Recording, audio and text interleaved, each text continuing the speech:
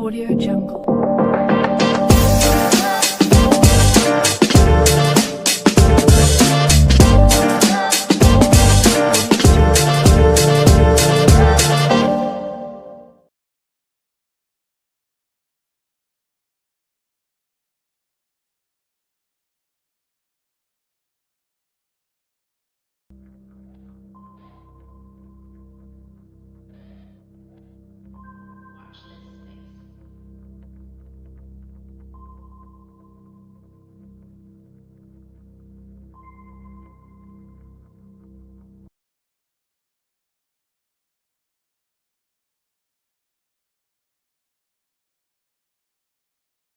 Boom. There we go. Oh, let me get that cut down. Okay. There we go. We are good to go.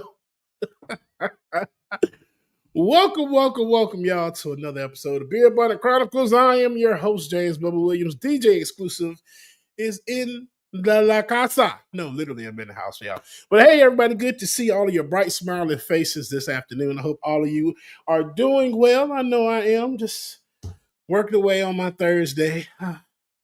And I would say getting ready for my 4th of July, but no, I'm not because I'll be DJing, but it's a pool party. So that is always fun. It's some very nice sights. I can't complain. Let me see here. Get my stuff turned on. Boom. All right, man. Hope everybody is doing well today. But before we get started, of course, have to do my check-in with the audience. Let's see who we got in the building today. Jet, what's going on? Jam Toon. Hey, Jam. I love you, Jam. Good to see you. Pendulous Dragon is in the building. Good afternoon to you. This Space. Hey, This Space. Good to see you. Emily Swamp, what's going on? Let me see. Pinkerbell. Hey, Pinkerbell. Good to see you. Make sure I haven't missed anybody. Oh, Leatherhack. What's up, Leatherhack? Good to see you. Hope everybody's doing well today. And Maya Spikes, welcome, Maya, man. I know we got everybody that's going to be joining us very soon here. So y'all sit back, relax, and enjoy the show. It's good to see everybody. I hope y'all are doing well. Let's see. The week has been chaotic a little bit. We'll say chaotic because last week didn't do a show. And my gosh, I wish I could get the pictures off my phone and send them in, but you all already know how that goes. But a tree fell. When I say a tree fell, I don't know if y'all can look out and y'all probably can. I don't know. Let me go to the other side. No? Oh no, okay, no, you can't see it. But yes, behind me is the pile of wood that they just cut up today. So yes, last week, Wednesday evening, a storm came through. When I tell you, I wasn't home and was going over to a friend's house. So I get a call from a roommate. Bubba, where are you? Where you at? I'm like, I'm around the corner. Man, a tree fell in the yard. Hurry up and get home. What the hell? So by the time I got in the car to come back here, when I say that a 5-minute ride to get home probably took about 20 minutes because it was raining so hard and the wind was blowing so hard, I couldn't see anything. When I tell y'all, I'm like this on the steering wheel. I'm looking up, making sure there's no trees falling. I'm literally quivering driving home and asking the Lord to please, Lord, let me make it home. Please, Lord, please, Lord. So finally making home, like that was the scariest drive of my life. And I'm 46 years old. So second worst driving experience of my life. The first one was a similar incident, but I was driving on the interstate and visibility was zero. I remember that vividly. But this one, tops the cake because it's all the trees around. It's just everything everywhere. It was like the scariest thing. And then there's this one point where I crossed a lake in order to get to the neighborhood, and crossing the lake, I don't ever want to do that again. Anywho, got home. The driveway had the biggest tree ever. I'll probably say the tree from Avatar. Y'all remember the tree from Avatar? The tree was huge. Basically took up the whole driveway. A tree fell on the corner of the house, and a bunch of other branches fell random spots around the house. So thankfully, no major damage. one of our friends' car was here. The back of his car got hit and smashed the windshield. So that was and it's a Tesla. So yeah, that happened. But yes, when I say it was crazy, it was it was bananas. So that's why I didn't do the show Thursday. And then woke up in the morning to find out that the internet was off, which came back on a bit later. But it was just like, okay, I'm stressed out. I don't want to deal with this today. Give me 1 second here. I have to make sure I go share the stream. Hey, if you haven't already, take a time out, do what I'm doing right now. Like, share, subscribe, and all that other good stuff to the stream. You won't be disappointed. Share it with your friends and your peoples. And yeah, let's see. We're gonna send it there. Boom. There's that. Okay. Got to send it to mama and daddy. Shout out mama and daddy who will be joining momentarily there. And then got to send it to the family group. Uh-huh. Yep. Do another chat. I can send it to you. Yeah, let me send it to the other group chat. Yep. Okay. Boom. All right. Like, share, subscribe, all that other good stuff, man. Send it to the screen. Oh, this mustache getting on my nerves. I feel like yeah, remember in White Chicks when they had the wigs on and she was like, that's what I feel like with this beard. Every day it was just like, and then when I'm trying to eat something, it's always doing. I'm like, dang it.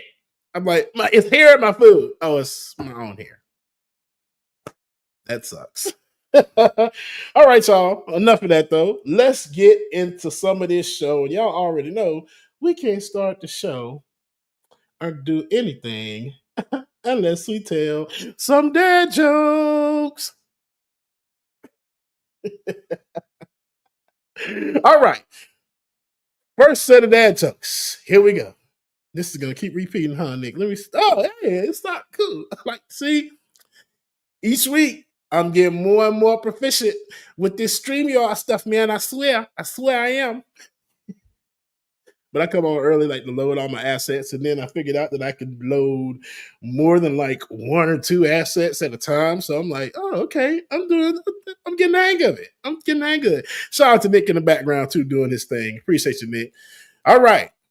My wife told me, not Siri said, okay, calm down. My wife told me to stop impersonating a flamingo. I had to put my foot down.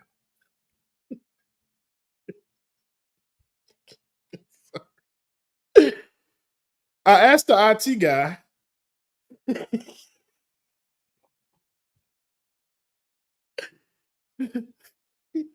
Okay, here we go. I asked the IT guy, how do you make a tissue dance? How do you make a tissue dance? Y'all should know this one. Put a little boogie in it.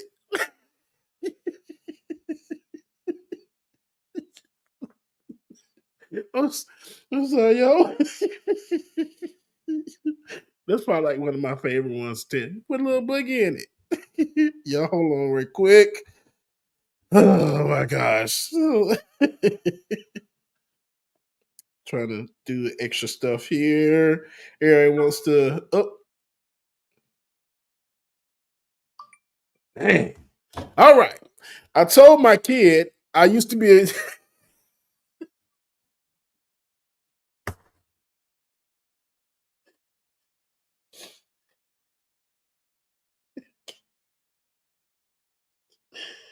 Okay.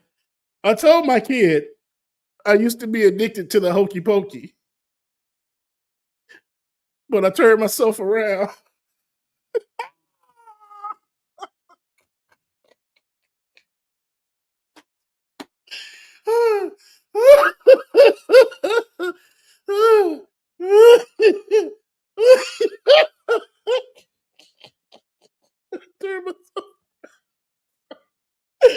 Oh, okay. I turned myself around. Oh, okay. Okay. Okay. All right. Okay. While doing oil, keep it together, Papa. Okay. Why don't Why don't oysters donate to charity? Why don't why don't oysters donate to charity? Because they're shellfish. Shellfish.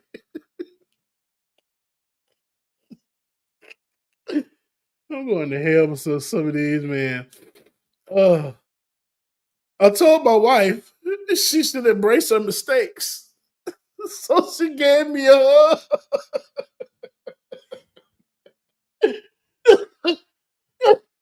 oh, God. Oh man. And that's gonna do it, y'all, for our dad jokes. Just a little slide give me time to get on my last. Oh my gosh, bro. Oh, man, I got literal tears in my eyes. All right, moving right along. I decided to add something else to this damn show. Only because I'm just like, this might be pretty funny to do. And I've been getting into AI models a lot. So, so FYI, the dad jokes came from ChatGPT, which surprisingly, I'm like, wait. Now they did tell me a few. I'm like, wait, I said those already before, but some of the other ones, I'm like, okay. But decided to add something new to the show that I think would be funny and see what changes week to week. So we have now decided to add the top 10 according to ChatGPT.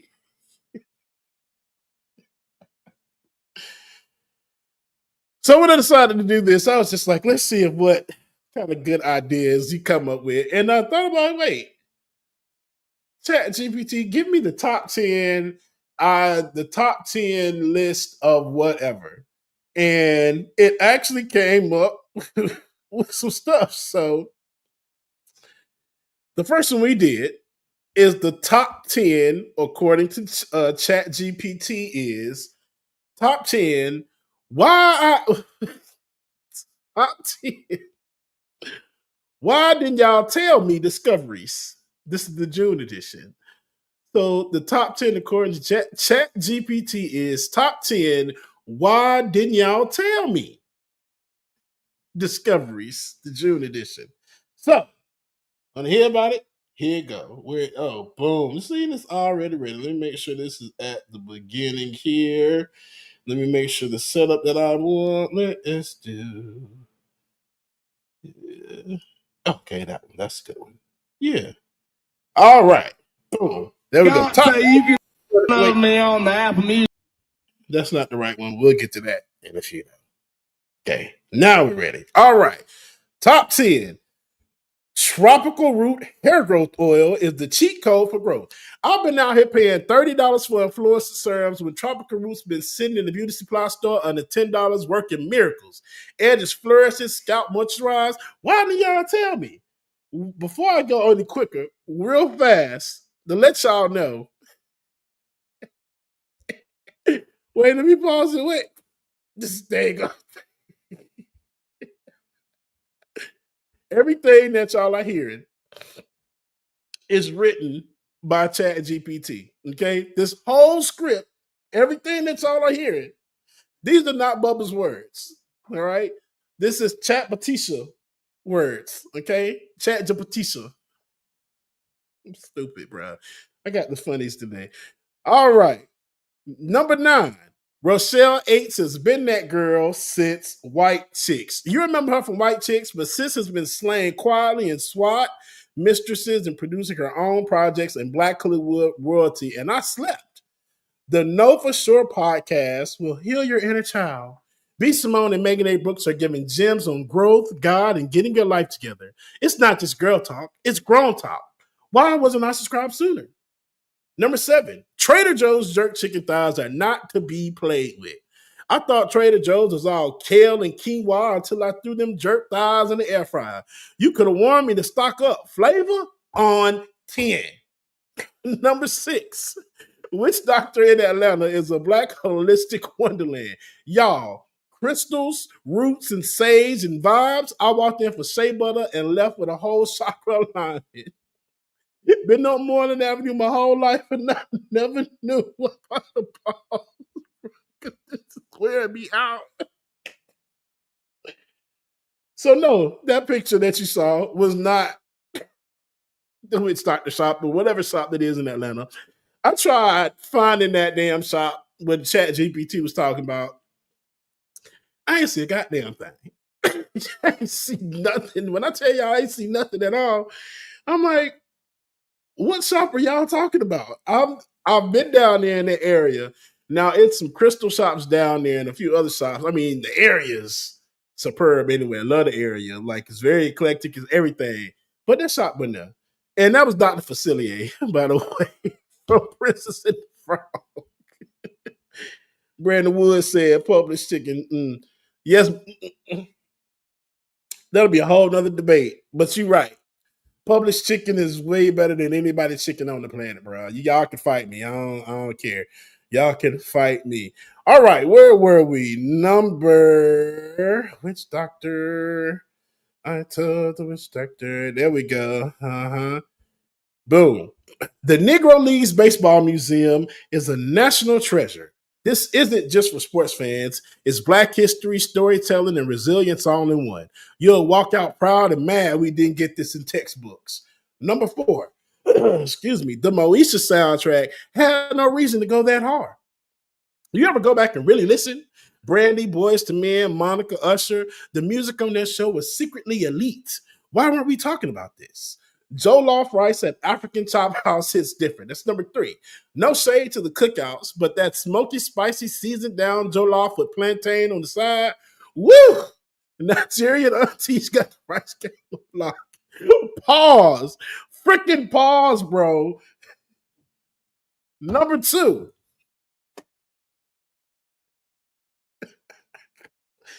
Number 2. Target's Black History Collection is low-key fly year-round. Not just in February, the shirts, the mugs, the journals, and most of it is designed by Black creators. Support and stay stylish. Double win. Child, ain't nobody been in y'all goddamn Target stores and I don't know how long. Y'all struggling over there. When I saw this, I'm like, ooh, that was real Black White of you, Chat GPT. You became Chat GPT then, not Chat GPT.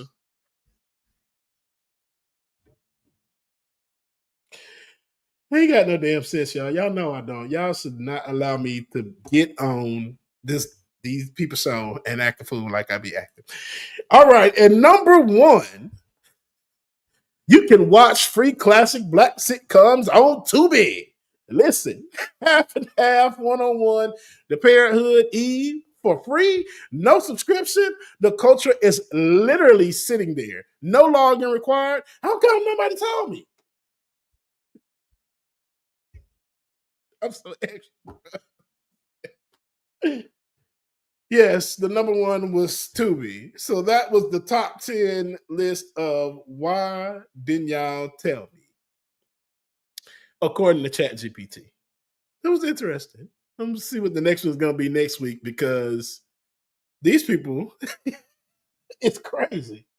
Let's see, we can remove that now. Excuse me, and go back. Yay, thank you. So y'all, I love being Black. When I tell y'all I love being Black, and this is gonna keep it a short-ish show today. I got a few more clips to show. Then I'm gonna jump out of here because I gotta go DJ a surprise retirement party, and then I have to get ready for tomorrow because it's the 4th of July and DJ and all the other good stuff. So yeah, but I come saying I love being Black. Like Black people, we are a monolith. We are a movement. We are just amazing. And I just love being Black. Yeah, other the pitfalls, I mean, cops don't like us most of the time. White folks don't like us. I mean, not all white people. Let me say that. I mean, racists don't like us. Okay. But I mean, other than that, I'm like, being Black. Maybe that's the reason that they're always mad. Yeah. Beyonce. Y'all like how I did that, right? Look, cool. Okay. Speaking of Beyonce, Jesus, I don't even know where to start. You know what? Let's start with this punk ass man. Let me grab this article. Boom. That's work. Ooh, I forgot I was working. It's terrible, ain't it? All right. This man's name is Gavin Adcock, country singer. Sure had a lot to say the other day. So Gavin Adcock took to while he was doing some kind of set at somebody's show, took to the stage and had some pretty negative stuff to say about the Queen, you know. And everybody has their own opinions. I'm not saying that you gotta love Beyonce, and everybody can't love Beyonce like I do. But you know, you gotta respect what she does. But what it all boils down to, where it comes from, is that damn the country music debate. So Gavin Adcock had this to say about Beyonce. We'll do this one. Boom. Yards. Oh wait, but before we play this, please be advised. Parental advisory. There may be some little choice cuss words that your boy had to say. So let's take this out. On the Apple Music country charts. And one of them's Beyonce. You can tell her we're coming for her fucking ass. That shit ain't country music, and it ain't ever been country music, and it ain't gonna be country music. We're about to play y'all some southern fucking rock. Y'all hit that shit, boys.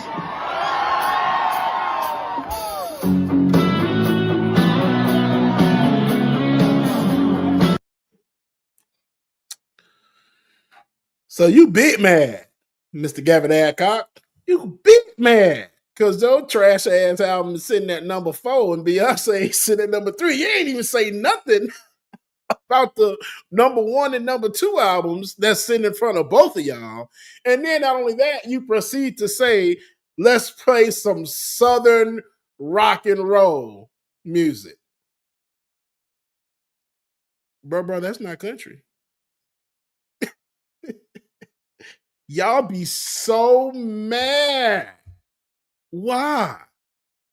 Because here's somebody that's reclaiming what's, let's be honest, ours. Again, love being black. I do for real. Because it'd be so funny to go back and see everybody trying to claim the stuff that normally is ours, you know, black people's, that y'all have taken in what's the word I'm looking for? Culturally appropriated, for lack of a better word. That y'all just go in there and just do what y'all want to it. So now when somebody that's not like you come back and decide that they're gonna reclaim it and then get number 1 album of all time, then y'all mad. You should make better music. You really should. But also this, Gavin also took to the internet, because I'm sure he was getting a lot of backlash from a lot of people. He took to the internet, of course, and said, I'm going to go ahead and clear this up. When I was a little kid, my mama was blasting some Beyonce in the car. Excuse me. I've heard a ton of Beyonce songs, and I actually remember her Super Bowl halftime show being pretty kick-ass back in the day. But I really don't believe her album should be labeled as country music. It doesn't sound country. It doesn't feel country. I just don't think that people that have dedicated their whole lives to this genre and this lifestyle should have to compete or watch that album just stay at the top just because she's Beyonce.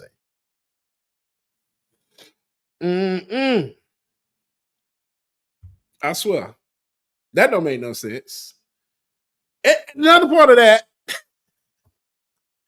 little boy, you only 26 years old. To me, that says a lot. Because if you was really into country music like that, you'll know where country music came from, where it originated from, and everything. But now, you expressed exactly how you felt just then in his statements. I hope your album flops. I hope your sales decline. And I just hope everybody ever listens to you again. Signed to Beyonce, lover, and member of the Beehive. Gavin Adcock, go right to hell, sir. We love you, mean it. All right, y'all. Let's see what we got next, man. Oh, we're still on Beyonce. I forgot about that. Let me remove that one. And then let me remove that one. During the Cowboy Carter tour earlier this week, over the weekend, they finally made their way to Houston, Texas, which is Beyonce's hometown. And the show was amazing. I mean, Paris was amazing because Paris had Miley Cyrus out there and a few other people. So Paris, Jay-Z came out on stage. Yeah. So Paris was amazing. But now, here we are back in the States. She was in Houston. And at the end of the concert, while she's singing 16 Carriages, she like goes around the stadium like a red convertible that goes around the stadium. So it's like floating in the air, like elevated like 100 and some plus feet off the ground. And it's circling the stadium, right? So she can get closer to her fans and see everybody, which is really cool because people sitting up there in the nosebleed section ain't gonna see nothing at all. But as she's floating around in the car thought they were sitting in that gangster lean. Let's take a look. Stop.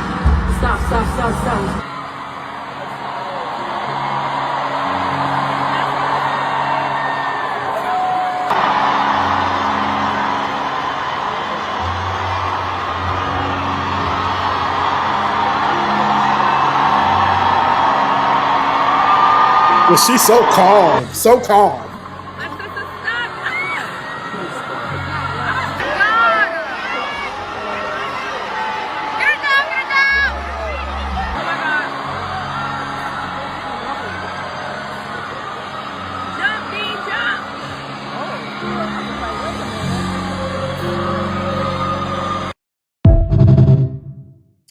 Now she was okay. The queen was okay. She didn't get hurt or anything, so she was fine. But it was like, wait, and for her to sit there and be like, stop. I said, pull this motherfucker over. That's how she was. She was like, yeah, y'all just go ahead and bring this motherfucker down. Y'all can let me down. But she did get back on stage and everything was good. She got back on stage and even made a little jokey joke about it. That was like, at least I know if I fall, the Beehive is always going to catch me. You goddamn right, girl. You and the car. But anyway, Parkwood Entertainment released a statement that said, tonight in Houston at Energy Stadium, a technical mishap caused the flying car, a prop Beyonce uses to circle the stadium and see her fans up close, to tilt. She was quickly lowered and no one was injured. The show continued without incident. Yay. That's what we like to hear. Now y'all know me, and y'all know I always get access to stuff. Always. So somebody sent me a backstage video of Beyonce talking to the crew and everybody after the concert, y'all. And when I tell y'all, y'all need to watch this, okay? It's exclusive, like DJ exclusive. Here we go. I was ever scared.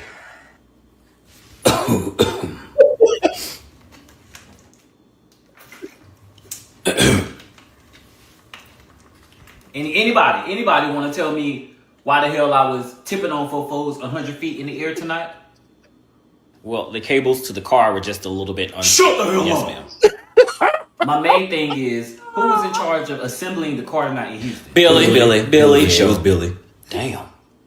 It was you, Billy? Yes, ma'am. Pack your shit. Don't get the hell up out of here. You're fired. Hey. Make sure you pack everything, too, that you have that's yours, because ain't nobody sitting in your luggage. Anybody else? It's been too many mistakes on this tour. And we only got how many days left? 7 dates? 16 carriages. It's gonna be 16 unemployment offices packed and ready to go. Yeah, because if my mama would have failed, I don't need help, Blue. yes, ma'am. Until my notes are applied, there's no need for me to make any more. Come on, y'all. We gotta get it together. We got 7 more dates left. Stop pissing me off. That's all. That's it. When I tell y'all, I can't stand this clown. He is so freaking funny, man. If you haven't, go check him out. Hey Tony TV on Instagram, I think TikTok, on everywhere. He is freaking hilarious. He's done a few videos about Beyonce that will have y'all cracking up. But when I saw that one, the black hood, the hair that's under the hood, and then when Blue tried to come over with. I love it. All right, y'all. Let's see what else we got today. Whew. We had Beyonce falling from the sky. We had this white man come on here trying to say, Beyonce, to be coming from your effing ass. We had him. What else happened? Oh, Trump signed all kind of other little shit into play. I'm sorry, excuse my language. It's been a lot this week. It's so much. But black people, my black people, we got to remember this. And of course, I have a clip that explains. We know how to make a dollar out of 15 cents. We got this. So we got to step up, man. We got to stay strong and do this. Listen to this message. Instrument calculator, but you stay adding things up. And welcome back again today. A lot of you all have said, Rashonda, you're not a Texas Instrument calculator, but you stay adding things up. And to that I say, thank you. Today we're here to discuss something that has a lot of you all confused, but I'm here to help. It's really very simple. Let's check the board. This is the United States of America, okay? We have about 340 million people that live here. I'm going to take out the 60 million that's over the age of 65 and the 73 plus million that's under the age of 18.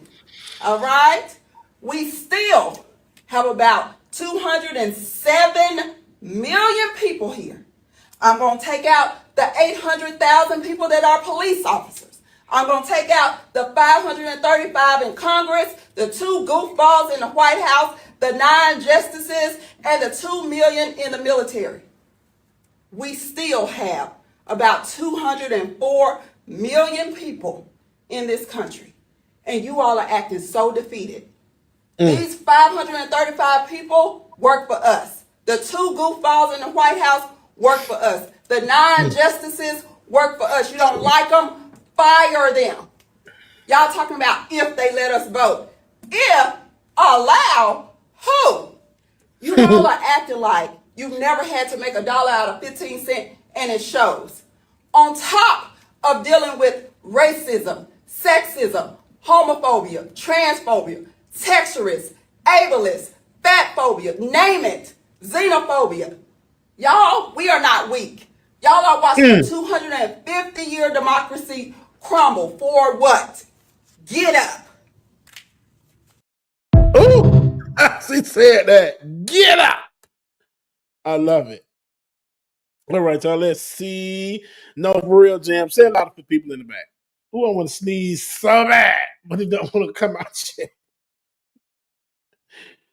Oh man, okay. Of course, I love being black. It's just the whole theme of this last part of this.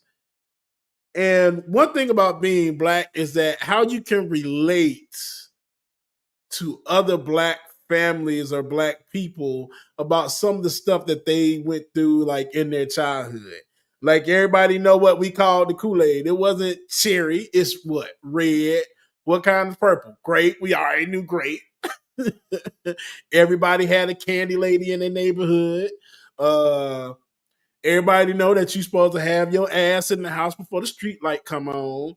It's just like I won't say trauma, but the joint. Well, y'all know what I'm talking about. Just how everything falls into place and all of us know the same thing. Excuse me. So found this one other video that really displays this. And it's freaking hilarious because my mom used to do it all the damn time too. So check this out. My daughter said this is how I used to rub her face when she was little with Vaseline. We don't have no Vaseline, so she's going to demonstrate with lotion. Now, y'all, let's see what she got. I don't even think I did this. This is what they say we've been doing it. Come on, sit still. Why you got me so rough? What? I can't. Oh my God. Oh, wait a minute. Wait a minute.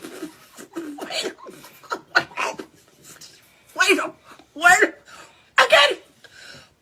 Oh Lord, help me. Jesus, this is the one nobody this rough.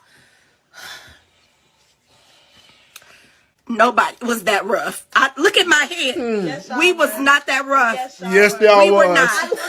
That we suffered. Parents. And so we're getting y'all that. Parents, weigh in. Yes, y'all were. Y'all definitely were. I used to see my sister get it all the time. Mama got me a couple of times. My cousins, I know they got it too. Yes, y'all was. And I wish my mama was watching this right now because she's like, we ain't like that. Yes, the hell y'all was. And we ain't gonna even talk about the switches off the tree. Let's not even go there. But if y'all know what I'm talking about in the chat, please just say hell yeah, because I know y'all know. I know y'all do. All right, y'all. Actually, I got a couple more things to cover before we get out of here. My nose is getting on my nerves. Ugh, God, this is annoying. Annoying day today. Anywho, yesterday they announced the new honorees to be honored a star on the Hollywood on the Hollywood Walk of Fame. Bubba Hush, man. Oh my gosh, I'm such a clown. All right, let me pull up the story. So yesterday they honored a few people. It was a lot of damn people that they honored, but some of the honorees include Miley Cyrus. Okay, Miley. Timothy Chalamet, Timothy Chalamet, and Demi Moore are among the 35 honorees announced. Others included Emily Blunt, Rachel McAdams, okay, Molly Ringwald, Sharon Michelle Gellar, Rami Malek, and Noah Weil. Oh, and Shaquille O'Neal. Damn, this is actually a pretty good class. And then also co-anchors Robin Roberts and George Stephanopoulos. So congratulations to everybody. Also, who got nominated was, my gosh, this man is like the voice of everything. Actor Keith David is also finally receiving his star on the Hollywood Walk of Fame. And we actually have video of him finding out he is getting his star. And when I tell you, I love it. Black man. I love to see it. Let's take a look. French actress Marion Cotillard. Well, she's well known here in the US for Marion Cotillard. Actor Keith David.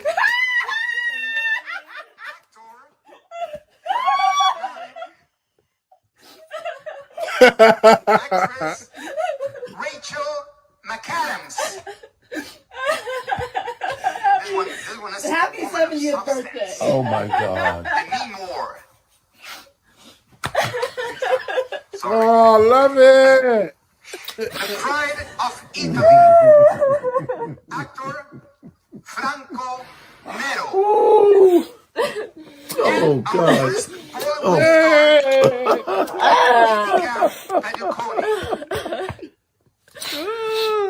The iconic Molly Ringwald. Yeah, I love that. Molly Ringwald, it's about time she received one too. Molly's been around forever. But Keith David, iconic voices of everybody, man. I freaking love him.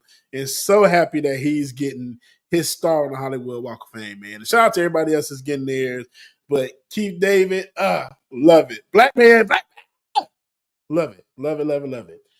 All right, y'all, that is going to do it for me today. But before we get out of here, I told you I'm silly today. I found this clip. And again, I love being black because I know every one of these. And if you don't, your black card need to be revoked. Give it here. I'm just playing. It's okay. It's cool. But black movie quotes, black quotes, period, that live in my head rent free. 2, 3, 4, 5. Message.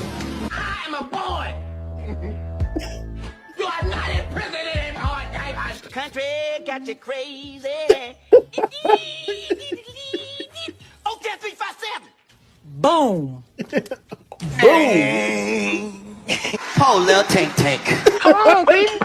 Come on. Is your queen to be? You gonna eat your cornbread? Oh, my neck.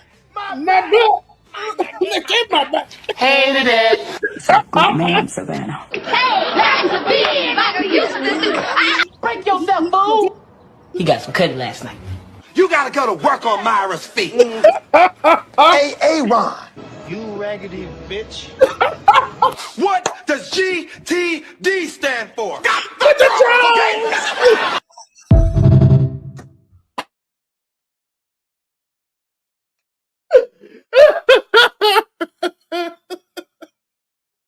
Man, when I tell y'all I've been laughing at that crap for about the past 2, 3, 4 days.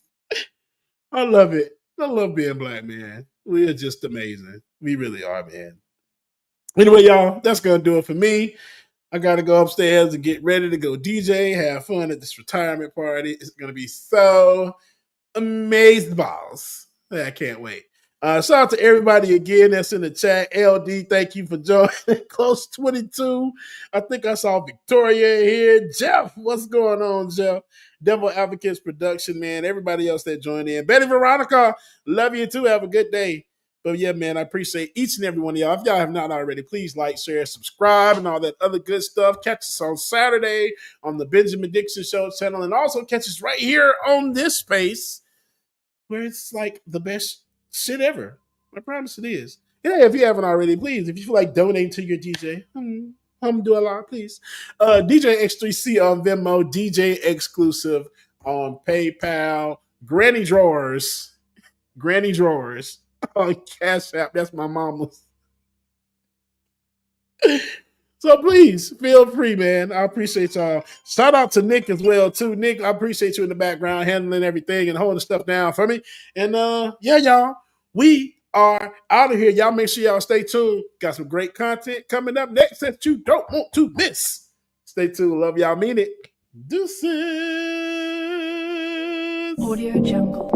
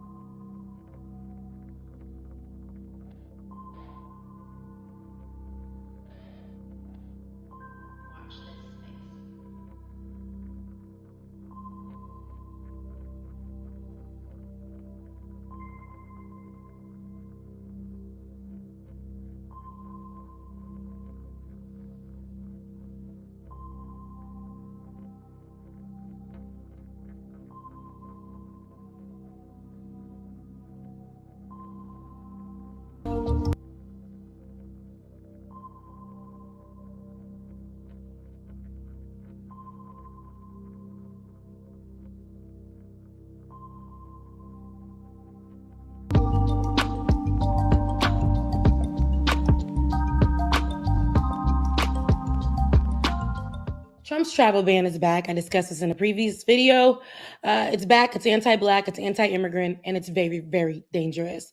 So let's focus on what's really happening here. It's not just a recycled Trump-era policy, okay? I want us to look at it for what it is. It's a calculated expansion of the original travel ban with new targets, new tiers, and a deeply racialized agenda. Don't think about it as some kind of border control or national security. If you think that, you're not paying attention. Because when you actually look at the list of countries impacted and who this policy will harm the most, the pattern is very clear.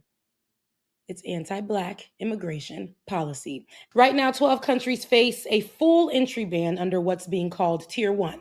And that means no immigrant visas, no family reunification, and no pathway to enter, even if you have a loved one here. Haiti is one of those 12. 100% restricted. Not new, not surprising. Still pisses me off, though, let's be clear, because Haiti always ends up on the chopping block. We're always the first to be punished and the last to be protected. But the ban doesn't just stop there. There are 43 countries totally affected by this updated policy, broken into 3 tiers. 28 of those countries are majority Black. That's 65%. These are the targeted decisions that overwhelmingly exclude Black immigrants from Africa and the Caribbean. Let me explain the breakdown. Okay, I'm going to explain this for the people in the back, for the people on threads, in between. Tier 1 is a full entry ban. Complete visa halt. Haiti is here at Tier 1. Tier 2, it restricts diversity visa applications and increases scrutiny for non-immigrant travel like tourism or business. Tier 3, countries flagged for more visa reviews and administrative processing, meaning longer delays and more chances of denial. Now, here's what the ban doesn't do. Immigrants from these countries, they can still technically apply for asylum if they reach U.S. soil or show up at a port of entry. Families of U.S. citizens can still file petitions to bring relatives here. And if you already have a visa, it won't be canceled. But that doesn't mean access is equal or even possible. If you can't get a visa to begin with, can't safely travel to a port of entry, or face long delays and denials in consulates, those rights mean nothing. The system is structured to look fair while functionally blocking Black immigrants at every point. And this brings us back to Haiti.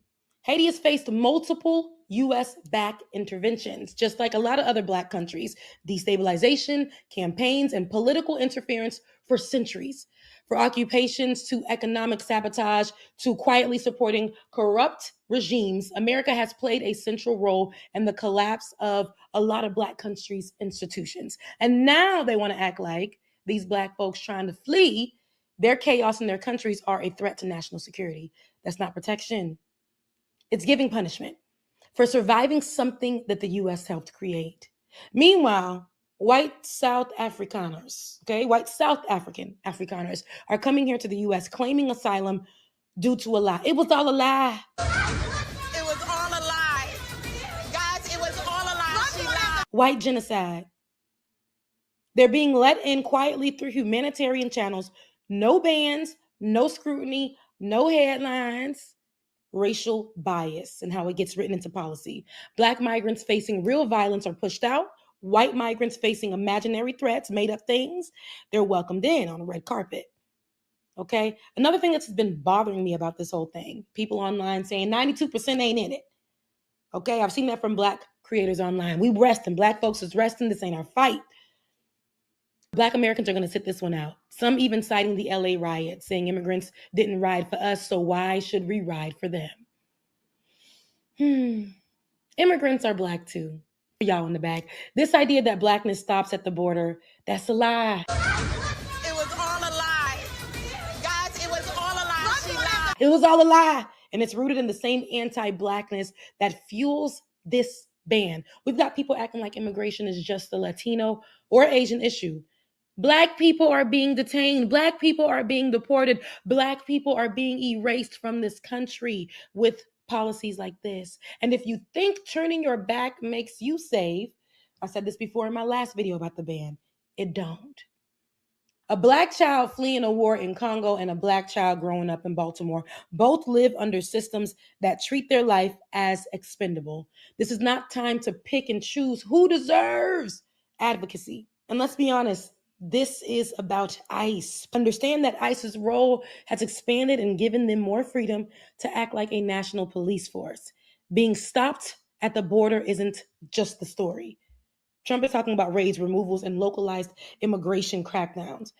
If that sounds familiar, it should, because the last time ICE got that kind of power, if you recall, under Trump's first presidency, Black and brown neighborhoods were terrorized. They are building an infrastructure to criminalize migration and race. They want you to believe that this is immigration law, but I'd like for ideology to come to the front. Come take your rightful place in the front. The one that says who belongs here and who doesn't. So for everyone saying that this isn't their issue, this isn't our issue, when will it be? When ICE kicks in your neighbor's back door? When your coworker disappears? When your family gets caught in the sweep? And I'm not giving a theoretical threat, because that's what's happening right now. You could have been silent, but you chose to be xenophobic. We should have learned the first time when the Muslim ban dropped in 2017. People protested because they saw what was coming, and now it's happening again. This time to Black countries and Black immigrants. And the xenophobia is loud. The people impacted this time aren't getting the same headlines or empathy, sympathy. And that tells you exactly where Black immigrants sit in the hierarchy of who gets protected. Let's be clear. This is targeting people who look like me, like us. And if we don't say something now, don't act surprised when that list grows longer. And when the reasons to be excluded start sounding more and more like your own story. So it could be about being Haitian to you, or African, or American born. This is more about being Black in a system that always finds new ways to treat us like we don't belong. So yes, this is our fight. You don't got to go outside and fight, but don't be xenophobic. Stop yelling out 92% like the ICE has a checklist if they see you. If you're Black and you're breathing, they got questions. They don't care if your people came on the Mayflower, beloved, or a JetBlue flight from Kingston.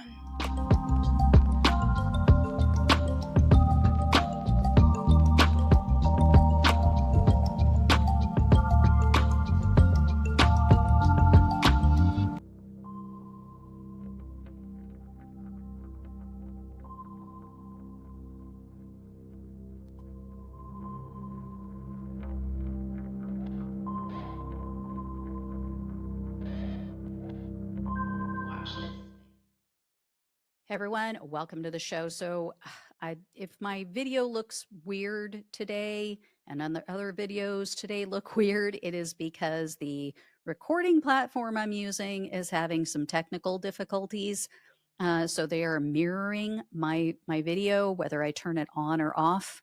Anyway, that's why everything is on the wrong side to what you're used to seeing. That's why my head looks like it's cocked. So I'm going to try to like cock it the other way to compensate. But anyway, yeah, I didn't change my setup. Nothing's wrong. It's just that, well, there is something wrong. Anyway, so here's what I want to talk about. I have another focus group to bring to you guys. As you all know, I am a big proponent of focus groups. I think that they are a better barometer than polling, because you actually get to ask questions, you get to ask follow-ups, you get to really dig down deeper into the nitty-gritty of what's going on. So I find them very instructive. I find them very informative. Of course, they're always small. The size isn't very large. It's not, it's not an accurate representation of the overall electorate and what's going on through the entire country. But it does give you a good snapshot. And what I find most important about these focus groups is you get to see a trend, you get to see patterns. And so it tells you something. And so, for instance, last year, everybody was, oh, Kamala Harris is a shoo-in, she's going to win, blah, blah, blah. Well, I was watching and listening to all of these focus groups, and I was not so sure. And I told my audience, I'm not 100%. Like, this is not a done deal. I'm not sold on this. It wasn't until Ann Seltzer's poll came out of Iowa that I felt more confident. What still wasn't 100%, but I felt better about the election.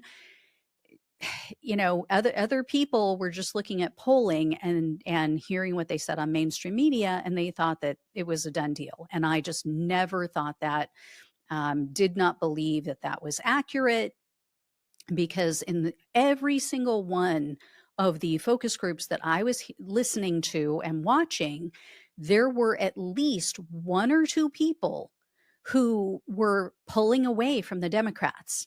So these were, swing voters who had voted for Biden in 2020, and they were not happy, at least one or two in every group, if not more. And, Biden didn't win by that much. He won by, thousands of votes in a few key states, and through the Electoral College. But, if you peel off just a little bit, and that's why I keep telling people now, you want to be aware that, you don't have to take all of Donald Trump's voters. We don't have to win every single one of them. You just need to peel away a few here and there, and you can win. The midterms will be great. 2028 will be great. So this is why I like them. Anyway, so this particular, or there were actually two. So these two focus groups that I'm going to talk about today, these were in swing states. However, these were not all swing voters. So these were states that have, traditionally gone back and forth to Republicans, to Democrats, blah, blah, blah. They can't make up their mind. They keep looking for a port in the storm. And these were all Hispanic voters. So again, not all of them voted for Biden. Some of them, but not all, just very few. So this particular group of people, or two groups of people, were more likely to be on board with Donald Trump's program and platform and what he is doing. I'm just going to set it up that way because it's kind of disheartening, but I want you guys to have the facts, accurate facts. I want you to know what's going down and how people are feeling.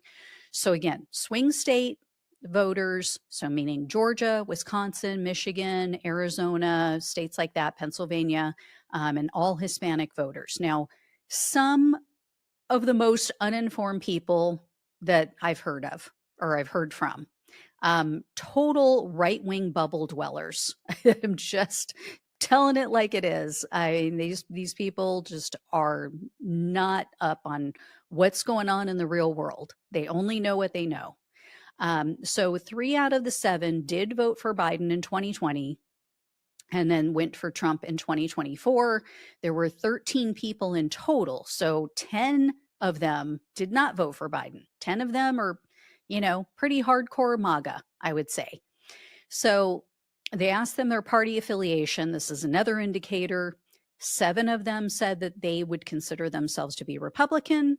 6 of them said, I'm independent. Not a single one of them considered themselves to be a Democrat. So another red flag. They then asked them, what is your top issue? What is, really getting at you the most? What in the news is, really getting your attention and you're upset about?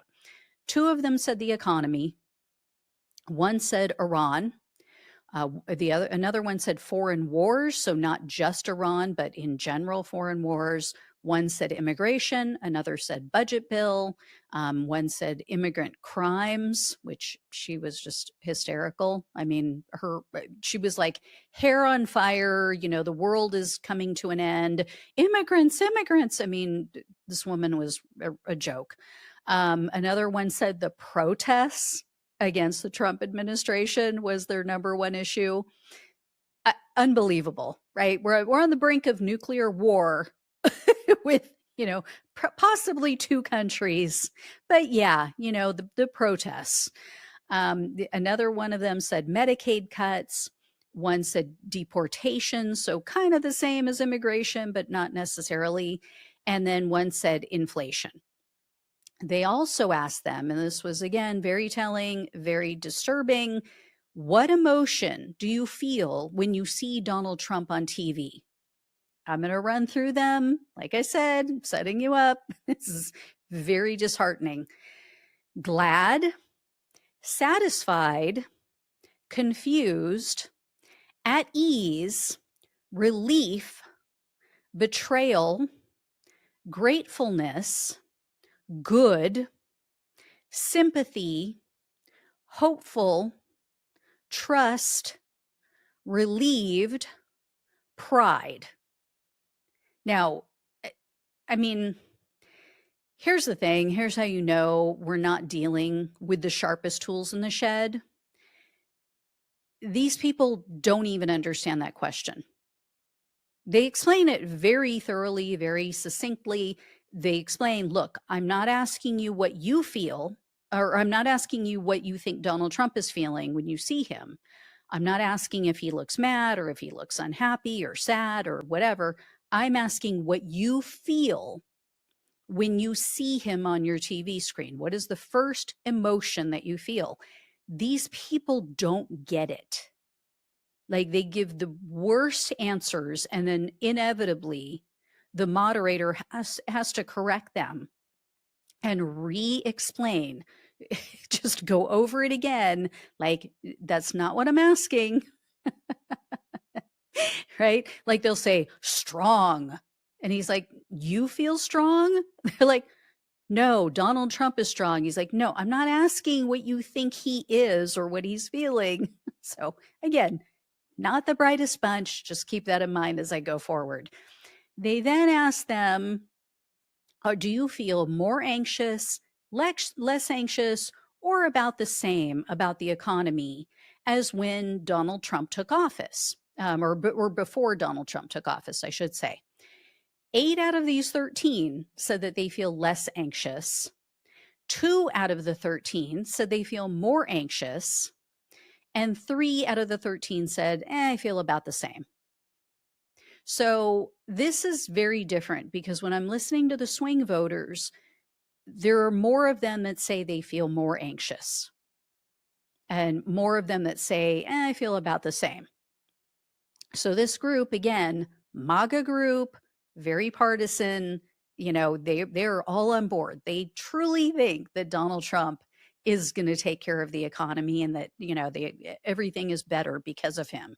So take a listen to what a couple of these people, though, a couple of the ones who said, yeah, I feel more anxious. Take a listen to what they had to say about why they feel more anxious. I feel like in Michigan here, there hasn't been much of an improvement. Like, gas prices been anywhere from $2.99. Right now they're $3.36. So it's not like it has been a significantly lower. And also, like, the price of eggs, dairy, meat, produce has not gone down at all here. I feel like it's been it's gone up and then has stayed there for us. But also too, like, seeing, like, I think some of the bigger businesses closing, like Joann Fabrics going out of business. Now they're talking about, like, at home. So still seeing some businesses that are somewhat bigger, been around for years, are going out of business. Everything costs more, simply put, at least here in Vegas. Price of milk, eggs, everything else is still going up. And we're looking at situations here where, I know I like to have a beer, I like German beer, stuff like that. We may be in considerations, Total Wine and More, of these places and importers not wanting to foot the blunt of the tariff, so you won't be getting this anymore. So enjoy your American piss water. So it's just very limiting. It's like, we have a land of, we don't realize how well we have it, because we don't have these reciprocal tariffs and everything else. Everything, they want to ship it over here. Everything else, great. We have a great variety of stuff. Say adios to that. I never wanted that. I never wanted that type of thing, but supposedly it's to replace income taxes.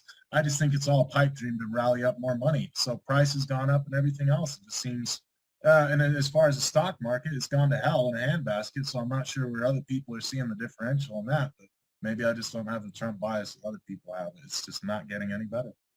So, yeah, I mean, like I said, a couple of them get it. Couple of them are unwilling to go along with the groupthink and just make excuses and, think that Donald Trump is perfect and doing everything wonderfully. And the funny thing is, and this has happened now in multiple groups, this has happened even in swing voter groups, they always ask the follow-up question, who do you think is responsible for our current economic conditions?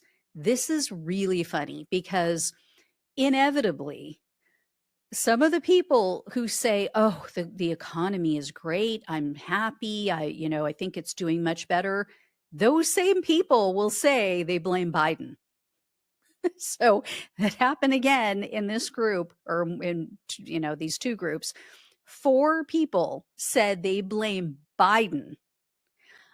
2 of them were women who said, oh, I think prices are going down. So, I mean, I know they're not supposed to do this. Like, the moderator's not supposed to take a position. They're not supposed to be partisan, but I wouldn't be able to help myself. I would be asking, like, okay, so are you saying it's because of Biden that prices are going down? Like, are you giving him credit for the prices going down? Because they make no sense. These people absolutely make no sense. Now, I will say 8 out of the 13 said, no, I blame Trump. And then one of them said, I blame both of them. I think they're equally responsible. They also asked, has Trump made fighting inflation a top priority? 7 out of the 13 said yes. But then they asked, okay, can you explain? Can you tell me, some of you who said yes, he's making it a top priority, can you tell me how? What is your evidence that Donald Trump is making this a top priority? One of them claimed that Donald Trump is drilling more oil. Yeah, let me remind you all that Biden was drilling more oil than Donald Trump did in his first term. So, I mean, if that's how you bring inflation down, really? I mean, come on. And then 2 of them cited the tariffs, which just mind-blowing that these people this far into it, we are now, 6 months into Donald Trump's presidency, and these people still don't understand how tariffs work. They still don't get that tariffs increase prices for the consumers. It's just unbelievable. And when you press them, or when the moderator presses them and asks them, like, okay, can you explain how that works? Like, what does that do? One of these guys was like, oh, well, it's going to bring down our national debt. How does that lower inflation? What does that do for inflation?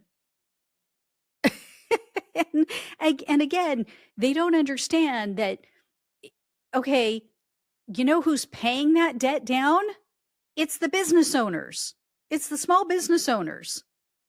They are the ones who are getting the brunt of this, and then they're passing some of it along to the consumers. So, again, not the brightest bulbs, defective bulbs. They also asked them, do you support, oppose, or don't know enough about the tariffs? If you don't have an opinion. 8 out of the 13 said, I support the tariffs. 5 out of the 13 said, I don't really know enough. After all this time, they just have not availed themselves of any information. They also asked, overall, you may disagree on some things, you may agree on others, but overall, if you had to say, I approve or disapprove of Donald Trump's second term, which one is it? 11 out of the 13 approve of what this man is doing. It's just mind-blowing. 2 out of the 13 said, no, I disapprove. And here is what one of them had to say about what he disapproves, or why he disapproves of Donald Trump's presidency. Take a listen to this. Again, where did all this go with day one? We end the war with Russia, Ukraine type of stuff, broker a peace deal. You're still sending money over there, still sending arms, infantry. Here we go into Iran, everything else. Oh, we won't get involved with that conflict today. He just came out saying, yeah, maybe we'll need to get involved with that conflict. He is completely the opposite of what he was in 2016. I love that 2016 energy, drain the swamp, everything else, but this guy is bought and paid for. He won't get another term anyway. He can only be 2 terms as president. What he got left to lose. Also, about the AI centralization of powers through his own private company and his buddies with Palantir and all that type of stuff, he basically wrote in us a couple of weeks ago that they cannot, states are not allowed to individually regulate anything for 10 years in regards to AI. It all comes at a federal level, siphoned through Palantir. I'll have to give it to him, though. He is a good master of distraction. Look over here. What are we doing over here? And it's like nobody pays attention over here. So that's why he's this complete antithesis of what he was in 2016. So they also asked them, if you could do it over, would you still vote for Donald Trump? 10 out of the 12 said yes. Only 2 said no. And here's the thing. In every single focus group that I have listened to or watched, none of them, even if they say, I would not vote for Donald Trump again, which is very rare, almost none of them say that they would actually vote for Kamala Harris. So these 2 that said, no, I would not vote for Donald Trump again if I had it to do over, they said, I would vote third party. So Democrats still, I mean, if they want to peel some of these people away and actually get, affirmative votes for the party, they need to do better. They need to choose better candidates that people are going to go for. And it has to do with, not talking out of both sides of your mouth, not flip-flopping on your positions. And if you do, explain why. Don't just go from A to Z and you don't have an explanation on how you got through the alphabet, right? So anyway, they also asked them, and this is a key too, and this was the same in the last focus group that I reported on. They asked, do Democrats prioritize immigrants over U.S. citizens? Every single one said yes. This is a problem. This is a huge problem, guys. And, we can try to make excuses and we can try to say, oh, they just don't understand and they don't know and blah, blah, blah. But as I explained in another video, the Democrats have an issue with certain states, especially. I mean, overall, it's an issue, but I'll give you an example from my state, from California. The Democratic government in California has approved Medicaid funds to pay for immigrants' Medicaid, to give them health care for free. You can get away with that. You can do that if your American constituents are also getting health care for free. But what you can't do is have people paying hundreds and hundreds of dollars a month, if not thousands a month, for health care for their family, for just the premium, then coming out of pocket with copays, deductibles. I mean, you cannot burden the American people with outrageous, unconscionable amounts of health bills, health insurance bills, and then give undocumented immigrants free health care. And I understand the reason behind it. I mean, I understand, these are human beings, right? You want to make sure that human beings don't suffer, that they don't die unnecessarily, that they don't have more complications down the road that then is going to cost more money, so they don't end up in emergency rooms where that's going to cost the states more money. I get that. What I also get is that at the same time, people are seeing this and going, you know what? I'm barely getting by. I am barely scraping by. And, I'm spending how much money out of my paycheck, out of my, take home, and barely making it, unable to put food on the table every night for my kids, unable to afford my rent. I'm, living in my car and working full time because I can't afford to rent somewhere or to buy a house. I'm never going to be able to afford to buy a house, get married, and have kids. That's just, even if I wanted to, it's not in the cards. When you have Americans looking at that reality, and then they see immigrants coming to the country and they immediately qualify for free healthcare, that pisses people off. So, my solution isn't, oh, let's take the healthcare away from them. It's let's give everybody healthcare. And this is what's pissing off California residents in particular, because when Gavin Newsom ran for office, he said that he would push for a universal type of healthcare program for California residents. But then when the legislature put the draft together and tried to pass it, Gavin Newsom said, no, I'm not going to sign this. We're not doing this. So he completely and totally flip-flopped on his voters. And, people who, again, are just paying through the nose for healthcare, but then gives free healthcare to immigrants. And now California's government is out of money. We are running a deficit. So it has to make sense and it has to be fair. This is why Medicare is never going to go anywhere. This is why even Republicans will not touch it. This is why Social Security is not going to go anywhere. Republicans even are not going to touch it because everyone in the country receives it. And so it is popular. Even though Medicare, is a socialist program, even though Social Security is a socialist program, it's just like fire departments, it's like police departments. Those are socialist programs. Those are something that everybody pays into and everybody benefits from. The reason nobody wants to get rid of those is because everyone benefits. Nobody feels left out. Nobody feels like they're getting the short end of the stick and immigrants are taking something away from them. So we have to fix this. And another thing that really struck me in these focus groups was they asked them to describe both of the parties. So they asked them for traits or characteristics that describe Democrats. Again, I'm going to read through this list and it is disheartening.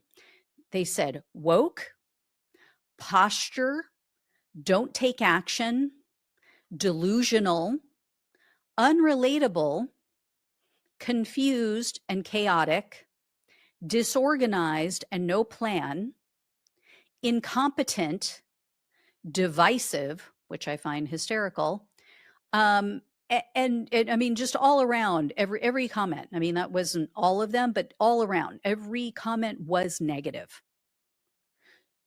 Here's the problem. Democratic voters are saying a lot of the same things. Democratic voters also see the Democratic Party as weak, as feckless. You get like the bare minimum of an effort. And I'm not saying, let me preface this. I was going to cite Cory Booker, right? Like what he did, it was impressive. I absolutely will not take that away from him. Standing up there, keeping the Senate floor for whatever it was, 25 hours or however long it was, and talking and standing there and not even taking bathroom breaks and no food, no water, it was impressive. It was. But that's the bare minimum that most Democratic voters are looking for. Because the guy is a centrist. He is not a progressive. He has never pushed for free healthcare. He has never pushed for free childcare. He's never pushed for, Medicaid for all or, increasing the minimum wage. To my knowledge, I don't think he has. I mean, he has not pushed for a lot of the programs that progressives push for because he is a corporate Democrat.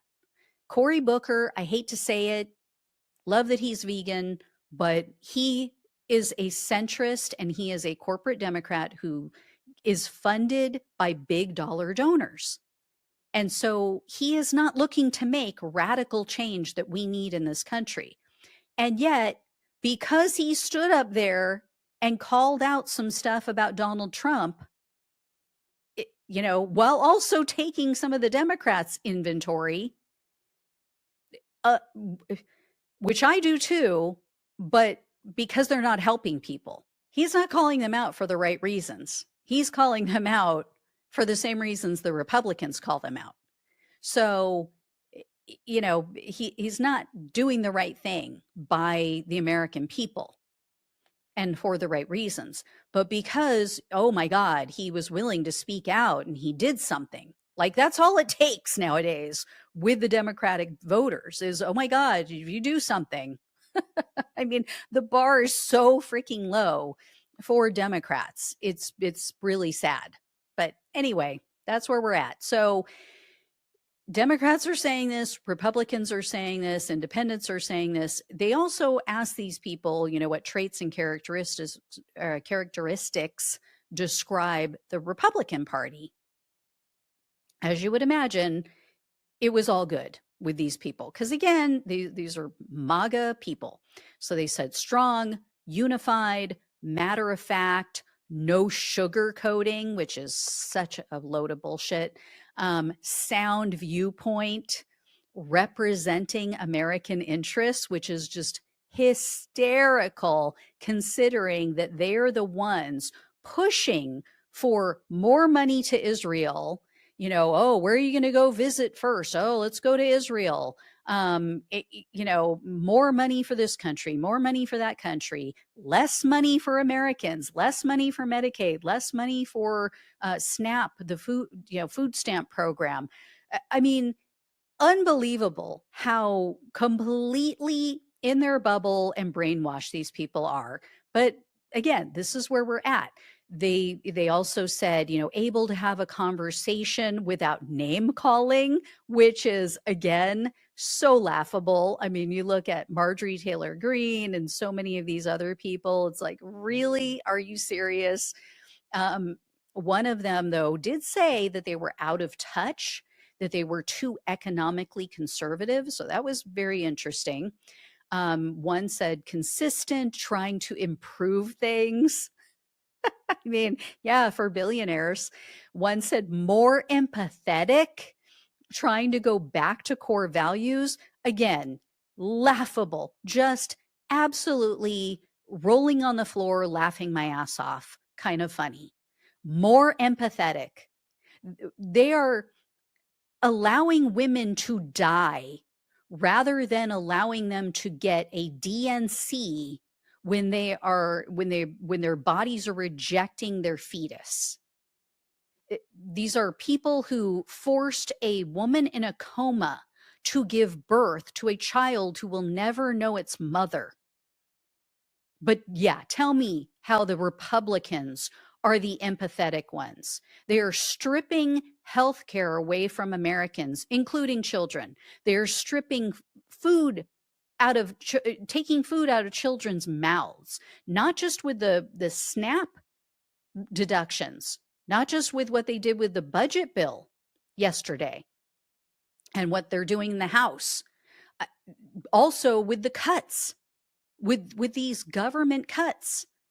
The money that was going to farmers that were then giving their food that they were growing, selling it to food banks and to schools for underprivileged families and for starving children. But yeah, it's the Republicans who are so empathetic. These people are brainwashed beyond belief. Like, it's not even just brainwashing. I question if they have brains at this point. I question if they didn't secretly have lobotomies at these MAGA rallies. Seriously, I wonder if maybe there was a brain surgeon who was there and they pulled their freaking brains out. Or if it was like, what was that movie? One of the guys from Key and Peele, Get Out, remember, where they were in the sunken place and like their brains had been taken over, like their consciousness.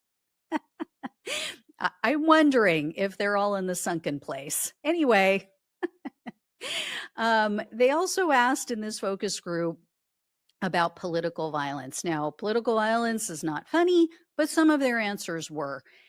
They asked them about the Democratic representative who was just murdered. Oh my God, now my brain is fading and I can't think of her name. It'll come to me. Anyway, they asked about the other one, the man who was shot, and his wife was shot as well. All of them believe that this is part of a larger pattern of political violence, but not a single one of them blame Donald Trump.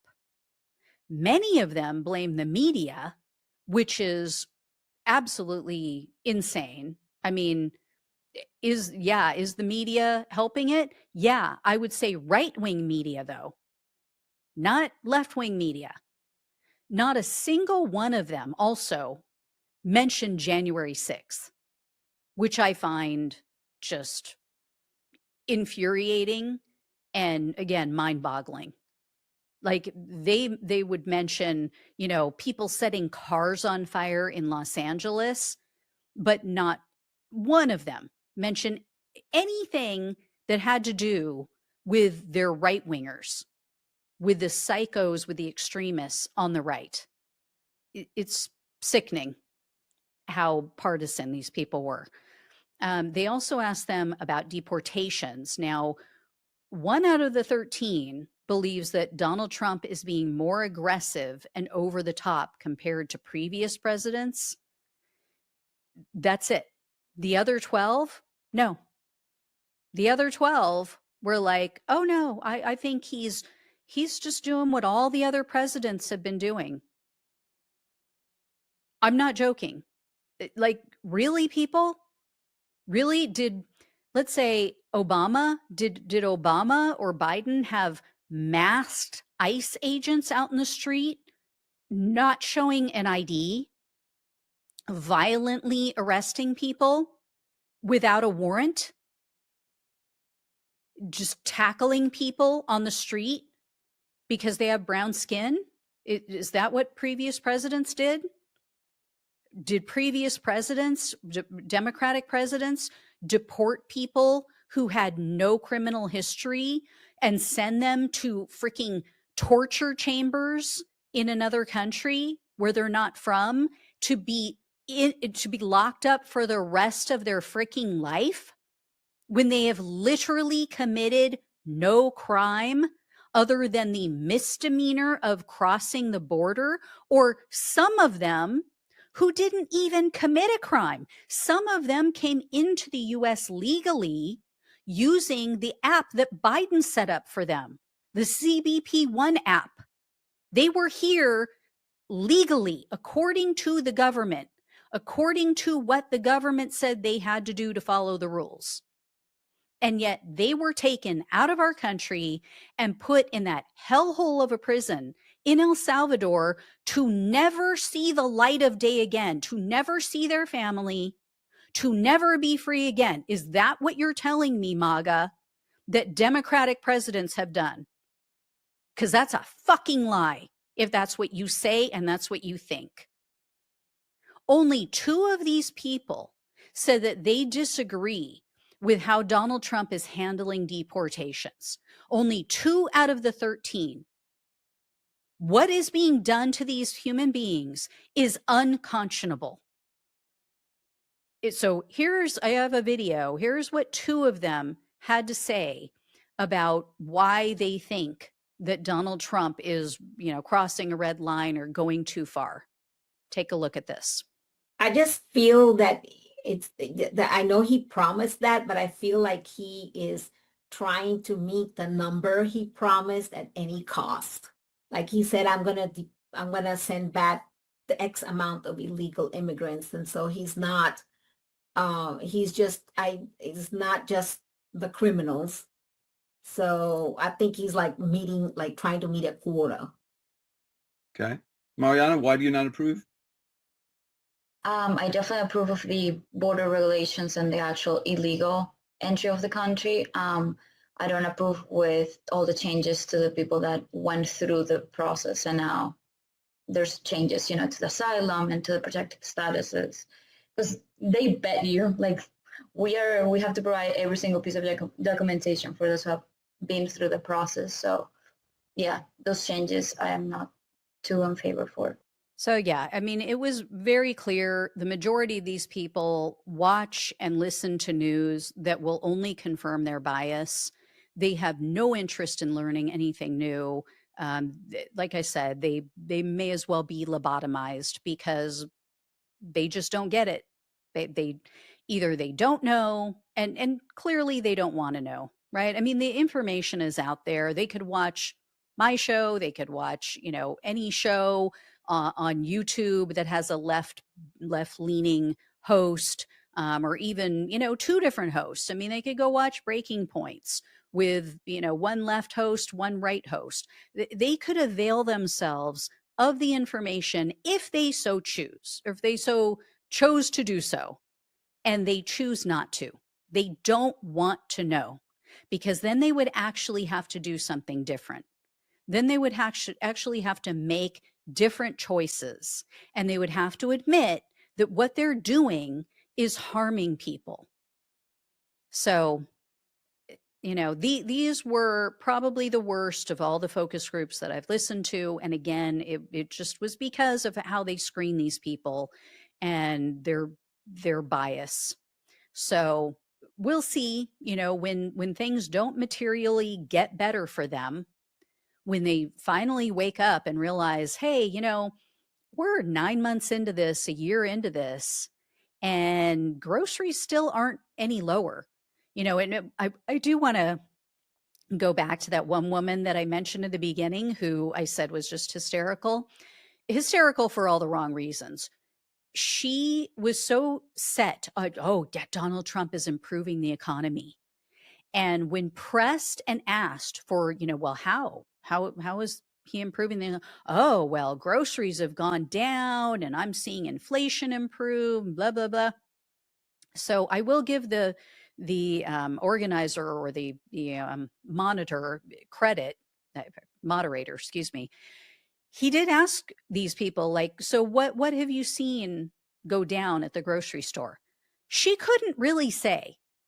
At first, she was just at a loss, and then she just kind of pulled things out of thin air or out of her ass. And she's like, dairy and meat. It's like, no, it hasn't. No, it has not. And in fact, your groceries are about to get more expensive, not only because of the tariffs, but because of the deportations.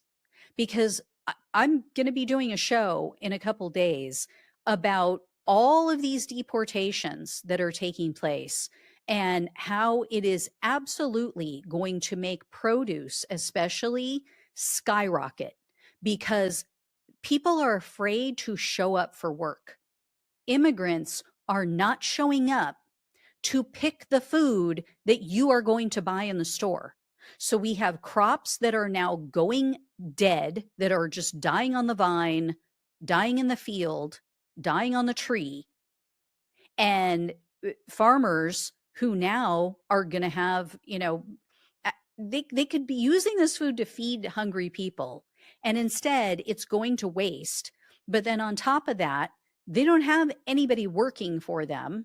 And, they're not going to get income that they were counting on.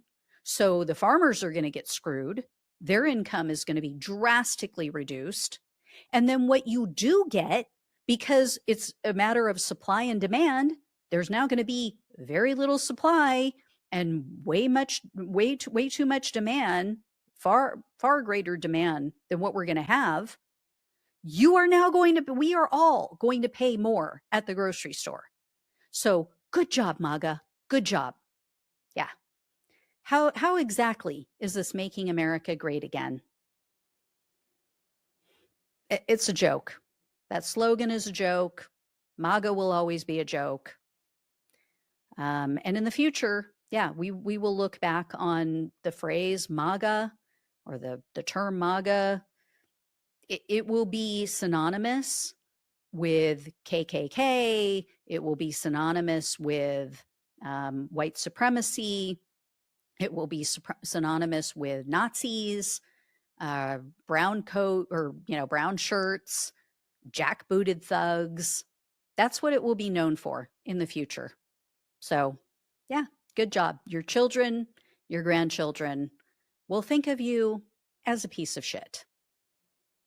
Enjoy. Anyway, so here's a quick recap for anyone who wasn't aware of the story or who may have forgotten.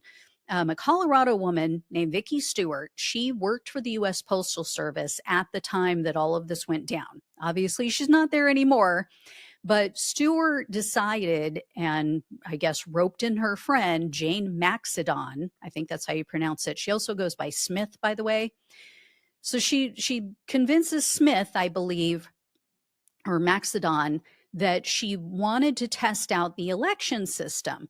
So she devises this plot to steal ballots, forge them, and then submit them.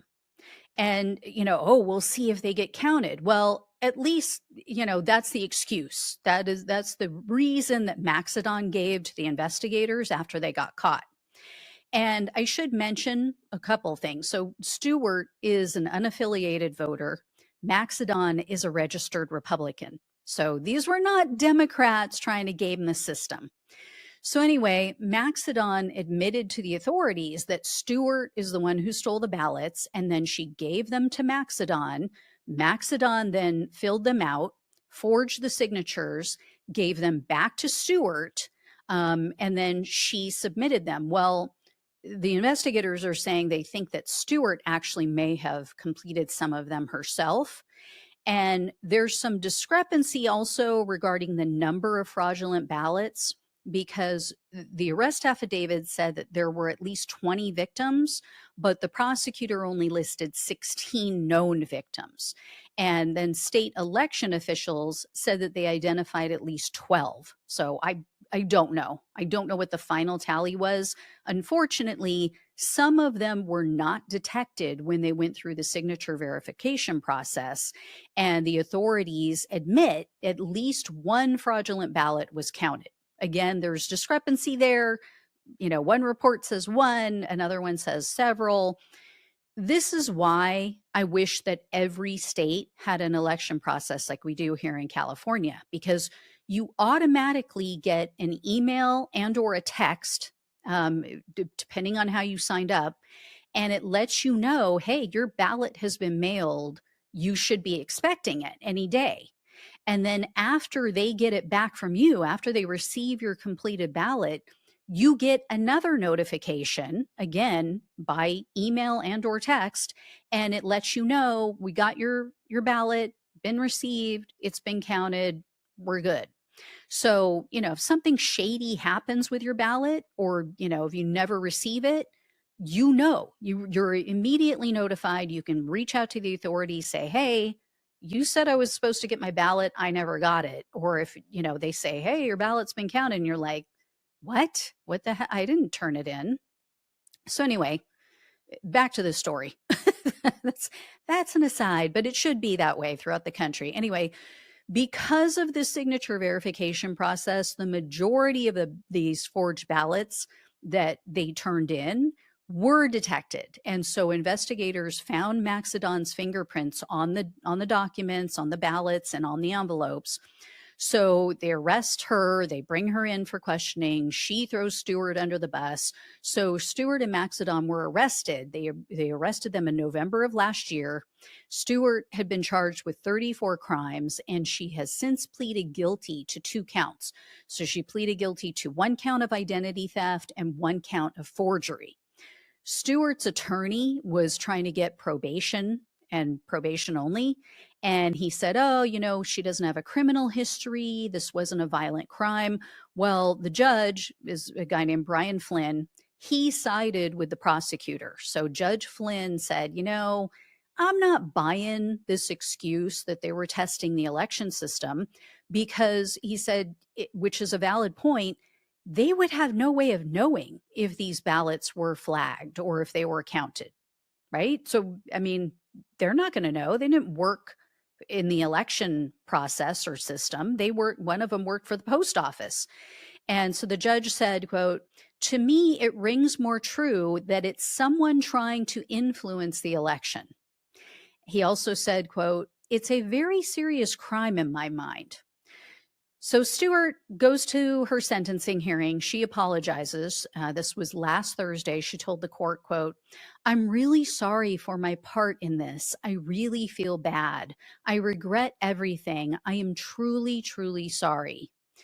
Well, judge didn't seem to really buy it. When all was said and done, he said, "No, yeah, you're going to do some serious time." This was kind of shocking to me. So Stewart was sentenced to 5 years in prison because, as I said, the judge said, "This is serious. I don't buy your excuse." He also cited her lack of responsibility before the sentencing. So I would imagine Maxedon is freaking out right now because she is going to be sentenced July 15th. You know, I don't know what it's going to take for Donald Trump supporters to realize that they're the only ones paying the price for his lies. But so far, the only people who have faced consequences for election fraud or for lying about election fraud, they are Trump supporters, right? You've got America's defendant, Rudy Giuliani, John Eastman, Tina Peters, you know, many more that I'm sure I'm blanking on. But, you know, we'll see if these sentences stick. These are federal charges, so we'll see if Donald Trump decides to pardon these women. But the reason I said I'm surprised at the sentence is because, again, if you guys have been following the show for a while, you know there have been people who have made overt, violent threats against people working in the system, in the election system, whether it be, you know, election workers, whether it be, you know, secretaries of state, whomever, and they have gotten slaps on the wrist. So you get a longer sentence for completing and submitting fraudulent ballots than you do for threatening to kill someone. I mean, our system just makes no sense. No sense whatsoever. Anyway, I will keep you posted. I will let you know when Maxedon is sentenced and what happens with her. But again, don't know what it's going to take for these people to realize Donald Trump skates and they all end up in jail or in prison. All right, guys, thank you so much for watching and listening. Please like, please share, and subscribe. Please donate if you can. Love you all. Take care. Talk with you soon.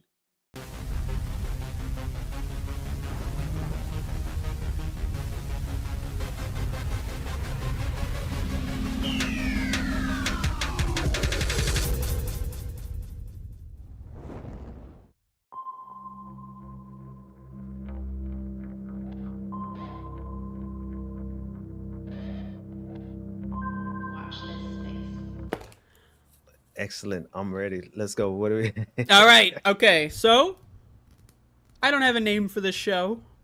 I started the recording, by the way. I don't have a name for this show.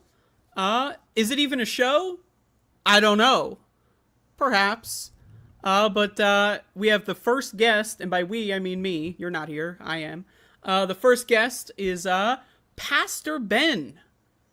Is that your title? Is that what are you a pastor? Yeah, I'm a pastor. I have a flock that I tend to and try to nurture. Is that like a license you have to get? Like you need to how do you okay, let's start it. Just real quick. What the fuck is a pastor? How do you become one? So it varies by denomination and by your particular sect, right? It's far more rigorous and strenuous in, let's say, the Catholic Church versus Protestant churches. They genuinely do require you to obtain a license from a particular local church and an ordination from a local church that's connected with other pastors and other ordained pastors in that denomination. And that's the path that I took. I was licensed to be a minister at 21 years old. And what is a minister? A minister is so in our denomination. So I'm Baptist. My church isn't Baptist. My church is actually a universal church, and I can go into those differences if you want. But I was licensed as a Baptist minister, and a minister is basically a rank down from a reverend or an ordained elder or a pastor. Here's the differences: as a licensed minister, you're someone who can go and preach. If your pastor wants you to preach in your local church, he'll generally take you through a licensing process to make sure you know the tenets of our faith, the doctrine of our particular denomination, and to see how well do you know the Bible. That's kind of a curve in terms of you're not expected to know the whole Bible at the beginning, because that's kind of the beginning of your preaching. But by the time you become an ordained reverend, you should know the doctrine a lot more than you did as a minister. You should have preaching experience under your belt. And once you are an ordained reverend, that's when you have the authority from a local church and from a local denomination to go out and become a pastor. Now, when you become a pastor, each church that you would apply for or get called to has different levels of requirements for that local church. And so, yeah, I've been licensed and ordained, and I previously pastored to 2 other churches, and I took some time off, quite a bit of time off, for like a decade away from the church doing politics primarily, and came back, I would say, about 2 years ago. Interesting. Yeah. So a minister is like a level below a reverend. Yeah. Which is equivalent to a pastor, or? Yeah. So usually pastors are generally like, so a pastor would be like a priest at a parish, the pastor of a local body. And however big, however small, you're responsible for teaching on a regular basis, the spiritual teaching on a weekly basis. You're responsible for counseling, pastoral counseling. You're responsible for performing weddings and performing funerals and those types of things, going to visit the sick in the hospital, those type of pastoral care things. So you can marry people? Yes. Interesting. And okay, all right. I'm an atheist. I don't really care. I was just thinking, you got Pastor Ben. That's what I was thinking. I said, Andrew, yeah, you couldn't possibly care about these nuances. But you got Pastor Ben on your little blue box there, so I figure I'd ask you about it. But yeah, so this is the first episode of whatever the fuck this is, right? So my whole goal here, and I'm the host, just to be clear, this motherfucker wearing a suit, not the host. Yes. Yeah, that's why they're so dressed up over there. And me, I'm just wearing I got like 4 or 5 shirts that I have, and I just rotate through them. So I have about 2 or 3 suits, and I rotate through them, so we're in good company. Nice. And this is going to be a free form program. I'm kind of just I don't have any notes. I have a pen. As you can see, it's not on. I could turn it on, and now it's on. I could take notes, but I'm not going to. Well, I might at some point. But as of this moment, I have no notes. And we're just going to be talking about just whatever the fuck comes to mind. One thing about this particular program that is currently unnamed is that I want to avoid the news. I want this to be something that somebody could watch, 5, 10, 100 years in the future, and kind of have a decent grasp at what's happening. That doesn't mean we can't talk about the world we live in at this moment in time, but it's so much and we're both in the lefty politics sphere, in the space perhaps, and a lot of the people here, they just love, oh, what did Chuck Schumer say? Oh, did you hear about the recent election? Oh, what did the president say? Oh, who cares? Honestly, that is right. It's a separate thing, but for me, I'm not interested in that. So one example of something that I think is a topic that we can discuss, and that's not to say that we can't ever discuss news. It's just that it's deprioritized, bottom of the list. It's not a ban, I'm not going to censor you or something, but One thing that, is an example of like what I'm looking for is like we're at war with Iran right now. And this is, as of this recording, this is a very fresh thing that happened like in the last couple of weeks. Right. So I don't know how that's going to play out. There's all kinds of like every day there's some new horseshit news that doesn't make any sense. And then the next day it's 180. So, it would be irrelevant to talk about the day by day part of that. But like it is a major thing that, that war is in the air, like war is looming. This is something, when you read through history, you want to contextualize like when people say stuff. So like when you read a book written in 1943 by someone who was living in France, you got to understand that war is a major part of the backdrop as to why they're writing that book, the ideas that they're expressing, what their concerns are, what they're focusing on. So something like that, is something I would also say, like, it's another important thing that we are in the 6th year of the COVID pandemic. Yes. Something that is also a backdrop for everything in the 2020s, as they may be referred to as in the future, is the silent pandemic that no one wants to talk about, the elephant in the room, disability skyrocketing, test scores going into the gutter. There's more car crashes than ever before. Planes are falling out of the sky. Doctors are doing incorrect surgery procedures. A lot of different sectors of the economy are collapsing because there's no one that can work because everyone's sick. And so, that's another thing. And we can talk about that more at length, I think, because we are in some sort of agreement, I believe, on that issue, which is cool to me, because there's not that many people that talk about it. But yeah, like this is the world that we're living in, the rise of technology and techno-fascism. How do we disambiguate the beauty of science and progress and technology with the fact that everyone who's currently in charge of it are hell-bent on going to war with humanity? This is something that I want to like yes, we as the United States are at war with Iran, but techno-fascist corporations are at war with the human spirit. And right. I'm an atheist. I don't believe in any of that Jesus horseshit. But like, I do think that, we can agree that there is something that, is what it means to be human is something unique to humans. Right. Yeah. And so like, I use the term spirit or soul in a metaphorical sense. I don't believe that we have this like ethereal quantity that navigates the heaven or whatever. But I think that there is some innate part of our body, our mind, and it creates something that is more than the sum of its parts, right? Mm. And the techno-fascists are at war with the human spirit. They're trying to crush humanity from the inside out, to create like a matrix of some kind of just soulless zombies that are just wandering around doing things that they don't even know what they're doing. And so these are the broader subjects that are kind of looming in the background to this conversation.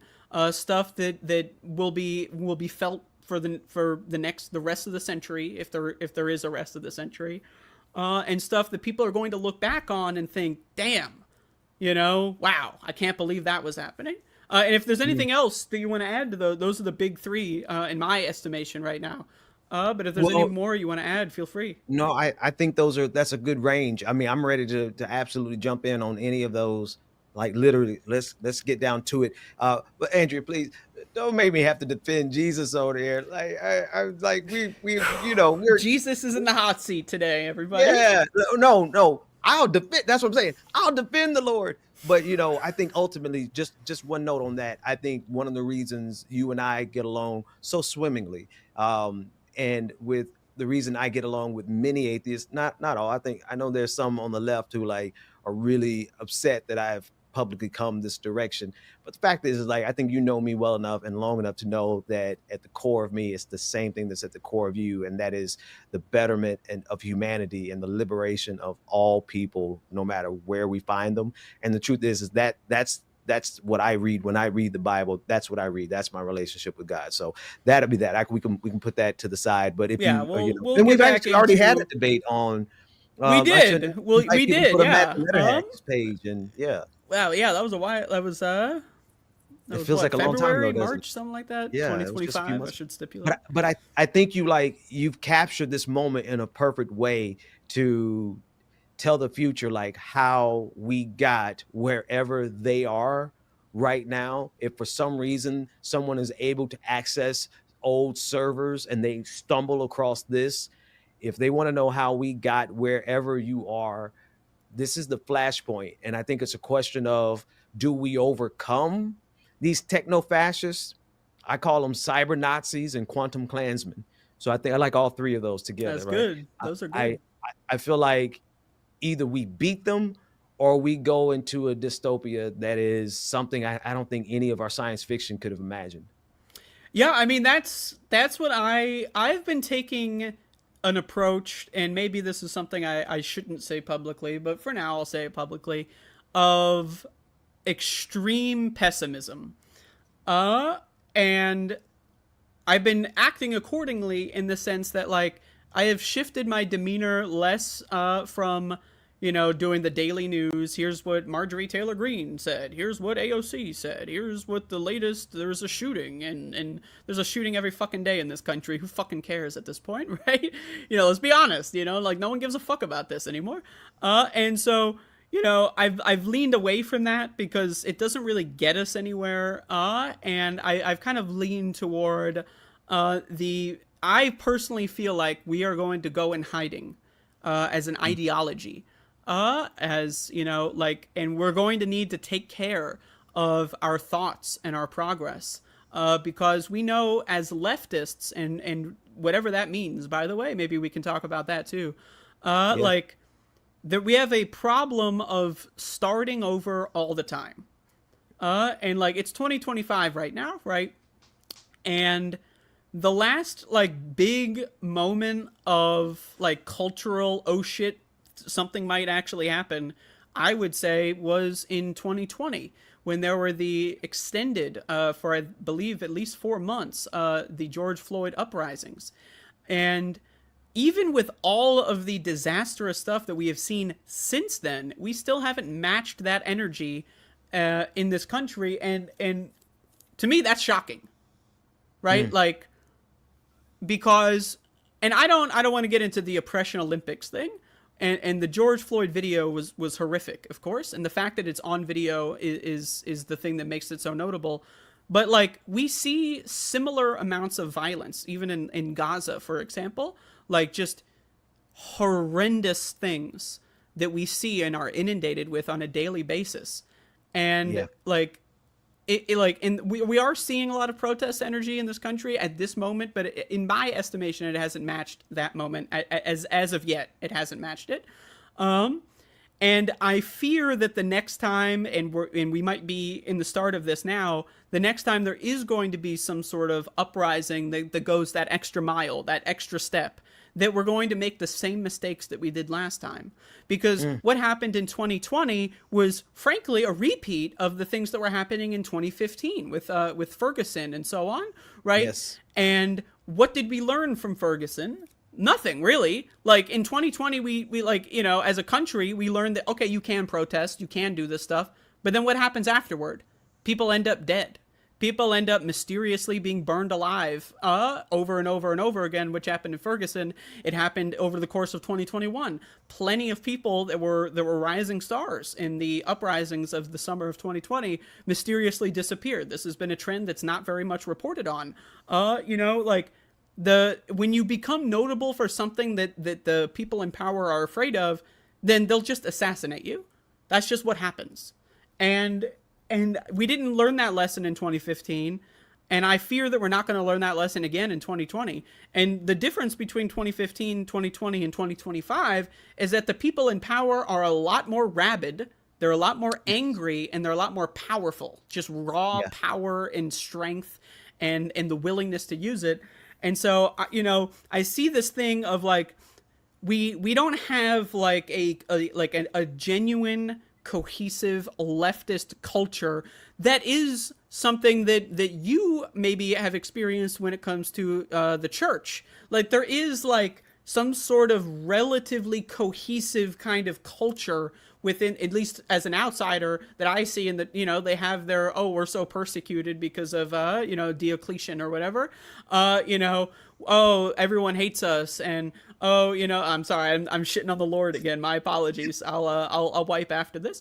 But like, you know, there is like that backstory, that cohesive, like we all agree on this, that like, you know, and I'm sure that, you know, you're knee deep in the bickering, but it's like, on the left, we don't really have anything like that. There's no like body of knowledge that's like the Bible that you can just read or whatever. There's no relatively available work. Like people love to point to Marx, but Marx is 19th century. Yeah. Like that is so recent. If that's the oldest thing you can point to is like some shit in the 19th century, like then we are so far behind, because fascists have been documenting their perils for thousands of years. One of the most popular classical Latin books is The Conquest of Gaul by Julius Caesar. And that is basically a dear diary. I killed 1 million people who didn't deserve it. Like, and that's one of the most popular books in antiquity. Why? Because Caesar was able to mass murder. Over 1 million Gauls were genocided. And again, the population metrics in you know, minus 50 or 60 BC, or just, I don't need to say BC if I say minus, versus, you know, what we have now with billions of people on the planet. Think about it. Killing 1 million people back then is an insane conquest. And he was just writing, Dear Diary, today I killed people for no reason. And he wrote it in such basic Latin at the time, basic language, easy to understand. And for thousands of years, it's been a handbook for people. And so what do we have as an equivalent as the left that dates back that far? I mean, I can come up with some examples that I think, but it's nothing like, there's nothing that people would know about. It's obscure shit that no one knows, that we don't have like a cohesive body of knowledge that we can really look at and add to a continuing living story that we can punch in and gain information from. And so I feel like we need to shift in. I know, and I'm talking a lot. I did a gummy earlier, so I'm getting high as hell, so bear with me. But like, I feel like we need to contribute to creating that body of knowledge that stretches far back as far as we can get, and then also setting it up in a way that people can easily access it, or at least, you know, again, if my pessimism rings true, you know, maybe we need to share this this body of work as like a flash drive or like a floppy disk, some ancient technology that is able to not connect to the internet, right? This may be something we need to do to keep this flame alive. Because as of now, I don't think there even is a flame. And if there is, it's certainly not flickering very brightly. So what do you think about that? Yeah, no. I'm glad that my brain functions a lot like yours. Because I followed and I think I kept track of almost everything that you said. So let me start at the end and work backwards. Is there a flame? There could be. There are embers that never die on the left. I think one of the reasons we don't have a cohesive history that stretches back thousands of years is because we're usually the victims of the fascists, and our histories are destroyed. Our libraries are destroyed. Look at what they did in the Weimar Republic with the first thing that they destroy, right? Real quick interjection. And I pin that thought you had. Well, I've been reading a lot about Roman history, and the first emperor Augustus, his given name is 8. Octavius is his name, which means 8. He's the 8th kid. So his name is 8. Stupid fucking name. The first thing he did when he became the first citizen was do a mass destruction of literature. Yeah. And he implemented a propaganda campaign that lasted decades to destroy any literature that had anything to do with like, it was a moral panic. It was like Ronald Reagan, you know? And just like, I think about like stuff like that, like the level of influence and power certain people had over all of human history, you know, yes. Like there's no internet, there's no backups, there's nothing like that. And so that's a good point that you raised, is that, yeah, whatever history we had has been erased systematically over and over and over again. And all it takes is like, there could have been like 5,000 years of history that was all erased in one moment, you know? Right.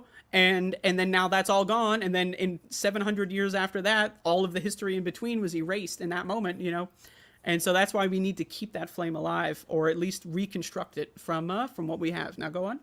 Now, here's the advantage that we do have is that, one, I think if nothing else, we can probably summarize leftism today throughout world history. Where would leftism today fall? I would say liberation, right? How do the people get free? Free from what? Power. Free from who? Powerful people, right? How do we cooperate?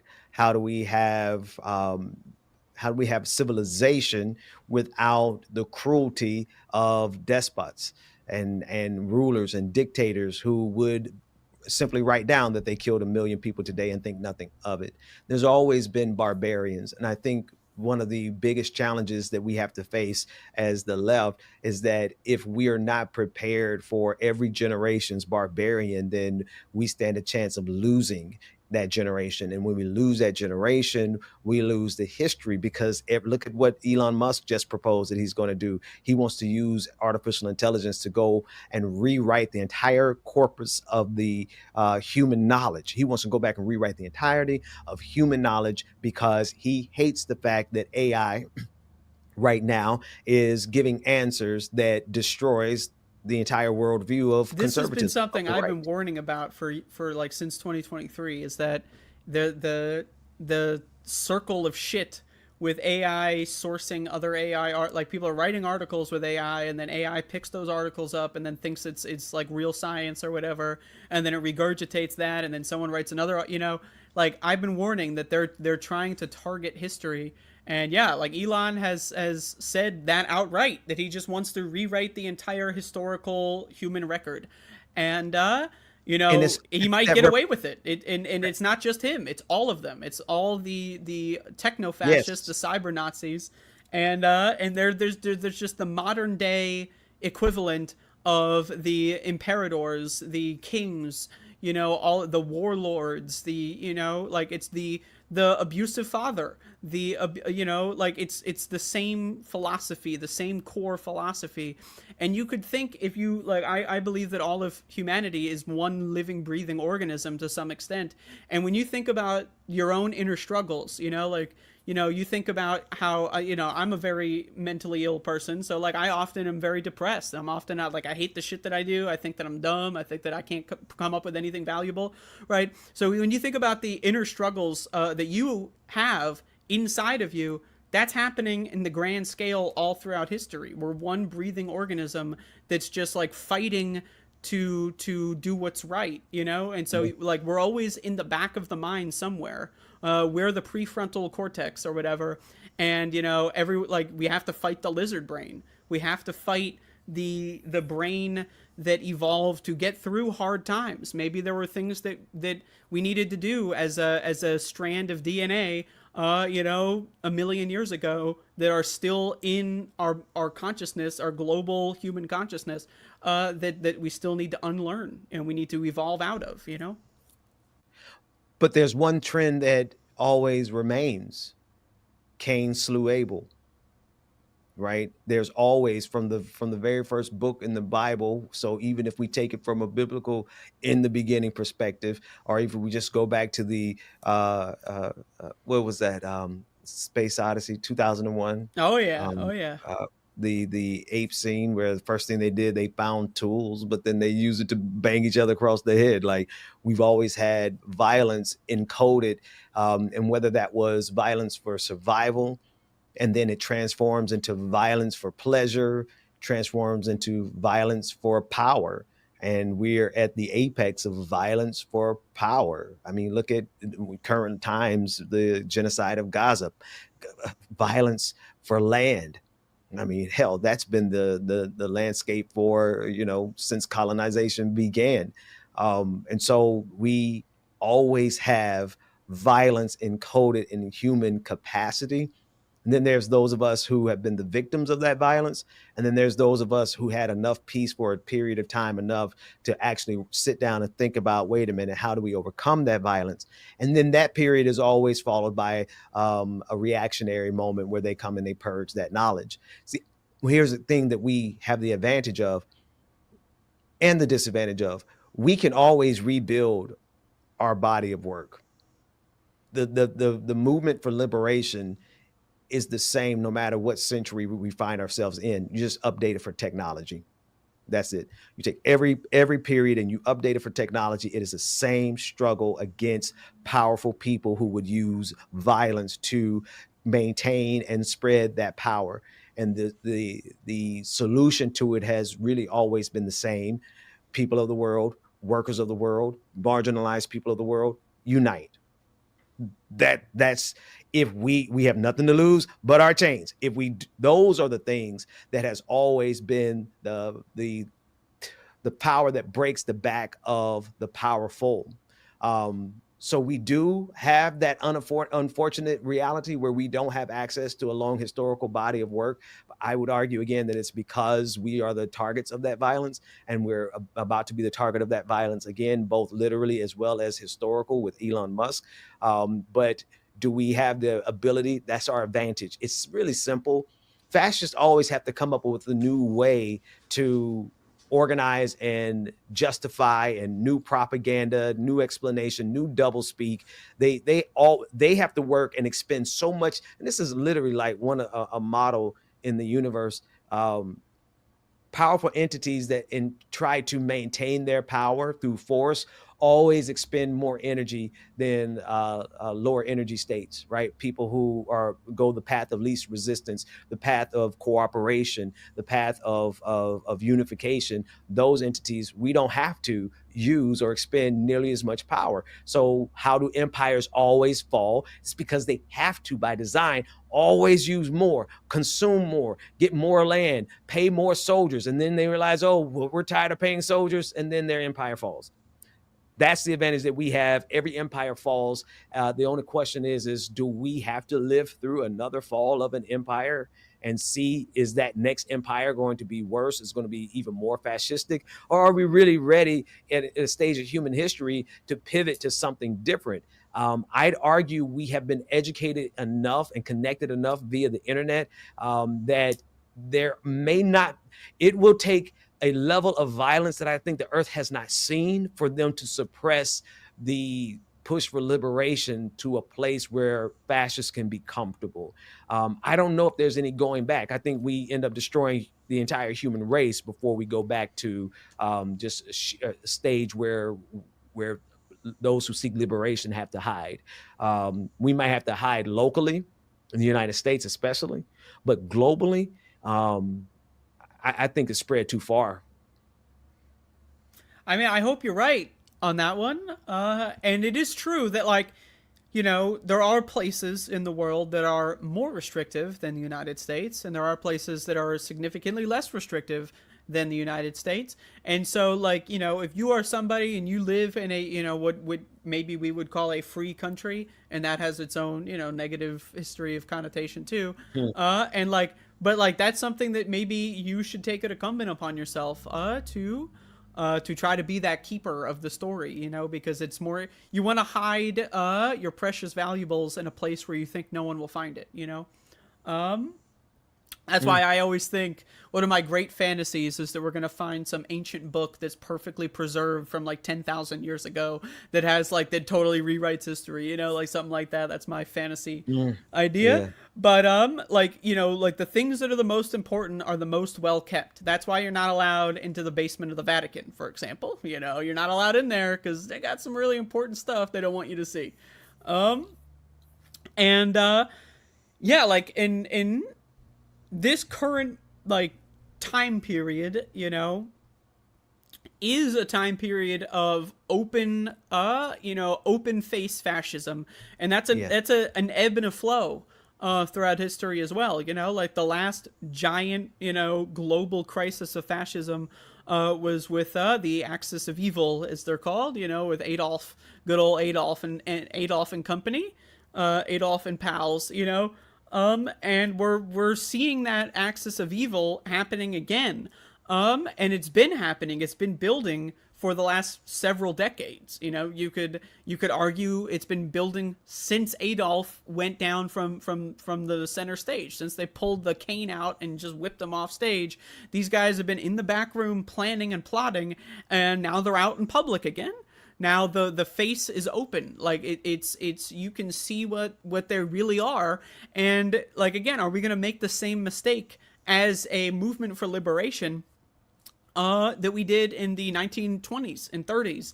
And so far, seems like yes. Seems like, again, I'm more pessimistic. How would than you I think. categorize the mistakes from early 20th century? I think appeasement is the biggest one, and that's not just what I mean in the like Churchill sense. I mean that just going back to, technology is starting to boom in the 19th century. Things are starting to get like wild beyond your imagination, and people got really, really comfortable. And people like got really comfortable with this new stuff that they were finally getting, and it was rising, like, enough people got comfortable enough that they didn't want to rock the boat. They didn't want to lose what they were gaining. And so I think that level of like evil is on the horizon. They just stick their fingers in their ears and say, I don't want to think about it. That's what we're doing with the pandemic. That's what we're doing with climate change. That's what we're doing with all these other like things that are happening around us, that we're just like, we're too comfortable. We got too many video games. We got, all this food that you can eat that makes you feel super good. And, I don't want to be homeless. I don't want to live in a post-apocalypse. So I don't want to rock the boat. And I feel like that's a layer of appeasement that is psychological and a global problem, Absolutely. I couldn't agree with you more. So appeasement on one side, the other one side I would put in it would be, and this is throughout the 20th century, would be the act of criticism as a substitute for activism. I think one of the biggest failures of the left has been to feel okay with critique, and then that's it.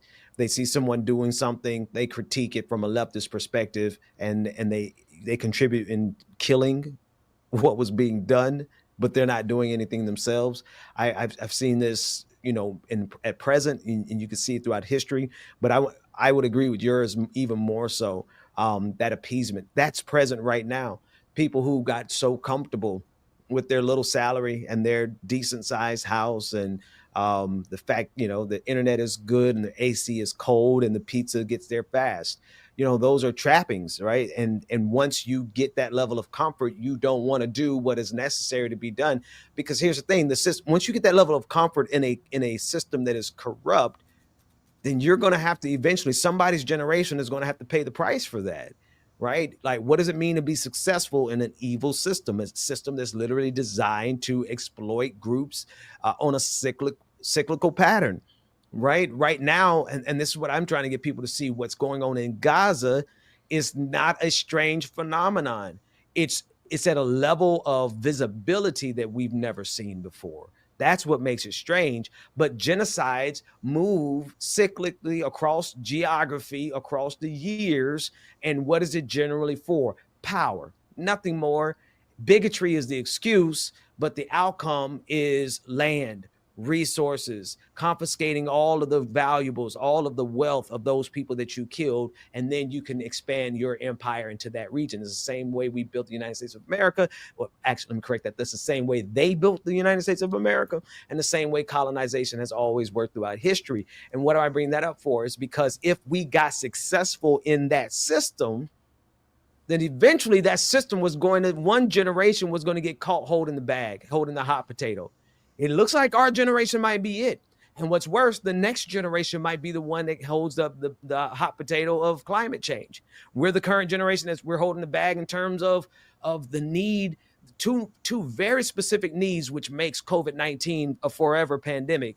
One, the national security state and masking. They couldn't tell who we were.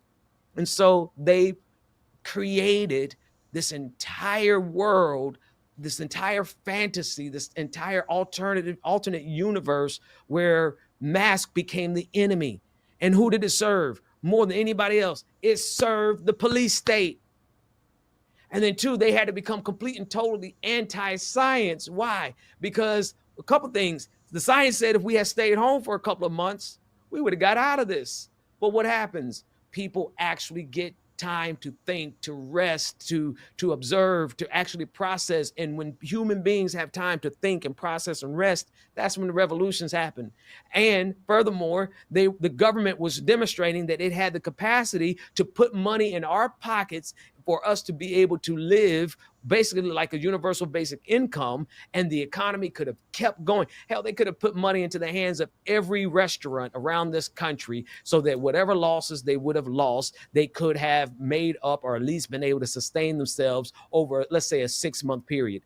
In that 6-month period, humanity would have awakened in a way that the elite knew they could not afford. So between the need of the police state to be able to see our face, they created this alternate universe where masks were the enemy. And then in order to prevent humanity from awakening from that, that stupor, I think you mentioned it a little bit earlier, like we get into this phase, we get into this way of thinking, and we just go and we just do, and we really don't consider our actions. Like we get into that grind mode. Humanity has been in grind mode, and it's funny how that word works two ways. Like we promote the grind. Let's go and grind. I come to think of it in another way. They're grinding us up to a pulp. They're like grinding, they're putting us through the meat grinder. They're crushing us, and we're just all working all day, every day. And then here comes the pandemic, and everybody has to sit still. And that became the revolutionary drive behind the 2020 protests for George Floyd. Here's two more things, and I'll toss it back to you. Yep. I came to terms, I saw who stood down in the George Floyd protest, and it was a part of the left that I would have to call, like, they were just tangentially left. They weren't really the liberation left. They weren't really concerned about liberating all people. They were really concerned with their libertarian ideas. And they caucused with us, for people like Glenn Greenwald, who caucused with the left for some time when it was convenient for his particular arc. And then when 2020 came around, I'm looking and I'm seeing, wow, this is a powerful enough movement to actually usurp the power structure. And there was an entire faction of the people who caucused with the left who stood down. And instead of standing up in that moment, that's when they became some of them became the intellectual dark web. And they found their way to move over into right-wing conservatism. And they've been on that arc for the last 8 years, or the last 5 years. And now what's funny, Andrea, I don't know if you've seen it. Now you see some of those same people. Now they're coming back, and now they're being anti-Trump. And they're like, oh no, let's go back and reconsider some of these things. So it's like there's a faction, the people who caucus with the left over the years who've never truly been about liberation. They would just go wherever the clicks go and wherever the popularity goes. And in those moments, what we could have had, the solidarity necessary to break the chains, it wasn't there. And we haven't had it since. Last thing, we haven't had it since because of this. If nobody else learned from 2020, the police state did.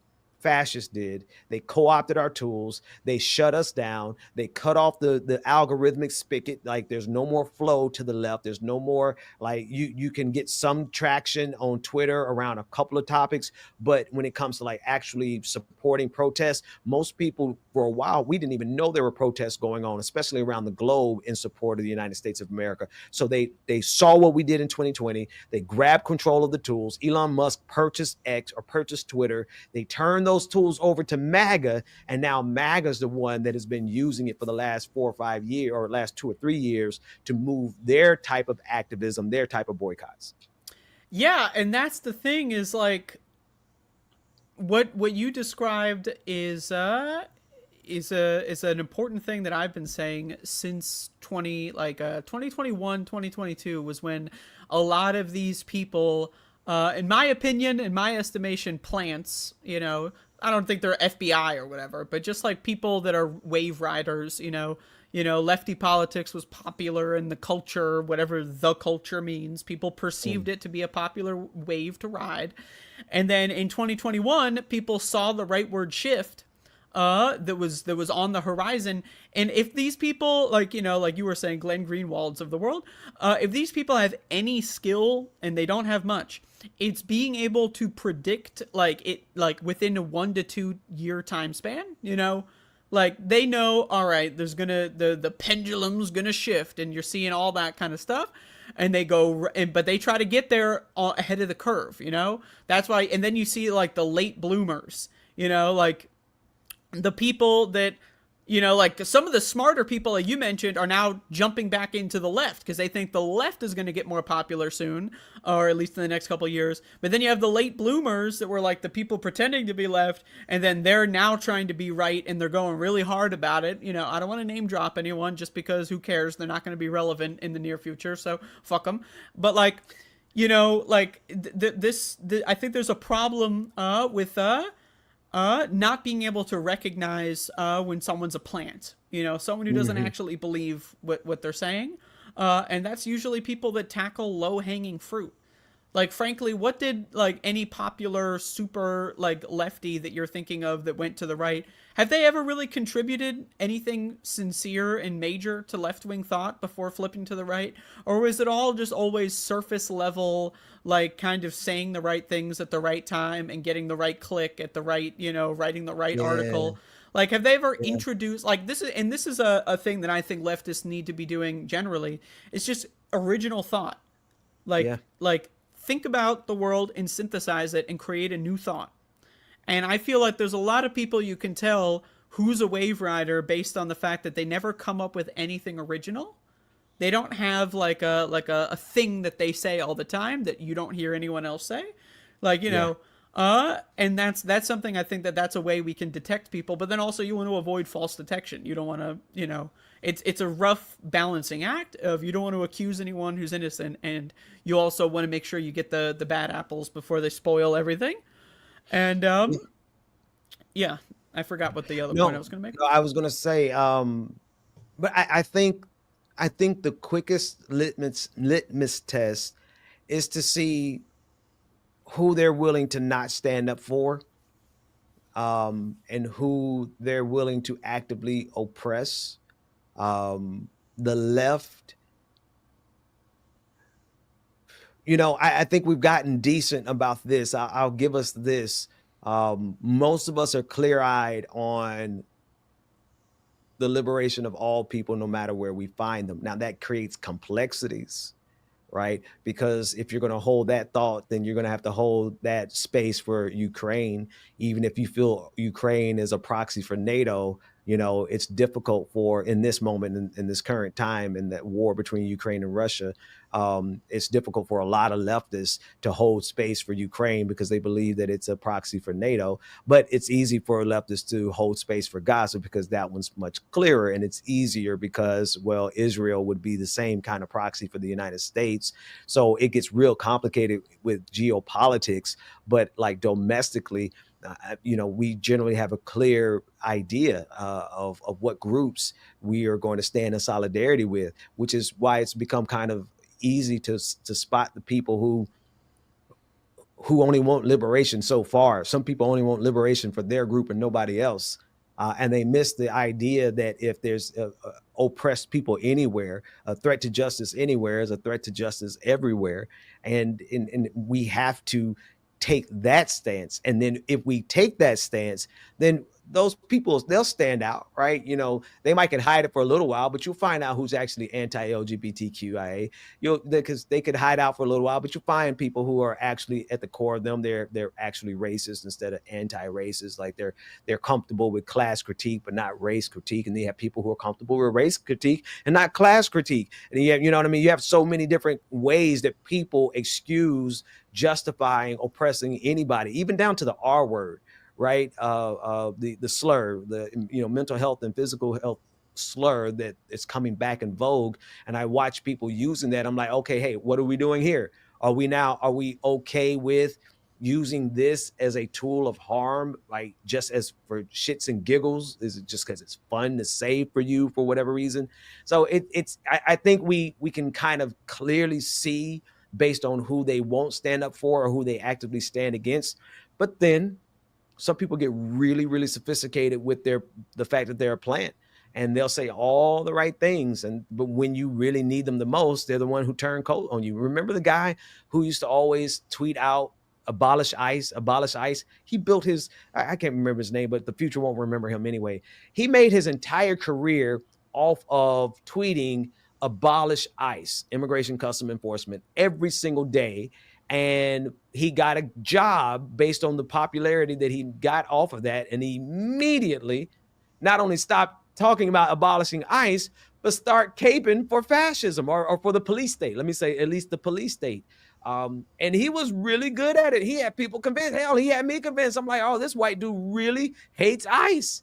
And lo and behold, no. Turns out he likes room temperature beverages instead. Exactly. That's it's easy misunderstanding. Anyone can do it. Yeah. But that's why I have to take these acronyms. Are you talking about the water-based product, or are you talking about the Gestapo? That's right. Yeah. I mean, it's good marketing on their part. But another thing that you mentioned is it's easy to determine who's really in it and who's not. And one of my personal litmus tests that is I've gotten, and I'm sure that you also, based on what you were saying earlier, have gotten a lot of backlash on, is disability rights. That is something that I feel like the left has, that is a massive blind spot. And this goes back to the comfort, like you were saying before, for a very brief moment in time in 2020, people were able to read. People were able to learn about the world. People were getting free money from the government, and that proved that the government could actually be a friend.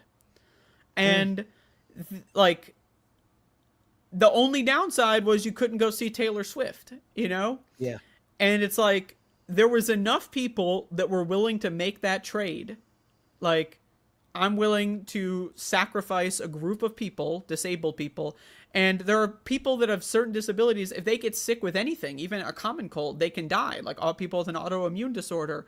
And guess what? If you've ever had a transplant, you have an autoimmune disorder, right? You need, so there was a lot of people that are very vulnerable, even before the pandemic started.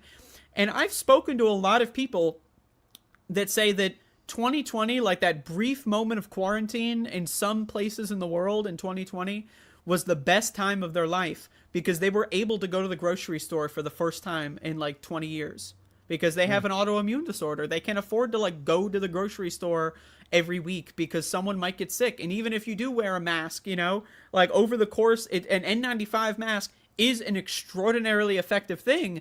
But if everyone around you is sick all the fucking time and you're going enough times, it's just a matter of 10, 20 years, you're eventually going to get sick, right? And so what else can you do to mitigate that is to take less trips, right? That's another way of probability, statistically, math, right? To prevent getting sick. And so I've met and talked to a lot of people that said they couldn't go out and do certain things. When things were in that weird in-between zone where they were quote unquote starting to open up again, right? So everyone had to wear a respirator at all times, but they were doing some public events. That's when people with certain autoimmune disorders, that's the only time that they were ever able to actually go out in society and feel normal. And then they got to look at that of what the comfort of everyone else was. And then everyone else said, haha, never mind, and pulled the fucking rug out. And that's what the left broadly has done. The same left that in 2016, Medicare for all, Medicare for all, Medicare for all, everyone has a right to be healthy. Well, then we have a pandemic, a golden ticket, a bargaining chip, a generational bargaining chip to get universal health care. And we chose the left. I didn't do it. The left chose Taylor Swift in barbecue night at Wendy's. They chose that over a once in a lifetime barbecue night at Wendy's. I don't know. Do you mean the fish night at Golden Corral or something? No. There you go. That's good. That's good. I don't fucking know. I haven't gone out to a restaurant in years, and so people chose short-term comfort over the once in a lifetime bargaining chip. And I am on a mission to rebuild that solidarity, to rebuild that bridge. And I know it's a really rough mission. I'm trying my best here. But it's think about that though. People who wanted Medicare for all so bad for years and years and years, a pandemic can fundamentally reshape society and no one questioned. I mean, some people have, to be fair. I think we are in a rare form of people that did question it. When Joe Biden went on TV 28,000 times to declare victory, COVID went away, right? We were questioning it, but most people, they went back to brunch in a literal sense. They went back, took their mask off, and went to brunch. They didn't question it. A lot of people are dead now. A lot of them are dead, and even People more are are still disabled. Dying. Yes, a lot of people are dead. A lot of people disabled, long COVID, and what has been, I think, what really challenged my mental health through this process was the existential dread that you get when you finally realize, holy crap, we're on our own, and oh my goodness, they really have convinced the masses that this is okay, and oh my goodness, the masses don't realize they're dying. And then in a lot of cases, you can I've had so many conversations, you can directly show someone a scientific paper that says that even quote unquote mild, and what does that mean, by the way? But even mild COVID can reduce your lifespan by 5 years. It can reduce your ability to breathe by like 30-40% that lasts for years. It can age your heart, do super aging on your heart, where your heart will age like 2 to 3 years per year, and you could have you could be 50 and have the heart of a 70-year-old, because people have been huffing this in for years now. And all the studies that I reference are studies that were done during 2020, 2021, and 22, when they were studying people that got it once to see what happened, and they had a control group. Even more importantly, they had control groups who never got COVID. Think about it. I don't leave the house ever, right? So I personally haven't gotten sick in years. Could I have gotten it asymptomatically? Could it be in me? I don't know. But how many people on a population level that can reliably say they never had COVID? So think about it. There's never going to be a control group ever again for the rest of humanity for a pre-COVID condition. And that's a level of manufacturing consent. Yes. So that's right. The studies that that to me are most important are the ones that are in 2020, 21, and 22, where they were able to actually get a control group of people that never had COVID and people that did, and they saw the devastation. And that's before people huff in COVID and get, I know people that have gotten sick 5-6 times a year in 3 years now. In the devastation of getting it once, the damage is gonna last. And real quick, that the damage is gonna last. I worry forever, because it's destroying people's ability to reproduce. COVID can destroy your sperm, and it can destroy your egg. It can destroy, there's a lot of birth defects that happen because of COVID. If you get infected while pregnant, it can cause a lot, a fetal alcohol syndrome type of effects. It just destroys the ability for the fetus to properly create itself. And so I fear that this is something that is going to permanently destroy some form of humanity. And I worry about that. And I personally think it's a form of eugenics. It's a form of society mass eugenics. Think at Davos, the World Economic Forum meeting event, they have all the COVID precautions in the world. They have extreme ventilation. Everyone in the crowds wear masks so that the rich people can take them off for the photo ops. They have these UV lights or whatever that there's even some tangential relation that it can destroy COVID in the air or whatever. So they do this weird UV light system that costs tens of thousands of dollars, right? They are protecting themselves so that the poor go to Taylor Swift and get sick 17 times a year. And I know I harp on Taylor Swift. That's the only one I know. I don't pay attention to this shit, man. I'm sorry. That's the one I know. But I wonder how many people in the future are going to know Taylor Swift. That'd be I wish I could get that metric one day. Let me know if I'm 80 years old and you watch this. Let me know. Yes, no, absolutely. You laid out a lot there, and those are the things that really challenged my mental health. That and realizing it for the first time in my adult life, recognizing and realizing my own disabilities that I've been living with all my life. Those things kind of fractured me.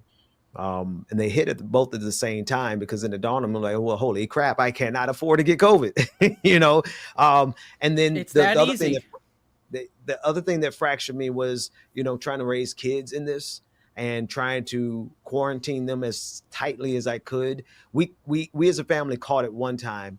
in the last 5 years, and we just been so diligent and vigilant. But with that comes such isolation.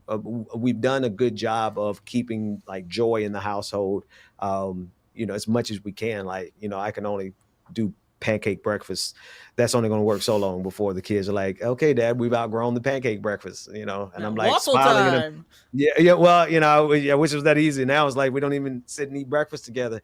How the years have changed us. But the point remains, when I realized it had to be insidious intent from Joe Biden to Donald Trump, who started all this, the intent was, we will keep the economy going no matter what it costs, no matter how many humans. I remember that costs. clip that went viral on a left-wing podcast in 2020 of the lieutenant governor of Texas saying that grandma can die for the economy, Yes. basically.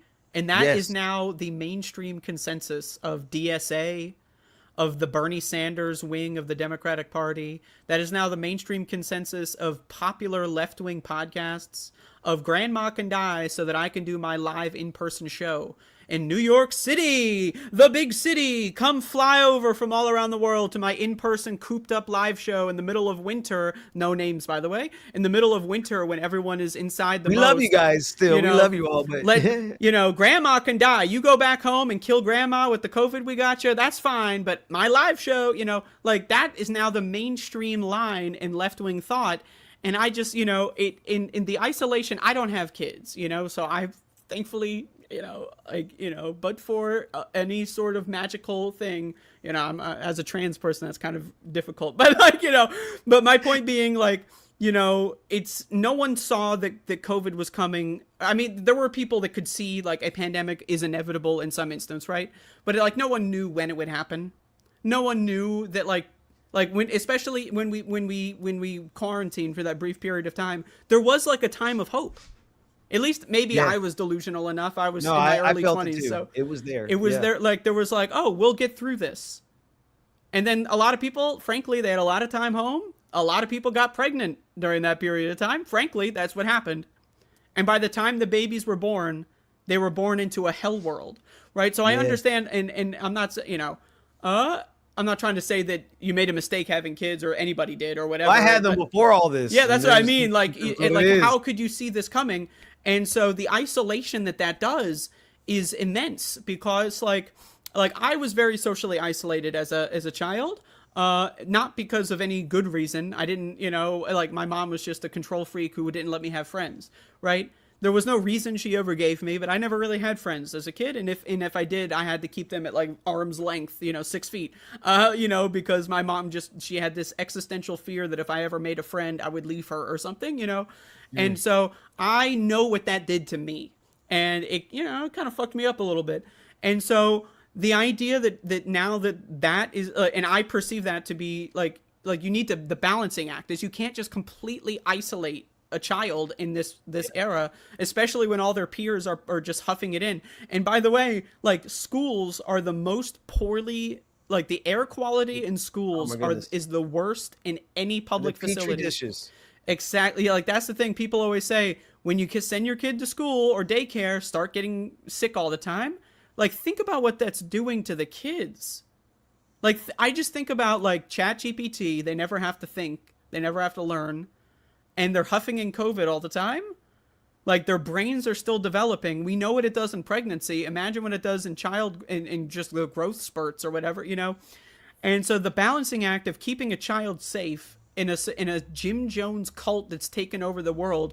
Drink the Kool-Aid, everything's fine, it tastes good. Huff in the COVID, it's good for you. It's a balancing act that I personally I wouldn't. I'm telling you right now, I have a mental fortitude that's like no other, and that would destroy me. So I don't know how you do it, man. Don't remind me. I'm hanging on by a thread. I know. Andrew. I can imagine. How do you It's because it's not just you. I'm concerned with myself and my dog. It's not. And so if I were the sole arbiter, and because that's what we've done in society, we've made parents children are property of the parents. They're not human beings.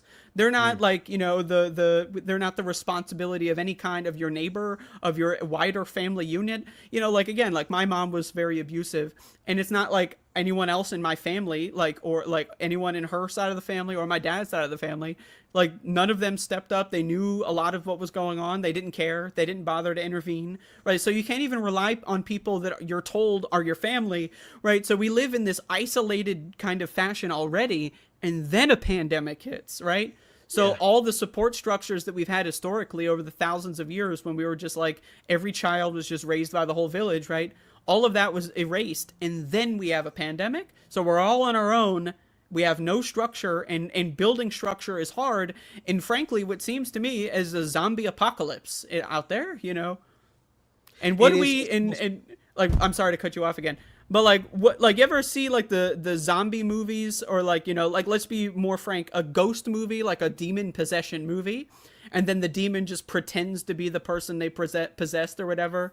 But like, and then the other characters, like in the movies, you know, the other characters like, you seem weird, you know, and then there's a scene where they're talking to their mom, oh, my husband's been weird for a week, and it turns out it's a demon the whole time.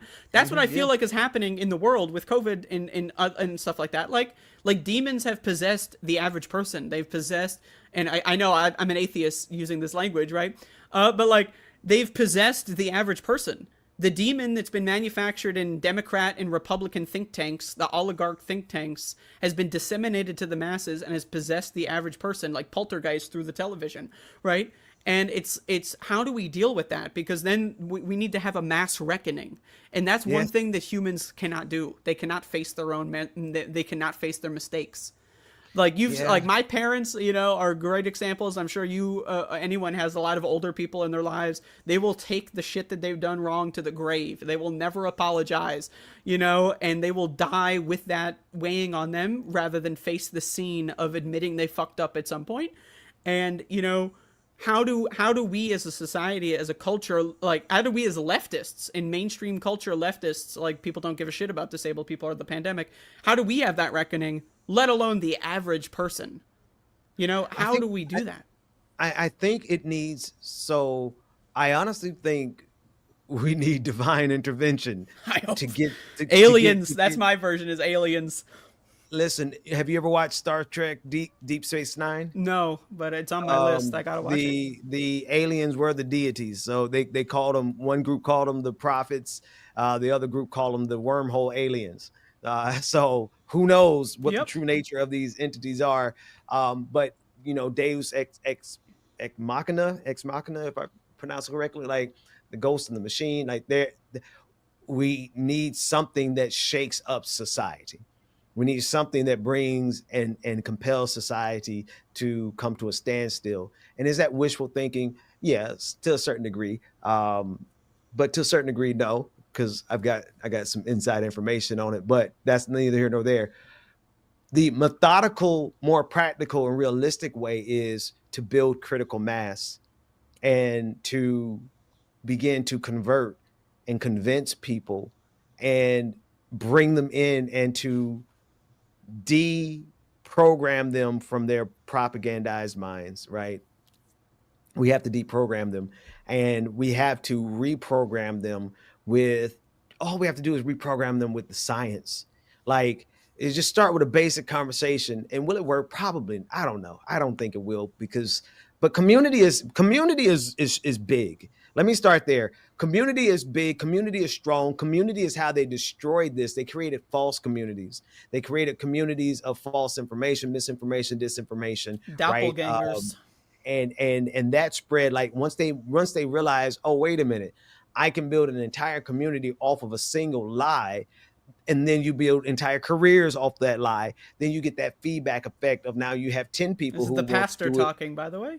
Well, I mean, but it's true, right? It's true. Like if you have somebody, and I'm talking about like what happened to us in COVID, right? What happened to us in COVID was you have maybe a handful of people who were the reactionaries who denied it, and they were the COVID deniers at the beginning, but they found a way to build community around them, and then they found a way to monetize those communities. And then as soon as you find a way to monetize something, everybody out there is like, I can do that. I can make some money off of that. And so the communities became a feedback loop, and they grew and they grew and they grew, and they got violent. And they went to all the town hall meetings, and they went to every school board meeting, and they made viral videos around it. And all of a sudden, Viral in multiple senses. exactly. Oh, and remind me to tell you about that. And so we have to take that strength back. Like, we have a small community over there at this space.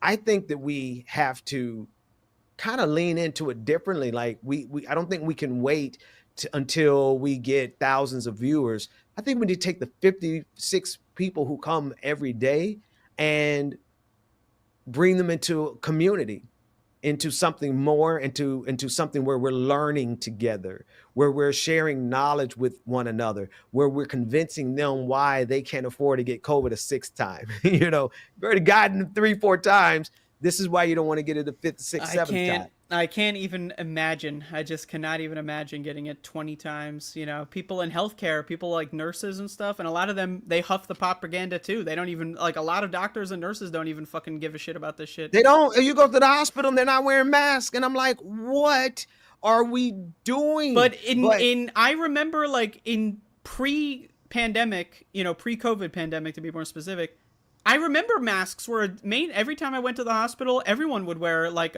maybe around their chin in the hallway, but even in the appointment room, I remember doctors having, like, at least the surgical blue mask on. Like, so we've gone backwards. You know, like, it's people have been so programmed to become reactionary against the mask. Like you were saying much earlier, they made everyone hate the mask. That even doctors who have been wearing it for 20 years stopped wearing them. People that are in surgery are stopping to wear masks. You know, like just thinking about the level of backwardsness in science, while, like, technology is improving, but then scientific follow through is devolving back into the age of like frankly, and I'm just gonna, you know, like the germ theory of disease is no longer in mainstream science. That's right. If you believe that germs can cause disease, and you know that disease can either disable you or die, and it's not just dead or alive, those are not the two states of being, you know, there's living and suffering as well, that's also an option. So if you know that germs cause disease, and disease can cause suffering or death, and you choose to huff it in anyway, then either you don't believe in the germ theory of disease, or you do, and you are pro-disease. You know, and so this is an argument that I don't think would work with a MAGA person, but I think it would work with, like, maybe a DSA person, one of those, like, people that claims to be super lefty, you know? Like, think of, like, if action expresses priority and what you do matters more than what you say, right? Either you believe in the germ theory of disease, and if so, if you do believe that, then here's a couple scientific papers that have studied how bad COVID is for people, right? And if you read that and then just say, nah, then you just don't believe in germ theory of disease. And more importantly, you don't believe in peer-reviewed science. You don't believe in the scientific method, right? Like, and so what I'm hoping, as someone who, I guess you could consider me a pandemic activist or whatever, but I don't know. I'm hoping that it is as simple as showing people the scientific research. Yeah. But even then, I have shown people the scientific research, and they still say, well, I'm 23 and I got it and I feel okay. You're 23. Have you noticed? You know? Have you noticed the extra gasp of breath everyone takes now? Oh, I don't leave the house, but like I've even noticed online. it on, like, podcasts. Yes, yes. On podcasts, like, that's the best place to listen to it. If you listen to podcasts pre-pandemic and you listen to podcasts afterwards, you're going to hear everybody. Slower. I don't even know if I do it for sure, but I almost think I do it because I hear my wife doing it, and I'm saying we had the same exact strain, so I guess I probably do it as well. But everybody has an extra gasp of air that they take that is so noticeable that I'm surprised no one has done a research paper on it. But of course, you would have to acknowledge that COVID is real to do that research, right? Or at least to be even willing to investigate. That's an interesting point about just the plethora of video evidence that we're leaving to history in the internet age, right? Is that, like, people, especially like 50 years from now, are going to have a field day just, like, looking at the trends of like there are people And myself as someone who did this for many periods of my life, who will just make videos every day. And you can see them age over years, you know, like I look back at some videos I made in like, you know, 2018 or something. And I'm like, whoa, you know, totally different person. But like, you know, you can see the way people behave and age over time. And like, even we are unaware of that because I don't watch my own videos, you know, but sometimes every once in a while you have someone who's like, oh, I'm a new fan. I just binged your entire Above It All series. That was the series I did, for 4 years. And like, I'm like, whoa, you know, and you watch it all at once, back to back or whatever, you know, and it's like, you can see the evolution of how I think and how I act and stuff. And then, you know, and so like for me, like that period of time, 4 years, 2020 to 2020, I got 5 years or 2020 to 2024. Like there was a period where I was all in on making fun of anti-maskers, right? At the start of it. And then there was a period in the, you know, like when the vaccine first came out, but we were still in that awkward in-between zone where like it was less like people were doing anti-mask like videos because people were starting to take their mask off. And then there was a lot more protesting I was doing in that period of time. But then like, so I kind of took a break from doing a podcast for a period and then did a lot of protesting on the ground. And when I got back into like covering the news every day, I noticed that people just stopped talking about COVID completely. And to me, it's like, what was the update? Was it the vaccine? Because I look at the vaccine uptake and it was like 50-60%. And then I look at history and no virus has ever been eradicated by 50% vaccine uptake. That's not like a thing, right? So I was wondering like, you know, and there were periods where I thought about it too. And it's like what changed? What happened in that period of time? And so like you could do, I'm sure someone should do, and maybe we are the ones who have to do this, a quantitative analysis of sorts of people who have done like daily or semi or weekly or whatever, frequent shows or vlogs or like, and people not even in politics, but just like, you know, there's vloggers, there's people that do all sorts of like YouTube stuff every day or every week, or like Twitch streamers that stream video games and stuff for 8 hours a day. Like, I'm sure there has to be some sort of way to, and maybe this is an AI thing, I don't know, hey man, but a quantitative analysis of like how people's like methods of speech, how quick they speak, how quick their wit is, how quick their response time is, you know, has changed over time, because I've noticed it too. And because also I say this as someone who to my knowledge hasn't gotten COVID. I haven't gotten sick since like 2019-ish. Maybe even before that, I don't know, but I haven't gotten sick since the pandemic started. Now, again, it is possible because of asymptomatic transmission, but I also don't leave the house, and every time I do, I wear a respirator, right? So I've been very diligent about it, and I also don't have kids, so I don't have any of those weird like meta obligations where it's like you got to go to the doctor or you got to like do some sort of school thing, or like, you know, I don't have that sort of thing to worry about, so I just stay at home all day. And plus, let's be honest, I didn't really like going outside before that anyway. So like, I have noticed it from the sense of like, I feel like I have become much more intelligent over the last 5 years, because one of my goals in life is to always be learning, ABL, always be learning. And so I'm not trying to say that I'm super smart. I'm not. I'm really trying to be super smart, and maybe in 15 years, 20 years, I'll get there, but I'm not there yet. But like, I've noticed that a lot of people, just like, especially people that do like politics and news, because those are people who ostensibly you want to be a smart person if you're doing something like that. Like if you're just doing Twitch streams of a video game, like you're not going there to be an intellectual source, you know, you're just going there to chill with your buddies and play Crash Bandicoot. That's totally whatever. But if you're doing a news show, a politics show, you know, ostensibly you're there to educate, you're there to inform, you're there to teach. And I think that people in that position have, in my opinion, you should, as a matter of course, it is a part of your job to always be learning, you know, always read a new book about a new historical time period, always try to improve your commentary, improve your analysis, improve your abilities. And some people I feel like have gotten a lot better, but I feel like most people have just either stayed the same or gotten like worse, and it's been a gradual process. And it's sad to see. I agree with you that it's really sad to see that a lot of people in the news and politics sphere are just like, frankly, they're just getting dumber. They're just getting way dumber. Yeah. No. Listen, I can tell you as a person who contracted COVID, the first thing I noticed was I couldn't type anymore. Not the way I used to type. I'm like I'll type. I had to relearn how to type. I could not connect thoughts as quickly as I wanted to and I needed to. I had some solutions for that, and it helped that medicinal marijuana actually kind of helped rewire my brain in that way. And for the I'm most doing part, medicinal marijuana right now. for the most part, I was able to overcome that. But I noticed it, and it was real, and it was immediate. The precision with this is the first thing I realized. Like when you have COVID, and I don't ever, God, knock on wood, Father, keep me from it, because let me tell you, it's like, especially if you're a person who's in tune with your body, you can notice when zap, there go your senses, there goes your taste, there goes your smell. And it's so precise. It's not like a blur into it. It's like, no, it's gone.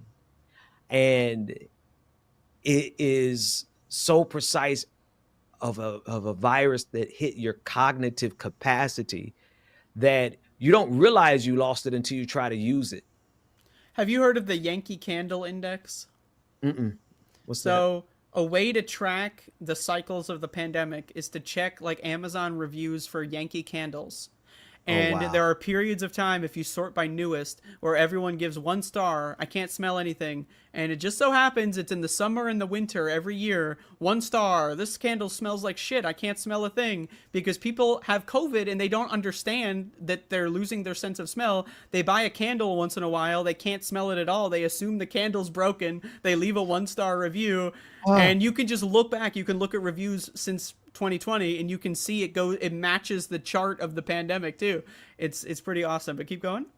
No, that's the idiotic part, Andreas. Like, you dumb, oh my goodness. I was riding in an Uber because our car broke down and I had no choice. I had to get to work.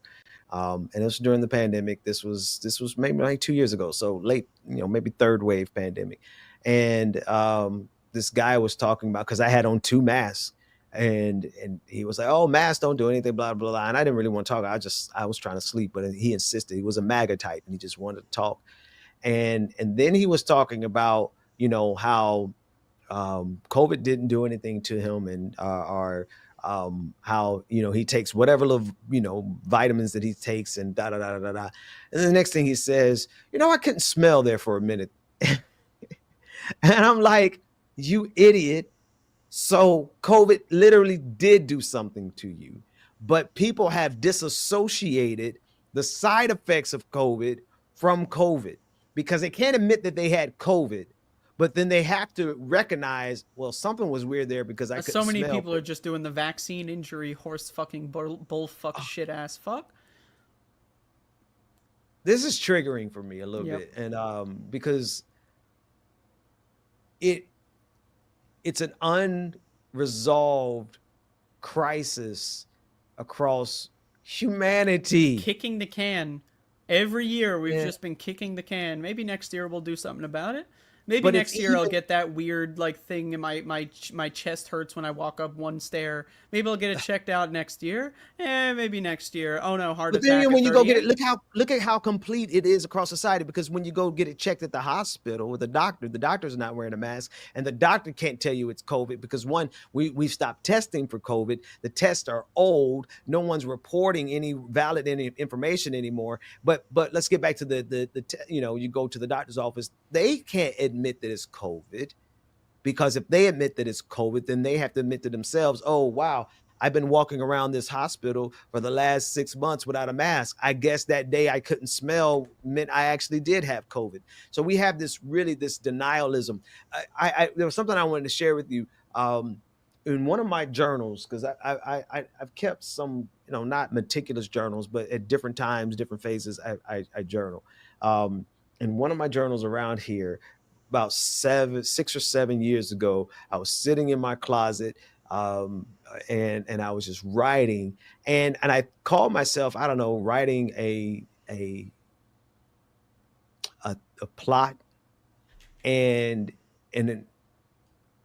the plot that I wrote down was a viral virus that humanity can't escape. And I'm looking back at it, I'm like, wow, you know, I can't call it foresight or anything like that, but it was just kind of, I asked myself, what's the worst thing that could happen? And it was a virus that could not stop spreading because of virality. And that's literally what COVID became. And if you think about like what would have been the Achilles heel for humanity, would it have been aliens? No, that would have been fun. We would have all like either triumphed together or died together. We would have rallied together, right? Would it have been nuclear holocaust? Probably not. Because even if it happened, and we're like, we would all die. Like, what are you going to do? Deny that the nukes went off? Right. But if you ask yourself, like, what could have possibly happened to humanity that devastates us in a way? It was the virality, the desire for everybody to go viral. And that itself became one of the driving forces around the spread of this virus. And so I don't know, maybe I was just playing with the concept and playing with the, you know, the logical, the logical possibility of something that's unstoppable. It would be a virus that's fueled by virality. And lo and behold, here we are. That's what COVID is. It was fueled by virality. We could have stopped, even with all of the idiocy of Donald Trump, we still had institutions strong enough to help us navigate and survive it. But it was when the people started doing an onslaught of viral content that they reprogrammed humanity's thinking. And now people, even if they catch it, even if they have the obvious symptoms of it, they disassociate it because they have been programmed by nonstop viral content, denying masks, denying vaccines, and denying that COVID even was real. Yeah, I mean, it is a level of because it frankly hinges on, like, you have to, if you don't believe in COVID or think it magically went away or whatever at some point, you're basically saying, I trust Joe Biden with my personal health and safety. And I just don't know if anyone could frankly say that and mean it, because, like, I mean, like, the guy is just a puppet president the whole time by corporate interests. He was a corporate president, and the whole goal of his presidency, and frankly, if you want to be a little more conspiratorial, let's get into the fun zone. You could say that, you know, if you want to believe elections are theater, right? Why did Joe Biden get elected in 2020? Right? To do the illusion. Who could get liberals and Democrats to take their mask off? If Donald Trump won in 2020, I think liberals and leftists would still be wearing masks today as a matter of principle. But Joe Biden won, and so people trusted him, even though he had dementia the whole time. You knew he had dementia in 2019 during the first Dem debates of that season. It was obvious he had dementia. Someone on stage, Julian Castro, mentioned he had dementia, so it was obvious at the time he had dementia. He was fucked up in the head. They all rallied around him. Obama et al. Rallied around him.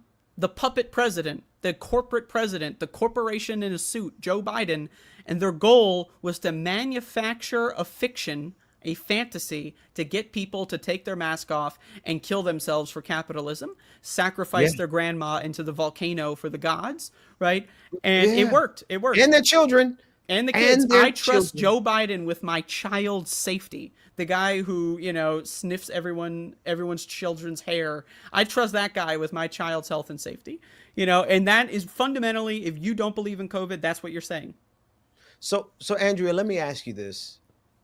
How do we change this? How, forget about generalized left. How do you and I, let's say we are the last two people, because even in my household, love my, but they're so tired of quarantining, they're so tired of isolation, and we go out and we take, you know, we make measured risk, and we go to the beach, and, you know, we go to the mall on days where I know there's not going to be a lot of people at the mall, right? And we get into the arcade, and it's been great because every time we go to the arcade, there's nobody there. It's been perfect, right? But they're done, right? So in my household, I might be the only one left, right?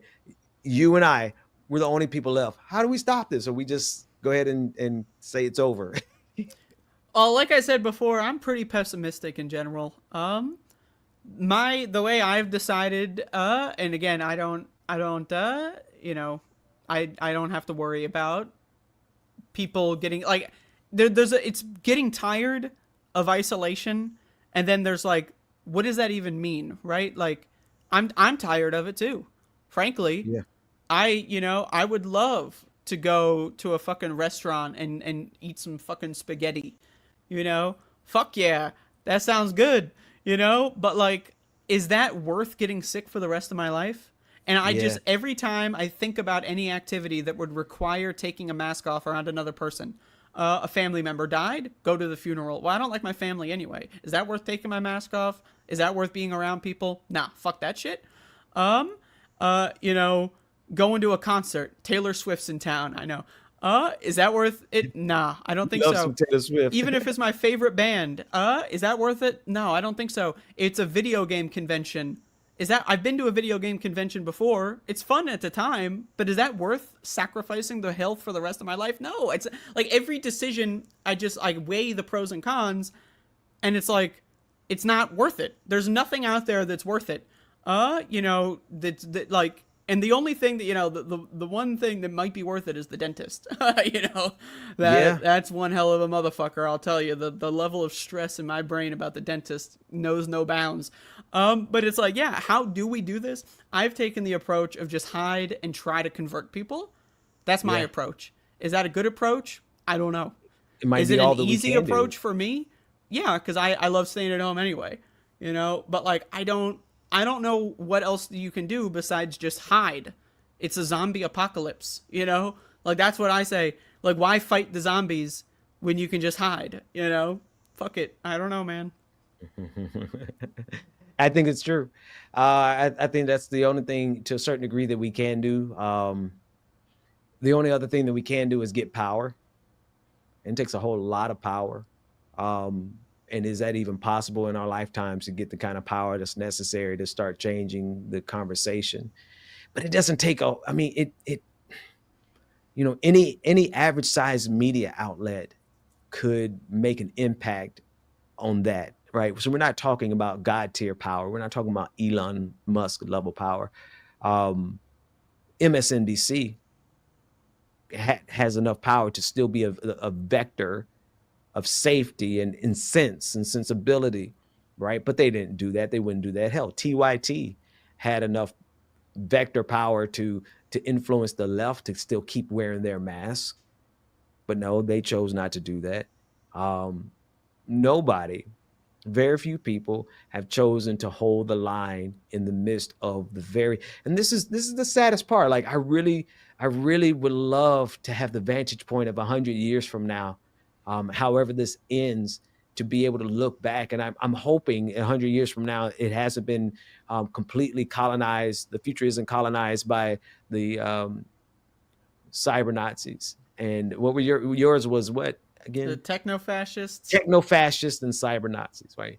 If the future isn't colonized and we actually have real research and real science prevailing, I would love to see the look back at how humanity nearly destroyed itself, and the decisions and the psychopathy and the social pressure, the peer pressure alone.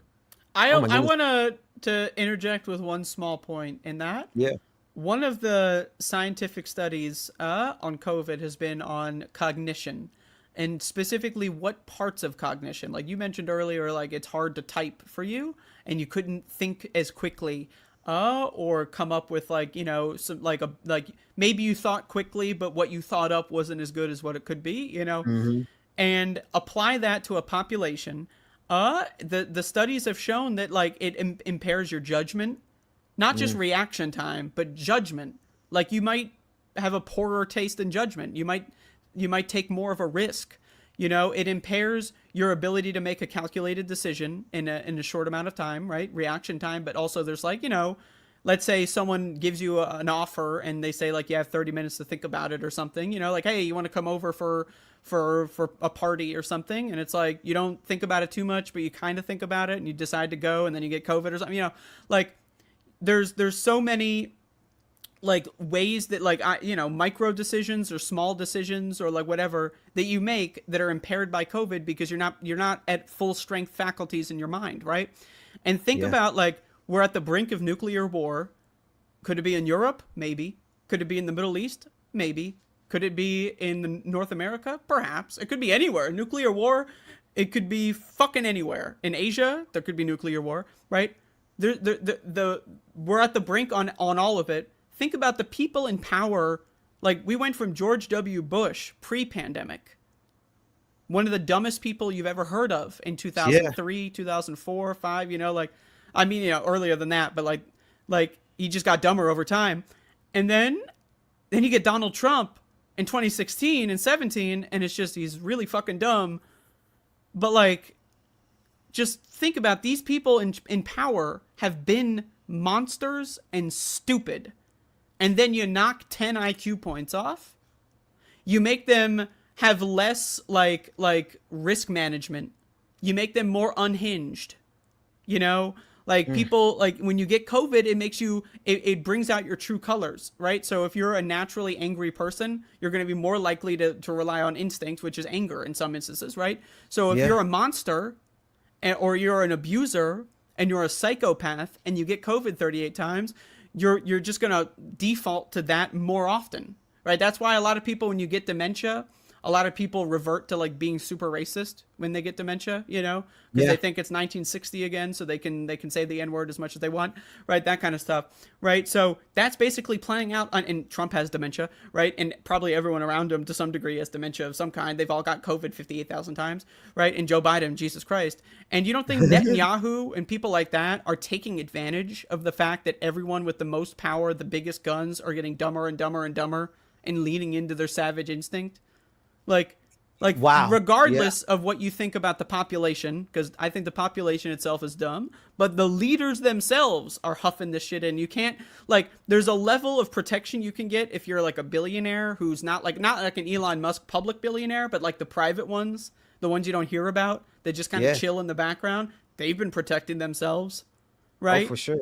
But, like, the puppets in charge, the Trumps, the Netanyahus even, like, they're the puppets. They have to go shake hands. They have to go shake hands. They got to go on TV. They got to do the rallies. So they're getting dumber and dumber and easier to control, right? And so why do you think we're on the brink of nuclear war? Why do you think that all this shit's about to pop off all over the world? Like, isn't it strange that from Europe to Asia to South America to North America to everywhere in Africa even, like, everyone's, like, just getting angrier. There's more and more wars popping up. There's less and less peace. More rights are being eroded. Fascism's taking over. I don't know, man. The people in power, they've always been dumb. They've always been crazy. But minus 10 IQ points and we might not survive. I think that's fair. All right. I think that's a fair assessment. My take on it was that we're in an intentional move. I would say those billionaires who are private and not seen, like Peter Thiel, like, he's rarely seen, and the rest of his cabal. I think that they are intentionally taking the swing and the backlash from 2020 and George Floyd and using it to go the distance to ensure that that never happens again. So I think that they would have done this anyway, because we're in that cycle. I think we're in that stage, we're in that phase. And really, once Vladimir Putin invaded Ukraine, and he invaded with a brutal ground war, the likes we haven't seen since World War II, that opened up the door for us to visually see bodies being splattered across the timeline on a regular basis. And then what happened after that? We got comfortable with it, and so they went one step further. Genocide of Gaza in the aftermath of October 7th.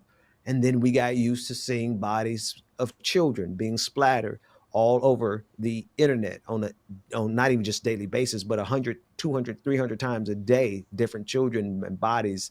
And I think that there was an intentional desensitization, and the capitalizing on that intentional desensitization, because it's only when the people are used to seeing this type of violence that the rulers can go even further and always take a one next step, which is now, who's going to care one bit if we have that type of violence in the United States of America? Nobody. No one gives a Why? fuck. Because we're behind it around the global stage, number one. And then two, everybody's seen it happen all day long. We're not a nation that's shocked by the horrors of World War II anymore. We're not a world that's shocked by the horrors of World War II anymore. That's the thing. I've been saying that, like, there's at least in 1940s and 30s, there was at least the plausible deniability of the average citizen of Germany. They didn't know that they had, yeah, sure, these guys are fucked up.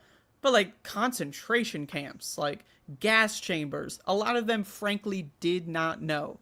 And, you know, it shouldn't be hard to figure that out, but that's a whole separate conversation.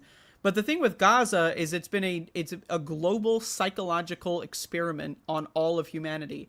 Can we shovel dead kids, amputated kids, headless babies? Can you see, like, I've seen a video of, like, a fucking child's head rolling down a pile of rubble from Gaza.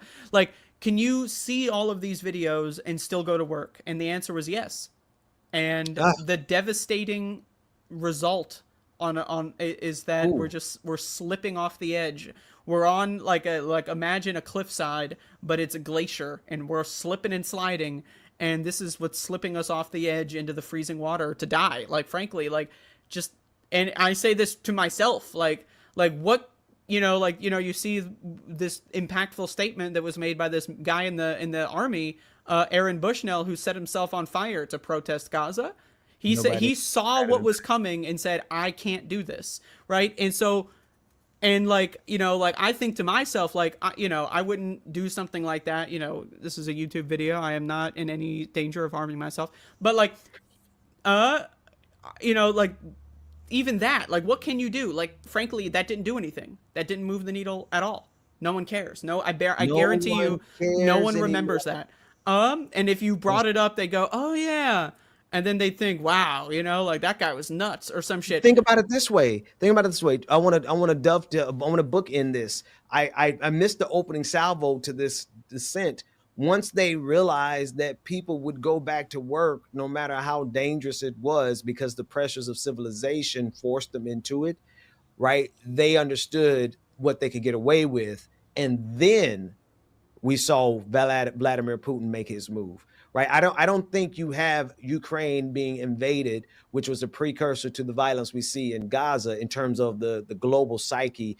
I don't think you see those two things happen if you didn't first have 2 years build up because of people becoming desensitized to the number of dead that we saw from COVID-19. Like, we crossed 100,000 dead in the first few months, and we ate it like. And this, I did a podcast on this. I got to go back and find it, because I said in the movie V for Vendetta, all it took was 81,000 deaths for the people to rise up and say, enough, we're going to overthrow this government. And here we are, we've passed 100,000, and everybody's like, meh, no big deal, de nada, right? And now we stop counting at 1.5 million in the United States of America alone. Count.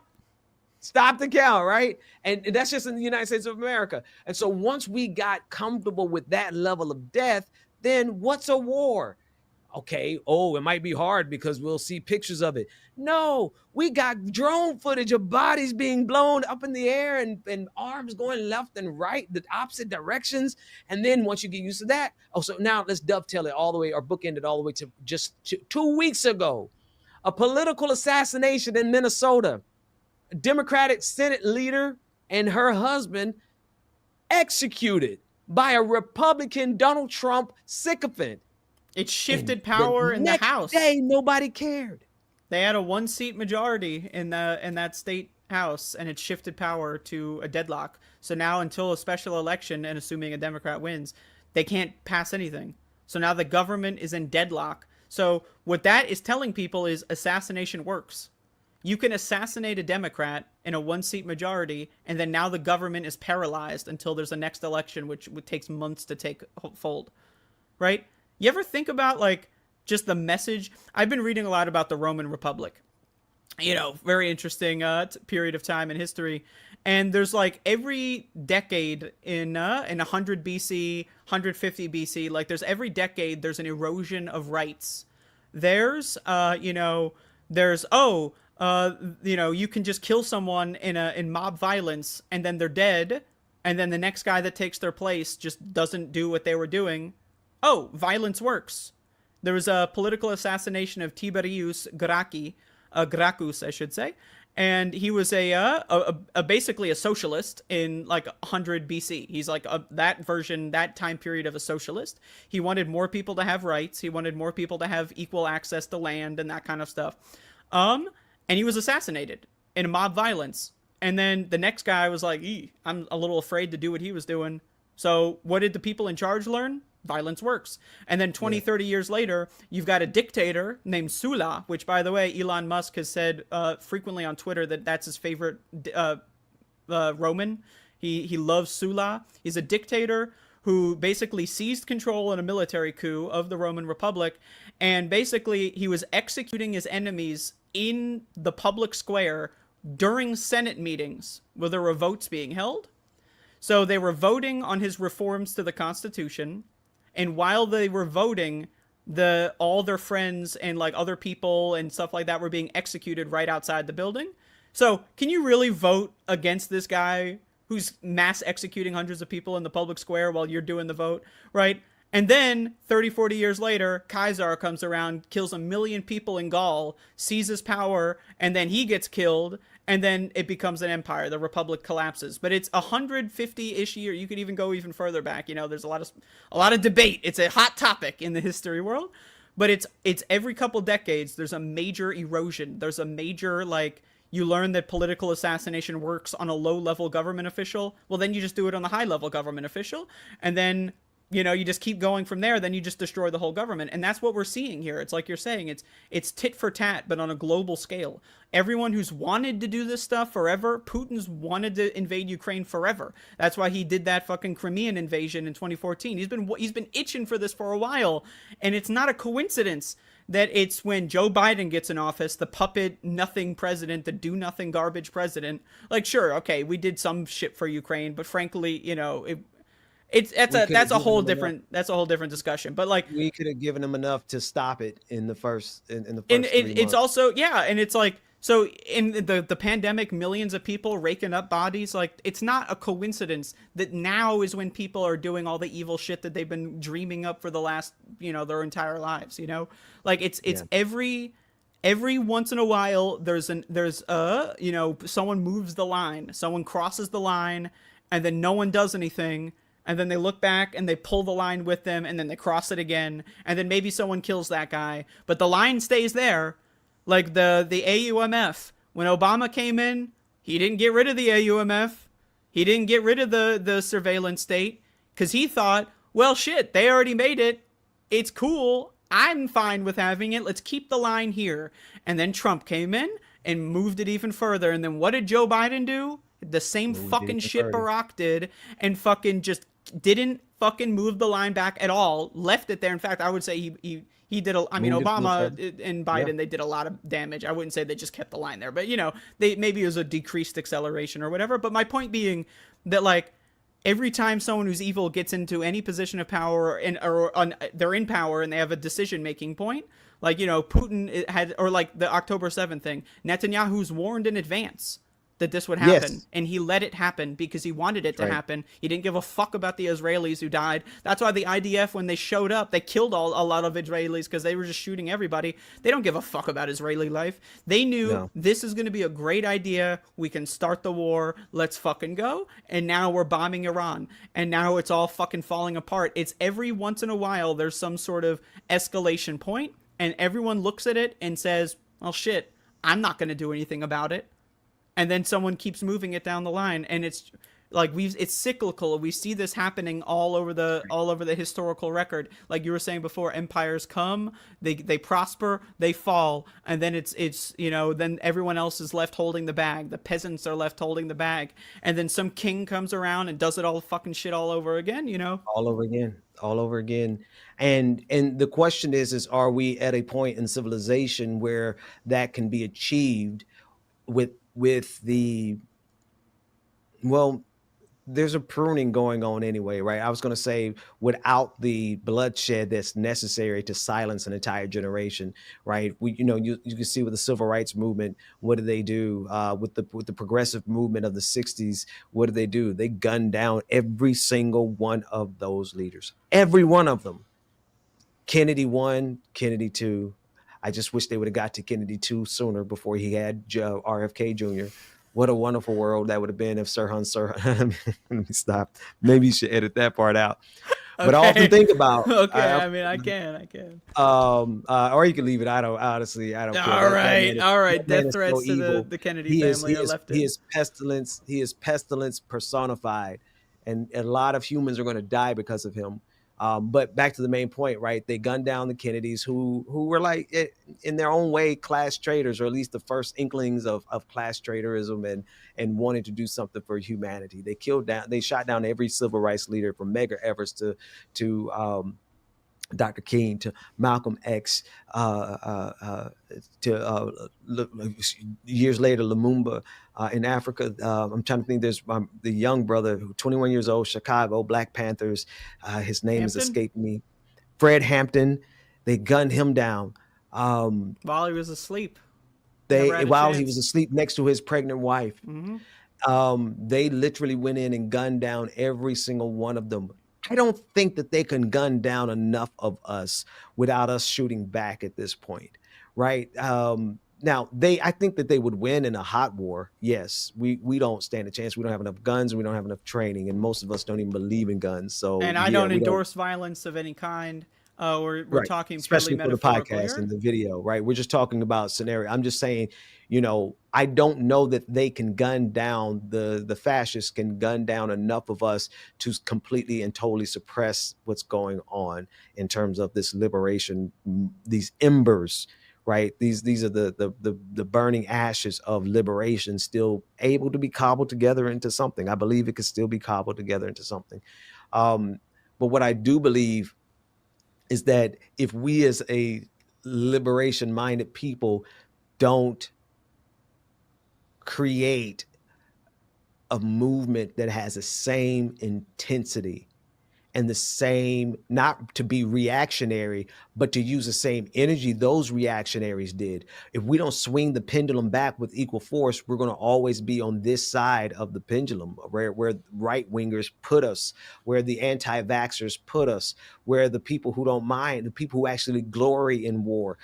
Think about ICE. This is a breed of men in our society, just like a breed of men in Russian society, just like a breed of men in every society, who love the idea of being fascist Gestapo and get to run around the country and snatch people out of their homes. And then that is in the vein of what we're talking about, is that also makes it so that crime is legal. You can wear some like Punisher neck gaiter, which is not a mask, it's not a respirator, it's not the same thing. You should use different language for that, because language matters. Yeah. They wear a face covering, they don't show their ID, they have no badge. So that's fine. We as a society have decided that we're not going to do anything about that. So now criminals, different breeds of criminals, I should say, are now doing that. There have been people that have just been abducting like their ex-wife and then murdering them. They just disappear because it's just normal. Some guy wearing sunglasses and a fucking thin blue line neck gaiter and no badge, no siren, unmarked car in a van. You can just snatch people off the street now. That's totally fine. We as a society have decided that's fine. So now everyone realizes that, you can just snatch people off the street? Well, shit. That guy I hated at my job 7 years ago. Time to get my revenge. That's what we're witnessing in America. Yeah. That is the nature of our times, Andrea. And I don't know. I have, the thing is, I'm sure I suffer from quite a few issues. Clip that one. Yeah. No, let's be real. Like you can't try to be normal in this society and not have your mental health be fractured in several meaningful ways. I have not a savior complex, but definitely like a hero complex, but it's rooted in the fact that I'm so committed to doing something for my kids, like to try to give them a chance. And I realized that we have so many existential crises on hand. And then you start doing the math behind them, you start doing the calculus behind them, you start doing the logistics behind it, and you realize we're really up against something so monumental that one person can't, you can't do anything about it. But it's like we still got to try. at least me, and thinking that way is enough to really bring you into levels of anxiety and stress. Like, you can't change the world as one person, especially not like an average, person from the working class. Like, what do you think that you could actually accomplish? But if nobody tries, especially when we already realize the higher echelon of authority, even on our quote unquote side, they're part of the machine.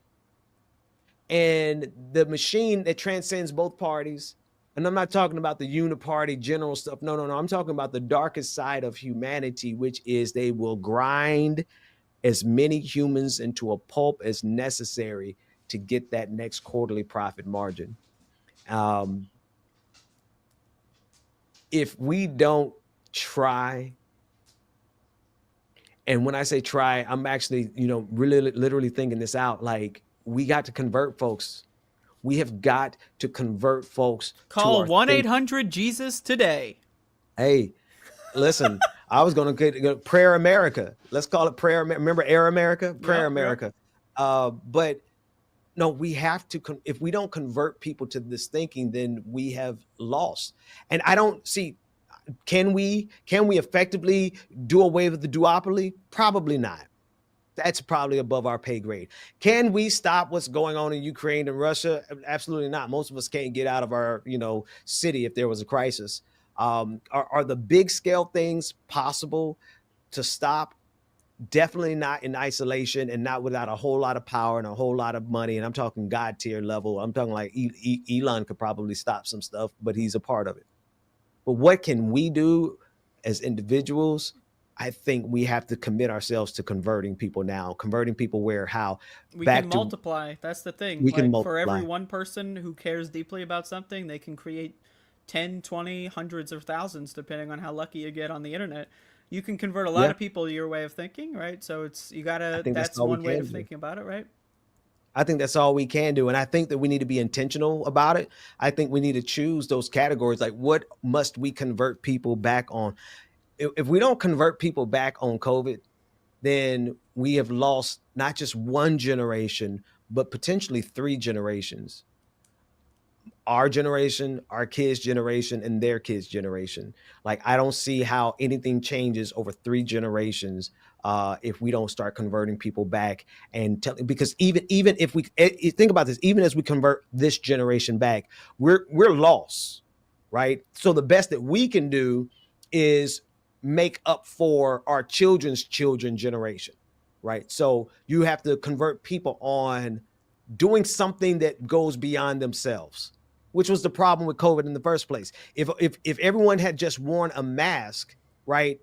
If everyone's sick and you don't even know if you're sick, so that means everybody had put on a mask, we would have protected other people. But because wearing a mask protected other people, people were like, well, why should I wear a mask to protect other people? I don't care about other people. And then that became the feedback loop where everyone lost. So if we can't stop that, and how do we stop it? Like, honestly, maybe it is for us to take this space audience and just convince 50 people, and then convince them enough of it that they will go and convince one person each. We honestly do have to go back to the old discipleship, the old, you said you joking, and 1-800 convert to Jesus, but we need to really convince people why they should carry the message of being pro-science, right? Do you believe in the germ theory? Do you believe in climate change? That's the thing about climate change, is that it's easy for a lefty to say they believe in it and care about it because you don't have to do anything. But when it comes to COVID, you literally can wear a respirator, and then that simple test, they fail. So like, if there was like a one-stop shop, if there was a way, like, let's just say an average person could meaningfully impact the climate in a positive direction, but they had to give up like soda or something, they wouldn't. Like, once it affects them personally, they're like, I'm out. This is too hard. Yes, because I don't want to give up my soda. I don't want to give up going to Hooters. I don't want to give up going to the strip club. I don't want to give up going to the bar. I don't want to give up going to the, like you said 100 times in this episode, the Taylor Swift concert. Oh yeah, she's in town. We don't want to give up anything. and we don't want to be inconvenienced. And so maybe we convert people there. Maybe we strike at the core, but maybe we don't go issue by issue by issue, but we teach people why it is a good thing for you to give up things and for you to exercise self-control and to find that thing that you desire the most and reject that thing. Like, that's where my specialty is as a pastor, right? That's all I ever talk about, which is funny because a lot of pastors don't talk about that. But like, maybe it is the rejection of our own individualism and to insist on collectivism, community or nothing, you know, and start preaching that and teaching that and singing about that and writing songs about that and creating culture around that. Like, maybe that's all we have left. And you know what? I like those odds because I think that's something we can actually do. I think we could do that. I don't think we could save the world, but I think we can convert. I think we can convert 100,000 people before we die. Maybe, I'm a little bit younger than you, so maybe 300, maybe 400. There you go. See, yeah. There it is. There it is. Are you with me? Have I converted you? 1-800-MOSES is calling. Listen, is Moses, I've enjoyed you still this. believe in him too, right? In Moses? Yeah. Is that? I'm having a little issue with Moses. Okay. All right. I'm having a little. Listen, I have a whole new way of reading the Bible. Would you call it? Say that again. Would you call it a beef of some sort? I'm having a theological as well as a humanity issue with a lot of the Bible and the reading and the theology of the Bible. And I'm very slowly but methodically working through an inversion of these narratives or how we read it, because I believe if you read it as it is written, then you are accepting the moral values of a time period where it was barbarity. And for example, I'll give you the best example. Do you know the story of Abraham and Isaac, where Abraham was told, he believed he was told by God to go sacrifice his child? And then then when he got to the top of the mountain to actually sacrifice his child, God intervened and said, you know, because you were so faithful and you trusted me, not only do you not have to sacrifice your child, but I'm going to bless you. Don't, you know, he saved the child. So the moral of the story was the child was saved. But you gotta have faith that killing your kid is somehow good. And then, see, it's so easy for people who are not indoctrinated to see it immediately, right? Because for years we would preach that and we would get excited about that, but we wouldn't wrestle with the underlying tension of, number one, you couldn't ask me to do that. I don't care if God was standing in front of me. That's going to be one thing God's going to have to send me to hell over. But you don't process it at that level. You take it as literal and metaphor at the same time. Literal for Abraham, but metaphor for me. So you get like both, best of both worlds. You could preach about it, sing about it, praise God about it, but never wrestle with the tension in the text, which actually takes you to what happened in Minnesota, where this guy was a religious zealot, a religious fanatic, and he believed that he was doing things not only on behalf of Trump, but on behalf of God, right? And so if you read the Bible through a literal lens, and here's the funniest thing about it is this idea that the Bible is infallible, inerrant, and without flaw. That idea did not come until 1978 out of Chicago. Before that, there was never a generation of religious scholar or preacher or believers, the group, that took the Bible literally. But because there was a transition in society, they had to find a way to stop people from questioning the authority of the church. And so what do? They say, they make people hold up. And what's my favorite Bible? I got a good Bible right here. Oh, you got a whole collection of Bibles? I've got every Bible you can think of. You got the Trump Bible? You got that one? No, I don't have that devil. Because you got to think, like, I'm old enough to be here before internet was really, really popular, and certainly before AI. So we had to have cross-reference Bibles. And they would say, hold up your Bible. This is God's word. It's perfect. It's infallible. It's flawless. But did you realize that King James hated women so much that he helped facilitate the execution of his own mother? So you're telling people to hold up a Bible where we already have evidence that they literally wrote out the name of a female apostle because the church at the time could not allow the idea of a female leader to enter into the body of the Catholic Church. So they completely erased her out of it. But by the way, 1978 out of Chicago, this is God's infallible word. So I'm just methodically going through the Bible book by book by book and reinterpreting these stories from the lens of the most vulnerable voice in the story, Isaac, going up that mountain. And even more so, how old was Isaac? Isaac was supposed to have been 13 around that time, a teenager, somewhere between 13 and 17. Yeah, so he's thinking like, I could just run, you know? Well, no, this is what he said. He says, I see the fire, I see the wood, but where's the sacrifice? So he's questioning, wait a minute, what are we doing here, Dad? Okay. But even more vulnerable than Isaac was his mother, Abraham's wife, Sarah. Sarah was not mentioned in the story at all. At all. Her name didn't come up at all. And so you have to pause and ask yourself the question, does God not care what Sarah, the mother, the same woman, he promised Sarah the same way he promised Abraham. So it's now God ignores. And so here's the crux of it, and I'll let you go because we actually have Bible study in a minute. Oh, here's the shit, crux we of got to it. study the Bible, the one you were just shitting on for the listen, in a world where the Bible has become a bludgeoning tool, I get you. The tactical alliance.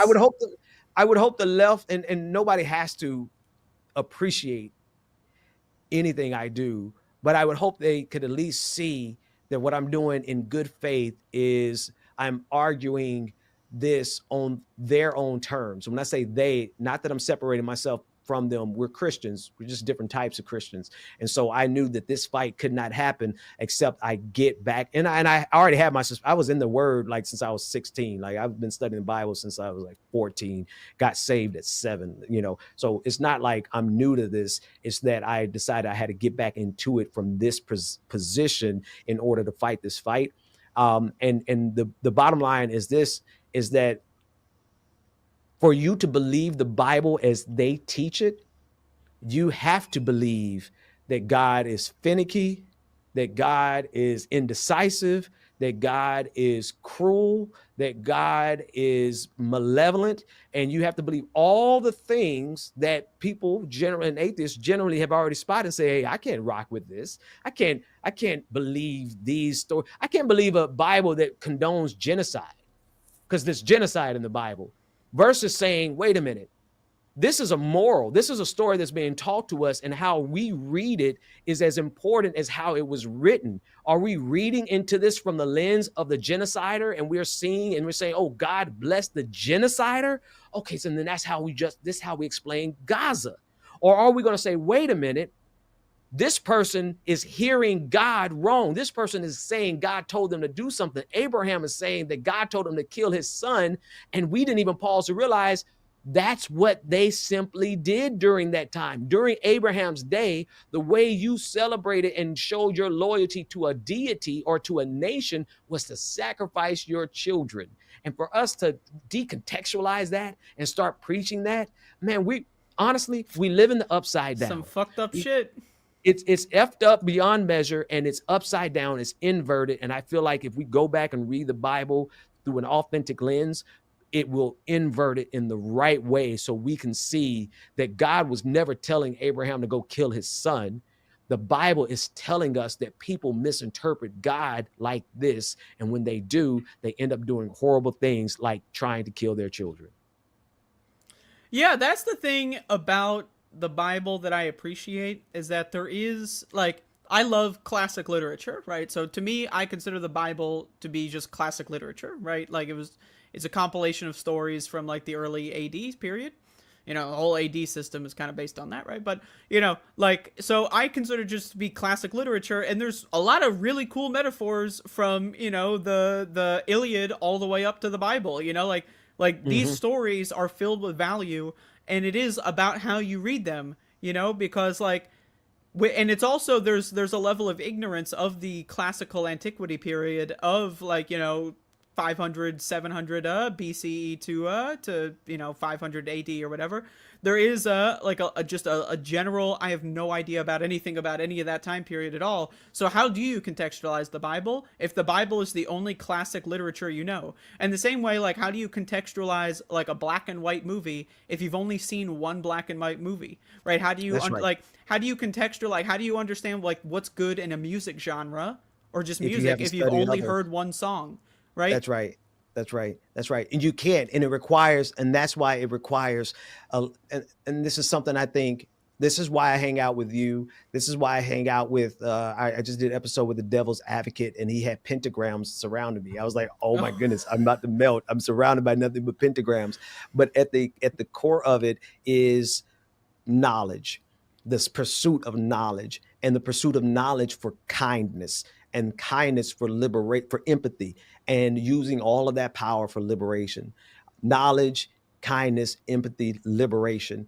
And anybody who's down with that, I don't care what you believe, I don't care what you don't believe, like those are our people. And in that context, I think we can convert thousands of people to really reposition themselves to study with a critical lens, which means you can't just study one thing. You got to study a whole broad scope of things. And then you got to cross-pollinate. What is this? What does science tell us about this? Well, what does literature tell us about that? What does this subset of literature tell us about this subset of literature? And not to waste a lot of time, because there's a lot of physical work that we got to do, but we honestly have to try to raise up at least a contingency of 100,000 people over the rest of my lifetime, and you 300 in your lifetime, of people who think that way.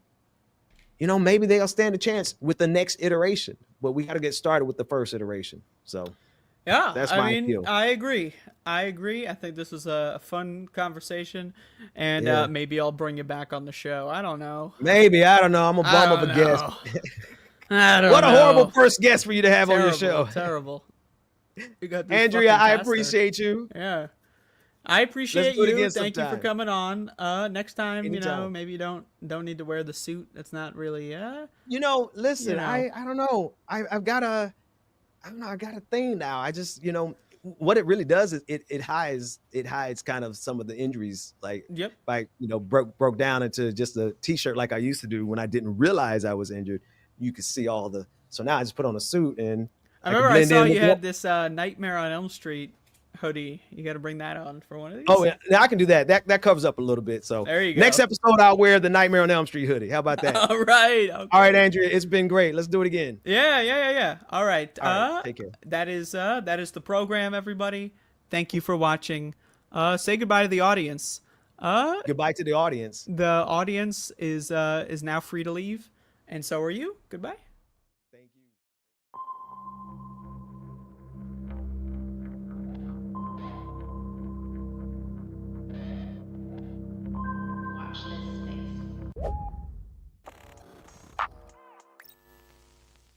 So Bernie Sanders surprisingly went back on Joe Rogan's podcast, and I don't know why I did this to myself, but I decided to watch it, and here we are with me making a video now, because there are things that happened in this podcast that I feel compelled to respond to, because that's just the way I am. So let me just say that first and foremost, Bernie Sanders did fine, but I do believe that this interview demonstrates the limitations of getting through to people like Joe Rogan. At this point, I think that he's too far gone. I still think that it's a worthwhile endeavor to try to reach some members of Joe Rogan's audience. Having said that, though, Joe Rogan did everything in his power to make sure that the conversation was not productive. Don't get me wrong, I think Bernie Sanders did a good job at explaining how money in politics has destroyed our country and hollowed out our democracy, but there were moments in it that were genuinely shocking, even to me. And I don't watch Joe Rogan all the time, but I'm aware enough to know how he's become basically Rush Limbaugh, as Kyle Kulinski put it, for all intents and purposes. Having said that, though, I was shocked to see that he's arguably at parity with Alex Jones in terms of his conspiracy theories. Like, he was denying climate change to Bernie Sanders' face, when years ago I remember doing videos about how he was shitting on Candace Owens for denying climate change, and here he is denying climate change in a similarly ridiculous way. And it's hard to see because this man very clearly has lost his fucking mind. And I know about all of the COVID denialism and conspiracy theories regarding vaccines, but just the way that this man has devolved into a shell of his former self really is something to see. So I think that, these interviews are useful for reaching members of his audience. But at this point in time, I don't know how many members of his audience who had enough brain cells to absorb Bernie's message are still there, because listening to this man genuinely made me feel like I'm fucking stupid. That's how bad it was. I genuinely believe Bernie Sanders would have had a better conversation, a more substantive conversation with the brick wall. So let me show you what I mean. First of all, let me just preface this by saying the conversation was relatively cordial. Joe Rogan tried to push back on Bernie Sanders when Bernie Sanders was being logical because he didn't want too much common sense getting through to the audience. But for the most part, they seemed to like each other. Joe Rogan asked Bernie Sanders if he was going to run for president again, hinting that he would support him. Bernie Sanders said no, basically. At the end of the podcast, Bernie Sanders stupidly said that Joe Rogan is doing a good job and he likes podcasts because you can speak at length, unlike in mainstream media. And Bernie, shut the fuck up. You don't know what you're talking about. You haven't watched Joe Rogan long enough to know that this man has turned into Alex Jones 2.0. But I mean, Bernie Sanders did sit through that interview with Joe Rogan's conspiracy theory, so he probably shouldn't have said that. The compliments triggered me, Bernie. I will be honest about that. But there are moments in there where Joe Rogan just dropped dumb bombs that Bernie didn't know how to respond to, despite them being cordial towards each other. Like, I don't remember what Bernie was talking about, but Joe Rogan just brought up how COVID was like manufactured in a lab and purposefully spread or something like that. Bernie Sanders just kind of brushed it aside, because how do you respond to that when somebody cooks up a conspiracy theory? I mean, you don't know what kernel of truth they're basing that on or where they pulled it from, probably his asshole. But like, how do you even respond to something like that? It's crazy. But let's zero in on the moments that irritated me the most. I have 3 clips for you. Let's start with the shorter one. And this kind of demonstrates that Joe Rogan has no self-awareness whatsoever. So he talks about, they're talking about how division is bad and bigotry. Like, there's just no place in modern day politics for bigotry. We should move past that. And Joe Rogan drops something that shows you this man has never had a second of introspection in his entire life. There's so many issues out there. Right. Hatred should not be evaluated. So it's also the political exploitation of division.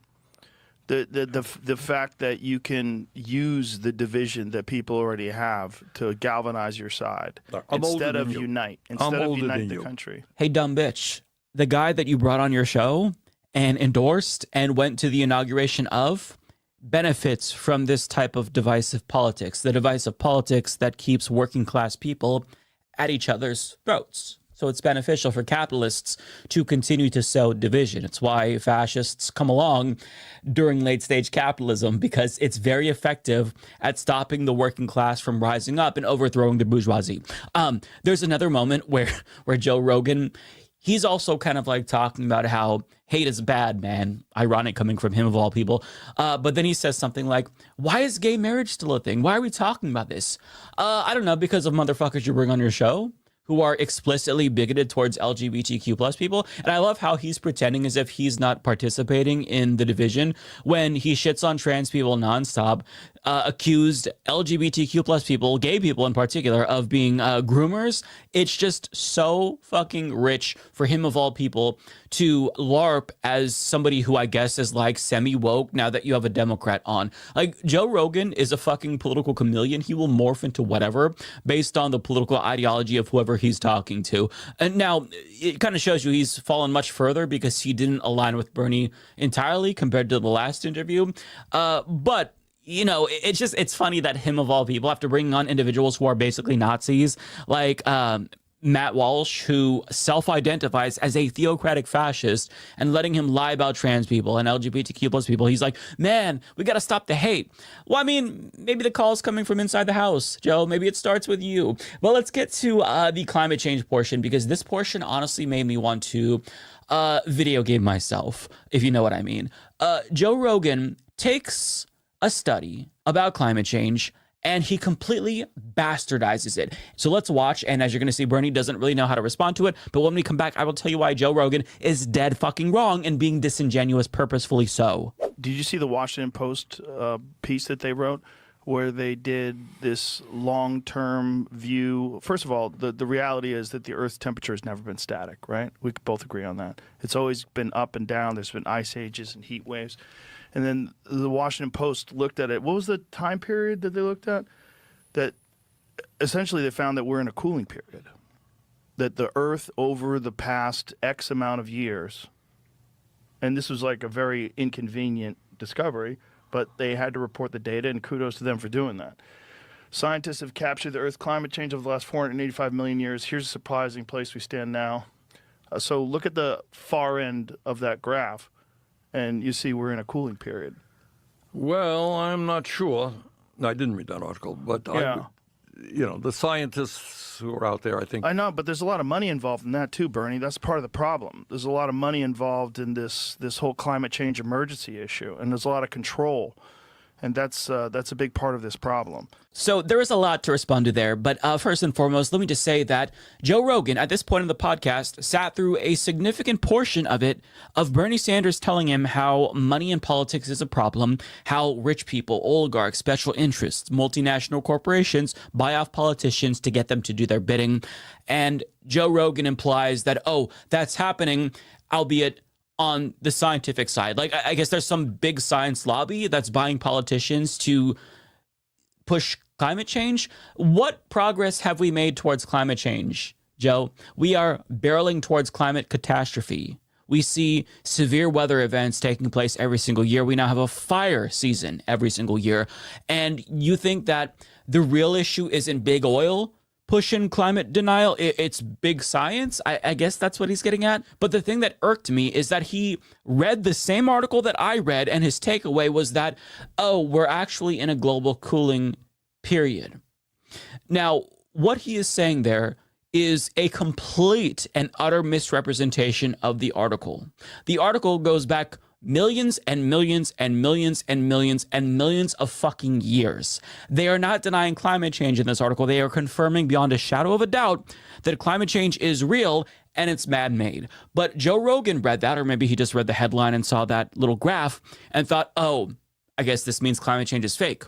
But that's not what it's saying. So I'm just going to read you 3 paragraphs from this fact check produced by USA Today where they quote the authors. And it tells you how Joe Rogan misconstrued this article so badly. Quote, the scientific paper covered by the Washington Post was published in the journal Science in September, explaining Earth's temperature trends across the last 485 million fucking years. I added the fucking for emphasis. Its authors, including lead author Emily Judd, a paleoclimate researcher at the Smithsonian Natural History Museum, combined fossilized evidence and climate models to determine global temperatures have been much warmer in the past. However, rather than demonstrating that modern global warming is a hoax, the study states that modern temperatures are warming more rapidly than at any other point in the study period. It also states that warmer temperatures are correlated with higher atmospheric CO2 levels throughout the study period, an observation that is consistent with the enormous body of research that shows modern global warming is driven by CO2.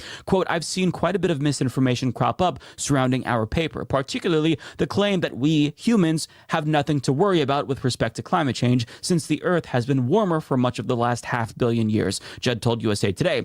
I cannot stress enough how reductive and problematic this viewpoint is. But yet, Joe Rogan takes that study, twists it to his millions of viewers, and implies that actually global warming isn't a problem, it's global cooling, so maybe we should do more to heat up the planet. Context completely stripped away from the article, taking the main conclusion, twisting it for his own political aims. It's wild how biased he is. But ironically, in this next video that we're going to play, he talks about the biased media and why it's good that Donald Trump is suing them. So Bernie Sanders talks about Trump's authoritarianism and how it worries him. And he brings up the lawsuits that Trump has launched against, the Des Moines Register, ABC News, CBS. And Joe Rogan defends these lawsuits from Donald Trump. And this whole portion is 12 minutes long. and they go in circles. Like Bernie Sanders explains that, you know, you can't sue media because they publish something you don't like, but then Joe Rogan buds in and says, yeah, but this, yeah, but that, yeah, but this, yeah, but that. And Bernie Sanders, again, repeats, it's the First Amendment. You can't sue somebody for saying something you don't like. They say something about me, I don't sue them. And then Joe Rogan agrees, but then says, yeah, but like, what about this? And it goes on and on and on and on and on. Let me just show you like a small portion of that. It is insufferable because he never consumes what Bernie Sanders is telling him. Like it's one in one ear and out the other, but let's just watch and then we'll talk about it when we come back. And I got to say, I mean, one of the things, and there was a lot of arguments about Trump, that worries me very, very much is this movement toward authoritarianism and going after media, suing media, taking away the authority that Congress has. When you say suing media, are you talking about the CBS lawsuit? Among other things. Right, but don't you think there's a real issue with what they did? No. In this sense, you don't think that there's a real issue in editing conversations to give someone an answer that's different than what they really answered? Joe, I've been on 8 zillion shows, right? In my life. Okay. Okay. Now, should I sue you if you ask me some stupid question that I don't like, right? Or that you do something? Do I have a right? Should I sue you? Yeah, but that's not what he's getting. Well, he has sued. He has sued ABC. Mm-hmm. He has sued Meta. He is suing the Des Moines Register because of a poll that came out during the campaign that he didn't like. All right. He is suing CBS for this Kamala Harris interview. So do I think how many? I cannot tell you the number of stories done about me that were not good stories. Right. That were dishonest stories. That's what a free press is about. You don't like it, you got to live with it. All right? You do something, I'm not going to sue you, Joe. Right, but it's not that simple, right? Suing media has the impact of intimidating media. All right, if somebody sues you, all right, let me finish, all right? Okay. Somebody sues you, you know, why not you? You could be sued tomorrow, right? Because you are doing this, you're too sympathetic to this. Right. And Joe, you did that, and they have a big law firm behind you, and you're going to have to spend zillions of dollars defending yourself. You know what? Next time you do an interview, you say, maybe I'm not going to go in that area. Right? No, but it's not that. It's editing things to make this deceptive editing. Joe, so in deceptive editing, I don't give people a different perception of who this candidate is than reality. All right, but you got to explain. But that's not objective journalism. I know, but that's campaigning for that person. Right, if I were to sue everybody who said things that were factually incorrect about me, I'd be suing people zillions of times. But Joe, what you're saying is, look, does media get it wrong sometimes? Absolutely. Should you have the most powerful person in America suing media? What is the impact of that? The impact is clearly intimidation. My concern is when you have media organizations that are purported to be objective, and then they say things that are defamatory and factually incorrect, and they should know that before they say it. What other course does a person have other than a lawsuit? Now, you saw a small snippet of that part of the conversation, but if you watched it back 4 times, that would be as insufferable as it was, because that's basically what happened. Like, Joe Rogan just repeats himself again and again and again. Joe Rogan, you yourself have defamed people. You've defamed trans people on your program. You've lied. You've spread misinformation. Do you really want to open Pandora's box and sue people for biased coverage? Because your coverage is certainly biased. What, is it different because you don't purport to be a journalist? I mean, imagine like if there was a Democratic president and they decided to sue Joe Rogan if he criticized them. He wouldn't like that. He'd say, hey, this is an attack on my First Amendment rights. But since it is liberal media that Trump is suing, and since he likes Trump and doesn't like liberal media, who's lied about him as well, according to him, well, he thinks it's bad. He is incapable of putting himself outside of his own subjectivity or understanding how he wouldn't like this if the shoe were on the other foot, nor is he able to understand Bernie Sanders' broader point about the First fucking Amendment, which Joe Rogan in the past has purported to support. In fact, he's claimed that like the First Amendment is like the biggest issue ever, but yet here he can't conceive of why it is bad for the President of the United States to sue media companies for publishing things that they don't like. I mean, I think Kyle Kulinski has been right on the money about this, that this is basically the modern day equivalent of Rush Limbaugh. And he used to be this individual who was just like curious and he wanted to ask questions and get different perspectives. But now it's very clear that he only wants his pre-existing perspective and preconceived notions about politics to be confirmed. And if his guest doesn't do that, then he gets a little bit sensitive. Not enough to really push back, but enough to just say, hey, this doesn't sound right to me because I was told X, Y, and Z by these billionaires who come on to a lot of my audience. It was a disaster. It was a disaster overall. And to see how stupid and annoying Joe Rogan was, only to have Bernie Sanders compliment him at the end and be like, keep up the good job. That was awful to see. So look, I'm not going to shit on Bernie Sanders for going on Joe Rogan's program. I think that there are benefits to it, but certainly, you know, it's a cost-benefit analysis that you have to make. I think that Bernie Sanders is really, really good at explaining basic issues about democracy and American corruption.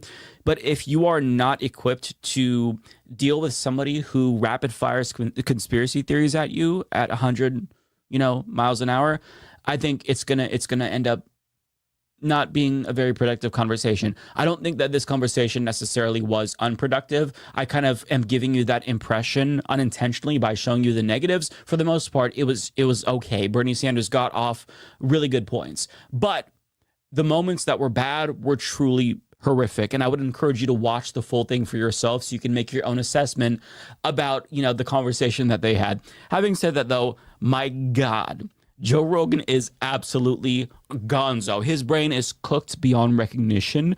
And the fact that this man has millions of people listening to every single show horrifies me to no end, because the bullshit that was spewing out of this man's mouth was just genuinely horrifying to me. So my God, I hope that the people who watch, at least not all of them, don't absorb every fucking thing that he says, because if they do, we're doomed. I get that he's the biggest podcast ever, but not 100% of the country is listening to him. But still, it's a large enough portion that it horrifies me to think that people take this man seriously when he should not be taken seriously by anyone. He's going to turn the prisons inside out, and he's going to turn Whole Foods into no foods. Trashing Trump, promising a bunch of free stuff, zero experience. Imagine a grocery store run by the city. It would be a hellhole. His views are far closer to communism than Clintonism. This guy makes AOC look like a moderate. He makes Eric Adams look like a conservative right-winger. Yes, can you hear me now? Hello? This is what the Democrat establishment's been trying to keep a lid on for decades, since Occupy Wall Street. The Democrats have gone so far left, they're socialists now. It's President Trump that's really in the middle, looking at everybody and governing that way. Typical of Gen Xers, Mamdani has replaced thinking with feeling, and he won big among the young vote. He's not hiding what he's selling, but he does it in such a way, it's so slick and polished. It's like a teaser episode of Love Island. And of course, millennials get on board with this because they're sold something that Eric Adams has called snake oil. And it's much worse than that. This is the Bernie Bro, Dave Hogg, AOC faction that's now going to run wild all over the place. And you're basically giving this, I guess he's a Muslim communist from another country, City Hall in the best city in the world. Zoran's a Muslim, and his views are staunchly anti-Israel. Not to mention his virulent anti-Zionism, and that's a very nice way of saying anti-Semitism. So unless rich New Yorkers band together, donate a lot of money, and create a groundswell for a viable alternative to Mamdani, another great American city is going to swirl down the drain. As you can see, Fox News is having a normal one after New York City Democrats nominated Zoran Mamdani to be their next mayor. And I love this idea that the only way to stop him is to have rich people band together to create a groundswell of support, as if they haven't already banded together to stop him in the first place. But it's comical to think that there'd be genuine grassroots support, I guess, for rich people among working class people. What would the pitch be exactly? Hey, peasants, I know that you're struggling to pay rent, but if we don't come together to stop this Muslim communist, I'm not going to be able to buy myself another yacht if this Muslim communist raises my taxes by 2%. Oh, did I mention that he's a Muslim communist? I mean, I don't think that's going to be a very good pitch. Like, it seems like a very tough sell. And I love that Republicans are also suddenly concerned about experience after electing Donald Trump, a reality television show star, twice to be president. But the hysterical shrieking that we're seeing from these dipshits actually does make me feel optimistic in a roundabout way, because they very clearly have nothing. They're doubling down on the same strategy that failed to stop him in the first place. Oh, well, did you know that he's anti-Zionist, which actually means he's an anti-Semite? I'm sorry, but that disingenuous line of bullshit just doesn't work anymore. Everyone knows that anti-Zionism isn't tantamount to anti-Semitism because there's probably more Christian Zionists in the country than there are Jewish Zionists. And him criticizing Israel makes him look reasonable.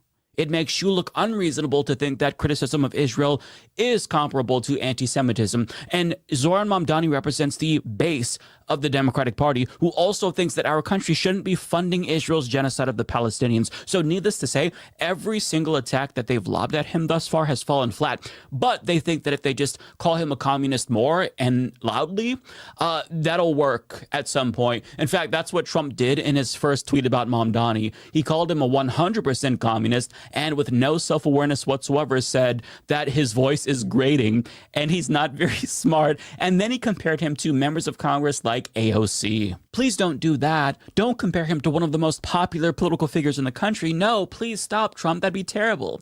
Listen, I'm not going to lie. I'm disappointed by that response because he didn't even come up with a nickname for Zoran. Like, you could have called him Kami Mamdani, and you didn't even take that opportunity to call him that. Like, it's just, he's lost the sauce, as some of the kids are saying nowadays. But, you know, here's the reason why his attack falls flat. Because if everyone is a communist, then no one's a communist. Trump has called everyone a communist, including Joe Biden. Yes, he thinks Joseph Robinette Biden is a communist. So in calling anyone to his left a communist for so long, he's desensitized people to the point where that attack has no meaning. But I guess that if he says that Zoran is a 100% communist, then that's going to do it. Okay, Grandpa, let's get you to bed. But I don't think that these idiots understand that they're making communism look cool in ascribing that label to Zoran Mamdani. And they do this every single time. They're highlighting how he wants to build affordable housing and freeze the rent and expand LGBTQ plus rights. And Fox and Friends brought on Eric Adams to fearmonger about his more popular policies. And they essentially gave Zoran Mamdani free advertising. How can someone vote for this? He's a snake oil salesman. Mm-hmm. They are so fucking out of touch. How do you not vote for this?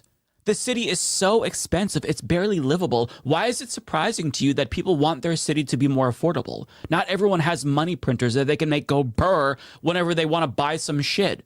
Now, on Hannity, they did the same thing, but while all of Mamdani's extremist policies were scrolling on the side of the screen, you'll hear Mamdani's Republican opponent, Curtis Sliwa, squawk at you about random bullshit that doesn't even make sense, but just listen. Well, just remember, the millennials now are the majority of the population. It's no longer the baby boomers. You have to have the ability to get millennials, which I have. As you know, Sean, I've recruited young people all over this country and all over the world to be guardian angels. And for 46 years, I've gotten them to voluntarily go out there, risk their lives, and take back the streets and the subways. I'm telling you, you go into the subway system tonight, you're taking your life into your hands. Reality check. If you don't have those policies, sir, you're not going to get the millennials. And I'm so sorry to have to do this to you all, but I have to show people what his head looks like without the beret, because my God, that is utterly horrifying. It's like seeing a turtle without its shell. I'd imagine that this is what Tim Pool's head looks like, but as bad as it looks, I'm sure that the smell is even worse, which I don't want to think about. I'm sorry. And I love how Raphael responded with the perfect picture. And I mean, it somehow really does look like a cupcake when you take off the wrapper. This is just so weird. My advice to these conservatives would be to let your head breathe once in a while, okay? But before I get too sidetracked by random bullshit, as you can see, Republicans across the country, they are still frothing at the mouth, shitting their pants over Zoran Mamdani's win. Fox News is reporting that New York Republicans are warning of an imminent disaster if he wins, as if we care about what they have to say at all. And then you also have Republicans now trying to pressure Trump to invoke the unconstitutional Communist Control Act of 1954 to illegally stop Zoran from winning, something that would get shot down in courts immediately. immediately if he tried. And you even have washed up has-beens like 50 Cent coming out of the woodwork to threaten to tattle on Mamdani, I guess, literally saying, quote, "I'm telling Trump," like a petulant fucking child. Hey, 50, when it comes to your wealth, all we really need is a little bit, not a lot, baby girl, just a little bit. I couldn't resist. I had to. Listen, I think you're going to be okay as 49 cents, but if you don't shut the fuck up, we will make it a quarter. So don't piss off millennials, Curtis, because without us, you are nothing. But as hysterical as some folks have been, my favorite response came from none other than Chris Cuomo, whose main critique is that Mamdani represents the left-wing version of MAGA, and he contends that this new movement forming on the left is every bit as hateful as the fascist right-wing movement that formed on the right. The Democratic Party is now officially in MAGA mode. We are now on both sides in a period of extremism. The same way MAGA played with the prejudices of white nationalism, you're seeing an identical dynamic on the left with prejudices like tacitly supporting extreme Islamism or targeting Jews. For the right, it's migrants. For the left, it's Jews. It's fundamentalist Christians dominating the right. It's fundamentalist Islamists making headway on the left. I know that doesn't sound like Democrats, but that party is dead. What it will be reborn as, we'll see. And this is not about Muslims, at least not for me. It's about extremism. Oh, so it's not about Muslims? Are you sure about that, Chris? Because you're implying that Zohran Mamdani is a jihadist because... why? Because he doesn't support Israel dropping bombs on the heads of children in Palestine? I'm an atheist, through and through, but I agree with Zohran that Israel indeed should not be allowed to exterminate an entire group of people. Does that make me a jihadist as well, or would I fall under the category of standard anti-Semite in Chris Cuomo's book since I'm white? I mean, his argument is essentially, if you don't let Israel do a genocide, then you hate the Jews. Again, this defamatory smear did not work in the primary, and it's not going to work in the general because most Democrats of all faiths, or lack thereof, agree with Mamdani on this issue, not Chris Cuomo. As a matter of fact, his own audience doesn't agree with him, as evidenced by the fact that if you look at the comment section on that video, every single commenter is roasting the shit out of him. Here's some examples. We get it. You are butthurt your brother lost. So now the right-wing heel turn begins. Bill Maher will surely hire you. Who is targeting Jews? He literally just said he wouldn't visit Israel, bro. Relax. Tell your brother to stop assaulting women and he might still have a career in politics. This is such a ludicrous overreaction and hyperbole. Like, this is exactly what someone watching this from their ivory tower of Cuomo pedigree would think about widening wealth inequality. Rich man yelling into the void because poor people are sick of people like him, lol. Chris is highly unreasonable. Equating MAGA with progressive Dems is all you need to know about this guy who's only here because he was born with the last name. Fuck out of here. LOL, I don't care if you're a Muslim. Okay, you brought it up. The sense of entitlement the conniving corporate freeloader class have is enormous. What personal behavior do Chris Cuomo, Andrew Cuomo, and Donald Trump share? So because your brother loses an election, you disregard everything the other candidate stands for and focus directly at his religious preference? If that ain't textbook bigotry, I don't know what is, Chris. It's shameful, bro. And I kid you not, I didn't see a single comment in agreement with Chris Cuomo. I did see some Trump supporters wade in to attack him for comparing them to the left, but not a single person bought his defamatory argument about the left going full jihadi. And I think that it stings a little for Chris to know that Mamdani didn't just win, he won a mandate. As Juniper points out, Zohran Mamdani got more votes in the first round than Eric Adams got in the final round in the last election. So Chris Cuomo's sex predator brother got blown the fuck out, and he's mad about it. And I'm sure that's why he's so salty. But a lot of the establishment Democrats that are mad right now, they're mad because they're having an existential crisis, because they're trying to figure out if they're going to be the next Andrew Cuomo. And you know it's serious when Axios uses headlines worthy of YouTube titles to describe the situation, like Democratic establishment melts down over Mamdani's win in New York, and they add, quote, the top two Democratic leaders in Congress, Senator Chuck Schumer and Representative Hakeem Jeffries, both New Yorkers, declined to endorse Mamdani even as they applauded his victory. New York Representative Laura Gillen from Nassau County called Mamdani the absolute wrong choice for New York. Representative Tom Suozzi, also from Nassau, said he had serious concerns. Representatives Pat Ryan, Josh Riley, and Richie Torres, who went as far as to say that he wouldn't run for governor if Mamdani won, all dodged reporters. Representative Dan Golden, asked if he had any thoughts on the result, told Axios, not right now. Oh, they're so mad. Major Democratic donors who poured tens of millions into a super PAC for Cuomo were having private discussions Wednesday about whether to back an independent run by Cuomo in November's general election or rally behind unpopular incumbent Mayor Eric Adams, who's also running as an independent. But as David Hogg puts it, all of these Democrats need to vote blue no matter who. Exactly. I love how they're not even entertaining the option of just sucking it up and voting for Mamdani. They're just straight up not going to support him. But I want to echo what David Hogg said here. Now is the time for Democratic unity. It's time for all of us to come together in support of the Democratic nominee for the good of the country. I get that their preferred candidate didn't win, and that's sad, but speaking from experience, that's the way shit goes sometimes. So bend the knee, Chuck Schumer and Hakeem Jeffries, and vote blue no matter who, because now is the time to fall in line and support the Democratic Party's nominee.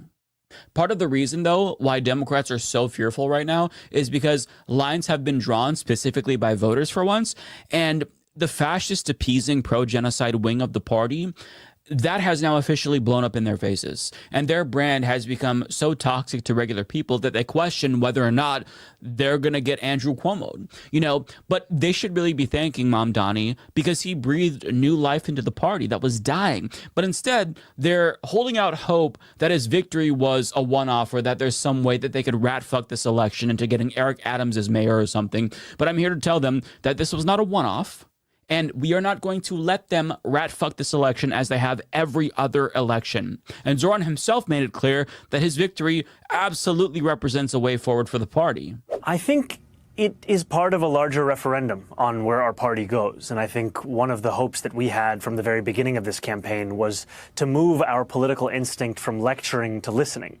You know, at the national level after the presidential election, we saw that New York was actually the state with the largest swing in the country towards Donald Trump, 11.5 points, and that swing took place far from the caricature of Trump voters, instead taking place in the hearts of immigrant New York City. And I went to those neighborhoods. I went to Fordham Road in the Bronx and Hillside Avenue in Queens, and I asked those New Yorkers, the vast majority of whom were Democrats, why they voted for Trump and what it would take to bring them back to the Democratic Party. And again, what I heard from them was cost of living, was an inability to afford the very things they recalled being able to purchase 4 years ago. And when they told me what it would take, they said again and again a relentless focus on an economic agenda. And ultimately, in listening to them, we built a campaign that was explicitly about making this city affordable. And I think too often in politics, there's a desire to impose what you think the debate is upon the people that you're seeking to represent, as opposed to listening to the very issues that are making it difficult for them to keep calling the city that they love the city that they live in. And he's exactly right. For far too long, the response from Democratic Party elites has always been, it's my way or the highway. If you don't like it, fuck off, fall in line.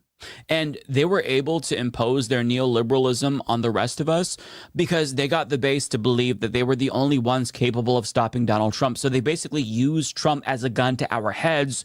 And then after they weren't able to stop Donald Trump, now they're refusing to fight Donald Trump. And the base sees what's happening. They realize seemingly that they've been taken for a ride by these liars and they're opting for something different. It's an all-out revolution within the party, and it's because people are done with the lesser of two evils because this incrementalist bullshit has not stopped Donald Trump. We are demanding politicians that actually represent us, so elected Democrats, they can either get on board or get the fuck out of the way. But if they don't get on the bus, they're getting ran over by it.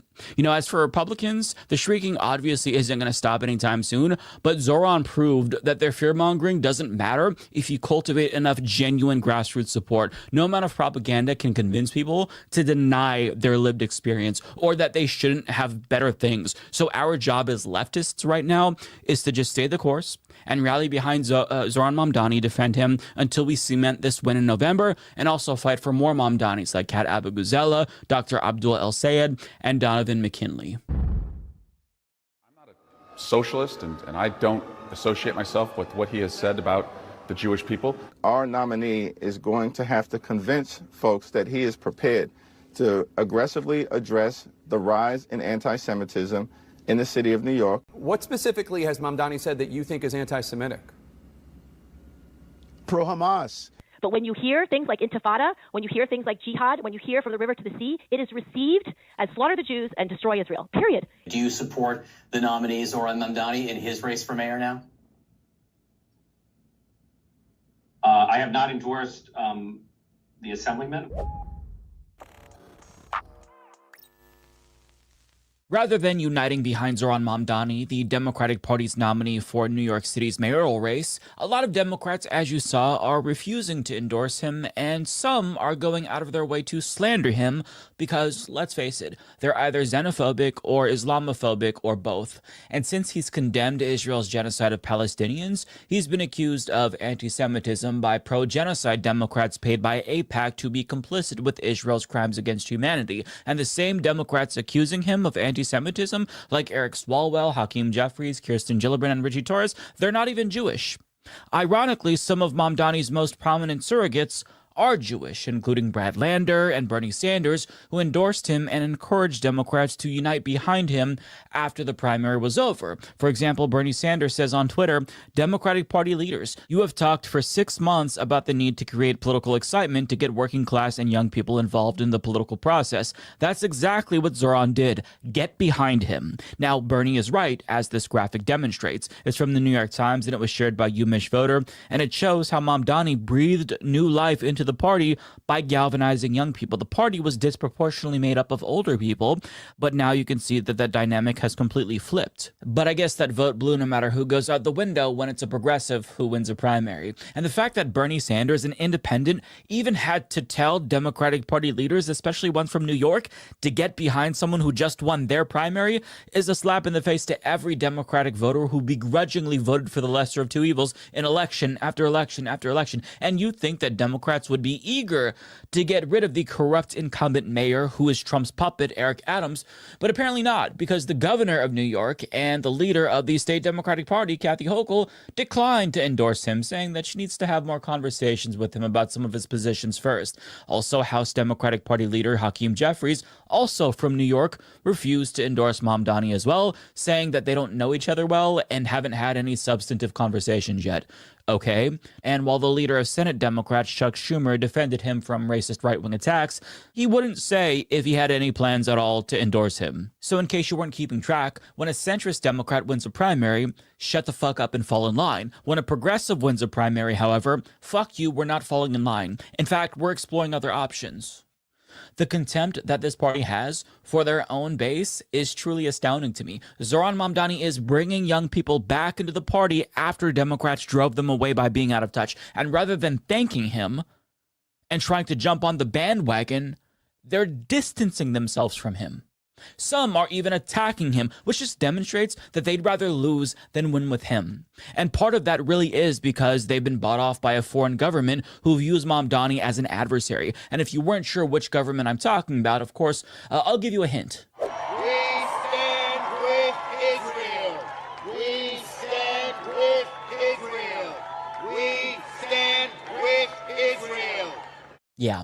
And I've got to say, as bad as money in politics is, foreign lobbying in particular has gotten out of control. We've now had 2 countries in the last 10 years effectively buy complicity from our politicians for their genocides. First, it was Saudi Arabia's genocide of Yemen, and now it's Israel's genocide of the Palestinians in Gaza.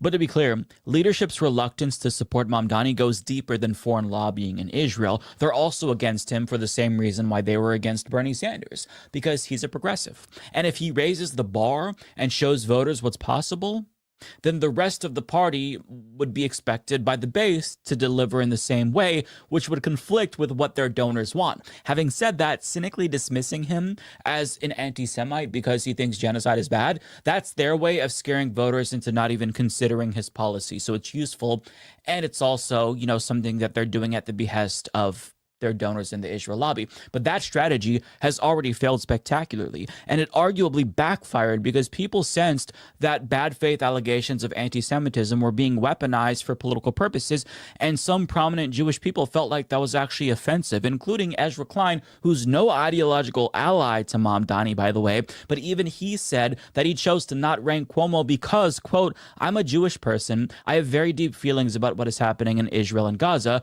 I found it so cynical and so repulsive. It was just such a vicious way to weaponize Mamdani's ethnicity. And Brad Lander, a Jewish Democrat who endorsed Mamdani, echoed that same sentiment, saying that it was offensive to treat Jewish people as political pawns. As the highest ranking Jew in New York, I'm sure you've been hearing quite a bit from your fellow Jews about concerns that they have about Mamdani, such as he seems to not believe that Israel has a right to exist as a Jewish state.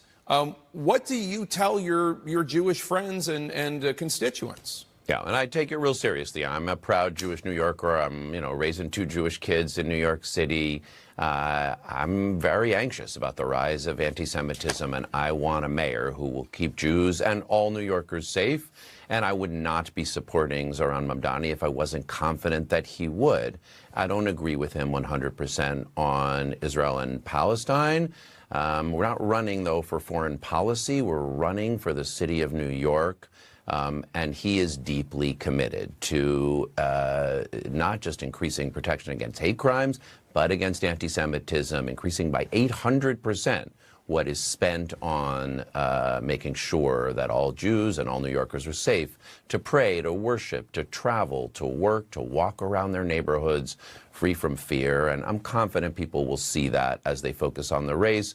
Meanwhile, you have these other folks who are trying to weaponize anti-Semitism like Donald Trump did in his tweet attacking Zohran, in which, again, he called Chuck Schumer a Palestinian. These are offensive.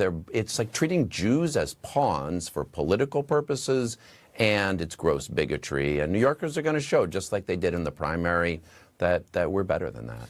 It's crazy to me that it's supposedly controversial that Mamdani doesn't think countries should be ethno-states, and that equal rights for all in Israel is apparently scary, I guess. Like, imagine telling an anti-racist that they don't want America to exist because they want to abolish Jim Crow, and that their call for equality is tantamount to calls for violence against whites, or a call to abolish the United States altogether because they want to get rid of Jim Crow. Like, it is so absurd. Abolishing systems of oppression is good, actually, and I feel like that shouldn't be controversial, especially if you're a Democrat.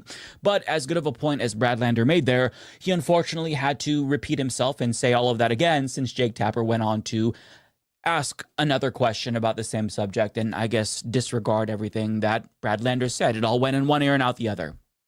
And this goes without saying, but Bernie Sanders, Ezra Klein, and Brad Lander, they're only 3 Jewish men, and of course they're not representative of the totality of Jewish people, but as prominent Jewish people, I think that their voices are important, especially when their voices are being erased by so many bad faith actors who aren't Jewish, who are monopolizing discourse here, not because they care about anti-Semitism, but because they're trying to use anti-Semitism to shut down criticism of a country that they're paid to support. And even though certain politicians are desperately trying to slander Mamdani as some savage Jew-hating Muslim, the truth is that he is not anti-Semitic. He never actually said that he wanted to globalize the Intifada, and he never expressed support for Hamas. The people saying he said these things are lying. And to show you what I mean, I want to show you one more clip from that Eric Adams interview where he failed to give one single example of Mamdani's supposed anti-Semitism. What specifically has Mamdani said that you think is anti-Semitic? Pro-Hamas. Hamas is a dangerous terrorist organization that should be destroyed. When you embrace the philosophies of Hamas, not only what they do to their own people, but what they did in Gaza to lift them up and praise them, I think that's a clear indicator that something is wrong with that. But he has to when did he praise Hamas? I don't recall him ever praising Hamas. There's several videos, even during his days of being a rap artist, of praising Hamas and other terrorist groups. And so a little research, you'll be able to find it. In other words, trust me, bro. Don't you think that if a video did exist of Zohran Mamdani explicitly saying he supports Hamas, Eric Adams would have already tweeted it out like 150,000 times? I mean, it doesn't matter because, like all Trumpian politicians, he's willing to lie to win. But what he did is somehow not as bad as what Kirsten Gillibrand did, who implied that Zoran Mamdani wants to go on a jihad against Jewish people, something that she said, by the way, after she was already told that he never actually said globalize the Intifada himself. He just wouldn't condemn activists saying it. Now, in an interview on Meet the Press, he explained why he's not condemning phrases that activists say. You were recently asked about the term globalize the Intifada, if it makes you uncomfortable. In that moment, you did not condemn the phrase. Now, just so folks understand, it's a phrase that many people hear as a call to violence against Jews. There's been a lot of attention on this issue. So I want to give you an opportunity to respond here and now. Do you condemn that phrase, globalize the Intifada? That's not language that I use. The language that I use and the language that I will continue to use to lead this city is that which speaks clearly to my intent, which is an intent grounded in a belief in universal human rights. And ultimately, that's what is the foundation of so much of my politics, the belief that freedom and justice and safety are things that, to have meaning, have to be applied to all people, and that includes Israelis and Palestinians alike. But do you actually condemn it? I think that's the question and the outstanding issue that a number of people, both of the Jewish faith and beyond, have. Do you condemn that phase, globalize the Intifada, which a lot of people hear as a call to violence against Jews? I've heard from many Jewish New Yorkers who have shared their concerns with me, especially in light of the horrific attacks that we saw in Washington, D.C. and in Boulder, Colorado, about this moment of anti-Semitism in our country and in our city. And I've heard those fears and I've had those conversations, and ultimately they are part and parcel of why in my campaign I've put forward a commitment to increase funding for anti-hate crime programming by 800%. I don't believe that the role of the mayor is to police speech in the manner especially of that of Donald Trump, who has put one New Yorker in jail who's just returned to his family, Mahmoud Khalil, for that very supposed crime of speech. Ultimately, what I think I need to show is the ability to not only talk about something, but to tackle it and to make clear that there's no room for anti-Semitism in this city. We have to root out that bigotry, and ultimately we do that through the actions, and that is the mayor I will be, one that protects Jewish New Yorkers and lives up to that commitment through the work that I do. But quickly, for the people who care about the language and who feel really concerned by that phrase, why not just condemn it? My concern is to start to walk down the line of language and making clear what language I believe is permissible or impermissible takes me into a place similar to that of the president, who is looking to do those very kinds of things, putting people in jail for writing an op-ed, putting them in jail for protesting. Ultimately, it's not language that I use. It's language I understand there are concerns about. And what I will do is showcase my vision for the city through my words and my actions. Everything you said there is perfectly reasonable. But according to Kirsten Gillibrand, you know, what he said there is tantamount to him saying he wants to go on a jihad against Jewish people.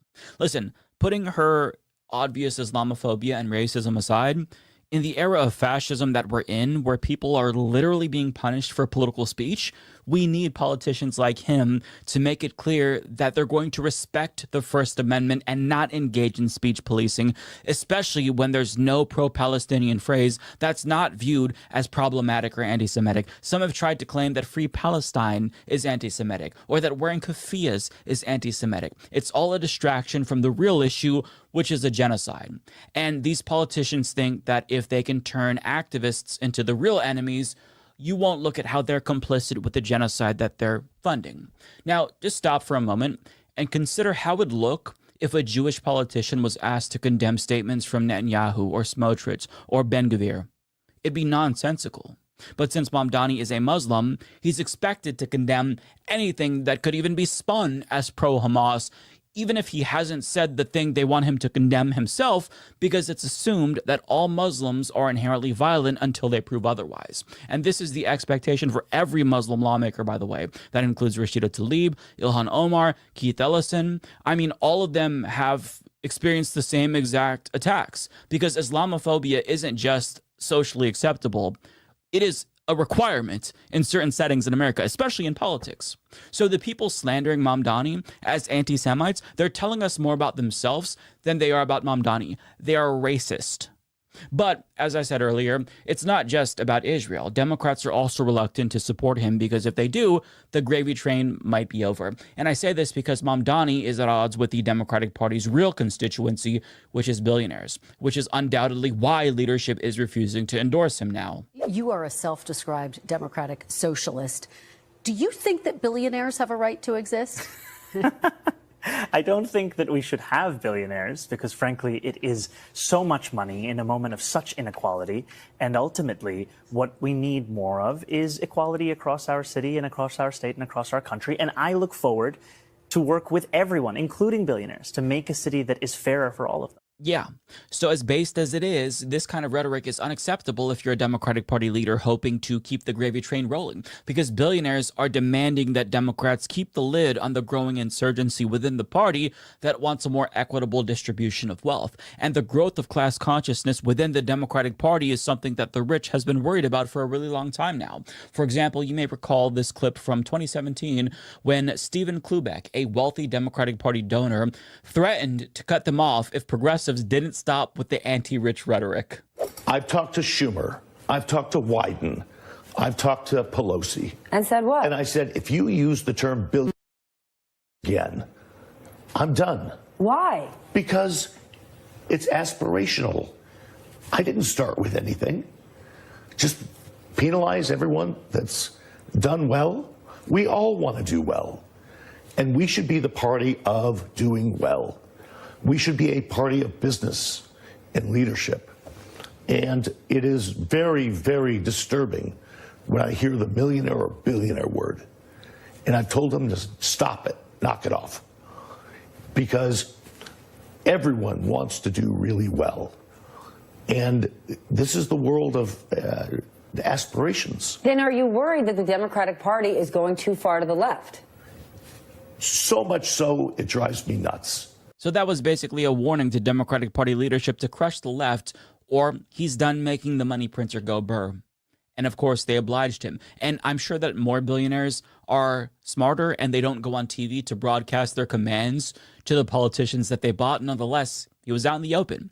And what he wants is what he's getting. What people in his income bracket want, they're getting it, right? As we've seen from the party. And as you all know, the Democratic Party very much wants rich people to keep donating to them, hence why Hakeem Jeffries prioritized mending the fence with Silicon Valley oligarchs before anyone else after the election. And it's also why DNC Chair Ken Martin explicitly said that the party will continue to graciously accept money from, quote, good billionaires, as if there are any. Zohran Mamdani is a threat to the party apparatus because they can't raise money like he does since they don't believe in anything. So voters don't want to give them their hard-earned cash. So without their billionaire donors, they're toast. Hence why they can't get on board with Mamdani's brand of politics, because he represents an existential threat to their donors, which is an existential threat to their careers by extension. But it's not just that Mamdani's against billionaires, he's also against the sick and perverted system that allowed them to exist in the first place. Do you like capitalism? No, I have many critiques of capitalism. I've got to say, we've come a long way since the days of Nancy Pelosi telling us we're just a capitalist party and that's the way it is. But regardless if you're a democratic socialist or a liberal centrist who loves capitalism, I think that if you vote with the Democratic Party, you should agree that stopping the puppet of Donald Trump, Eric Adams, is more important. He is compromised and he cannot represent the city.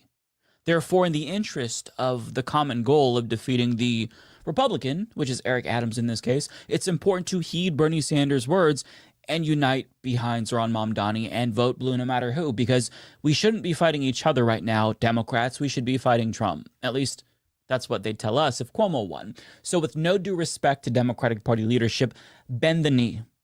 But listen, I am a forgiving person. I will put that out there. And, you know, they don't have to endorse Mamdani with a smile on their face. They don't even have to stump for him. In fact, I'd prefer that they didn't do that. But they better fucking fall in line and endorse him. Because if they can't suck it up and vote for the lesser of two evils, then they shouldn't expect us to ever do the same ever again.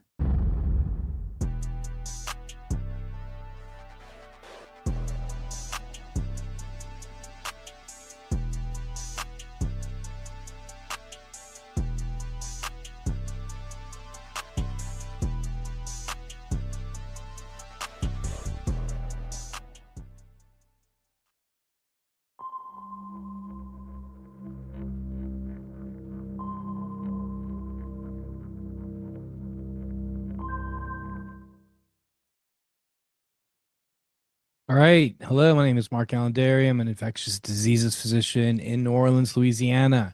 And today we're facing a public health emergency that isn't caused by a virus or a natural disaster, but by the decisions made in Congress that could devastate healthcare in America, especially in rural communities. So let's talk about what's happening today. Congress is considering deep cuts to Medicaid, the program that provides health coverage for millions of Americans, including nearly half of all children, 1 in 5 adults in small towns and rural areas. And if these cuts become law, it's not just a line item in a budget, it's a shockwave that will ripple through every corner of our country. To put this in perspective, imagine every single person in a state like Nebraska suddenly losing their health insurance. That's the scale of loss we're talking about. 1.8 million people in rural communities alone could lose Medicaid coverage by 2034. That's enough to fill every major concert hall, theater, and community center in the Midwest all at once. But the crisis doesn't stop there with individual losing coverage.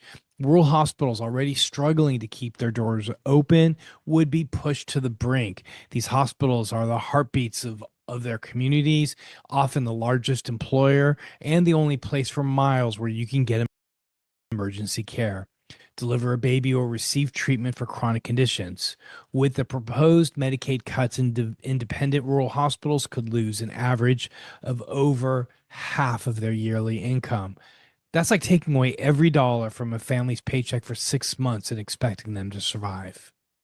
The numbers are staggering. More than 700 independent rural hospitals are at risk, and 55 more could tip into financial crisis in just the next year, leaving hundreds of communities without a hospital at all.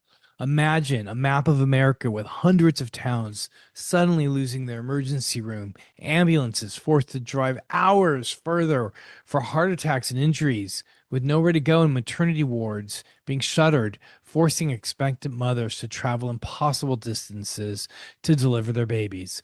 This isn't just a side effect, it's a deliberate attempt to destabilize our healthcare system. These cuts would inject chaos and uncertainty into a system already hanging on by a thread. Hospitals will close, critical services will disappear, and healthcare workers will be forced to leave their communities or their professions altogether. The suffering will go far beyond health. When hospitals close, jobs vanish, local economies collapse, and families are forced to move away just to survive. The ripple effects will destabilize entire regions, increasing unemployment, driving down incomes, and tearing down the social fabric that holds rural America together. So let's be clear, these cuts aren't about making healthcare better or more efficient. While millions of Americans lose coverage and hospitals close, the same legislation hands out massive tax breaks to the wealthiest Americans and the biggest corporations. It's a transfer of resources from the most vulnerable to those that need it the least. A theft of health and hope from rural families to benefit the already privileged. This is a moment of reckoning for our country. If we allow these Medicaid cuts to go forward, we're not just risking the health of millions, we're risking the future of hundreds of communities and the stability of our entire healthcare system. We must stand up and speak out and demand that healthcare remains a right for all, not just the privilege for the few. My name is Mark Allandari, and I'm an infectious diseases physician in New Orleans, serving the Medicaid population here. You can find more information at noisefiltershow.com and WHIVFM.org, which is a community radio station dedicated to human rights and social justice. Like and comment, don't delay. Help this video find its way. Peace out and end all wars.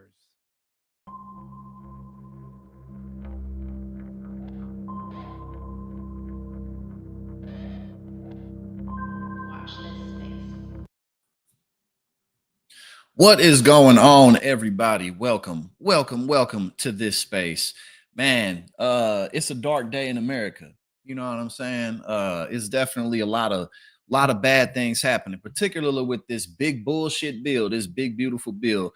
A little bit of everybody talking about it. So, I'm definitely going to give my thoughts and some insights into that.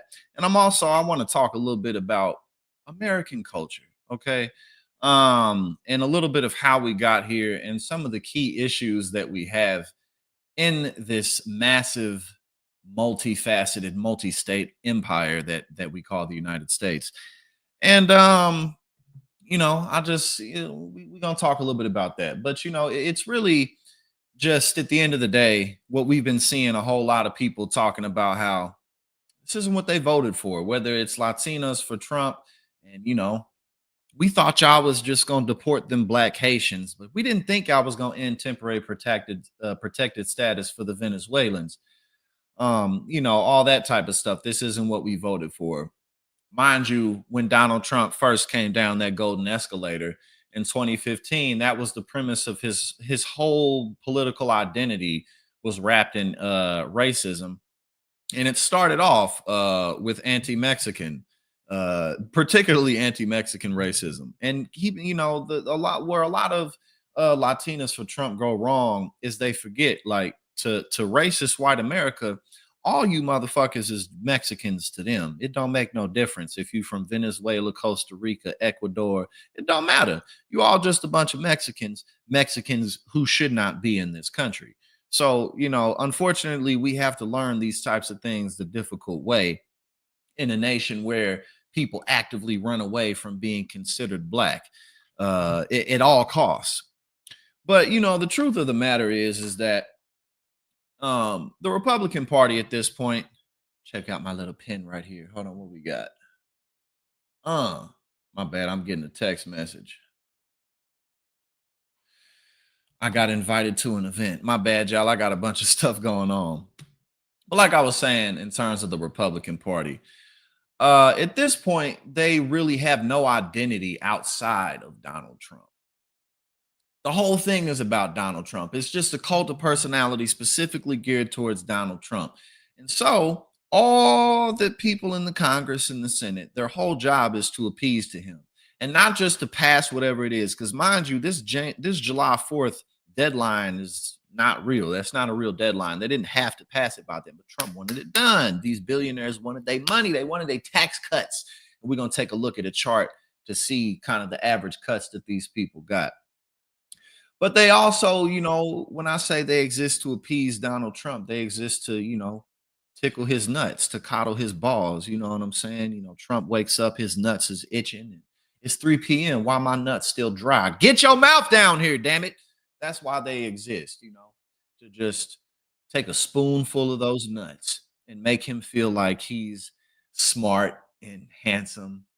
Like he's a big boy who's capable of big things. You know what I'm saying? That's the whole reason they exist. Now, this is a problem for the country at large, but I do think that there's a lot of opportunity in this for the left, because what are they going to do when Trump goes down? I mean, I as far as I can tell, he's not going to be president again. I mean, sure, they may try that, but Donald Trump might not make it another 3.5 years. I mean, the man's diet is horrible. He looks horrible. And his unpopularity is rising and rising and rising. So maybe he'll make it, maybe he won't. But either way, I don't see him being the president a third time. Not in all actuality. I don't think that would happen. Not that they won't try again. But what are they going to do without this dude? What are they going to do without it? You know what I'm saying? So hold on. We've having problems with the mic. Let me know if y'all got problems with the mic. I don't know. But yeah, there's a lot of opportunity for the left, because at the end of the day, like I said, without Trump, they're nothing. They have no real focus. They have nothing to sell. They have no record to run on other than what Donald Trump has done. So we just saw what Zohran Mamdani is capable of, a 33-year-old Muslim socialist who's capable of winning an NYC. And even if you're not fully on board with all of his policies, the fact that he won should fill you with hope. The fact that he did it should make you realize that, okay, it's our time to shine now. So let's go ahead and take a little bit of a look into these tax breaks, and where the biggest ones are going to go. Let me bring this up. All right. So this is from CNBC, and hold on one sec. Here we go. This is from CNBC. And they got a chart right here that basically just shows what the 1% stand to gain from the tax cuts in each state. So this is the average amount per household per state. you know, and mind you, this is 1%, not the 99. We got Alaska, $83,000, $983,960. Washington, you know, so we're looking this color scale. The darker it is, it's 100,000 or more. So we're looking at all these states, the top 1%, Oregon, California. Oh, California is lower. Oh yeah, you already know Trump is gonna shiv California. Make sure they don't get no damn big tax cuts. Montana, 99,000, Wyoming, 133,000. Utah, you know, so look at all these states where they're just getting this much extra money a year. And obviously, this is just the average. So this doesn't count the people who got all the goddamn money in this country. You know, they get millions of extra dollars a year, but this is just regular rich households. Texas, 114,000. You know, I mean, these people are getting tax breaks that are larger than what most people make every single year. And that's just the tax aspect of it. You know, this bill cuts Medicaid by almost $1 trillion. Now, Donald Trump, one of his biggest campaign promises was that he wasn't going to touch Medicaid. And he's still out here saying and acting like he don't know that he cut Medicaid. Like, this bill doesn't touch Medicaid. I don't know what you're talking about. Go ahead and sign it. And they did. And Lisa Murkowski, let's talk about her shameless ass. You know, she was one of the people who originally was pretending like she had this huge problem with the bill and that she wasn't going to sign it because Alaskans, you know, I got to look out for my constituency, but fuck everybody else though. And then I don't have the video pulled up. I don't got no videos today. It's just going to be me talking and pulling up articles for the most part. But, you know, and then I can't remember what the reporter's name was. It was on CNN, but he basically said Rand Paul said that basically something about you left the rest of the country out to dry, something like that. And she just kind of stared at him like with this face, like, and then she got into like, I work hard. I'm very offended. Like, Lisa, shut up. Shut the fuck up. Like, this is who cares if you're offended? You just signed a bill, you just voted for a bill that strips healthcare away potentially from 17 million people. We got CBO estimates showing 11 million, but the estimates go up to 17 million people losing access to healthcare. I mean, whoever the brother was who was talking before I was on here, he was giving an excellent breakdown of how this is going to impact rural America. Guess where the majority of Trump supporters are? Rural America. And but you know, the saddest part about this is it's like, this is nothing new. This is the Republican Party has been actively trying to destroy Medicaid and Medicare, Social Security, and all of that since it was around, since its founding, since FDR put it into existence. The business class, the corporate class of America has been trying to take it away. It's nothing new. You know what I'm saying? And the reason that they continuously vote for it is racism. That's the biggest reason that these people continuously vote for Republicans, because you know, I might be broke.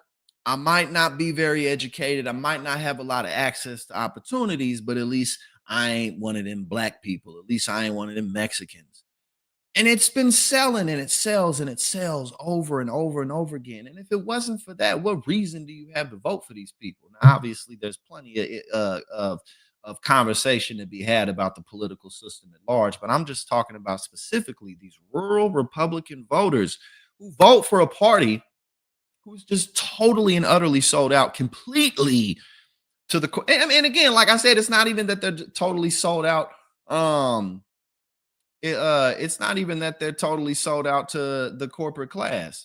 They're totally sold out to appeasing Donald Trump.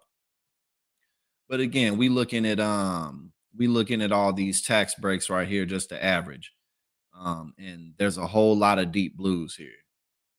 Now we're gonna go ahead. Matter of fact, before we go into, because I want to take some time to read into how this is impacting things like food pantries and SNAP programs and everyday people's lives. So we're gonna take a look at some of that.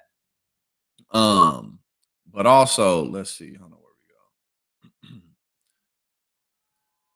Did y'all see this? I know you saw CBS giving Trump $16 million. Matter of fact, I don't even really need to open that up. But just in terms of, again, like, they have 60 Minutes is trash, bro. Like, y'all really gave this dude $16 million for a court case that you knew you was, bro. There was no way they were gonna lose that case. It doesn't matter. What they did what they always do. They edit the interview, they put it out for time purposes. Who cares? The biggest, what did Trump say? This is the biggest scandal in broadcast history. They should lose their license. Why did they give him $16 million? So that they can be up in the White House during the press briefings and so they can have access. I mean, bro, like, it's pathetic. But luckily we have independent media today. But it's really pathetic, man. But let's go ahead and pull this up because I want to let's see. I want to again go over just some of these people's day-to-day people's lives, how this is impacting everyday people. All right, here we go. We got the Chicago Sun-Times up. Trump's Medicaid SNAP cuts leave Chicago food pantries and community hospitals bracing for hardships. So again, this is a look at everyday struggling people, regular people. Natasha McClendon worked about 3 days each week during the school year as a substitute teacher assistant for Chicago public schools, but she wasn't able to land a job for the summer. The 48-year-old Englewood mom worries her struggles to find work could cost her family the public health insurance and food assistance they need. And this goes into some of the work requirements that were put in, I think 80 hours a month, which again could sound nice and it could seem reasonable. But the problem is, just like we're reading here, people come up on hard times. You know, especially if you live in a community, and this is talking about Englewood and Chicago. If you live in a community that doesn't have a lot of infrastructure, that doesn't have a lot of job opportunities, that doesn't have access to to things that we often take for granted if we live in maybe lower middle class to upper middle class neighborhoods. Like these people can't necessarily just travel to another county or another part of the city to get a job. So it's just not that simple.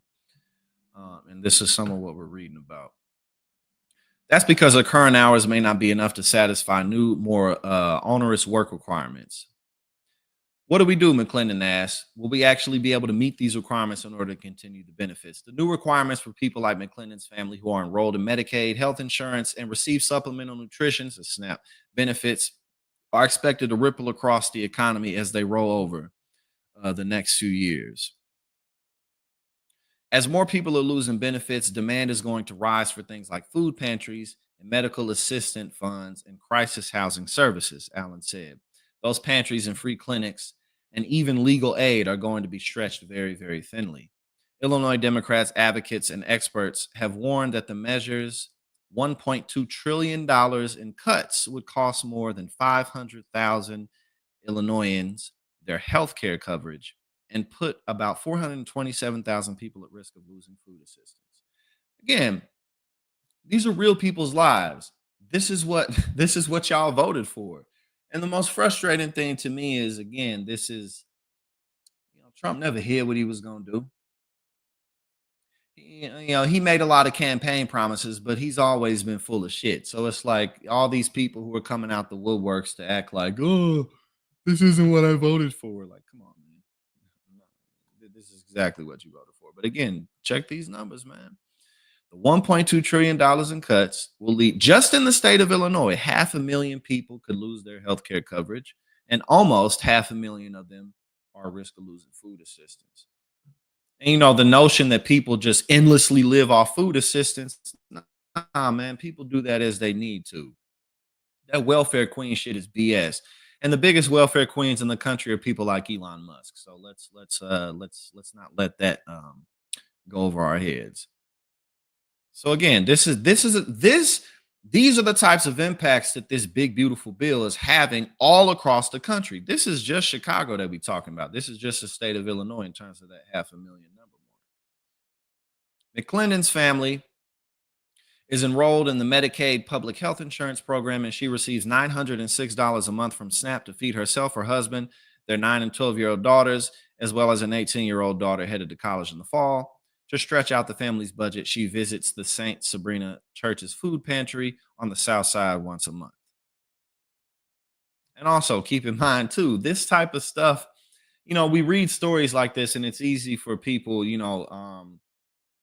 It's easy for people who are, racist in particular to be like, oh, that's just, that's their problem. That's just them black people's problem. No, no, no. This is poor people's problem all across the country. And you have to keep in mind, this impacts white people more than anyone else because there's more white people in the country than anyone else. So these, lower middle class to lower income white families who live in rural America or in cities across the country, this impacts them just the same. So we're reading about a black family right now, but this is universal. This is impacting everyone. She fears food pantries and other community resources will be squeezed by rising needs as new work requirements for both SNAP and Medicaid. People like me who have to rely on the food pantry, are they going to have enough food to supply the people that are going to be coming to their pantries for food when they run out of benefits? And again, mind you, hold on. Oh yeah, but again, mind you, as these cuts are made, these systems are going to be stretched more and more thin because more people will need them. And this also goes into things like the general cost of living. You know what I'm saying? Like, how expensive is it to have a mortgage? How expensive is it to pay rent? How expensive is it to buy food every month? And then let's say you have a car. I mean, goddamn, like if you got a monthly car note or you're leasing it, the gas that you have to pay, and it's always something going wrong with the vehicle. You feel me? And if it's anything that's kind of significant, you're probably gonna pay a good $800 every time I done ever had to fix anything with my car that was some type of significant. It was like $800, $900, $1,000, and people don't have that, man. I'm producing a documentary right now about the tornado that came through St. Louis in May. And one of the things that we talk about is how a lot of people on the north side of St. Louis who were mostly impacted by this tornado, by this natural disaster event, who lost their homes, a lot of them don't have homeowners insurance because you aren't required to have homeowners insurance unless you're paying a mortgage. If you're paying a mortgage, you got to have homeowners insurance because you borrowing money from the bank. They want their money, but they want their money's worth. But if you've paid off your mortgage, you don't have to have homeowners insurance. How often do once in a generation tornadoes rip through your city? I grew up in St. Louis, and that never happened while I was there. I mean, I was there when it happened. I'm in Chicago right now. I was in St. Louis when it happened, but my whole life growing up, nothing like that ever happened in the city of St. Louis. So you can't really fault people for not paying homeowners insurance. They got to eat. People got other bills to pay. People have other, you know what I'm saying? So these are issues that impact people all over the country in all different kinds of communities. This isn't just a poor black people issue. This is an American issue. This bill that this man is about to sign into law is going to destroy millions of people's lives. And again, for things like this, The Greater Chicago Food Depository anticipates lines at food pantries will only get longer. And we'll move on to something in a minute. Their network of 850 food pantries across Cook County served 2.4 million households last fiscal year, more than in any previous year. So again, all of these programs are going to be getting stretched thin. As you all have as you've been listening to other commentators talk about, and again, the whoever the gentleman was who was on before me, matter of fact, this weekend I'm gonna rewind it back and check this out because I want to get more information from him. Hospitals are going to be shutting down all across the country. This is a massively huge issue. I got some other stuff pulled up, but we're gonna keep going through this. Hold on, let's see. No, we don't need to go through this again. Matter of fact, let me pull this up right here. And then now, at the end of the day, I think that this is going to have obviously it's going to have negative repercussions for American citizens, but it's also going to have massive negative repercussions for the Republican Party. I mean, what do they have to sell at this point? Obviously, we still got to see, but This, as Elon Musk has said, as many people have said, this is political suicide. You just gonna take all this shit away from people and think that ain't nobody gonna say nothing, ain't nobody gonna be no. This is not going to go over well. Hold on, I'm trying to share this thing real quick. Here we go. All right. Husband says he will continue to back Trump despite ICE detaining his Iranian wife. Bro, like, it's just pathetic, man. It's pathetic. Now, the good news is that we're seeing more and more dissent from people within Trump's camp. I saw Kyle Kalinske. He put something up where he was talking about young men fleeing from Trump. I want to check that out. I've had a busy day. I was hosting another show earlier, so I haven't had time to check everything out, but I want to look at that. But there is evidence that people in Trump's camp are starting to be upset, but not this guy. And there's still a lot of people, a good 25% of the voting base. They never gonna leave him. And for what? For what? Like, ultimately, a lot of this shit just comes down to ego. Like, you just don't want to admit that you were wrong about something. Can you imagine having such a weak, thick ego that not even your wife getting deported is going to snap you out of it? Let's see what he has to say, because I haven't even read this. But again, this is what we're dealing with, okay? Like, there's still millions of people in this country who clearly are never, ever going to deviate from the cult.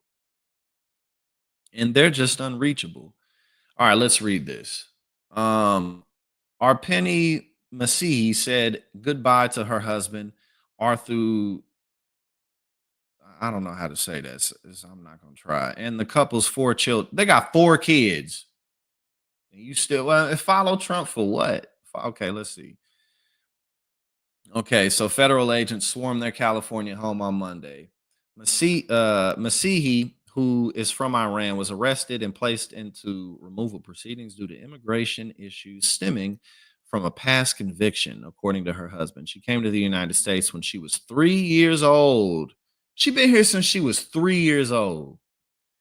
Oh my God, 3 years old as a refugee. But her green card was revoked 15 years ago after she was accused of stealing something worth less than $200. In the days after Donald Trump's decision to bomb Iranian nuclear facilities, which, again, another massive campaign promise that he broke, escalating tensions that have threatened to spill over into a regional war with Israel, federal agents reportedly detained dozens of Iranian nationals in the United States.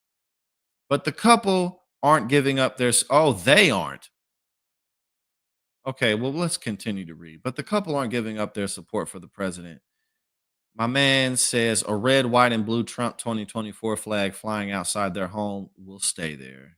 Oh, you're so loyal. You're so dedicated. I'm still supporting Trump, he told Fox 11 in Los Angeles. Even though my friends say, take the flag down, you're going through a lot. I'm like, no, the flag stands. No, God damn it. America first. Even though you're not from here. I mean, this is okay. Okay. You're not from here. Neither is your wife. Your wife's getting kicked out of the country. And you're like, no, flag's here to stay, bro. Oh my God. I mean, let me not. Masihi attended an immigration check-in appointment in April, and agents told her, you're fine, and see you back in September or October.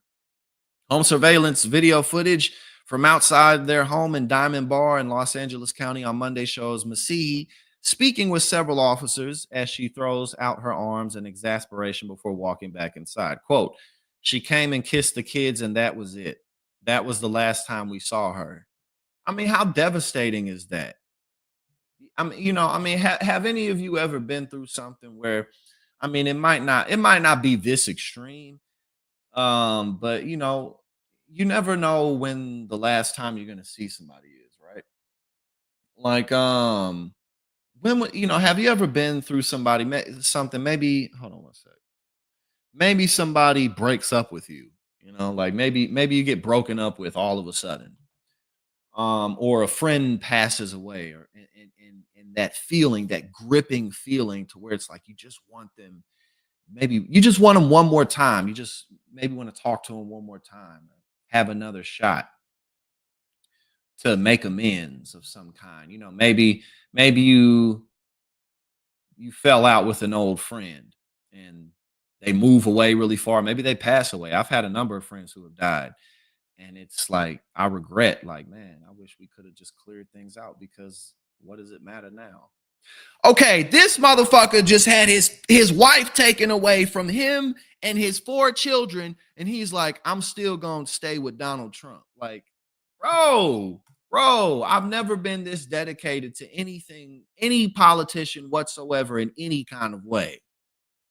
Like, bro, this shit is crazy. She came and kissed the kids, and that was it. That was the last time we saw her.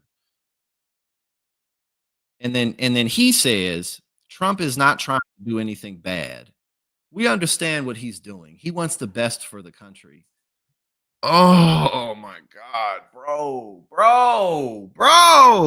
Donald Trump doesn't give a fuck about the country. He's at war with the country. Literally, he's waging a petty war against the people of the United States for because he lost to Joe Biden in 2020. That's the type of man he is. He lost to Joe Biden in 2020. So now he's waging a war against the American people as petty retribution. And this motherfucker isn't even from here. And he's sitting with Trump wants what's best for the country. Bro, come on, man. He took your wife away from you after they told you that she was cool, and now you got 4 kids that they can't see her, and you're like, we understand what he's doing. He wants the best for the country.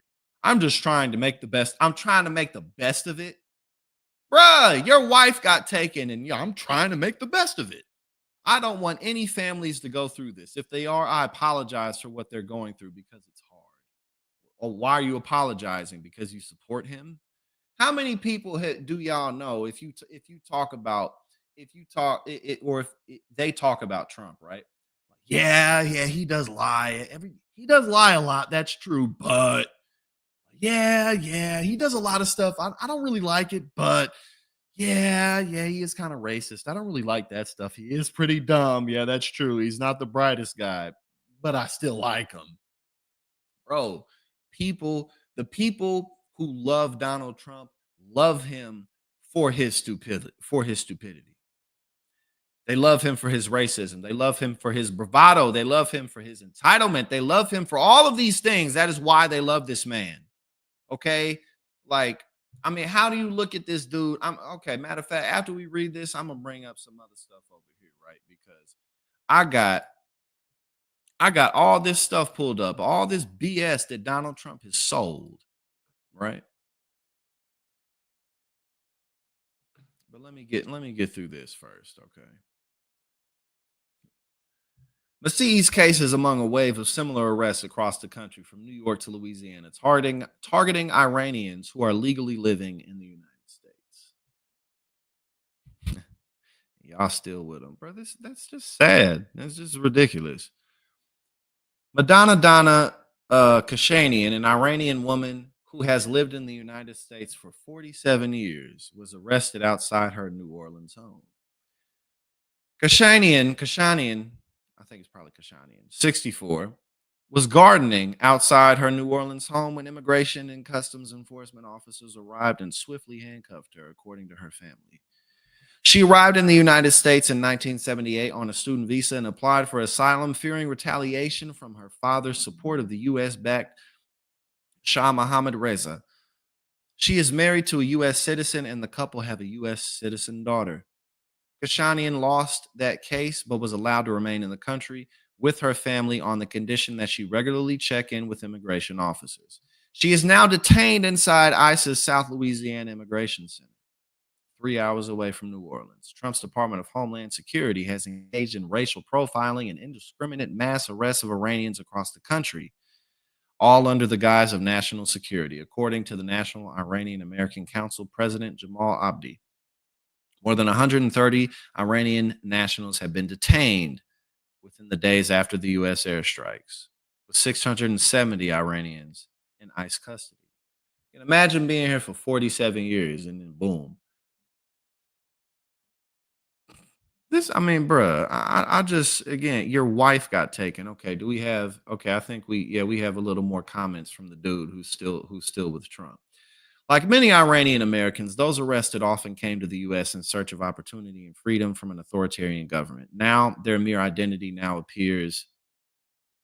There's no way. Okay, I was about to say no. That's not him. This is the dude who's the Iranian American ambassador. This is what the dude said, whose wife got took. He says, I think it will resolve a lot of issues because we'll know exactly who's in here for what reasons. Even though I miss my wife dearly, even though I miss my wife, I love Trump more. Bro, what type of little boy ass, bitch ass bullshit is that? I love Donald Trump more than my wife. Pretty gay to me.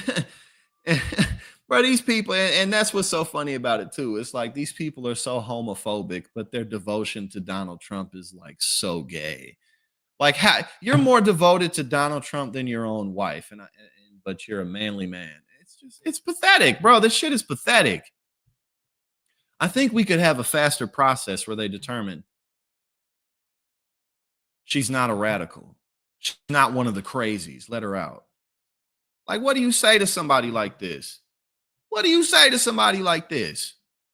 The fuck type of bullshit is that? Okay, now we gonna go ahead and go over here because I gotta bring this stuff up. Let me pull this up, right? I don't know if y'all saw Donald Trump hawking his $249 bottles of cologne. Okay, I don't know if you saw that, but look at this. This is who Donald Trump is. Your wife got taken. You got 4 kids. I'm not mad at Donald. He's still daddy. That's still daddy. Trump is still my daddy. Okay, now let's go ahead and check this shit out, right? Okay. Look at this bullshit, man. What is this? Hold on. My new Trump fragrances are here. They make a great Christmas present. I've named them Fight, Fight, Fight because they represent winning. We all want to be winning. We have to win as a nation. We want to win as a family. This fragrance is all about strength and success and confidence for men and for women. Get yourself a bottle and don't forget to grab one for your loved ones too. They'll thank you and they'll even smell good. Enjoy, have fun, keep on. They'll thank you and they'll even smell good. On winning and Merry Christmas. Bruh, look at this.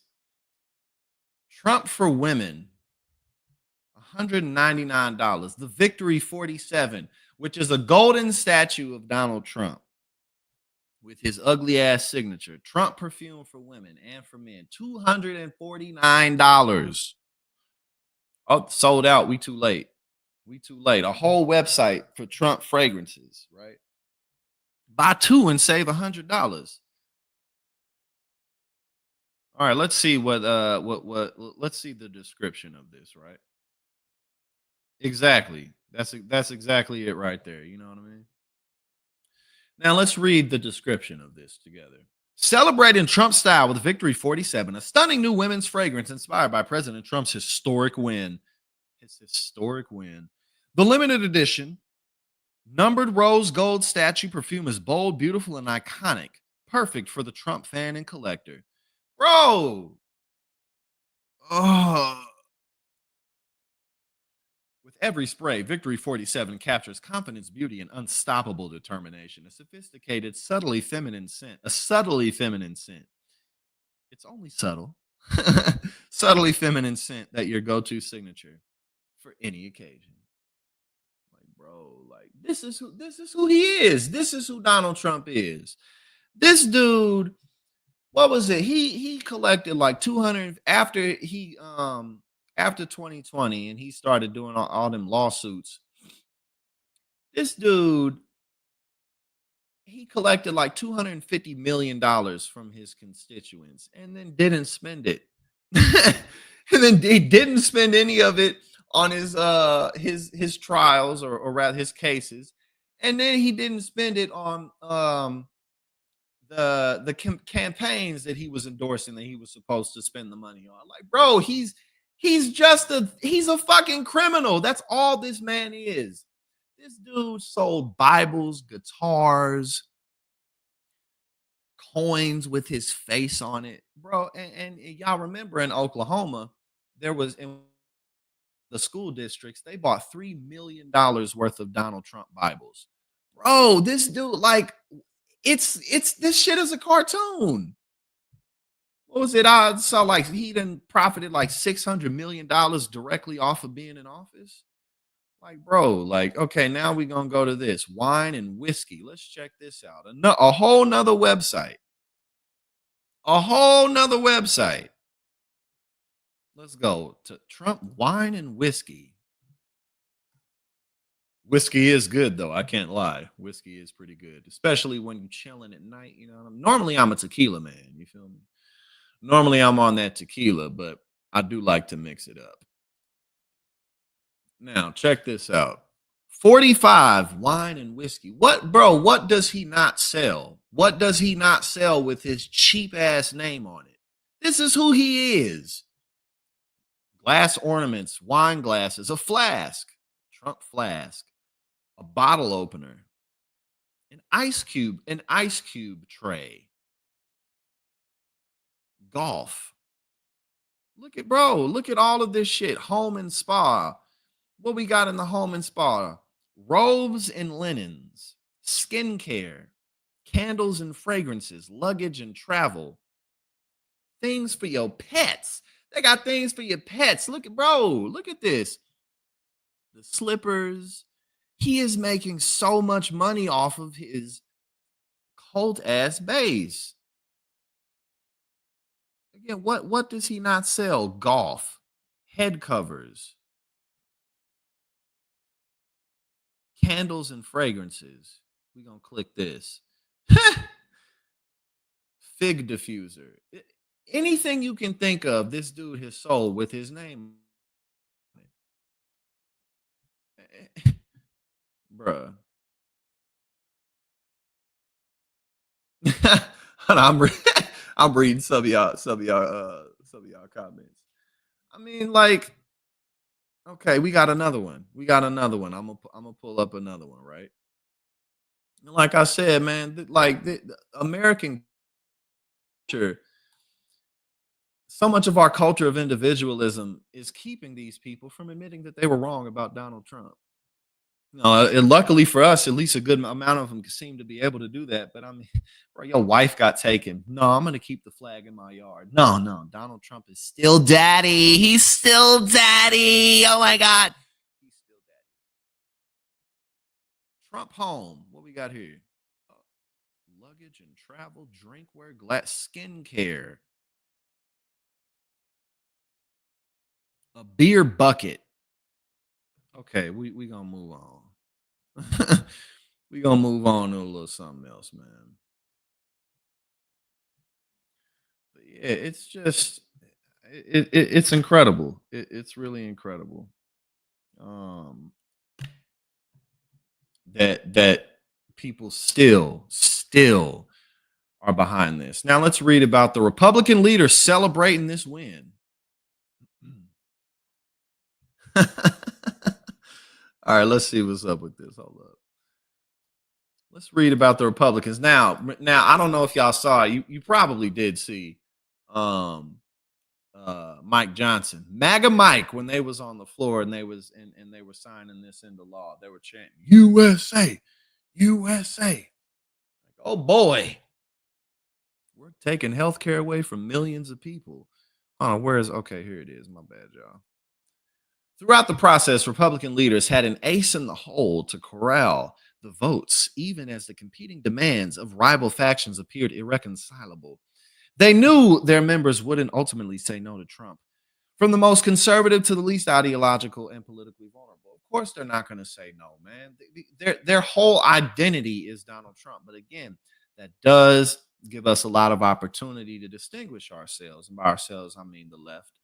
To distinguish ourselves and to sell good policies, because like what do we, even in the midterms and particularly going into the 2028 presidential election, we still don't really know who's going to be on the docket for that. It's still long enough away. But what do Republicans have to sell, especially after this big beautiful bill, the tariffs that are not done wrecking damage to the economy, that damage is going to pile up over the coming years. You know, economists are pointing to us having a recession or even a depression because of it. This big, beautiful bill that takes healthcare away from people, that is going to raise electricity prices for people all over the country, particularly people in rural America. Again, Donald Trump's core base. The jobs that it's going to kill in the green sector, the clean energy tax credits that it's getting rid of.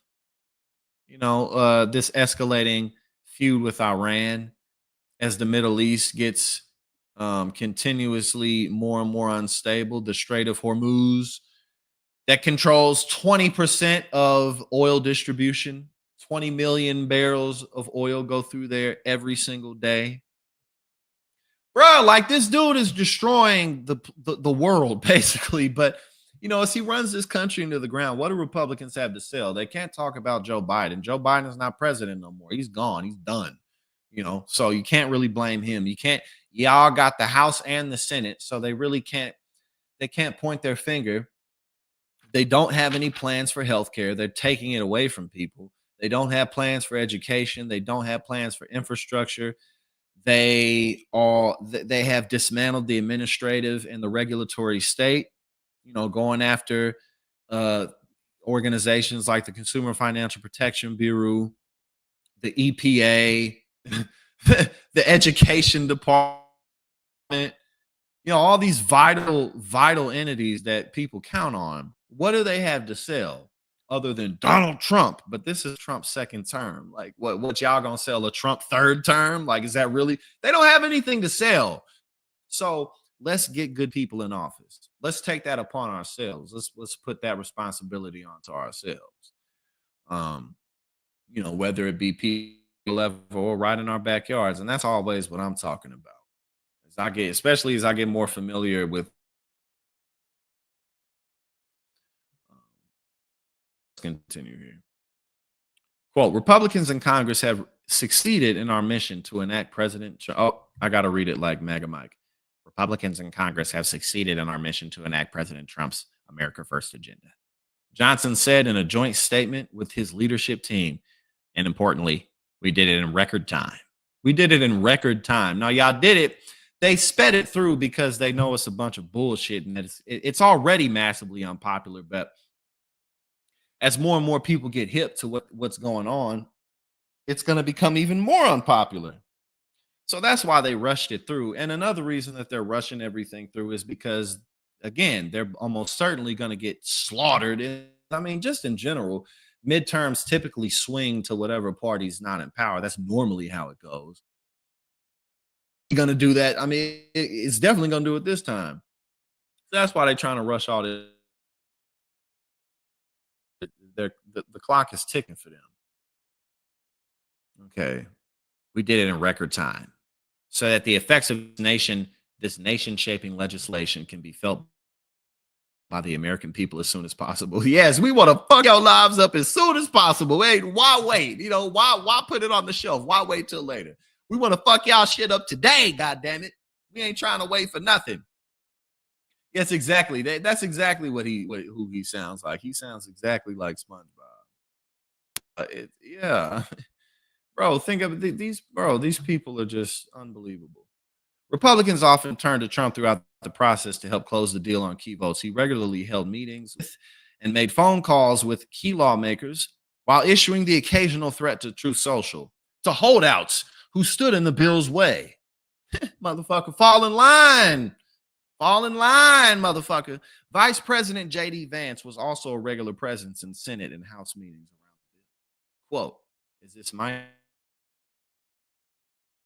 And I don't know how he sounds, so I'll just read him in my voice.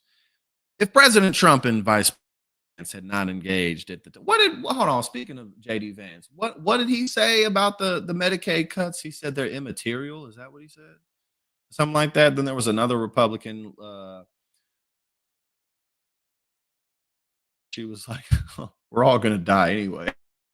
They were like, hey, this bill is going to lead to 50,000 people dying anyway. You know, what difference does it make if you die 20 years earlier than you? What difference does it make? Come on, we're overpopulated already. Come on. If President Trump and Vice President Vance had not engaged at the time that they did, it wouldn't have passed.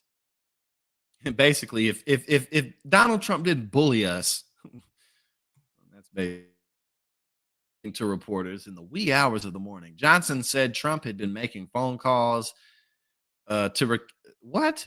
I can't read. What the fuck does that say? Recalcitrant. I've never said that. I have never heard a single time in my life. This is a new word for me, people. I don't even know how to read it. I'm also kind of stoned right now, so that could be playing into why I'm having a difficult time reading this word, but I am. I don't know what the fuck this says. Recalcitrant. Okay, fuck this word. Fuck you. The holdouts as late as 1 a.m. Thursday to help break and then pass on the floor. Quote, he doesn't really sleep a lot. No shit, he don't sleep a lot. Donald Trump be up at 4. Recalcitrant. Okay, thank you, Rachel. I can't read today. This is why we need each other. Recalcitrant. There we go. No shit, Donald Trump don't sleep. This motherfucker be up at 4 a.m. Witch hunt. It's a witch hunt. Republicans, you better fall in line. If you don't fall in line, I'm going to sick the MAGA base on you. No, he doesn't sleep. He never sleeps. Okay, so what did he say? He doesn't really sleep a lot, said Johnson, who also dangled the prospect of future bills to address concerns and demands from a variety of members. In his 1 a.m. call with holdouts, Trump and other White House officials made promises to aggressively implement key provisions in the bill, from clean energy tax credit phase-outs, which we briefly talked about, you know, because, and this is some of what Elon was talking about, but, you know, you can't give Elon too much credit because at the end of the day, he's totally focused. Said this bill rewards some, it awards industries of the future, something like that, which is true. It is true. You still a bitch though, Elon. Democrats, pump the brakes now. We don't want Elon Musk in the ranks. We do not need Elon Musk in the ranks. Oh yeah, see now, I didn't say this, but that is true. Oh, Rachel, see, y'all understand, you know, sometimes every once in a while you just can't read a word. That still happens. Thank God for spell check. But sometimes when you stoned, you feel me? You know, I almost was gonna have a beer, but I didn't have time. So it's all good. I'll have a beer later. But thank you. But yes, apparently, what was it? Sudafed or some shit? Like Sudafed that's no longer sold or something along those lines. Like if you snort it, it works as a. And as y'all know, I've definitely had my run-ins with amphetamines. I have quite a history with. I had to say stories for another time. When I'm gonna do a stream where I'm talking about like drugs in America, it'll be a very, very informative discussion. So it's not just gonna stories, but those will be included. European Sudafed. Thank you, Bad Lefty. I knew it was something to do with the Sudafed. All right. In his 1 a.m. call with holdouts, Trump and other White House officials made promises to aggressively implement. Okay, here we go. Yeah, the clean energy tax credit phase outs to new restrictions. And we went over some more. You know, again, like it may sound nice to add more work requirements, but again, live in a rural area or you live in an inner city area where there's not a lot of infrastructure, there's not a lot of job opportunities, there's not a lot of access to things that you need. Yeah, run into hard times. You can't always just go get another job. It's not that asshole. You don't care about that shit. Who cares? Fuck them. Not my problem. Give me more. I need all of it. I need everything. That's what time it is. All right, hold up. Now, where we at now? Y'all still in here giving the drug talk. The drug talk. But yeah, basically this just goes on to talk about how big of assholes these people are, you know. And they are. Hold on, what is this? We got more. Oh no, we have to look at this shit. Hold on. We have to. Trump kids. A Trump kids gear. Nah, we ain't gonna pull this up. They got teddy bears, they got berry gummies, Trump gummies. Bro, anything that is made out of material Donald Trump has sold with his cheap, raggedy ass name on it. With his raggedy ass name. Oh, there you go. You know what? I'm very glad that you brought this up, Rachel. Thank you very much. You know, I mean, matter of fact, well, it was over a year now, but it was, I was speaking with a woman who was running for local office in Washington State, and she is in a wheelchair, and she has a variety of things that we spoke about quite frequently. Was how hard it is for her to kind of exist in that space of limbo where she can still have access to the benefits that she needs, but she can't really work that much. So like it keeps you broke, you know, depending on issues you have. You may have chronic issues that you can't really get over, that you can't really get past. All you can do is treat them, you know? So yeah. But no, thank you for putting that in there. Hold on, what you say? You said he has his own store of merch at all his properties. Yeah. Oh, and the other day too, on my properties, like, bro, he is nothing criminal. He's nothing con artist, and it's just amazing. It's really amazing. Okay, hold on. Let's see. We're gonna talk a little bit more about Medicaid. I got a bunch of stuff pulled up. Here we go. Let's pull up this stuff with Snap. Hold on. Where am I? Okay, my bad. I'm over here acting like I don't know how to use this shit. We're gonna look a little bit at the Snap cuts. Here we go.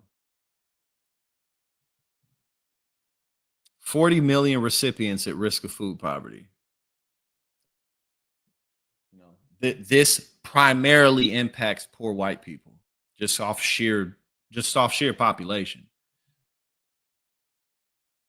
The centerpiece of agenda, which is the big beautiful bill, blah blah blah. Prior to its passage in the Senate, the Congressional Budget Office had projected a worrying $3.3 trillion surge in the national debt over 10 years. That should the law come into effect, healthcare coverage could be stripped from nearly 12 million people by 2034. And again, some of those estimates go up to 17 million. CBO had it at 11. At least 2 million Americans are set to lose their benefits. At least 40 million recipients will be at risk. It doesn't just go away because the big bill will cut Medicaid and SNAP benefits. The SNAP provisions in the one big beautiful bill will impact eligibility and potentially benefit levels as states map out how to come up with the funds to meet the cost sharing requirements based on payment error rates. So again, this is going to put even more burden on the states, primarily the red states where Donald Trump's base primarily exists.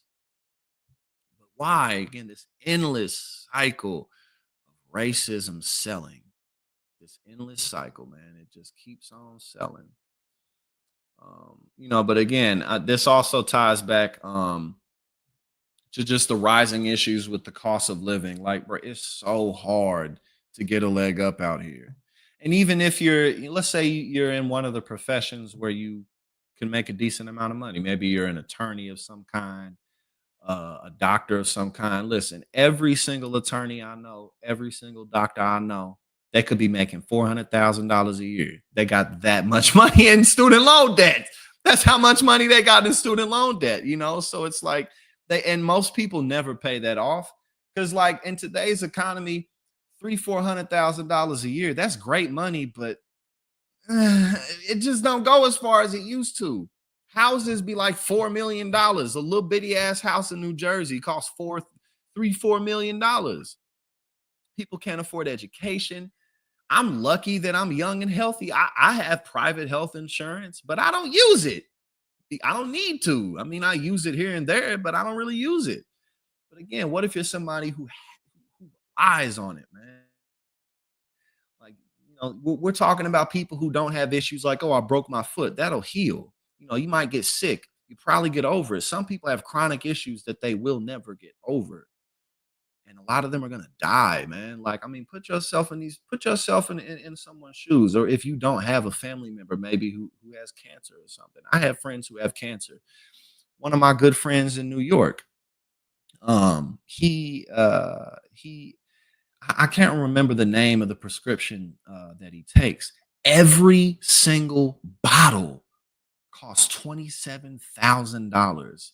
Every bottle, and that's a monthly prescription, bro. Nobody can afford that shit, man. Even if you're making a couple $1 million a year, $27,000 a month, bro. Like, come on, man, come on. It's insanity. It's just pure insanity. In the best case scenario, the states and private charity pick up all the slack. But again, like, that's not the fact that that is the best case scenario is ridiculous. Philanthropy cannot cover all of this. It can't. These types of issues can only be met with government, period.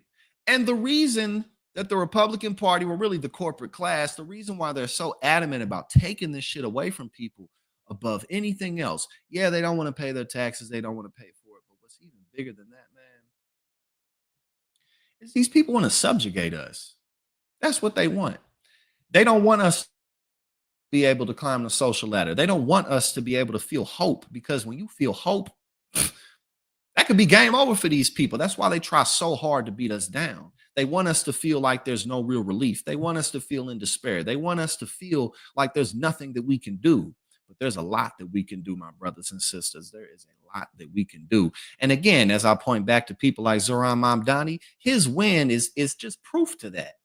Even if you're not somebody who's as far to the left as Zoran, even if you're someone who doesn't fully agree with all his policies, he's 33. He's as old as me. He's 33 years old. Doesn't have that much of a steep history, because politics primarily is an older person's game. You come up slowly in politics, and he won. I mean, he still has to, win ultimately, but it's looking good for the brother. Look at that. Let that shit motivate you. Let that inspire you, because if we can collectively cultivate a sense of hope, then we can win. We can keep winning. We can get good policies passed. And so, unfortunately, this big, beautiful bill is going to destroy many people's opportunities, many people's access, but we have to use that to our advantage. We have to. As I get more and more involved in St. Louis local politics, again, I'm in Chicago right now, but as I get more involved in my backyard, I become so inspired. This tornado that ripped through St. Louis May 16th, the way that the community came together to look out for their brothers and sisters, the way that we came together, it's been so inspiring. Unfortunately, oftentimes it takes natural disasters or something drastic in order for us to, that the best part of our humanity to show itself. But we have to cultivate a sense of hope. Don't let these people beat you down, man. Don't, and also, it's not even these people. Don't let no stupid, goofy, buffoon motherfucker like Donald Trump make you feel like you can't do some shit about your community. Get the fuck out of here, man. These people ain't shit. These people ain't about shit. These people ain't got shit, and they not stronger than us. They not. So I had a good time with y'all. We went a little bit over the big, beautiful bill. And again, over the weekend, I'm going to check the stream that was before mine, because whoever he was, it was a syndicated content, but he really was going in depth about how this bill is going to impact rural hospitals and people's access to medicinal services there. So if you didn't see that, check that out. Pastor Ben is coming up after me. And I, once again, am about to go, I don't know what I'm going to eat. My shorty going to let me know. I told her to let me know what she want to eat. I'm gonna take her out to dinner tonight. I told her I'm gonna trick on you tonight. You feel me? Let me trick on you, baby. Let me love you. So whatever she want to eat tonight, that's what we gonna do. And whatever we do, I know alcohol is gonna be involved. So y'all have a blessed 4th of July. Have a good weekend, and I'm gonna let Brother Ben take it over. Thank y'all for joining.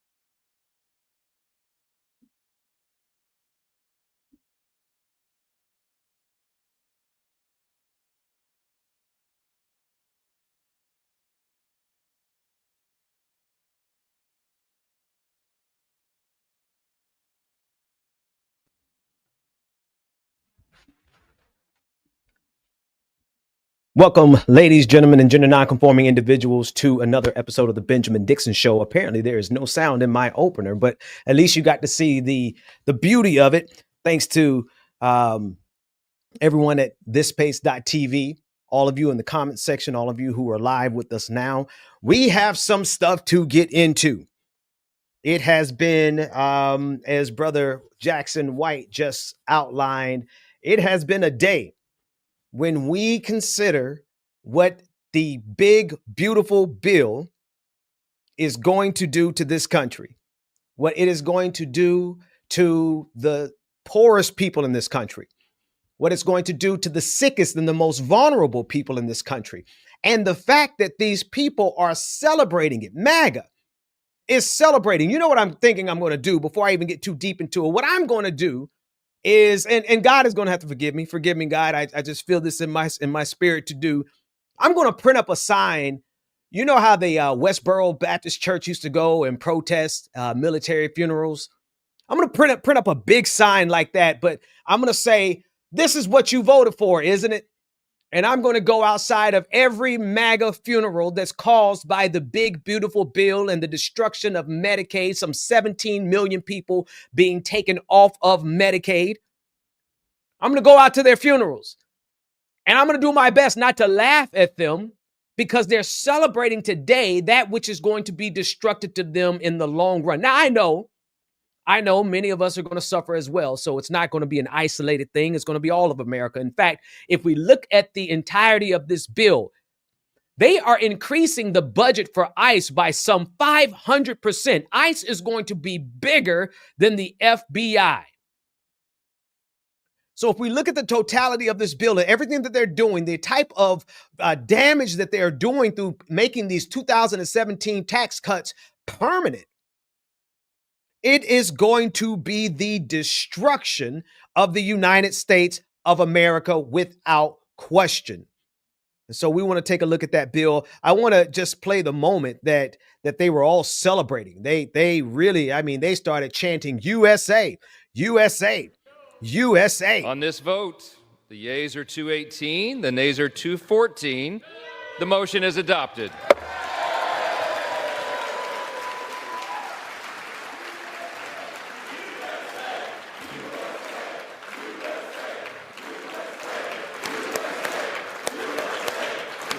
I mean, listen to them.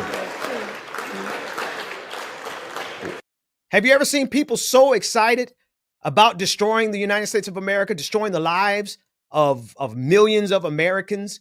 Literally, what is happening right here, right now, we are seeing the inflection point where this country, while we were, thank you, Nick, that's exactly what I was looking for. This country, while we were in a state of managed decline, while we were not what we were supposed to be, we were certainly not what we could be. We were not on the trajectory for this techno-fascist future where billions of dollars are now being poured not only into ICE, but being poured into companies like Palantir, poured into surveillance, poured into making sure that they can make every one of our lives not only miserable, but micromanaged down to the data point. They are celebrating the destruction of the United States of America, the complete incapacity. I mean, they are going to ensure that you have no ability to protest, because when you put the big, beautiful bill and you juxtapose it with what Robert Kennedy Jr. is doing over at HHS, you will quickly realize something, that they are going for the death blow. They're trying to ensure that you cannot have any energy or even the health necessary to resist this regime. I want you to take a listen to Alexandria Ocasio-Cortez as she spoke outside of Capitol Hill and said that this is the saddest day of modern American history. And I have to concur. Take a listen in. One of the saddest days in modern American history. This is the largest withdrawal and ending of healthcare in American history. 17 million people in our country, 17 million Americans in our country are going to lose their Medicaid. They're going to lose their ACA insurance. Small business owners are going to have their healthcare costs skyrocket, and people are going to have their SNAP and WIC cut back. People are going to go hungry. People are going to get sick on a scale unlike anything we've ever seen. And all of it is just to finance tax cuts for billionaires and the wealthiest corporations who don't even need it. I don't think we have ever seen or are prepared for how catastrophic this is set to be for a lot of people. And I think it's devastating. And they're talking about this as though it's some tax cut. Even the stuff that they're talking about, taxes on tips, no tax on tips, that's only for people, that's only up to $25,000. And if you're making less than that, you're already kind of exempt from a lot of these things in the first place. So they're giving people crumbs and they're taking away the whole loaf. And it's just a genuinely really sad day for our country. What about Leader Jeffrey's final message, looking ahead to 2026, 2028? Well, to Leader Jeffries' message, he's right. The best thing that we can do right now is press on. And in order for us to salvage what we have and to build through, we have to chart a new course and a new path to our future. And we have to make sure that there are consequences. If you're on Medicaid, if you're on ACA, if you are on Medicare and rely on Medicaid to help with your long-term care, there has to be consequences to these votes. And we have to decide if this is just a joke or just for TV or if this is our real lives. And I hope people vote like it's our real lives. Like it is our real life. The sad part about this, as I am messing up my own production, thank goodness Nick is back there to make sure that I get set properly. The saddest thing about this is that not only is this not a joke, but this is intentional. And I think we have to start accepting that. We should have accepted this a long time ago, folks. What MAGA is doing to the American people is intentional. They have no problem if you die.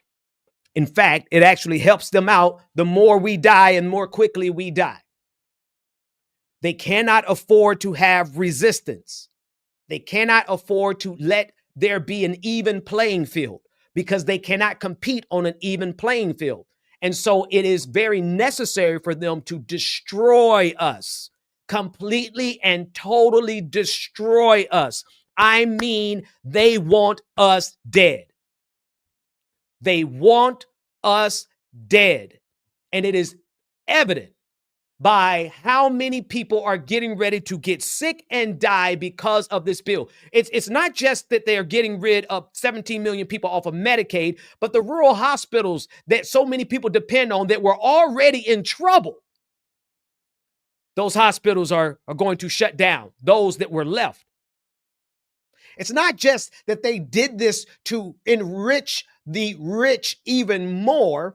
They did this strategically to undermine our ability to have a voice. I can tell you what's next on this. I can tell you what's coming next. As sure as my name is Pastor Ben, what's coming up next is that they are absolutely positively going to start ensuring that we have limited access to the internet, very controlled and filtered, algorithmically suppressed access to the internet. Why? Because that's our last line of collective defense. We're not going to have enough money to travel around and connect with each other and protest in person across the country to do what's necessary. So they understand the last line of collective action is going to be found on the internet. And so you can guarantee that the suppression that you're facing right now is just the beginning. You can guarantee that the way the algorithm is pushing MAGA in your face all day, every day, this is just the beginning. They have to control the narrative. They have to control resistance. They cannot afford an even playing field. They cannot tolerate there to be equity, inclusion, or diversity. Why? Because every time there is, they lose. If there is an even playing field, they lose. And so what do? They have to get rid of democracy. They must destroy democracy. They must destroy resistance. And so this bill is not just a giveaway to the rich, which it is, but it's making the 2017 tax breaks permanent. Right? I don't know if any of you are old enough to remember that. I remember Paul Ryan and Donald Trump coming together and getting that exorbitant bill, that $2 trillion, if I'm not mistaken, a $2 trillion over 10 years giveaway at the time. Now they've made it permanent. This is going to inflate the deficit, the debt in unimaginable ways, all the things they say they care about. So I don't want us to look at this through the lens of just, oh, this is destructive economically. You have to look at this through the lens of the long game. And that's what I want to put on the screen. I want to look at this decades-long outlook that we pulled together from the BBB. And I don't know if you all can see it that clear. Let me see if I can make it bigger. I don't know if I can, but either way it goes, I'll read it to you. You have to look at this over the long run, because most of the impact from what's going to happen is going to happen after the midterms. Of course, you understand why. Because if anything is really impacted before the midterms, then the people will feel it. And if the people feel it before 2026, they will respond accordingly. But they're going to delay the impact just by about 2 years, a year and a half. So after the midterms, that's when you're going to start feeling all of the ramifications. On public health, between 2026 and 2029, after the midterms, coverage loss spikes. Wait, before I go through this, hang on. Here's what matters. In 2026, that is our last opportunity to put a wedge, a block, an impediment in the way of MAGA. If we don't stop them in 2026, what's going to happen? They are going to be able to have 2 additional years to permanently enshrine and codify all that they are doing. That will give them 2 years to try to get a constitutional amendment through around the country, right? They need 75% of the states. They're not too far from it, but they're trying to get Donald Trump to be able to run a 3rd term. Now, they might want to be careful on that, because if they allow Donald Trump to run a 3rd term, it's a good possibility that Barack Obama would jump in there and run for a 3rd term, and then that's game over for MAGA. I think Barack Obama still has enough charisma and a pull. Like, I know as many folks who don't like him, right? As many folks who know that his administration wasn't good for a whole lot of people, wasn't necessarily good for black folks. I can tell you that for sure, right? He made sure he let everybody know that he wasn't the black president. Okay. He was leading in drone strikes, right? So we got all kinds of criticisms of Barack Obama. But one thing I can guarantee you is if they open up a 3rd term possibility for Donald Trump, they open up a 3rd term possibility for Barack Obama. And so whether or not they'll actually achieve that, we don't know. But we know that they are pushing it right now. And so if we don't stop them in 2026, we don't have control over the House. If we don't have at least the House of Representatives, we will not be able to stop them from codifying even more damage. It will take that many more decades to undo what they've done in just these first 2 years of Donald Trump's 2nd term. then if we have to wait between 2026 and 2028, you understand, right? That's going to be even more damage that they're going to make permanent. And so we absolutely, positively have got to block them in 2026.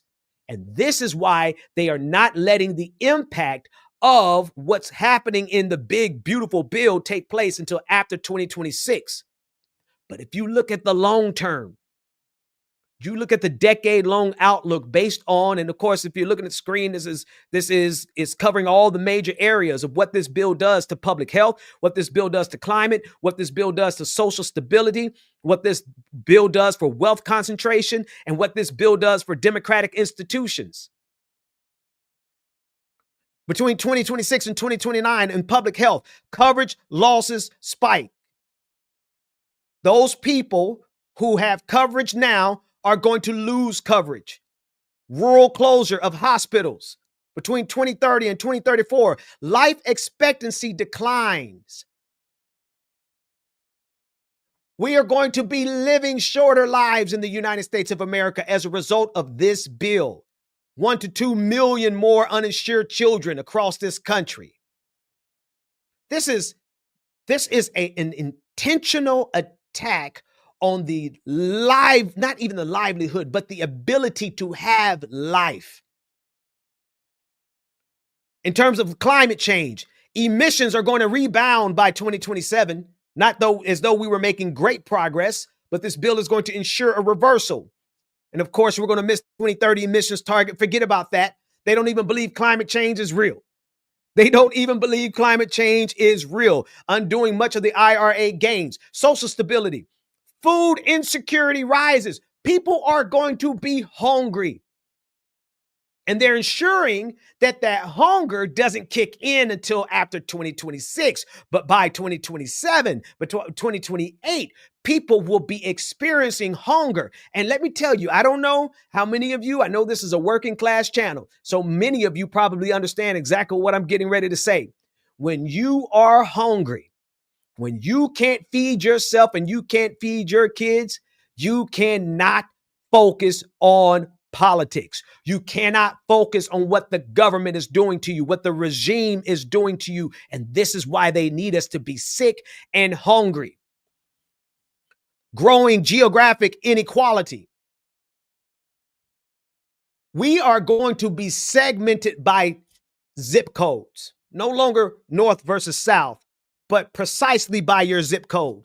The poor communities next to richer communities, separated maybe by 1 or 2 miles, but separated infinitely by the kind of health disparities that exist, the kind of food insecurity that exists between one zip code and the next. Let me give you not a anecdote, but it's I guess it's an anecdote, but it happened in the state of Florida. I remember at the beginning of the pandemic that MAGA was pretending like they didn't want the vaccine, but Ron DeSantis ensured in the state of Florida, Ron DeSantis ensured that the richer zip codes got access to the vaccine first.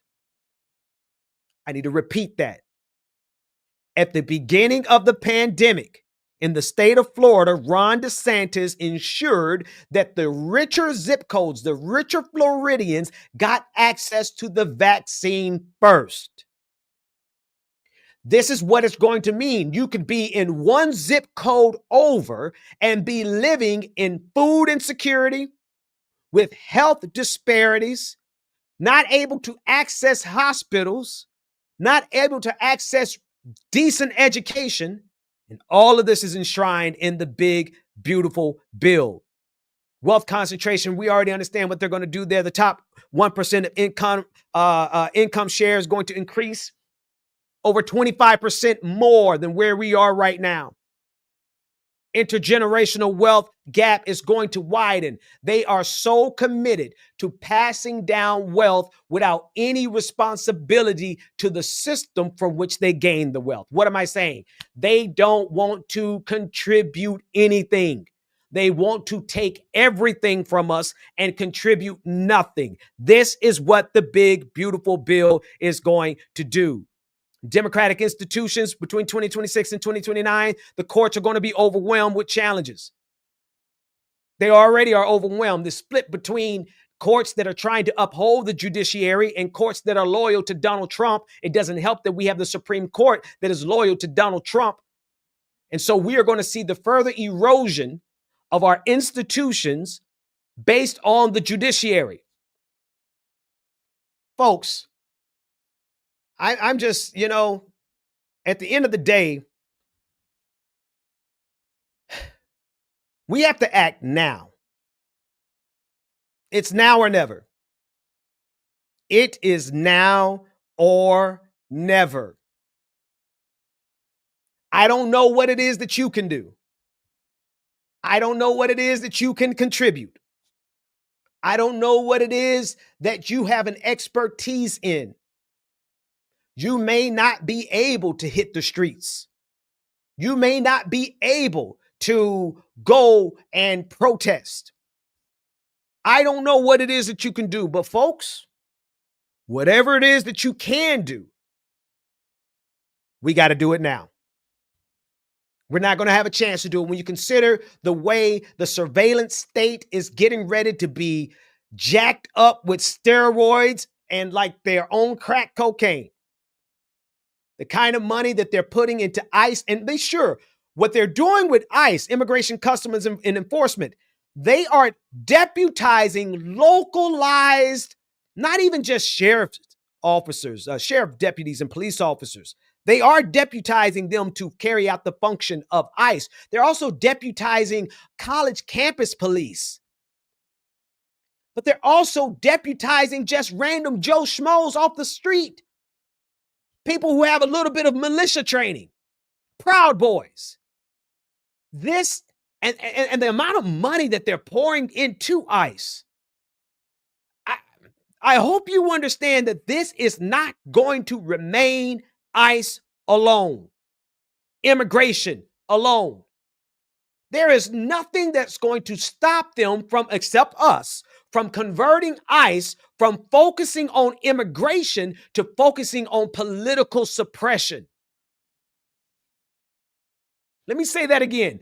There is nothing structurally that will prevent them. There's nothing in the Constitution. There's nothing that's preventing them from converting ICE from being focused on immigration alone to focusing on suppressing political dissent. Because if you look at the billions of dollars that they're pouring into ICE, you have to really pause and think, wait a minute, this isn't about immigration. This isn't about immigrants. This is 100% about creating a military force that can operate inside of the borders of the United States of America and can come kick down your doors at the beckoning call of someone like Donald Trump or J.D. Vance. They cannot allow opposition. They're cowards, first of all. They are cowards. They cannot handle opposition. They're morons who don't have the intelligence necessary for competing against opposition. And they're fascists. They don't care that they're dumb. They don't care that they're ignorant. They don't care that they're incompetent. They'll rather shoot you in the head or put you in prison. Which is why we have to act now. Whatever it is that you can do, I don't care if all you can do is tweet about it. Damn it. Excuse me, Lord. Get out there and tweet something then. I'm not physically able hardly at all. But I'm going to do what I can do. Some of you are attorneys. Get into action. Some of you are coders. Get into action. Some of you are writers. You better write like your life depends on it. Whatever it is that you can do, we absolutely need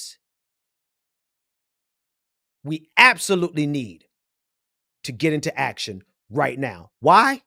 Why? Because action later is not going to be possible. There is no tomorrow when it comes to fascism. If we don't strike at the heart of it right, if you're going to get arrested right now. I know some of you are like, well, I don't want to get arrested. I understand. But now is the time to get arrested. Now is the time to get arrested while we still have an inkling, a modicum, just a smidgen of justice left, of due process left. Do it now. And it doesn't matter. We don't all have to do the same thing. Again, I am not physically able. I can only do so much in that realm, but I sure as hell can do a whole lot in the information warfare column. That's where I'm getting to action. You may be somebody, you may not know a lot. You may not, have it all figured out. You may not understand a lot. You might not be the person for information warfare. You might be a person who can just go put your physical body in the way of an ICE agent.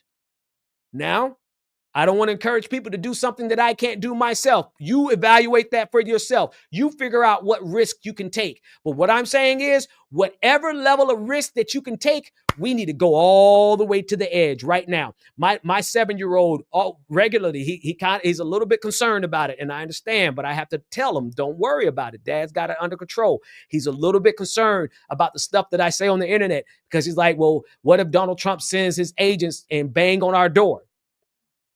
And I have to let them know, if that happens, here's the plan. This is where you and your brother and sister and your mother go. This is what y'all do. But I cannot wait. I cannot allow. I cannot sit back and out of fear. And I explained this to him like a 7-year-old. You understand? I'm not saying that I don't talk to him like I talk to you all.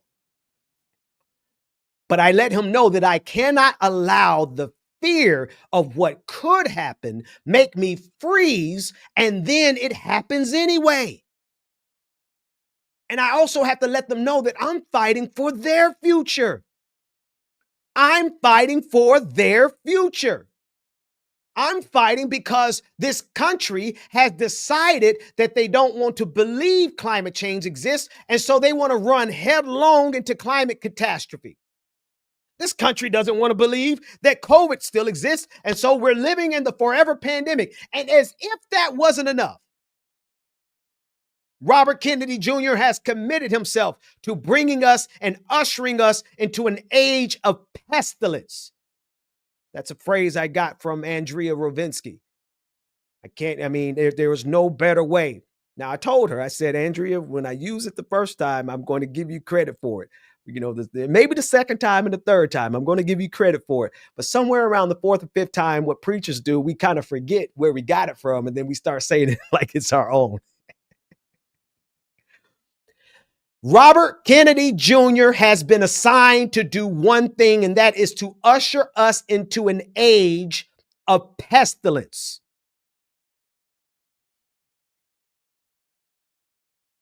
So whatever the heck we're going to do, we got to do it right now. We have no margin for error. We have no margin for delay. And I'm saying this to each and every one of you as a call to action to ask you, what are you going to do about this? I know it seems insurmountable. I know it's a huge behemoth of a beast. I understand that it seems frivolous and it seems like, we shouldn't even try because the mountain is so big and we're so small and MAGA is so powerful and they have all the money and we have none. Most of us listening right now, I guarantee you the majority of us probably don't have all the rent covered already for this month. I get it. I get it. I'm there with you. I've studied this beast. I know exactly how big this beast is. I understand how powerful their propaganda is. I understand how their information warfare is operating at higher dimensions. And I don't mean spiritually. I mean technically. They are operating at a narrative warfare. They are operating in frame warfare. They're operating where they can change and invert the truth, invert the narrative. There's not a truth that we can put out that these demons haven't mastered the art of inverting and turning around. So I understand what we're up against, but good God Almighty, come on, somebody. Are we supposed to just lay down and die? Talk with me, somebody. Are we supposed to just lay down and die because the fight seems insurmountable? I don't care if all we have is 50 people. Y'all forgive me for yelling, but I need to inject some I don't know what I don't know if you need Holy Ghost. I don't know if you need some revolutionary spirit. I don't know who you need to motivate you. I don't know if you need me to quote Karl Marx. If you need me to quote Huey P. Newton. If you need me to quote Fred Hampton. They can kill the revolutionary, but they can't kill the revolution. I don't know what you need to hear, but I need people to understand the last thing that we can afford to do is to throw in the towel and give up the fight when we're fighting against Neanderthals. Nope, sorry, forgive me. Forgive me, Neanderthals. You all are actually way smarter than MAGA. We're fighting against troglodytes, cave dwellers, barbarians at their own gates. Look at them on January 6th, charging the gates of their own empire because they weren't satisfied with the privilege and the power that they already had. They were frustrated because people had an opportunity to have a little bit better of a life. Somebody had the nerve to use pronouns, and these troglodytes charged their own empire. You mean we're going to lay down and die and give up for these morons? Devil is a liar. Not today.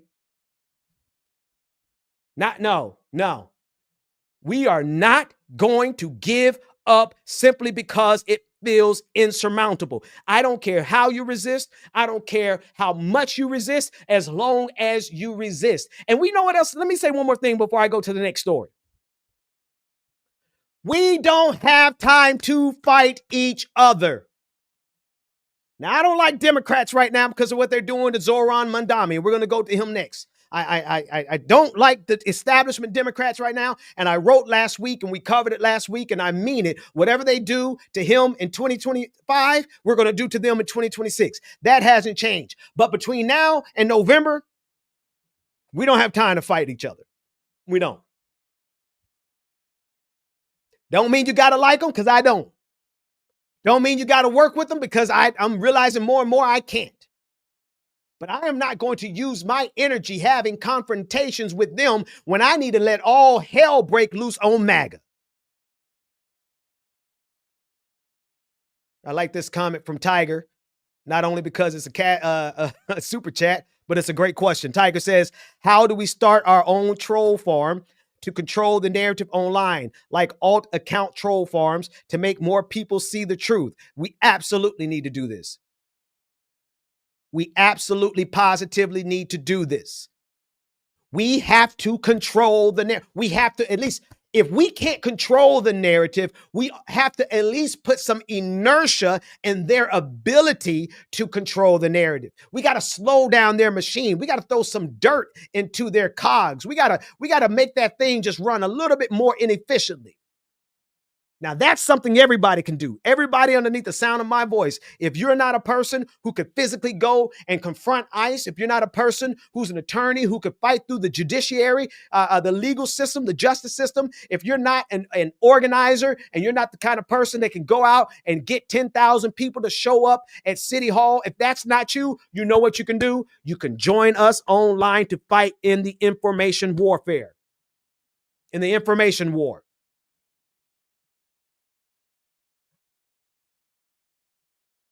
All hearts and mind clear. We understand everybody can and should be doing something.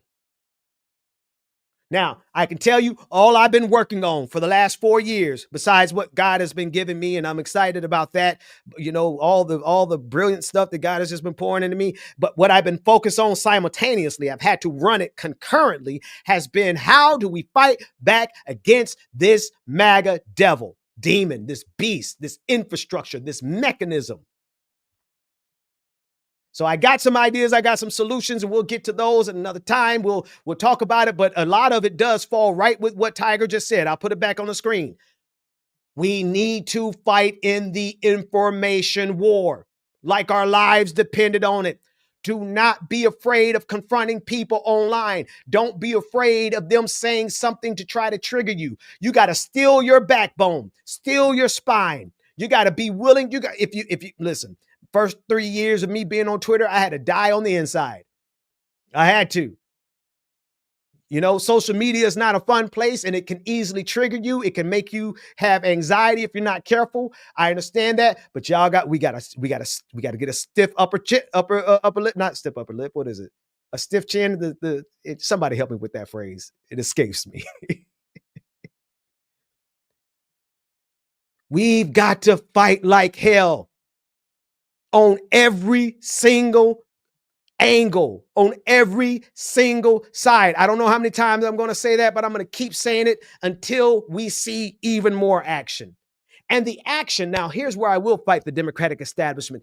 The action cannot come from centrist, neoliberalism. It can't come from the establishment. It can't. Because if it comes from the establishment, then we're not going to get the action that's needed. The action that is needed is revolutionary. The action that is needed has to come from the working class.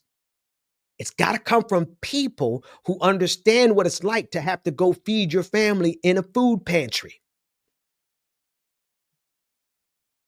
People who understand what it's like to work 70 hours a week and still barely get by. People who know what it's like to not go to the emergency room because you don't have insurance. People who knows what it's like to have holes in your teeth because you don't have dental insurance. It's got to come from the people who are getting it from the gutter, people who are living paycheck to paycheck, because if we keep playing around with centrist, neoliberal, democratic establishment policies, we're going to keep getting the same flimsy, weak-kneed, yellow-bellied, lily-livered, just soft as toilet tissue policies that fall apart as soon as MAGA gets in power. That fall apart as soon as Donald Trump got into power. Obamacare was never the solution. And so the fight has to come from people who know how to fight like hell, because we've had to fight every day of our life. We've had to put up with all kinds of stuff. We had to make ends meet. We had to rob Peter to pay Paul. We had to move a bill from the 7th of the month to the 18th of the month. We had to call and flip it. Come on, man. Don't nobody know how to fight better than people who have had to live and survive at the bottom of this empire. I'm writing a book, and the opening line of the book is the best view of the empire is from the bottom. The best view of the empire is from the bottom. Those who know how to defeat the empire are all of us who are at the bottom of the empire, because we've survived this long. That's why y'all need to listen to black folks too. I'm going to keep it 110% here. You need to listen to black folks. You need to listen to the LGBTQIA community that are in the working class, right? We do have some of the LGBT. We got a couple of black folks that got some money. You know what I mean? Not a whole lot of us, but those of us who are systemically at the bottom. You should listen to women, not all women, certainly not Candace Owens, certainly not, not all women, but women who have had to fight from the working class. Oh, black women who are fighting from the working class. Oh, my God, today, those people who are at the bottom, who have had to survive just to feed their kids. We know how to knuckle up. We know how to knuckle up just fine. Max Left sent us a super chat saying new documentary release called The Encampments about the spring 2024 Columbia and other universities encampments that will give you inspiration. Highly recommend. Thank you for that recommendation. Thank you for that recommendation. I haven't seen it. I will certainly check it out. But do you understand what I'm saying? If you don't take anything else from this episode, I need you to take from this that you are the people, you are the individual, you are the person we've been waiting on. Not Pastor Ben. I can only do so much. And I got some tricks up my bag. I got some tricks up my sleeves. I got some things for them. They not going to, man, look, why do you think I'm one of the #1 suppressed people on Twitter? Man, I tweet something. I got 160,000 followers. I tweet something and 6 people see it. 6 views. Because Elon know I got something for that for his behind. My coffee's gone. I need a refill.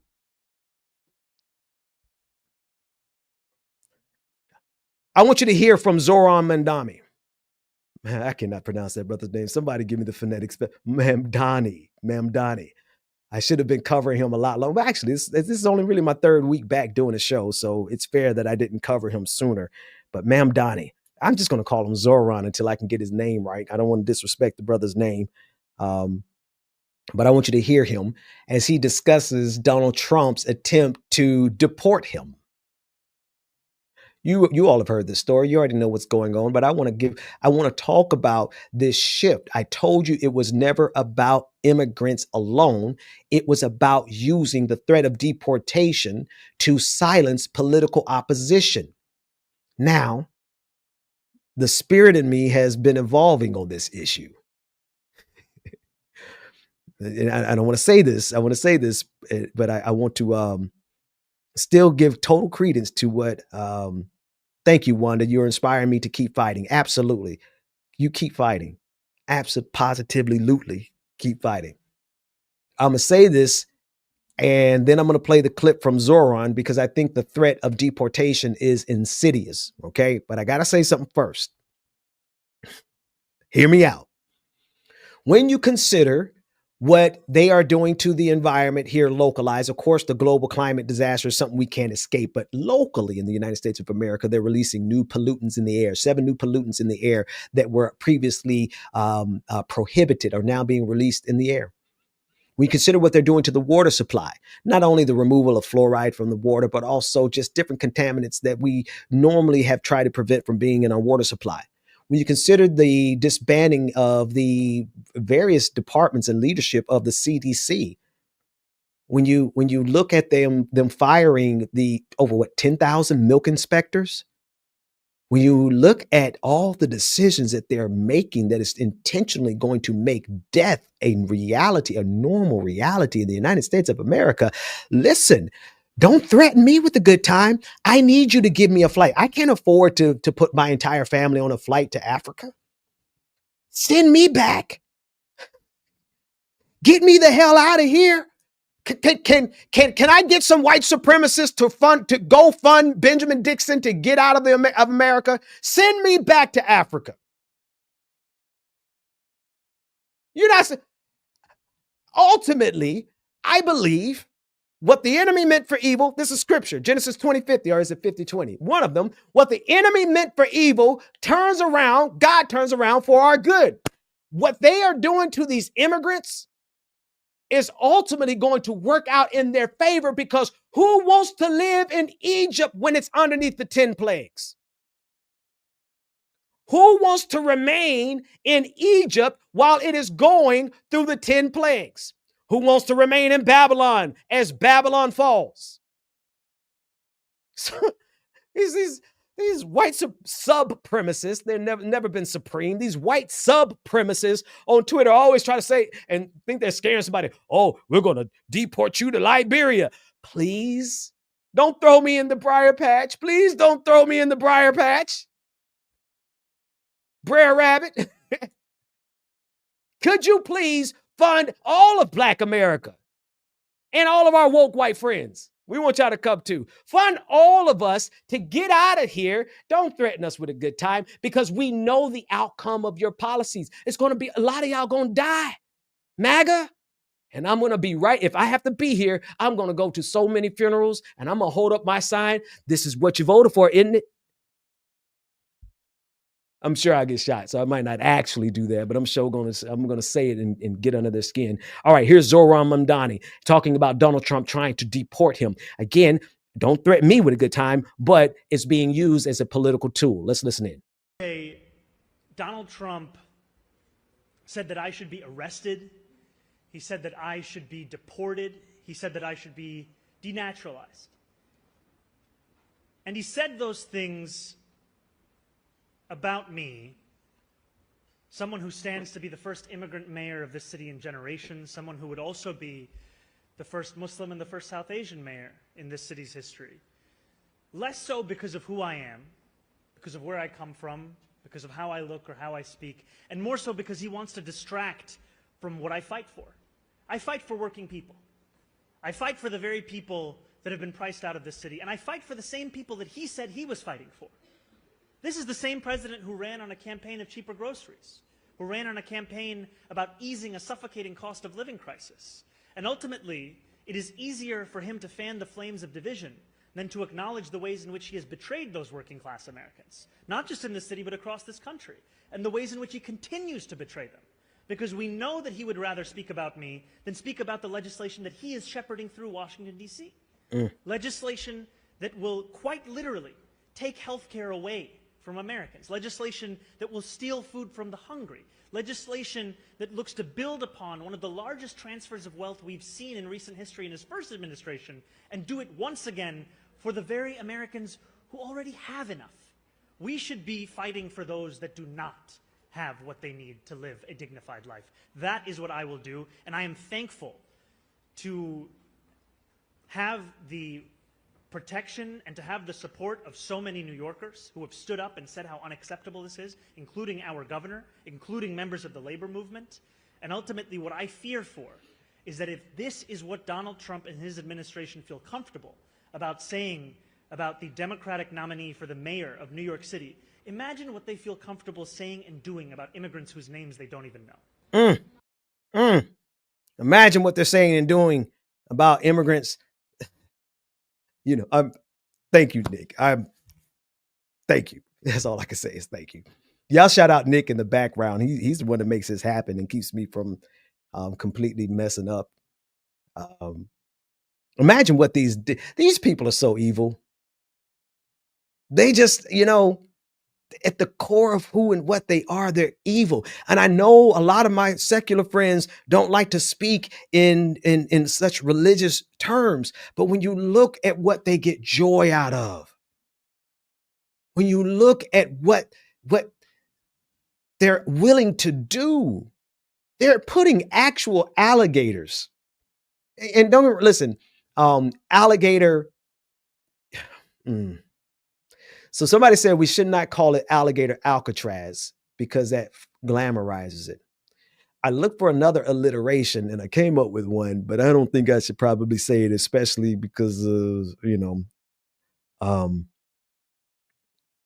probably be called anti-Semitic.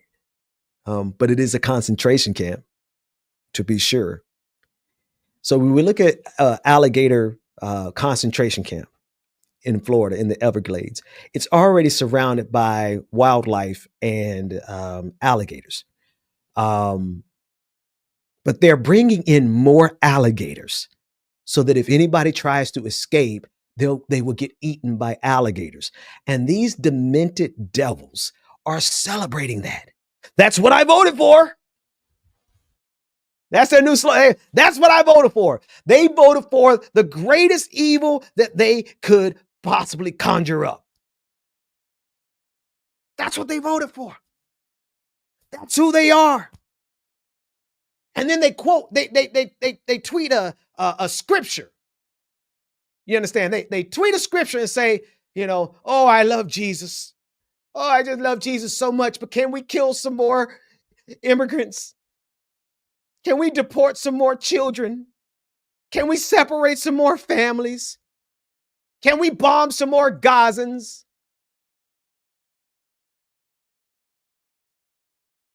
Yeah, it's the same spirit. What drives MAGA drives Zionism. It's another group I can't listen. For years, I was very cognizant. One thing you're going to find, and you can go through my catalog. I've been covering Palestine. I've been interviewing and pushing and supporting Palestine for a long time. But what I haven't been was just vocally vicious towards Zionism. Right?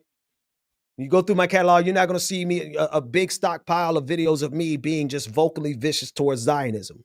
But you will have always find me. There's not a time in my career where I have not stood in solidarity with the Palestinian people. I never forget an interview I was doing with a young woman in Palestine. And as we were interviewing her and discussing the conditions of the last time they were bombing Gaza, a bomb landed not too far from her house. You could hear it during the actual interview. But ever since October 7th, man, I'm telling you something. I just, if you are a Zionist, you are my natural born enemy because of how evil you have been to the children of Gaza. The only people that remotely, I think Zionism's evil transcends and goes beyond MAGA's evil. And that's saying a lot because MAGA is like spiritual wickedness in high places. So I have no energy. And this is one of the other things that I have a real serious, deep-seated problem with the Democratic establishment because of their proximity and their fealty towards Zionism. You know, and I'm grateful because we are in a generation where everybody knows the difference. You know, growing up, I kind of knew, I knew in my knower, is what we say in church. I just knew it in my knower. Something was off with Zionism. But you couldn't say anything about it back then because they would destroy you, man. And then they would try to conflate and make it seem like because you're anti-Zionist that you're anti-Semitic, as if we don't know and haven't always known that there are plenty of people of the Jewish faith and the Jewish cultural descendancy that are not Zionists, who oppose it as vehemently as the rest of us. Right? But for a long time, that conflation remained. That was a stronghold. People couldn't really get around the fact that they will always play that game. Oh, if you're not pro-Zion, if you're not a Zionist, then you are anti-Semitic. But the evil and the veil has been removed, and the fangs of fascism that are at the core of Zionism has been fully revealed since October 7th. You understand? And so as I look at the evil of MAGA, I have to recognize that evil runs concurrent, parallel to Zionism. And then if you really dig underneath it, my friends, you got to dig a little bit underneath the surface. You will then realize that those two evils are running the same playbook. The same playbook, which is settler colonialism. I can never say colonialism. I promise you, of all the words I need to be able to say fluently, colonialism, it really, really works against my injuries here. The play that they have run, both MAGA in its lineage of America's manifest destiny, right? And it's not just MAGA, it's all of the United States of America. All of us are owned stolen land here, genocided land. It's the same exact play that's currently being run by Zionism. And all of it stems and manifests from Europe. Can I say that again? All of it. Now, don't get me wrong. Empire is not only from Europe. No, I'm not saying that. But what we're dealing with right now, what we've been dealing with, I realize this. We've been dealing with empires from Europe since before Jesus was born. I want you to pause. The Roman Empire. We have been dealing with the expansionism, the empire, the imperialism of Europe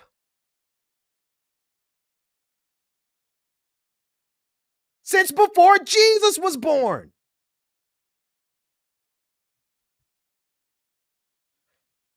When that came to my head earlier this week, I was like, good God Almighty. We have been dealing with the expansionism, the imperialism, the settler colonialism of Europe since before Jesus was born.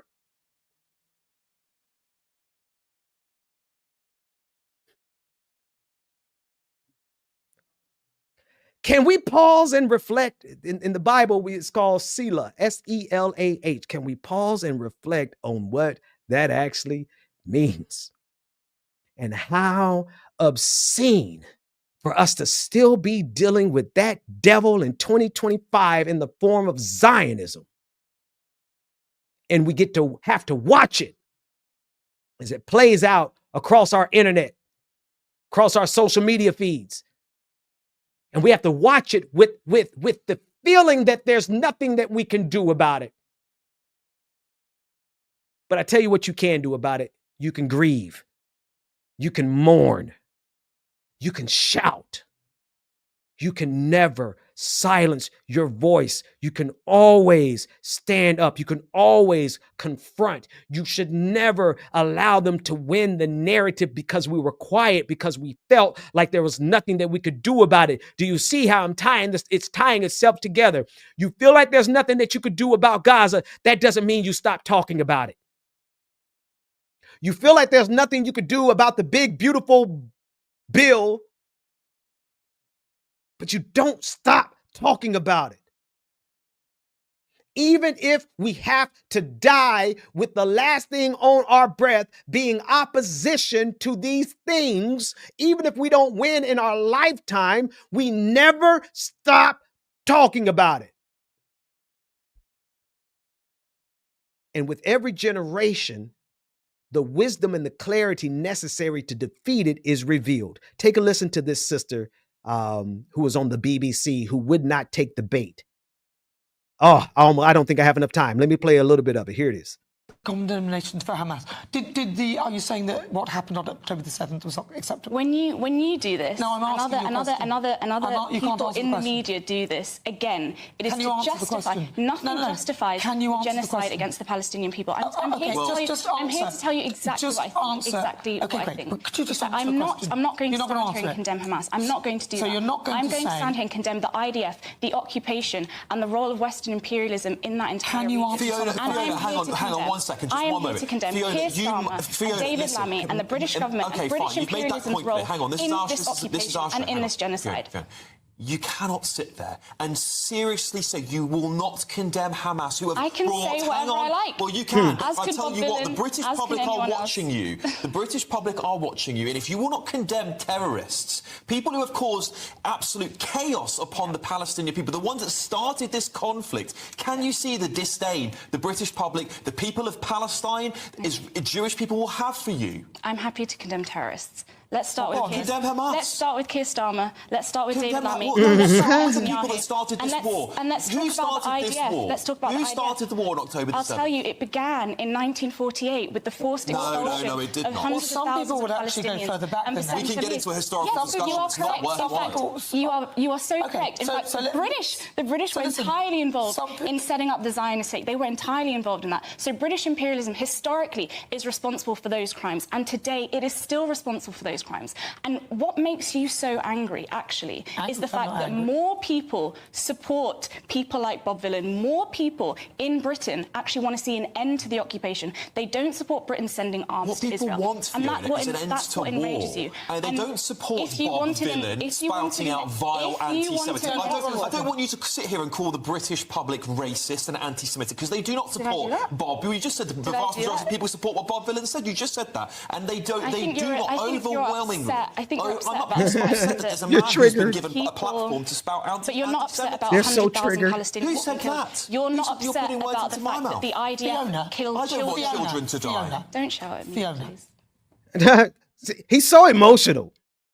He's so emotional. Why is he so triggered? I want you to see Fiona Laley.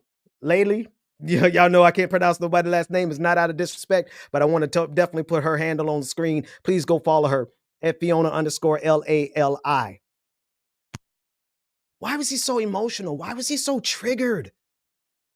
Can we trust men to lead the planet when they get that easily triggered? Anyway, folks, I got less than 1 minute. I got to get off the air. Angry Ginger is coming up next. I want you all to support and listen. I've got 123 people who are watching on my channel now. I'm getting ready to end the stream on my channel, but this is an all-day stream that you got to come over to thisspace.tv is the website. On YouTube, I need you to search. Matter of fact, if I have a moderator in my chat, Nika, if you're able, can you take the link for this current stream on this space and put it in the YouTube chat over on my channel? And I need those 123 people to come over and watch the Angry Ginger with me in the chat room. And I need you all to subscribe to thisspace.tv. Do that for me. Because this is a working class media co-op. I am over here. This is where I stream live. And I want you all to come and be a part of this community, because this is going to be where we push back from. All right. So again, somebody, yes, there they are. They put it over there. Thank you all so much. Up next, my main man. He says he looks like he's MAGA. I don't believe that. I don't think so. I don't agree with that. He looks like he is a great brother. The Angry Ginger is up next, and I'm out of here. See you next time.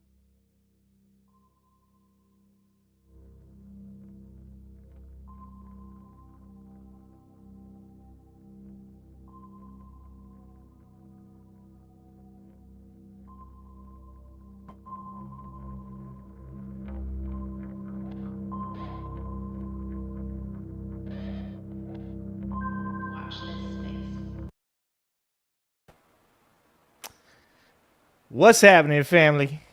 How's everybody doing? That was a good show right there. There ain't nobody better than Pastor Benjamin to be up here talking on the mic.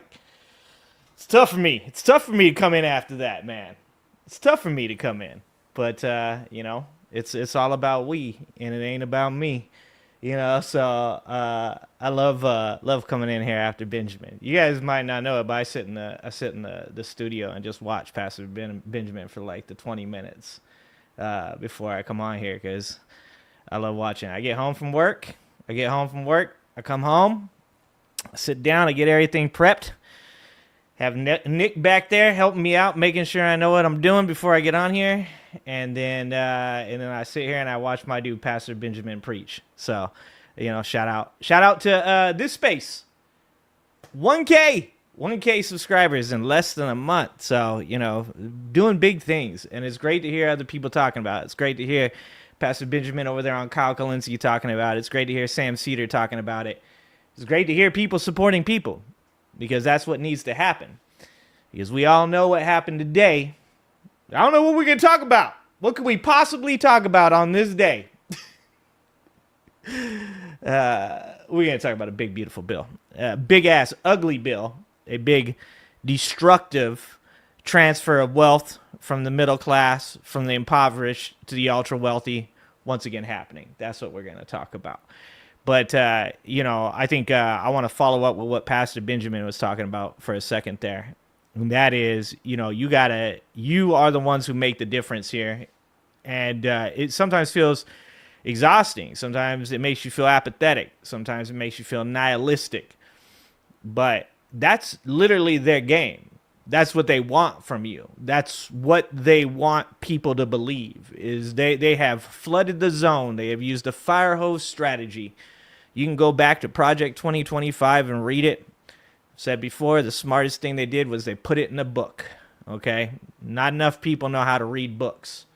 And nobody in MAGA knows how to read. Not even Donald Trump. So, if you guys feel right now, with what happened today, watching Republicans push through a bill that is 100% going to harm the elderly, 100% going to harm the impoverished, 100% going to harm this country, because it is going to add another $4.5 to $7 trillion of debt to an already, $8 trillion-ish that Donald Trump will add to this debt from his first term over the next decade. If you sat there and you watched that bullshit happen and you said to yourself, man, I don't know what we're going to do. How do we stop this? How do we make a difference? I just want you to know that you do. You know, I keep telling people this. It's like the voice of the masses is important. Some of the biggest lies we've ever told ourselves. Number one is that all politicians are corrupt.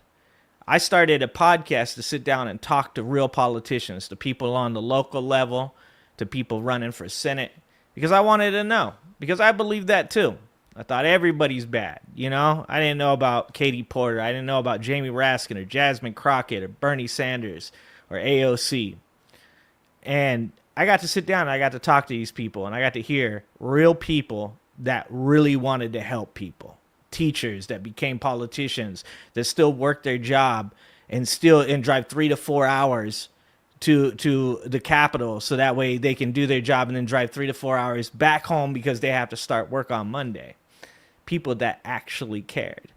Every one of these people are people that we should be supporting. The second lie that we told ourselves is our vote doesn't count. And as my man Pastor Benjamin was talking about a Zohran Mamdani there for a minute, I think that we should realize and recognize that your vote does count.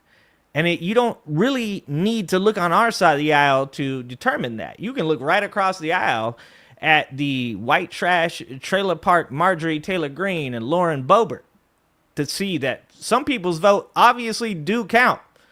Obviously, some people that want a politician that represents them, they get them in there. So it's time for everybody to realize this, that like at the end of the day, your voice does matter. Your vote does count. And representing people that represent your values do count. And something that I talked about last night on my stream, on my channel, and I want to talk about tonight, is I think we live in this like golden time for us. We really do. We live in a time where 10 years ago, 12 years ago, 14 years ago, you would have heard a term called name recognition. And you would hear these political pundits on CNN, on MSNBC, on Fox, and they would use this term over and over and over again. You can't put this person on the ticket, they're going to lose. Why are they going to lose? Because they don't have name recognition. And because of what we have done with our voices, with our communities that we've built, with the alternative media that is not MSNBC, that is not CNN, that is not Fox News, that instead is this space. It's Pastor Benjamin, it's Matt the Letter Hack, it's Left of the Box, it's Dieter, it's Adam Mockler, it's Brian Tyler Cohen, it's David Pakman, it's Sam Cedar, it's Kyle Kalinske. Because of that, now we have this ability. We have a golden chance to do something. But I'm going to tell you this, it's a small window, because we have moved from a time where people needed name recognition because that's the only way to get on CNN, that's the only way to get on Fox News, to a time where Kyle Kalinske will feature you, where a time where Pastor Benjamin or the Angry Ginger will talk about you on their streams with how many ever people, from 50 people watching to 2,000 people watching. It is a time where we can genuinely take people that are not corrupt politicians, that are not the politicians of the past, that are a new breed, that do want to represent you, that get out and do the hard work. And all we got to do is talk. All we got to do is get in the streets and hold up a sign. All we got to do is be loud, be proud, and do not be scared or exhausted. Because if you can do those things, Zohran Mamdani can win a primary. If you can do those things, AOC can be, considered a person that may possibly be running for president. If you can do those things, Bernie Sanders can finally be looked at as a person who doesn't have these wild and cockamamie ideas, but actually gives two shits about the people that he represents that did the work. We live at a time that I call, I talk about the 1800s, right? The 1800s were the time of the Enlightenment. That's when we decided that you know, having gay sex wasn't the reason the hurricane came. Because somebody had a miscarriage isn't the reason that the crops didn't grow this year. We got away from that. We got away from that. And instead, we entered an age of information where we learned that hurricanes are created from the weather, from hot and cold and the position or the temperature of the oceans and the conveyor belt that we know as being the oceans and how they work. We've moved into this age of information. And right now, you can use that information. You can use it in a really, really good way. And that is to help others find people that represent their values and show your support for them. And that's not just politicians, but that's also your streamers. That's also your journalists. That's another lie we say. Oh, all news media is bad. All media is bad. All media is bad. But I've sat down with reporters that genuinely love what they do and want to make a difference, that have written books, like my dude Clay Risen that wrote the Red Scare. He works for the New York Times. I'm not saying every journalist is a good person. I'm not saying they're not, you know, there's not a ton of them out there to make a bunch of money that are grifting off of people and putting up shitty headlines just to get clicks and views. I'm not saying that about streamers. There's plenty of streamers out there that do the same thing. What I'm saying is, with a little bit of media literacy and the right amount of support, you can make a difference. And this big, beautiful bill, guys, this big, beautiful bill that they passed, I'm going to tell you something. There's a lot of people out there right now that are going, I'm not on Medicare. Why should I care? I'm not on SNAP. Why should I care? Well, let me tell you something. You might think you are one good idea away from being a millionaire, but the real thing that's happening right now is you are 3 bad ideas away from being on Medicare, on SNAP, using government handouts. That's why they're there. If you think that these people out there right now, if you're one of these people that believes like, oh, all these people are taking advantage, good, put those people to work. Let me explain to you something from a person that comes from a very, very different background than most people. I grew up very poor. People that hustle, people that take advantage of the system aren't going to be stopped by some work requirements. These people have made a job, a career out of taking advantage of that system. But you know who is going to lose benefits? A single mother that can't get to her job, that can't find child care. You know who's going to lose Medicare? An elderly person who legit has disabilities that won't allow them to work. Or even a young person that potentially has a heart defect, that they can't work 8-hour shifts, that they can't work over and over and over again many days in a row because they're legit worried that they will die. Those are the people that are going to lose benefits. So when you think you're sitting up here and you're saying to yourself, I got those people, man. I got the bad guys that were taking advantage of the system. First of all, let me let you know, no, you didn't. No, you didn't. But what you did do is, yeah, you kicked a single mother off of SNAP. Congratulations. You put that single mother with 2 kids that lost her husband, you put her to work. And now she's got to find a way to raise 2 children. Congrats. It's absolute insanity. It's absolute insanity. This bill is just another transfer of wealth. We just saw one of the largest transfers in wealth during COVID from the impoverished and the middle class to the ultra wealthy. And we decided to follow it up with part 2 4 years later. It's insane. And you know who voted for that? You want to know the crazy thing about who voted for that? People that need SNAP, people that need Medicare. It's insane, and let's just call it what it is. It's a bunch of people that don't know what's in that bill. They don't know how it affects them. Hell, the politicians don't know. Marjorie Taylor Greene said, "Oh, they had 10 years of unfettered AI access without regulation. I didn't know that was in there." No shit, you didn't read the bill. You are just like the people who voted for you. When they say he's just like Trump, she's just like Trump, they mean that. They don't read shit.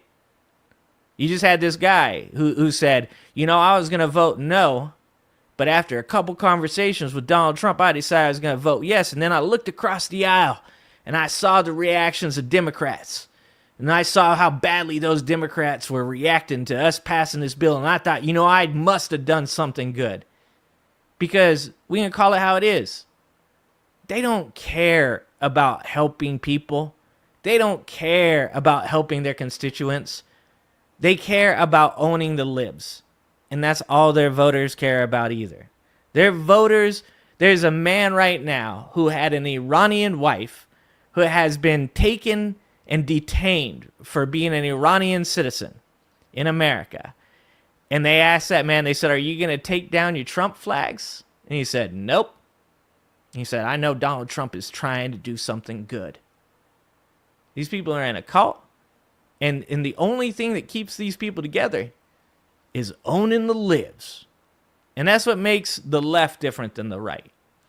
Is at the end of the day, if the left gets what it wants, you're going to have health care. If the left gets what it wants, you're going to have UBI to help support you when AI takes your job. If the left gets what it wants, you've got maternity leave. You've got paternity leave even. If the left gets what it wants, you're going to have equality. You'll be able to sit down in an interview with a potential boss who's not going to discriminate you because of your ethnicity, because of your gender, because of your age. There is a huge difference between the left and the right.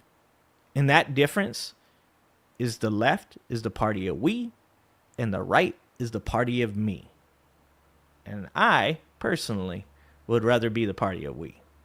So I want to talk about a couple things today. I always do. I always do.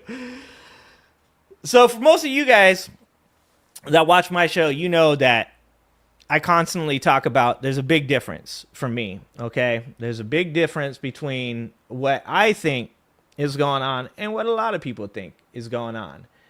And when I talk about, let's get up here. There you go. The 9 people. When I talk about what these people are doing, when I talk about the reasons behind what these people are doing, I tend to differ a little bit. A lot of people say it's just about money. It's just about money. It's just about money. And the biggest difference between me and most people is I agree that it's about money, but I disagree with why it's about money. Because most people think it's just greed. They just want, to pile up their stacks of cash, like, their Scrooge McDuck, so they can take a dive in it, take a swim around, like DuckTales. But I don't think it's just for the money. I think it's for the power. I think it's for the authority. I think it's for the control. And when you look at what's going on right now, I think, I forgot who it was, but coined the term techno-feudalism. They coined the term techno-feudalism. And I believe 100% that is what is going on right now. They are trying to create a clear difference in classes between the nobility and the peasants. And if you're a MAGA out there right now and you're watching it and you're like, well, I'm going to be part of the nobility. No, I have bad news for you, sir or ma'am. You are not part of the nobility. You smell bad and they don't want you on their lawn, okay? They need you somewhere else where you are not seen or heard from because they don't like you. And the only thing they like about you is your ability to produce goods for them. So in a techno-feudalistic society, what you're really going to have is a bunch of people that are at the top. And for anybody out there, it's a conspiracy. It's a conspiracy. They write books about this. They give speeches about this. Look it up. Look up a Peter Thiel speech. Look at what Palantir's doing. These people want more money, not because they want to stack it in their bank account, but because the more money you have, the more control you have over the populace. The more money you have, the more voice you have in politics. The more money you have, the more resources you have, the less resources other people have, thus the less control they have. So,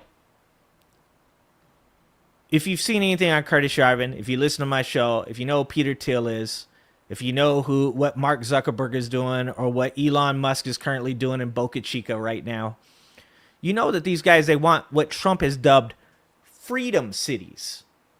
He's dubbed them as freedom cities.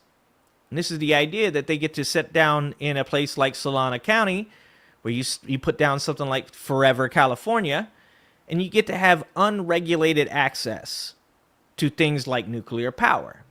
Now, anybody that watched the Ocean Gate Netflix documentary know exactly how these billionaires do when they're not regulated. They put your ass in a carbon fiber hull with a crack in it, and they drive you down to the Titanic, and they get you squished into a fucking pancake. And they do that, why? Not for money. They do it for fame, for legacy. They do it because they want to prove to their billionaire buddies that they got just as big a swinging dick as they have, right? This is literally this dude's words from the Ocean Gate guy. I want to be a big swinging dick like Elon Musk. That was his whole point of view. He wasn't doing it for money. He was doing it to be a part of the club because he wants to be the nobility. He wants to be the guy sitting around the ring when the gladiators kill each other. He wants to be the guy that gets to give the thumbs down or the thumbs up. For me, I differ from a lot of other people when we talk about this stuff because I don't think it's just greed. And I don't specifically think they're just doing it for amusement and to watch you cry. Specifically. Not the tech billionaires. MAGA, on the other hand. MAGA wants to see you cry. They're useful idiots. But tech billionaires, don't get it confused. Tech billionaires have a plan. And that plan is to use AI to get there. And this is a roundabout way of saying we're about to lose that window. We're about to not have that chance anymore to put people forward that represent our interests. Because the moment that AI starts flooding the zone, you think Donald Trump's doing a good job of flooding the zone with bullshit? The moment that AI comes into its real fruition and is capable of really actually flooding the zone with bullshit, that's when we lose our chance. We have a golden opportunity now, a window to make sure that people like Zohran Mamdani, people that believe in the party of we, not the party of me, get a chance to get their foot in the door and make a difference. Because these guys have a plan, these tech billionaires. And that plan is to deport as many immigrants as they possibly can, regardless of whether or not they're criminals or not. They'll find the thinnest reason they possibly can. They want them out of the country. Why do they want them out of the country? A lot of people will say it's just racism, and most of the time I probably agree with you. But it's more than that. It's more than that. Because when they cut all these people from Medicare, when they cut all these people from SNAP, right now we have one of the lowest unemployment rates we've ever had in our history. Thank you, Joe Biden. These people are going to need jobs. What kind of jobs can an uneducated citizenry do? Well, you're not going to plug these people into, high engineering jobs in a energy facility, right? They're not going to be professors down at the college. No, you need basic level jobs. And so where do you find those jobs? You find those jobs by deporting the people that are doing them. And one of the most wild things somebody has ever said the other day, it was actually something that I said. I wouldn't have said that myself, but when I hear somebody else say it, holy shit, that makes sense. And that was one of my viewers, one of my subscribers. Shout out to Bucket Kid, I love you. And Bucket said, all these Texas farmers are so mad that their immigrant labor is now being deported. And I said, no, I can imagine that because most of these people think it'll never happen to them. Like I said, SNAP, it's never going to happen to me. Medicare, it's never going to happen to me. I'm not going to be the one that's touched by this. It's the bad guys. They're going to get touched by this. So they get their immigrant workers, their farmers, deported. And now they're crying. And I said this about them being deported. And I said, who do they think's going to work those jobs? Who do they think are going to work in those fields? And you know what? You know what they said? Black folk. That's who. And I was like, that is wild. I was like, would I, like, if that came out of my mouth, I'd be like, that's probably hyperbolic. That's crazy. But hearing it from somebody else and allowing myself to work it around, right? These fucking people, this is what they want. Because per capita, who makes up the greater proportion of impoverished people in our country? Minorities do. And it has been that way forever, since the beginning of the history of this United States of America. And we know all about that, as Pastor Ben was talking about a little bit. They want to make America what they think was great. They want to take it back to that time. Who's going to work those fields?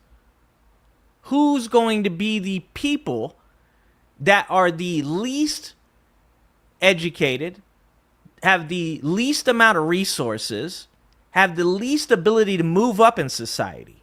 The impoverished. And who makes up the largest proportion of the impoverished? Minorities. That's when America was great for them. And they're about to take us back full circle. It's fucking wild. All right, guys. And by the way, I grew up with skinheads and peckerwoods. I know what racism looks like. You ever have a MAGA moron tell you that racism doesn't exist? Tell them to go on down to Oildale, California. And bring a black friend. I grew up with skinheads, peckerwoods, Nazi lowriders, Supreme White Power, all of them. I grew up with all of them. I can tell you, my best friend was half black. Mom was a Hell's Angel, and his dad was shot when he was 5 years old in gang violence. I grew up in a bad place. And I can tell you this. I played football against people that had a swastika that went from titties to belly buttons. Dude named Bear, big skinhead. I played against those dudes.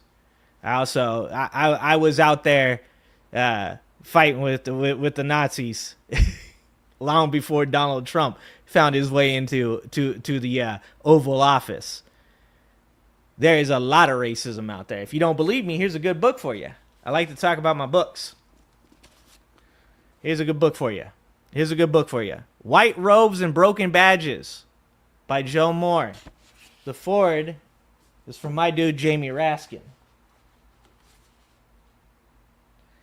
In that book, Joe Moore went undercover for the FBI and was part of a plot by the KKK to assassinate the then president, newly elected president, Barack Obama. This is 2008. And he was infiltrated into the KKK until 2019, I believe. And you know what he said? He said when they all scattered after he went to testify against some of these big names in the KKK at the time, he said they scattered. You know where they went? The Oath Keepers, the Proud Boys, the 3%ers. So all these people that, these are just dudes getting together. It's a boys club, man. Not everybody that disagrees with you is a racist, bro. If they're a Proud Boy, they're racist. If they're an Oath Keeper, they're racist. How can you be in a group filled with KKK members and not be racist? I mean, if you are, that is some wild shit. All right. Well, anyways, I want to watch this video with you guys. A lot of you guys know that watch my channel. I don't watch these videos before because I want to be able to talk about them when I see them. So this is More Perfect Union. They put out really dope videos. If you don't know who More Perfect Union is, you should go check them out. Most people know who they are. A big channel. But this video is the truth about Silicon Valley's radical vision for AI. And for those of you out there too that are like, AI can do some good things. I'm for AI. I'm for AI being used for medicine. I'm for AI for helping with climate change. There's a lot of really good things that AI can do. And there's a lot of really bad things that AI can be used for. And what these people currently that are in charge, the people that wanted 10 years of unfettered access without regulation put in that bill, those people, they don't want to do good things with it. They want to use it to do what the Ocean Gate guy did. They want to put you in a submarine and send you down to the Titanic, and you are the guinea pig. You are the experiment. So it's all about who is doing what with AI. So I want to watch this with you guys. So you guys, I'll tell you what I think, and you guys tell me what you think. On stage. It looks like fair. Rolando. I was like, that is Pharrell. I also thought it might have been Tyler, the Creator. Artificial intelligence policy. Representatives from America, the European Union, global tech giants. A year ago, the question was how to make AI safely work for people. Now, America's answer is clear. That's optional. The AI future is not going to be won by hand-wringing about safety. I was in the room during J.D. Vance's speech, and it did really feel like a shift in the entire space around AI regulation. Right now, AI systems are deciding who gets medical care, loans, job interviews. Often, you guys remember what happened with Luigi? You guys know what happened with Luigi? Illegally. And no one's watching, which is exactly what the tech industry wants. Now, the most powerful companies in the world are mounting an unprecedented lobbying push to make sure it stays that way. State lawmakers could soon be barred from regulating artificial intelligence for the next decade. I guess shocked is the wrong word. More horrified, right? And they're calling it a favor. The biggest risk could be missing out. But here's what the executives don't want you to know. Why the rush? Why buy influence at every level? And why do you guys think there's a rush? Why do you think there's a rush? I'll tell you why, and they're going to use this. They're going to use this. They're going to play the same game they've been playing this whole time. If we don't do it, the Chinese are going to do it. The Chinese are going to get it, and then the next thing you know, everything's going to be bad for you. It's anger, it's hate, it's vitriol. I was listening to this dude probably 4 years ago, 5 years ago on this podcast, talking about living in China and AI. And I forget who the interview was with, but the person that was interviewing him said, but isn't China really bad? Don't you hate living in China? Aren't you really restricted? Don't you have like no rights in China? And he's like, what? What are you talking about? He's like, I love living in this place. He's like, I met my wife here. He's like, there is some real strange thoughts when it comes to other cultures from Americans. He goes, you know, when I moved here, I was a little bit concerned because of what everybody said about China. He's like, I got here and it's like living under most governments. And this is going to be used against you. And this is something that the right does to the left pretty frequently. They just did this with Iran. They said, oh, so you're in support of terrorism? We just saw that on the Pastor Benjamin show. We just saw that British fellow try to put that young woman in her place by being like, oh, so you support terrorism? Well, that's something that's a game the right plays to the left, and they play it really well. They play that really well. They look at people on the left that have empathy, that want things better for all people, not just Americans, but globally, and they go, oh, so you're part of that New World Order stuff. Oh, you're part of a deep state cabal. Because they know that left-wing people generally look at themselves. They're analytical. They say to themselves like, well, am I supporting terrorists? Am I standing up for my values? Because a lot of right-wing people don't have to do that. Maybe not all of them, but a lot of them don't. They don't ever look inwardly. They always look outwardly. Because that is the game. The game is to stay focused on people that you can hate, that you can be angry against, that you can be scared of. It's trans people, it's gay people, it's black people, it's immigrants. It's always the barbarian at the gate. It's always, so in my opinion, what this gentleman is probably about to say is because we have to do it before everybody else gets a hold of it. Level of government. Why risk dismantling legal protections that took decades to build? Because behind the promise of a golden age for humanity, they're hiding something much more cynical. About 6 years ago, a health insurer worked with hospitals to use AI to determine patient care. The algorithm insane. saw less money spent on Black and poor patients and concluded they needed less care. This wasn't a lab experiment, but something deployed across 200 million Americans. Hold on. Let's get that one more The time. algorithm saw less money spent on Black and poor patients. The program was less likely to flag eligible Black patients for high-risk care management. Holy shot. Concluded they needed less care.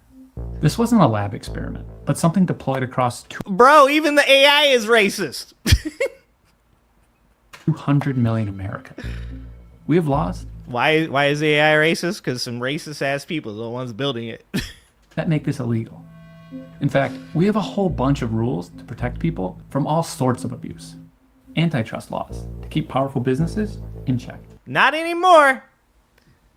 Say goodbye to that. Lena Khan is gone. I just saw a video. Maybe we'll watch that next. Lena Khan and Robert Reich. Two of my favorite people. Like, somebody, we got to watch that video. Protections for consumers and children. Rules that keep your medical records private. Civil rights. Labor. Yeah, you don't have privacy laws anymore. Once again, that's all part of this. Palantir is literally building a database at the behest of Donald Trump's government on American people. These are the same goddamn hypocrites that were concerned that Joe Biden was monitoring them using a George Bush era tool, which, hey, I'm with.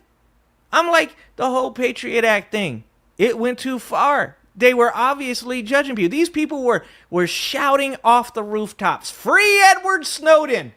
Free Edward Snowden!" Where are these people now? What happened to all the MAGA supporters that said that we live in a surveillance state? What happened to them? You don't hear anything about that. You know, it's kind of gone the route of the Epstein files. It's kind of gone the same route as the anti-war peace president. It's a little bit funny to look back, not a year, not 2 years ago, 6 months ago, and look at private messages from MAGA supporters that were telling me how wrong I am about Donald Trump. He's going to pardon Edward Snowden. He's going to pardon the WikiLeaks guy. Shit, he's pardoned everybody but them at this point. I mean, I don't know if Diddy's going to get any time at all, but if he does, I'm sure Donald Trump will pardon him because, you know, Donald Trump said he's a really good guy. Diddy really likes me. That's what he said. You don't have HIPAA anymore. Palantir is literally scraping the internet for your information. Something that we used to be concerned that these scammers were doing. That these people are out there stealing our identities. Now the government is doing it. Do you think when the government said to immigrants, they said, you better have your Facebook, your social media profiles on public? Because if you don't have it on public, we're just going to assume that you've got some anti-government stuff in your social media. Why do you think they did that? Because it just makes it that much easier for the government to go and find these people. It's not to help them. They are building a database on everybody. And MAGA supporters that were screaming, "Free Edward Snowden," are sitting there right now just doing the insane Olympic level mental gymnastics to go, no, we need it. We kind of actually need it, guys. Like, I mean, how is Donald Trump going to be able to deport all these criminals and these gang members and rapists? Like, how are we going to get all these people if they don't start getting our information? It's for our good to protect us from the evil people. It's not rocket science. and none of it's hidden. They're doing it all right in front of your faces. And the left is too scared to call it out because they're worried they're going to be called conspiracy theorists. And the right is too goddamn dumb to figure out that they sold their privacy, they sold their freedom, so that way they could watch a liberal cry, which they've never seen me do. So this shit don't even work anymore. I tried to cry once and it was painful. Protections, equal opportunity, intellectual property, and resting on top of this imperfect foundation is us, society. But right now, companies are using AI in ways that break these laws. And most of the time, nobody knows until the damage is done. Much of what we know is the product of, Actually, they just, I don't remember if it was Supreme Court or if it was a state Supreme Court. I can't remember if it made it all the way to the top yet. I think it's Supreme Court. Just decided that AI can learn from online books and use that material to write, because it's just like a human. If a human were to write books after reading a bunch of books, it would be considered the same thing. So pretty much we've already decided that corporations have all the same rights as human beings do, and now we're saying that AI also has all the same rights as human beings. Once again, I'm pro AI to be used for multiple different things in our society. I am super pro AI for what did they learn? They learned to fold the proteins, right? Something that was considered completely impossible for human beings. Super pro AI for that. Definitely not pro AI for figuring out how to deny black people fucking medical care, or how to find brown people on the street so masked ICE agents can grab them and deport them. No. Like, this is so human to use this shit for the worst possible reasons. There's so many good things that AI could do.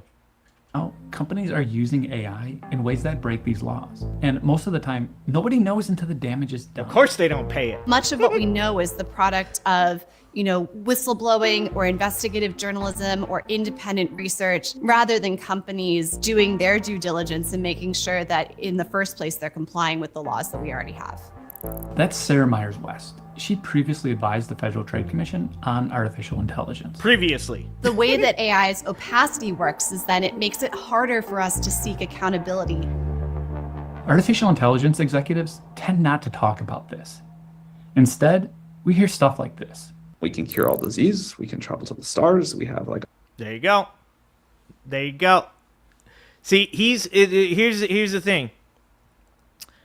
Altman, even Zuckerberg, most of these guys used to be liberal people. They used to be democratic because Barack Obama opened the door to tech giants.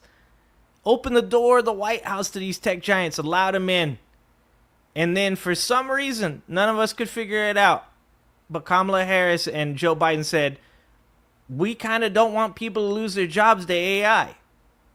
We kind of don't want people to be displaced by automation. Crazy. Once again, people say all these politicians are completely corrupt, but for some reason, Joe Biden decided, you can't stuff those dollars in my pocket, so that way I open this door for you. Look, when Joe Biden was elected, and I voted for Joe Biden, I set a pretty low bar for Joe Biden, because he was a career politician. But Joe Biden did turn out to be, other than his foreign policy, one of the most progressive domestic presidents that we've ever had.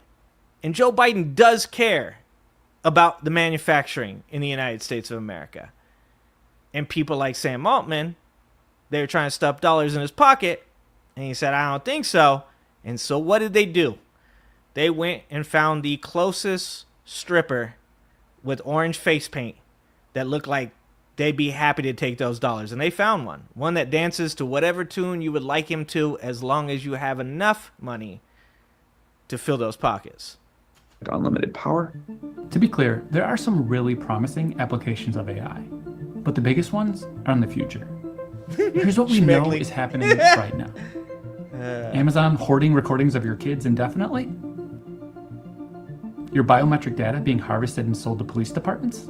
Dude. Companies rejecting job applicants based off of facial analysis? Health insurers are accused of using AI to mass reject medical claims. Landlords may use it to collude around rent prices.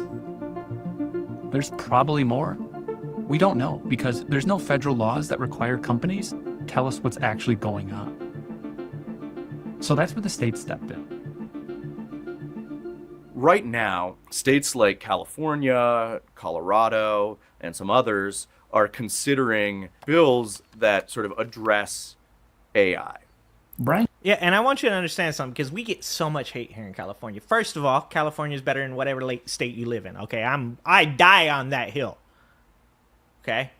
I am 100%, I love California, especially Northern California. I love Northern California. All right, my state's better than your state. I don't care.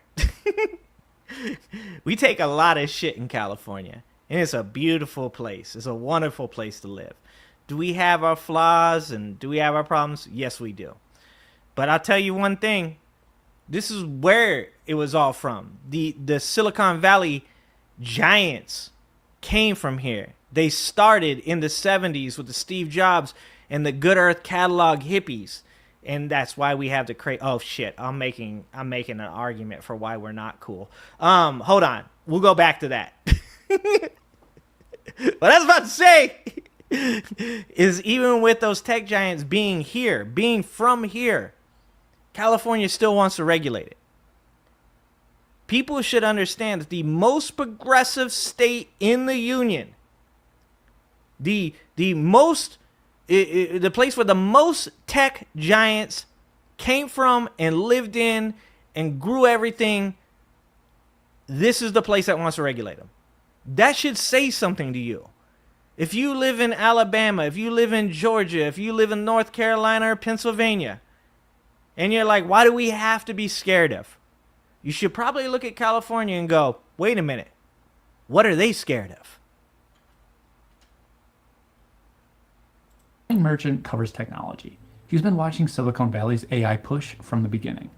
These bills, according to Brian, it's basic stuff. Follow the law. Be transparent about AI. Common sense guardrails to ensure AI is subject to the same rules as everything else.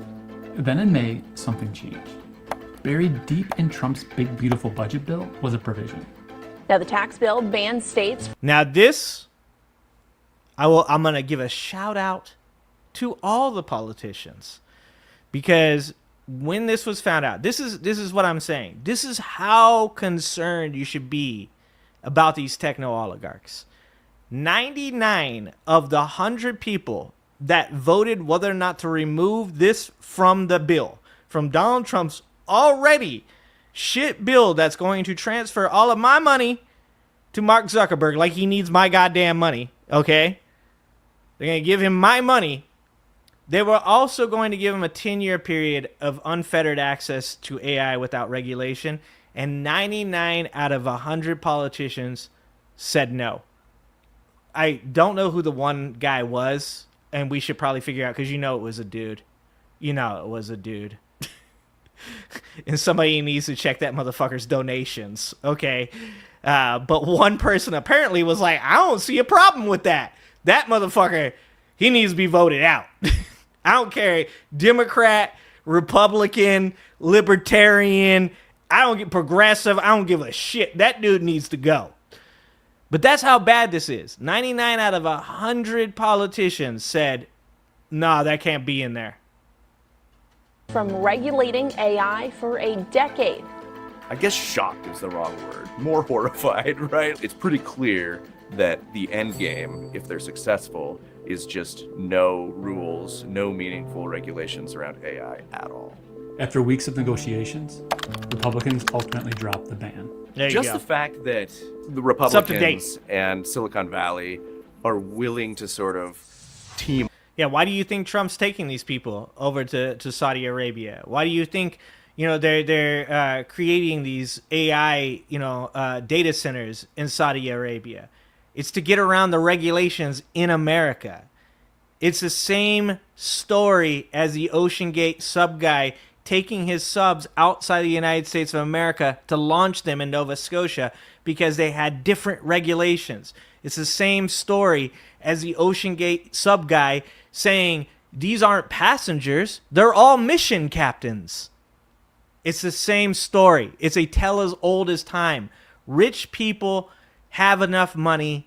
What they want is access and control, and the way that they get that is by buying politicians. Up to try to do this, I think, is worrying enough, and it's sort of a sign of what's to come. How does an industry manage to exert so much power that it could make it illegal for state and local governments to govern them at all for a decade? At all. Follow the money, and that's really all you have to do. That's Ruman Shadhari, former AI envoy for the State Department. Used to run Twitter's ethical AI team, past tense, because Elon Musk fired her. Since ChatGPT triggered the current AI gold rush, 5 major tech companies have poured over $100 million into lobbying the federal government. But there's more to it. We talk a lot about lobbying. There are also other ways in which companies influence what happens in the policy space. Major tech companies bankroll academic research, steering the whole field. This was not necessarily maliciously done, right? This comes from the fact that these companies have so much more money than academic institutions. In some ways, they're richer than the government. Foundations within this community have funded interns or full-time staff in Senate and congressional House offices around the U.S. as public interest technologists. Theodora Skiatis worked with Ruman at Twitter. She was also a victim of Musk. But it goes a lot deeper than... Just the way he said that. Also a victim of Musk. Who isn't a victim of Musk? We're all victims of Musk at this point.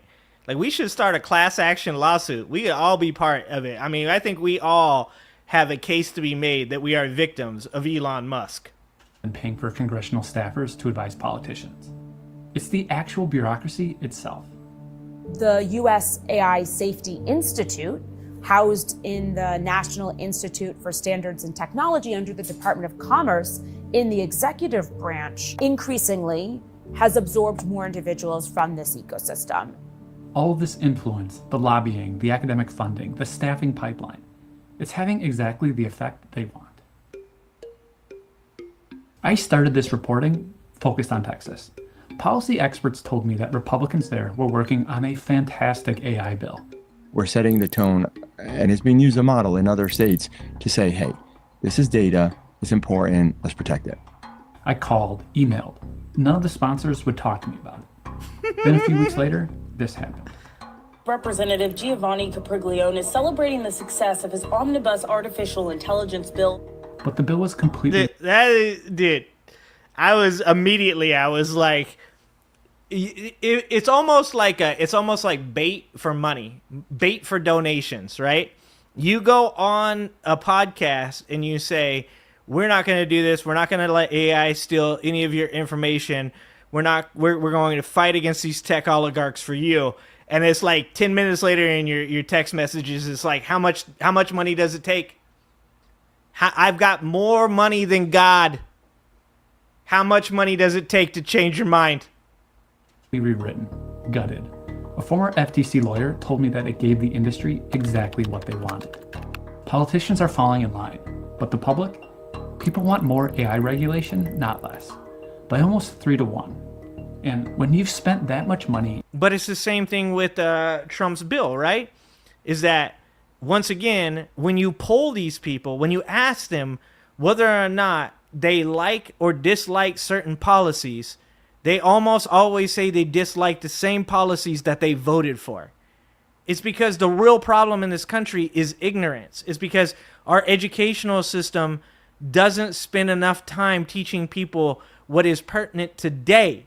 They teach you history. They teach you things that happened a long time ago that obviously had no effect on these people because they're like, what the fuck is fascism? I can't even spell that. What probably needs to be taught in today's schools is media literacy, critical thinking skills, logic, how to get out of the basement, stop playing video games, and talk to women. That's a class that I'd also include, right? Probably at the same time as sex education. And people still think you're full of There's only one move left. We're in a race with China. And my view is if they're going to be killer robots, I'd rather they be American killer robots than Chinese. Hey, it only took until getting to Ted Cruz, guys. It only took until they got Ted Cruz on the screen to get the barbarians at the gate. Jesus Christ. There's for a Going to be killer robots. I'd rather they be American killer robots than Chinese. There's for a long time been this discourse that emerges at moments where AI is very close to being more stringently regulated around there being an arms race between the US and China. Be afraid. Be afraid. Pure evil exists. Okay, it does exist. Okay, and these people, they plan on dominating us in AI, in chips. Industry voices argue that if we subject AI to all the usual rules, it will slow down AI development and cause the US to lose the AI race to China. There's just one potential problem with their argument. China actually has a very developed, responsible AI framework. They are one of the best regulated AI environments. Well, yeah, because I've said this even when people are talking about conspiracy theories for like, when you talk about people like putting stuff in the water, or when you have anti-vaxxers talking about how vaccines do bad things, right? Like when you're talking about any of these things, you're almost always looking at the fact that the people that you're claiming are doing these things would also be a victim of these things, right? So when you have the tech oligarchs and you break down logically why they want you to allow them to have this unregulated access, it's because they want to be at the steering wheel. They want to have control. They want to be the people that make the decisions. And a lot of times it's pretty easy to make like an appeal to emotion right here, right? Like you would say, doesn't it scare you because they're these horrible people that are going to do these insane things like just start feeding people into a grinder and it's going to be Soylent Green, right? But the reality is most likely all of these tech oligarchs are the same. It's Revenge of the Nerds, okay? It's a bunch of dudes that couldn't get any in high school, that forever were never the popular kid. Look at Elon Musk and spending $240 million, they become the first buddy. They're always the kid with the computer on the street, and they're just like, nobody knows how cool I am. No one knows I have a computer. And what they really want is they want popularity. They want fame. They want legacy. They want friends, but they can't buy those. So really, what you're seeing here is all of these people don't want China to be regulated because they want to be the kid with the best computer on the block. They want to be the guy who did the thing. Once again, we go back to that Ocean Gate submarine thing. He didn't go down there with those people for money. He did it because he wanted to be the guy that's in the history books. And there is more evil done, more bad things done by men chasing history than probably any other cause. And it doesn't matter whether or not Zuckerberg's just kind of weird or Sam Altman's just kind of awkward.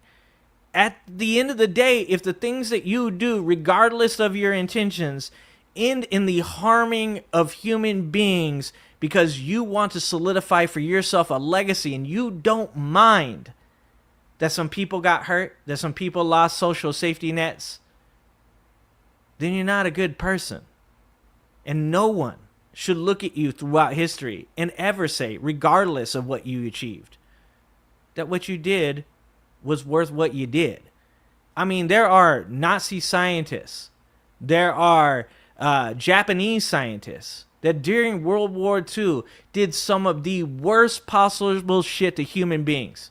And because of that, we have some pretty incredible breakthroughs in medical science.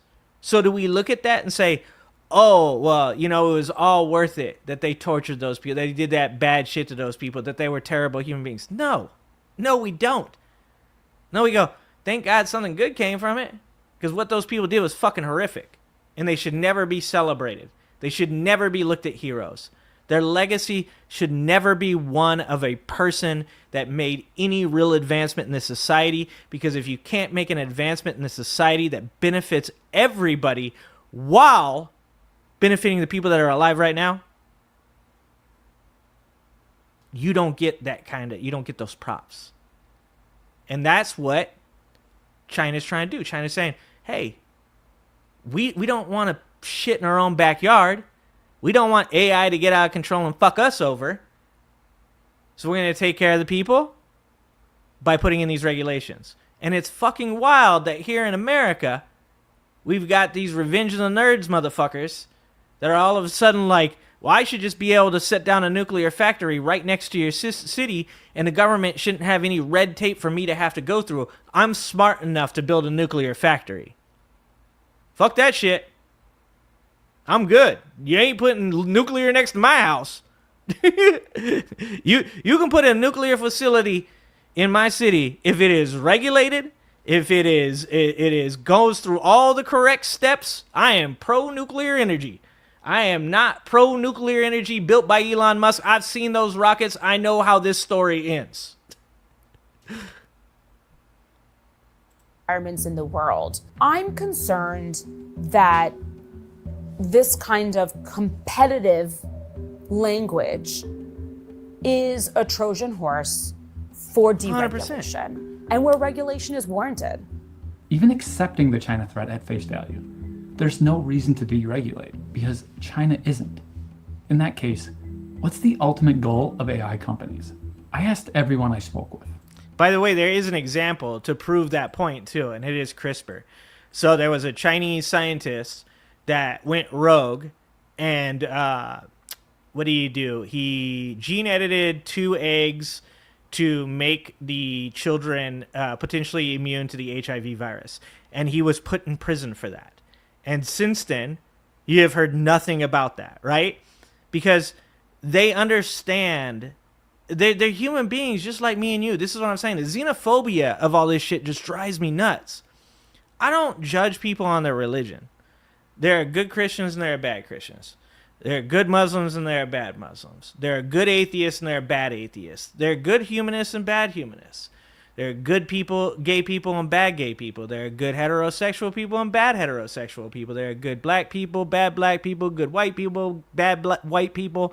Like, I judge people on what they do. I judge them based off of their actions, not even their words. I judge them off of what they do. Yet there's this xenophobic part of our society that we just can't get past. And when people hear the word China, they immediately go to, well, human rights violations. Yeah. The things that happen with the Uyghurs seem fucking insane. Well, they're suppressive or an oppressive government. Yeah, some of the people in their government are terrible fucking people. But does that mean that I hate China? Does it mean I hate the people that live there? No, man. Are there people in Gaza that are good people and people in Gaza that are bad people? Yes. Are there people in Gaza that would harm people in Israel because they feel like it? Yes. Are there also people in Gaza that are like, how about we stop fucking having this war and have some peace? Yes. Same thing goes for Israel and everywhere else. I'm not going to judge an entire nation of people or a group of people. A group of people, much less an entire nation of people based on other people's opinions on them. It's insane that that's where we've gotten in our society, is we've gotten to a point where somebody can scare you by saying, but what if China gets a hold of it? And you're like, oh, I guess like all my freedom should fly the fuck out the window then. Man, you guys should just go ahead. Please take my wife. Consolidation of power. Maximize profits. Power. Profit. And this is the dirty little secret of the industry. So the AI industry has actually been, in some ways, in real financial trouble. I'm standing here outside a Meta data center. Investors have been pouring money into AI infrastructure projects. Yep, because it's expensive. This one has cost about $700 million. Overall, it's tough to give an exact amount on the industry's investment because all of this money is private. But everyone more or less guesses it's at about $200 billion. There is no clear path to profitability. The original idea was that AI was going to be sold to businesses, but that has failed to materialize for all of the reasons that AI just isn't working all that. So now they're selling to the people that are making Yeti videos. I mean, there was that whole thing with Altman when Altman first got booted, right? Over whether or not, you should use AI for profitability. There's a really good There's a really good documentary. I think it's on Amazon. Got to use the tools they give you. Fucking Bezos. There's a really good documentary, and it's on this kid that was a really good chess player when he was young, and he started, I think it's DeepThink, was the AI that was sold to Google. And there's a beautiful part in that movie, or that documentary, where they've done something that human beings were incapable of doing, that we thought was impossible for human beings to do, and that was folding proteins. So they folded the proteins, and they were able to look at the chain to see the different portions of the proteins, which can lead to all kinds of breakthroughs in medicine, right? And this guy, they try it once, it kind of works. They find it to be almost impossible for the AI to do it. They go through it again. They do it. It solves the puzzle of folding the protein, which was insane for it to do. And I think it's back in 21 or 22. And this guy's sitting there, and a guy's sitting across from him, and he goes, so the first, we've already gotten a couple inquiries as to a couple of the proteins. A couple of people are looking to get the schematics to hopefully build some medicines based off of our information. And the guy's like, okay, get it to him. And he's like, okay. And then I was thinking we would, on a person-by-person basis, we would, let each different individual, tell us what they would like to see, and then we'll show it to them. And he said, wait, how many proteins are there? The guy says something like billions. And he goes, and how long will that take our AI to map all of those things? And the guy goes, I don't know, 2 or 3 months. He goes, so we could catalog every known protein in 2 or 3 months, and we can make that accessible to anybody? And the guy was like, yeah, but probably what we'd want to do is just do it on a client-by-client basis. So in other words, this guy's saying, this is how we profit. And the guy actually gets irritated, and he kind of tosses his tablet down, and he's like, just put the fucking catalog on the internet for people to access. And the guy's like, no, we're going to do that, but we do it by... And he's like, man, why are we doing this? Just make it so people can get to it. That's what we want, man. Like, that was a beautiful moment. A person that's looking at other people that are like, but we have to make money off of this. And he's like, fuck that. He's like, I don't need more money. He doesn't, and here's the difference. Here's the difference. He doesn't want control. This man wasn't fiending for authority. He was happy with his legacy. And that's the type of person that goes down in the history books. That's the kind of person that you look back 10 years, 20 years from now, when all kinds of diseases have been figured out, and medicines have made, and vaccines exist for them, and you go, who was it? Who was the person that made this all possible? And that's what every one of these fucking Peter Thiels and Jeff Bezoses and Mark Zuckerbergs, they want that so bad. But you know how he got it? He got it by giving a shit about other people. Because in the end, human beings really, what makes us tick, what makes us the happiest, what makes us feel the most motivated and the most full is helping each other. Like, there is no better feeling than helping somebody. And these people have lost the plot. They think if they drive hard enough, if they push the people underneath them hard enough, if they get enough money and they get enough control and they buy enough influence, that one day history will look back and go, man, Peter Thiel, that guy, greatest man that ever lived. And to be honest, they found the best dance partner you could ask for. Because if there's ever been a person that thought, man, I can buy my way into the pages of history, it's Donald Trump. But there's a moral to that story. And that is, if you want to be known as somebody in history that did great things, do them for other people. Don't do them for yourself. Well, in the first place. These systems require the use of immense amounts of resources, compute. They assume that if they get enough people to use a product like ChatGPT, if Yep. it's popular enough, then there just has to be a way. In February, a hedge fund did some back envelope math. If you strip out investments in data centers and training, how much money was actually spent on buying actual AI products and services? About 16 billion, maybe less. To actually turn a reasonable profit, they need to raise that number to about 200 billion. Jesus Christ. Industry revenue is growing, but the money behind it is getting nervous. Exact estimates vary, but the general thesis has been backed by major venture capitalists and investment banks. And there's one thing that potentially complicates business cases for these systems: our existing laws. If there are any road bumps into how they can do that, then There you go. selling enterprise AI software suddenly becomes less appealing, both to them and to the clients. These road bumps are society's foundations. Fair credit reporting violations, when AI denies loans without proper disclosures. Fraud statutes, when AI systems hallucinate financial results and deceive investors. Equal employment violations, when you weed out candidates from women's colleges. Civil rights violations, when a biased data Jesus set Christ. doesn't suggest medical care to poor or black people. And these protections are exactly what deregulation is trying to undo. I don't see how that's good for anybody except for the few firms that Right? are making a ton of profit off of it.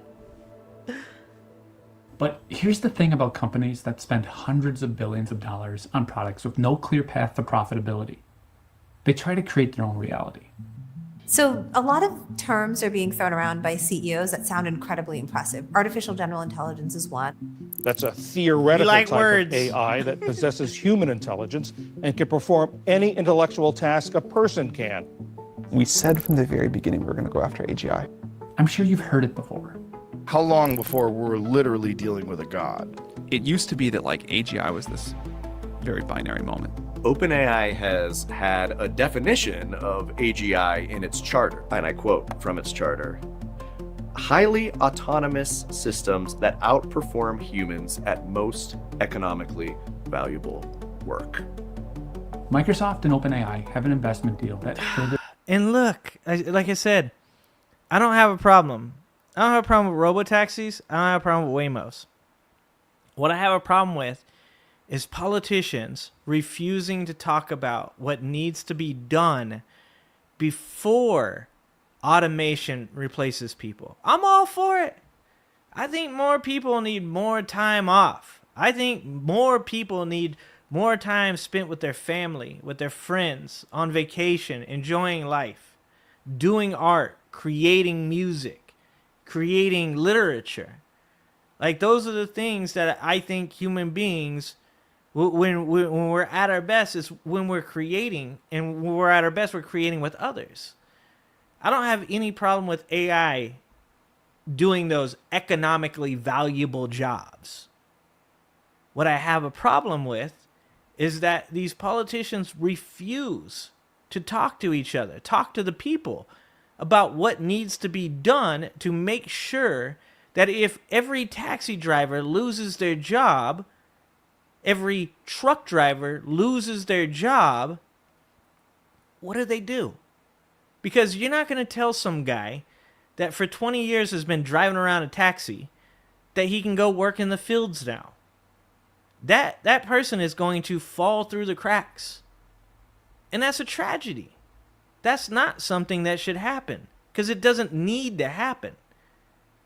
When people mention UBI, and a long time ago, if you asked me about UBI, I would have had this answer as well. And this is why it's important to continue to educate yourself, and you should never live comfortably with your own ignorance. Is that when you tell people about UBI, they go, where is that money going to come from, man? Look, money is fiat. It's backed by your faith. Money is backed by the production of a country. Its resources, its trade alliances, its dependability, its ability in conflict to defend. And if there are any real strong points to America's place in this AI race, it is every one of those things, until Donald Trump came along. I mean, the military's still strong, I guess. But our trade alliance is not so great anymore. But people put too much value in monetary stuff, right? Like they're like, but what if we give $1,000 to everybody? Then what happens, man? Like, where does that come from? Well, where does it come from? It comes from you. It comes from us being a better, more unified unit as a country that gives to the world, right?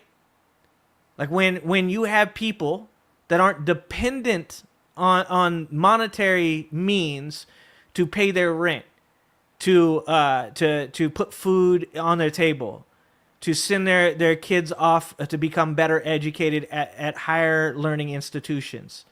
You have people that are more motivated to help others. It is the exact opposite of what people believe.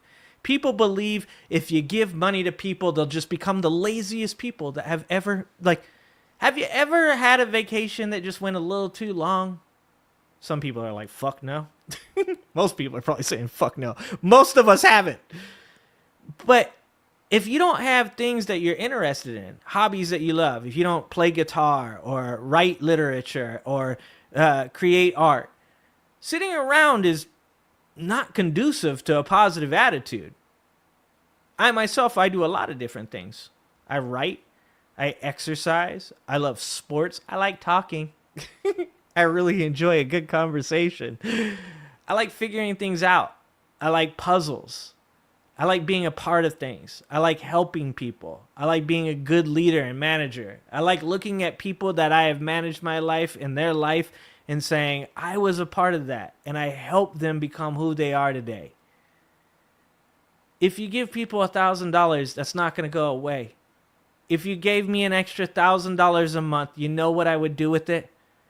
I'd probably use it to help my kids have a better life. I would probably use it to take a day off every once in a while and be with my family. And if you gave $1,000 to a person who's destitute, who just lost their job, to a automated cab, you might just be helping them stay out of prison. You might just be helping them keep themselves afloat so that way the judicial system doesn't have extra strain, so the healthcare system doesn't have extra strain, which is all good for you because a rising tide lifts all boats. UBI and everything to do with UBI and social safety nets, all very important.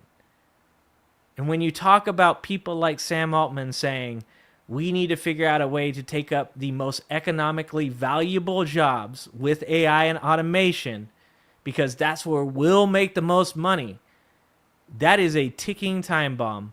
And I'll tell you one thing. I'll tell you this. There's a line. People may not see it yet. But when these fucking people cross that line, there will be revolution. And some people are smart enough to see that. Some of these billionaires have spoken out and said, we got to close this wealth gap.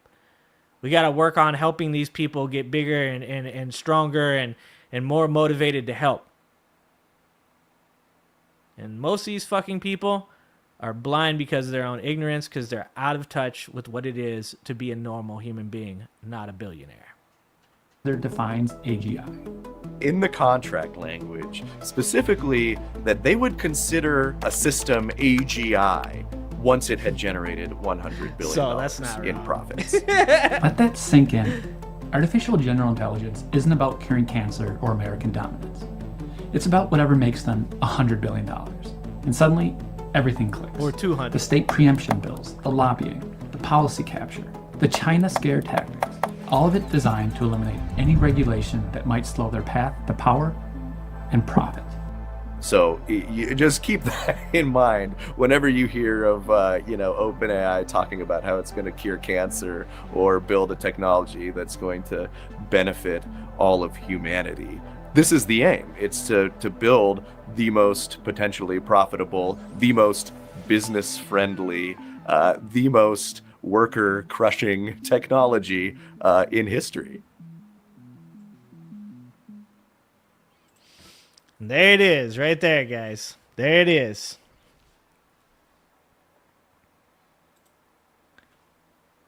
Money ruins society. That's what it comes down to. It's the root of all evil, right? I've had none, and I've had enough to feed my family.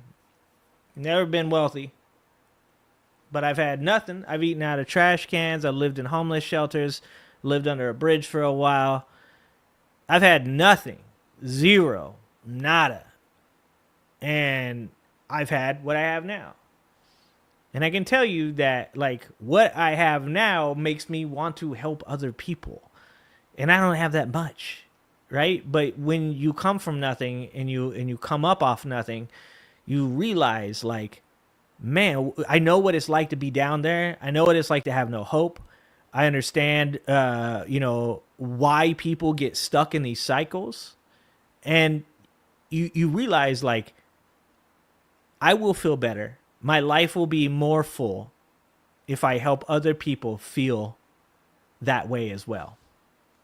And, one of my favorite social psychologists is Jonathan Haidt. Some of you guys are like, fuck that guy.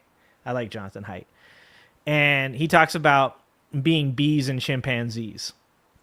And that is, and I always say cats and ants, because I like using cats as a better example. But it's the idea of being an individual versus being a community, right? And I always use cats because just like cats, we like to think that I don't need nobody, I don't need no help, I don't need nobody to do it. And then you need like a door open and you're like, well, I actually might meow.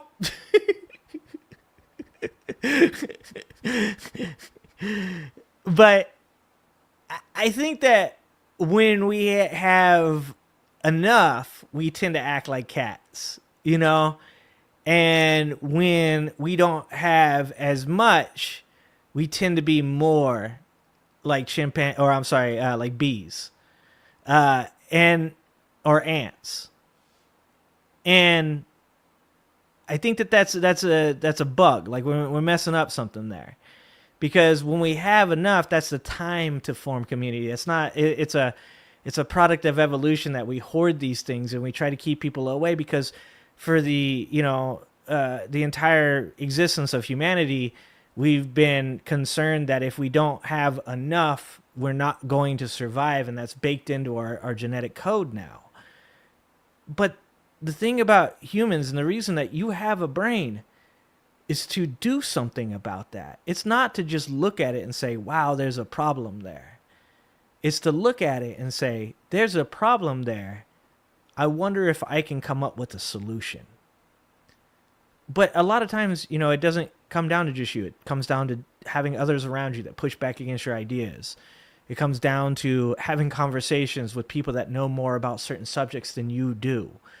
A lot of the reason I like what we do here is that I get to see you guys and I get to see people with differing opinions. The other day, I brought it to one of my viewers that I thought, the whole impeachment process was a bad idea because we've already done that twice. We don't have the numbers. We're just, once again, we're going to let down all of the people on the left when we can't follow through with all the bombastic language and symbology. And that person said, you know what?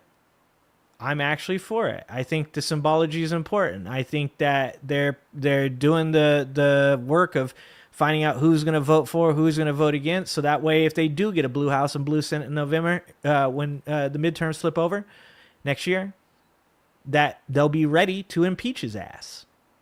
And I was like, all right. I still don't 100% agree with that. But thank you for your opinion. Thank you for disagreeing. Like that's what makes all of this so important. That's why, like, having this channel where you have all these different people is so important, because the left is a very diverse party. People like to say, oh, you guys are a cult. You just believe the same thing as everybody else and your party does. Like, holy shit. Have you ever been on the left? We need security, okay? Like, to keep us away from the right or the right away from the left. We need security to keep the left away from the left. God damn, man. You know the number of times I've had arguments with people on the left about fucking taking care of other people? How to do it the right way? Ready to just end the whole goddamn relationship. Both have the same goal. But I love diversity of thought. And diversity is more than culture. Diversity is more than gender and sexuality. Diversity is also diversity of thought, diversity of class. I say you need rich people too. You know why? Because you need to know what those motherfuckers are thinking. It's very important to know what those fucking guys are thinking. But you need people that have been successful, people that have found ways to accomplish things. You know, but really it's about being ants or being bees and learning, like, what is your role? And the internet's kind of broken that about us. The internet has put us in a place where everybody's got to be a foreign war specialist, a nuclear energy specialist, a vaccine specialist. And nobody wants to just recognize that maybe this ain't my lane. People used to come on my channel and they used to say, what do you think about Israel and Gaza? That's the first thing. These fucking people. Just looking for a fight. Just cruising the nets, looking to fucking piss somebody off. And they come into my chat. They wouldn't say hi. They wouldn't say, I enjoy some of the topics you're talking about. They just come straight into the chat and they say, what do you think about Israel and Gaza? And I go, what do I think about Israel and Gaza? What I think about Israel and Gaza is that I probably shouldn't open my mouth because I don't know shit about Israel and Gaza. And people would get mad. They'd be like, it's not that complicated. I'm like, well, okay, thank you. Maybe from your point of view it isn't. But as a man that grew up in a trailer park, that has very little education, that has absolutely no fucking idea what is going on over there, I think if I open my mouth and start saying things, I am going to lead or lend towards the misinformation and miseducation of the people watching my show. I'm like, there's one thing that I can say, and this is what I used to say all the time. This used to really make people mad. Some of you about to get so mad at me. I used to say, in any conflict, the innocent people that want nothing to do with this war dying is a goddamn tragedy.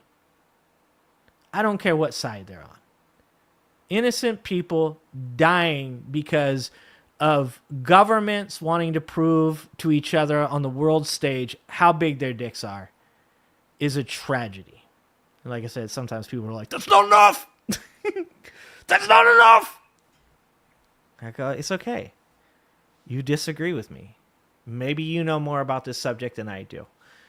Like, all I know is there's a hill over there, apparently, that there's a mosque on, that they want to put a temple on, that they're going to burn a red cow that's born in Texas that has no white hairs, and they're going to eat off a certain set of utensils while some incense is burning, and then Jesus is going to come back. I know a little bit more than that, but I'm not going to go into it. But if you guys get what I'm saying, is that, like, we've gotten to this point in society where we could be bees, we could become ants, and we could work with each other, and we could do things like use AI in the correct way, be good human beings to each other. I don't think we could end racism, I'll be honest with you. I've seen too much. But we could make it almost, a non-point, something that, unfortunately echoes in the background in our history, but maybe, hopefully, I'm an optimist in that manner. I want to know that the people that love me, that treated me well growing up, the African American community that helped me be here today, believe me, I wouldn't be here without the African American community, okay? That one day those people can sit in front of an interviewer and know he's not judging me on me. He's going to judge me on my skills, my values, my ability to get the job done. Women. I grew up with a single mother and sisters. All of them abused every way you possibly can, physically, emotionally, sexually, everything. One day, you hope to get to a place where women are treated in a manner that values, appreciates, and respects them for everything that they have done for this society. And I'm not talking about America. I'm talking about the whole goddamn globe. But you don't get there with just one dude doing it. I'm not going to do this. Shit, I love Pastor Ben, but I don't think he's going to do it either. I don't think Matt's going to do it. I don't think, AOC is going to do it, or Bernie Sanders is going to do it, or Jasmine Crockett's going to do it, or Katie Porter's going to do it. It's got to be everybody. It's got to be everybody. And I'm over-exaggerating that. Like 10 or 12 of you can sit off on the sidelines, MAGA. You're the fucking kid during the group project just making everything worse. Fucking eating the paste when we need it. You know MAGA's that, right? MAGA's the kid you're trying to put together the turkey. You're trying to put the turkey, trying to put your hands. You got your hands. And the one kid's cutting them out. And you're getting the construction paper. Somebody else went and got the scissors. And the MAGA kid's over there eating the goddamn paste. You're like, we don't have any paste to fucking paste the hands on the turkey now. I love you guys. Thank you for being here. Thank you for being here, guys. All right, let's see if I want to find this one other video real quick. As we're talking about this, let's see if this will work. Can I do it? Can I do it? I think I can do it. I can do it. I can do it. Look at that. It's formally announcing. Oh, the old ass ginger. Old ass ginger's getting things done, guys. Okay. There we go. So even though most of the time it seems like I'm just ranting, I'm staying on topic. I know what I'm talking about. Okay, guys? Stop judging me. I can feel the judgment! I always have a point. It's just a long-winded ass 10-story point. So when people tend to ask me, they say, what are you? Are you a progressive? Are you a Democrat? Are you conservative? Are you fucking Maha? I usually say, I didn't join gangs when I was a kid, and I'm not going to join a gang now. I think people represent values, not parties. But if you're going to put me in any political sphere, I would probably say I'm the closest that you could pin me down to is democratic socialism, because I do believe in social safety nets. I benefited from those safety nets growing up. I can tell you that they work. And I believe that the best way to make it happen is through democratically elected leaders and through the democratic system. I think the loss of democracy, even at the gain of certain rights and values, I don't think that those rights and values would last long without democracy. So I think when I talk about everybody doing things together, specifically what I'm talking about is that we need a forum of political ideology in our government that mimics the ideas of democratic socialism. And there's somebody that's democratic socialist right now going, you're not a democratic socialist. Like, you're probably right. I probably don't believe everything you do. So I wanted to watch this because this dipshit on CNN, I'm prejudging her, guys, apparently asked Zohran Mamdani about being a socialist. And I just want to hear his explanation of this, because I love to watch Bernie Sanders talk. I love to watch AOC and Jasmine Crockett and the rest of these people that are pushing progressive values really talk about the things that they know the most about, and that is standing up for people and doing things the right way. And so I want to watch this video, and most of you probably have seen this, but I don't watch a lot of mainstream media. I never watch CNN or MSNBC or anything like that. So this is my chance to watch it. So I want to watch this with you guys, and you guys let me know how you guys feel about how Mom Donnie's doing, whether or not you think he's going to follow through with the shit he's going to do, or whether or not he's going to be a flop. You guys tell me. You let me know how you feel about it. Tonight that he's going to go head-to-head with the Democrats' new rising star, Zohran Mamdani, as an independent candidate in the mayor's race in the biggest city in America. Now, we're going to speak to Mamdani live in just a moment. But first, take a listen to Mayor Adams' attacks right out of the gate today. This election is a choice Eric Adams. between a candidate with a blue collar and one with a silver spoon. A choice between dirty fingernails and manicured nails. This is not. Yeah, but your dirty fingernails, those dirty fingernails come from corruption, dog. I've said this before, it don't matter. Blue or red, it don't matter to me, man. You're Bob Menendez or you're Eric Adams, bro. Like, corruption is corruption. I don't want corrupt Democrats in office. I don't want corrupt Republicans in office. I don't want corrupt politicians, no matter what party they are in office. I don't know how that's fucking not common sense. Not a city where you use idealism to state you're giving everything to everyone for free. There's no dignity in someone giving you everything for free. There's dignity in giving you like a free bus ride? And why does that old man look so mad? I'm not talking about Eric Adams. Motherfucker, ain't nobody talking about just handing out stuff. He's talking about giving people free bus rides, dude. I think you can take it down a notch. a job so you can provide for your family and the opportunities that you deserve. So this is not a city of handouts. This is a city of hands up. Adams taking. Oh, I don't think a former police officer should be saying that.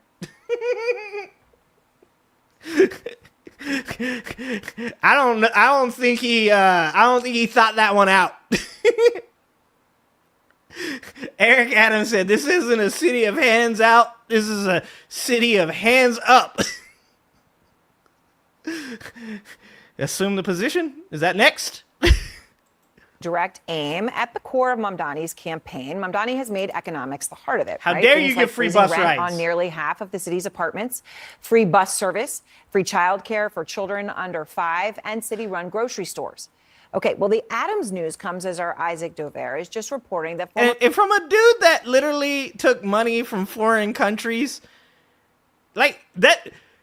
What kind of fucking world do we live in where a left-leaning person sitting here going, "Hey guys, he's talking about handouts. He literally got shit given to him to influence the things he does in government. That's worse than a handout even. I think they call those bribes. I think that's what that's called, is a bribe." Former Governor Andrew Cuomo, what is who, this of world? course, was crushed in that primary, who conceded it to Mamdani, will not drop out of the race before tomorrow's deadline. So now this raises crucial questions about whether he will also be running in the general election as an independent. Christ. But Mamdani's likely and seismic win over Cuomo in the primary is generating national headlines about him being a new political star, creating a movement. And from the left-leaning Nation magazine, they write the Democratic Party establishment should follow Zoran Mamdani's example. Out front now, New York State Assemblyman and presumptive. One you guys should watch. Look at that. I gave my man a good pause. Good job. I finally gave somebody a good pause. Thank you. Thank you. Thank you. No need for applause. It's okay. I did great. I don't know if you guys have watched the new Legion Miller movie or videos that have came out, but she does a really good job talking about how the left is absolute dog shit at using social media. We need more people like Zoran Mamdani and AOC, because we literally live in the age of the internet, and the left is filled with old people that are like, and by the way, I'm an old person, so I get to talk shit about the rest of y'all. As an old person, I get to say this. That can't operate a fucking iPhone. I don't want to be on Instagram. Yeah, I know. I feel that, brother. I don't either. Have you seen my social media accounts? It is not pretty. I think like the last time I posted on Instagram was like 2023. Every once in a while, I see somebody goes and follows me on Instagram, and I am sorry for your loss. You are going to get some outdated political takes on that Instagram. We need people like Zoran. We need people like AOC that understand that you reach people today through the internet, through social media, through those little fucking animations they put on your head in TikTok. Like every time I'm watching like Parker or Dean, I'm like, bro, why is there an elephant dancing on your dome? My dude, you look goofy, but guess what? That fucking guy's got like 2 million people watching him. People are dropping like dollars in his hat, all right? In his elephant hat. Like, I'm like, I don't understand. Is it the elephant? Is the elephant got that? We need more people like this. And the left right now is so fucking frustrating. Because it's like, you're sitting there pointing at the reason that shit that we lost. We're like, hey guys, it's because like, y'all thought like, you know, bringing on, you know, and no offense, I love me some Bruce Springsteen. Bruce Springsteen and Beyonce was going to win you guys votes. But the thing about it is you guys like did that shit, but it was only like broadcast on CNN. Meanwhile, nobody else knows who the fuck any of these people are. And then like Donald Trump's like, here's this Latina Mexican, Latina star named this that comes up, and then they come up and it's a dude, and he's like, anyways, he's hot. He doesn't even know who the fucking guy is. But he knows he has fucking bajillions of fucking Instagram supporters. The left is just just ran by old, out-of-touch people. Democratic nominee for mayor of New York, Zoran Mamdani, and so much appreciate your time. A whirlwind week for you. I think Sorry, to put it lightly. Okay, so you know everyone else is putting their view on this of what this means. Okay, your victory. What do you think it means? I think it means that we are ready in the most expensive city in the United States to have 5 boroughs that New Yorkers can actually afford. And this entire race was about the question of affordability. And ultimately, I have run a campaign that speaks about the tools that city government actually has to deliver that affordability in the wealthiest city in the wealthiest country in the world. And it's time that we have a mayoral administration that follows through and actually delivers that. All right. So okay, slow down, sir. Okay, enough communism, all right? Like that was way too much. The extremism coming from this guy right now is off the charts. I want to talk about some of that, but first the breaking news. Isaac DeVere is reporting that Andrew Cuomo is not dropping out of the general election race, right? And it's kind of a willy-wonny, but the deadline's tomorrow. Is this a surprise to you? Ultimately, what he should say here is, he better drop out or I will drop him. That's it. Like, okay, I'm probably not the campaign manager that he needs. Andrew's decision or my decision matters less than the decision that voters already took on Tuesday night, where we won from Bay Ridge to Dyker Heights to Harlem to Washington Heights. We saw a mandate delivered for a new generation of leadership. And I am so proud and excited to continue to build on that mandate with an ever-expanding coalition, one that has now included the endorsements of Congressman Jerry Nadler, of State Senator Brad Hoylman-Siegel, and Manhattan Borough President, soon-to-be Controller, Mark Levine. And ultimately, that is a coalition that will continue to expand through November. Right, so you're saying no matter what, I mean, if Andrew Cuomo's in, it's not like... This is the part where she's like, yeah, but what about 9/11 Part 2? A redo where you're worried? No, not at all. I mean, we did it once, and it turned out pretty well. All right, so now can we talk about the policy? The policy is what stood out to a lot of people. But right, I said the freezing rents on half of the apartments, free bus service, the free childcare, and the city-run grocery stores. No! How do you pay for that?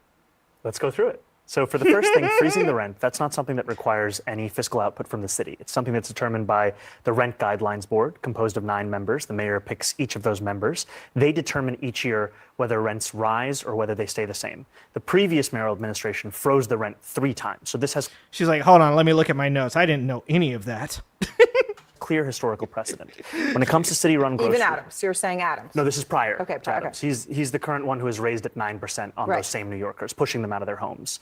City-run grocery stores, I proposed a pilot program of 1 store in each borough. These are 5 stores. Whoa! That's gonna bankrupt New York, okay? 1 city-run grocery store in each of the 5 boroughs? No, man, we cannot handle that, guys. We can't handle that. That is extreme rhetoric. In total. The total cost of this is $60 million. This is less than half the cost of what the city is already set to spend on a subsidy program for corporate supermarkets that has no guarantee of cheaper prices or collective bargaining. She's looking through her notes again. She's like, hold on, I didn't know that either. Agreements or even accepting So SNAP you're not or WIC. looking at some like Soviet Union grocery stores on every corner that are going to be run by the government. No, what I'm looking at is how to solve the very clear twin crises of affordability when you go to the grocery store and food deserts, which disproportionately impact black and brown New Yorkers across the 5 boroughs, where I've heard directly from New Yorkers who say, why is it that I can find 6 fast food restaurants in a 5-block radius? Yeah, I was going to say, well, look, I come from the ghetto, all right? I grew up in the bad shit, all right? Why is it there's a fucking 3 liquor stores on my street, but like to get to a grocery store, I got to take 3 buses to get to a fucking grocery store, you know? And like this is something when we talk about the book Just Action, written by Leah Rothstein and her father, and talking about redlining, and talking about why HOAs in the first place were created to keep African Americans out of white neighborhoods. When you look at the history of America, you recognize that shit's a lot deeper than you ever thought it was. It's a lot more complicated. So, like, I said this to Leah Rothstein in my interview, and you can watch this on my channel. But I said, you know, if you would have came to me and you said the words, housing is racist, I'd be like, okay, that's a dumb thing to say. I like, what does that even mean, right? But because I read the book, because I did the interview, because I researched the topic, I was like, oh shit, I understand what she's saying. When this dude is talking about, you know, food deserts and they're impacting, you know, minorities more than anybody else, that is not a bug, that's a feature.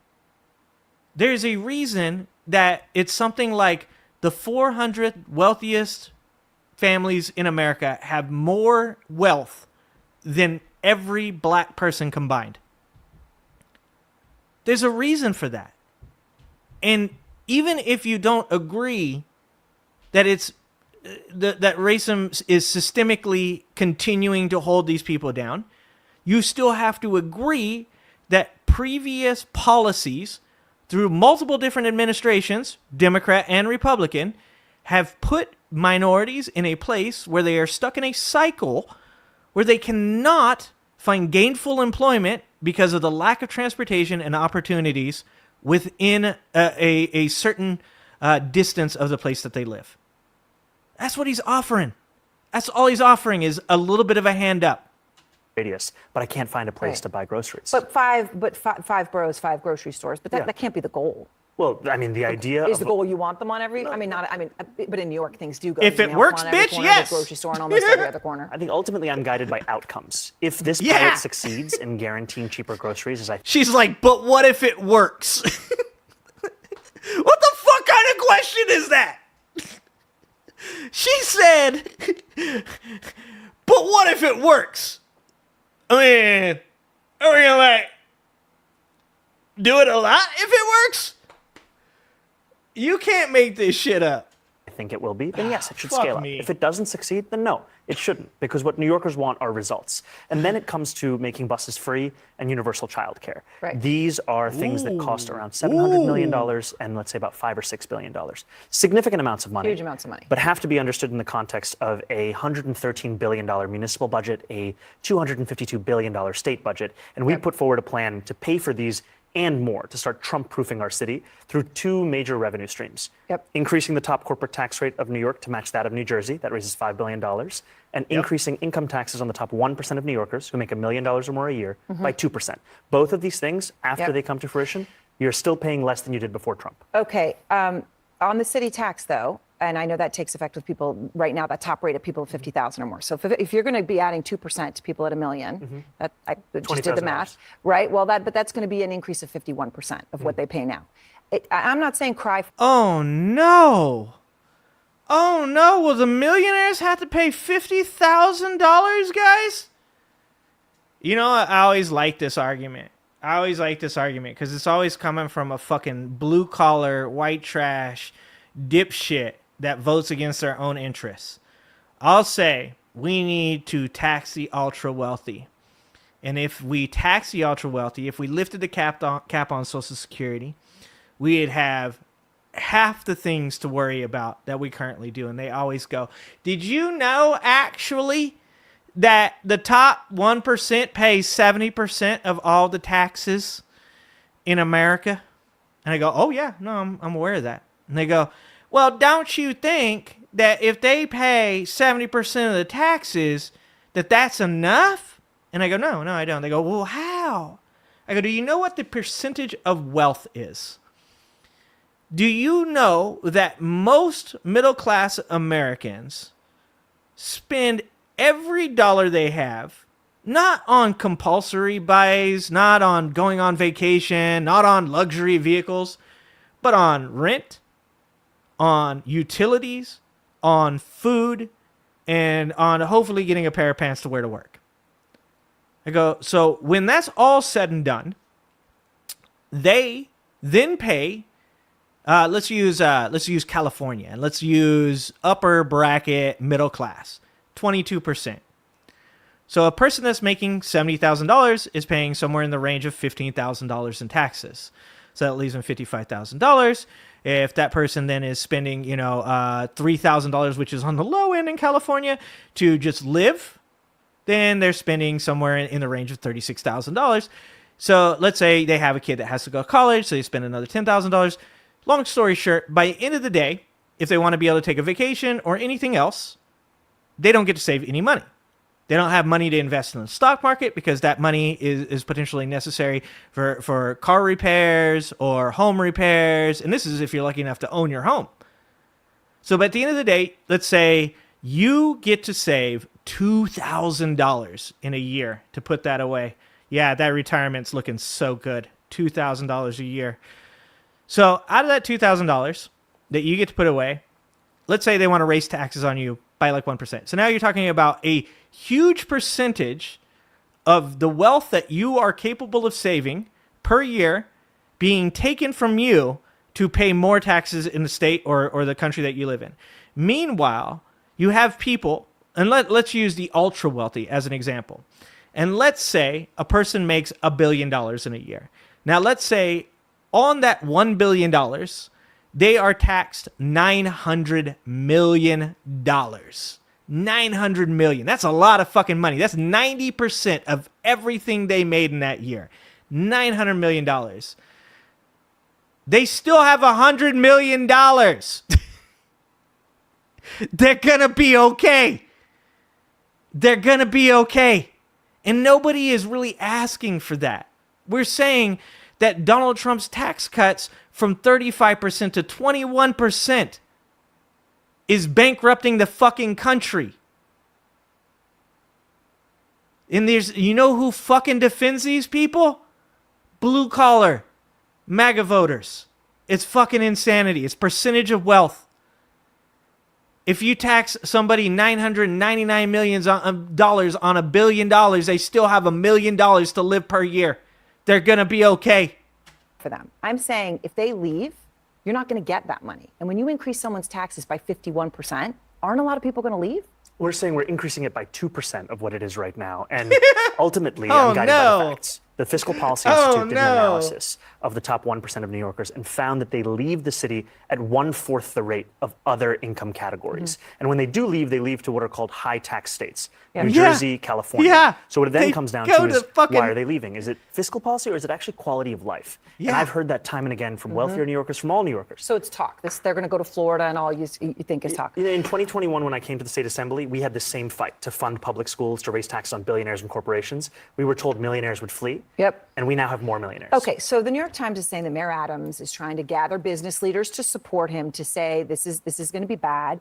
And Bill Ackman, billionaire hedge fund manager, of course you know of him, New Yorker, he said he agrees with you that the city's broken, okay, but he has a real problem with your economic policies. He said the ability for New York City to offer services for the poor and needy, let alone the average New Yorker, is entirely dependent on New York City being a business-friendly environment and a place where wealthy residents are willing to spend 183 days, the amount you need to be taxed, and assume the associated tax burden. Unfortunately, both have already started making arrangements for the exits.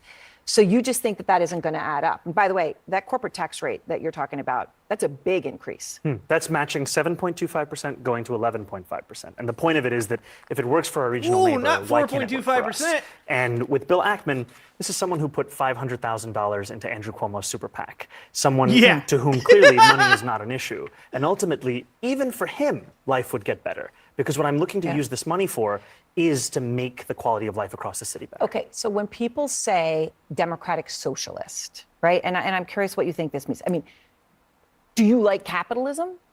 No, I have many critiques of capitalism. And I think ultimately the definition for me of why I call myself a democratic socialist is the words of Dr. King decades ago. He said, call it democracy or call it democratic socialism. There must be a better distribution of wealth for all of God's children in this country. And that's what I'm focused on is dignity and taking on income he's inequality. breaking her.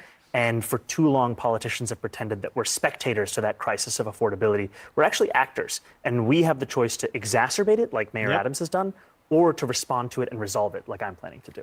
Okay. So, for people who say that America was built on, and a lot of immigrants, and obviously slavery? Is she about to say slavery? Because if she doesn't say America was built on slavery, she's going to only be partially right. speak from an immigrant experience. I mean, you came as a young child, but you speak to a lot of people who came much more recently, that they come to America because they believe in capitalism. They believe that if they work hard and capitalism is the best economic driver in the world, but it lacks humanity. This is the reason that you have to have socialistic policies to make up for the flaws of capitalism. It's so crazy to me that people get stuck on semantics. They're like, but the definition of capitalism is, and it's like, okay, but we can change that. We can do better than that. We can still have competition. Like I myself am not an anti-capitalism person. I believe capitalism is the best economic driver in the world, but it has extreme flaws when it comes to taking care of humanity. As I've explained multiple times, I am a person who has managed businesses for almost my entire life.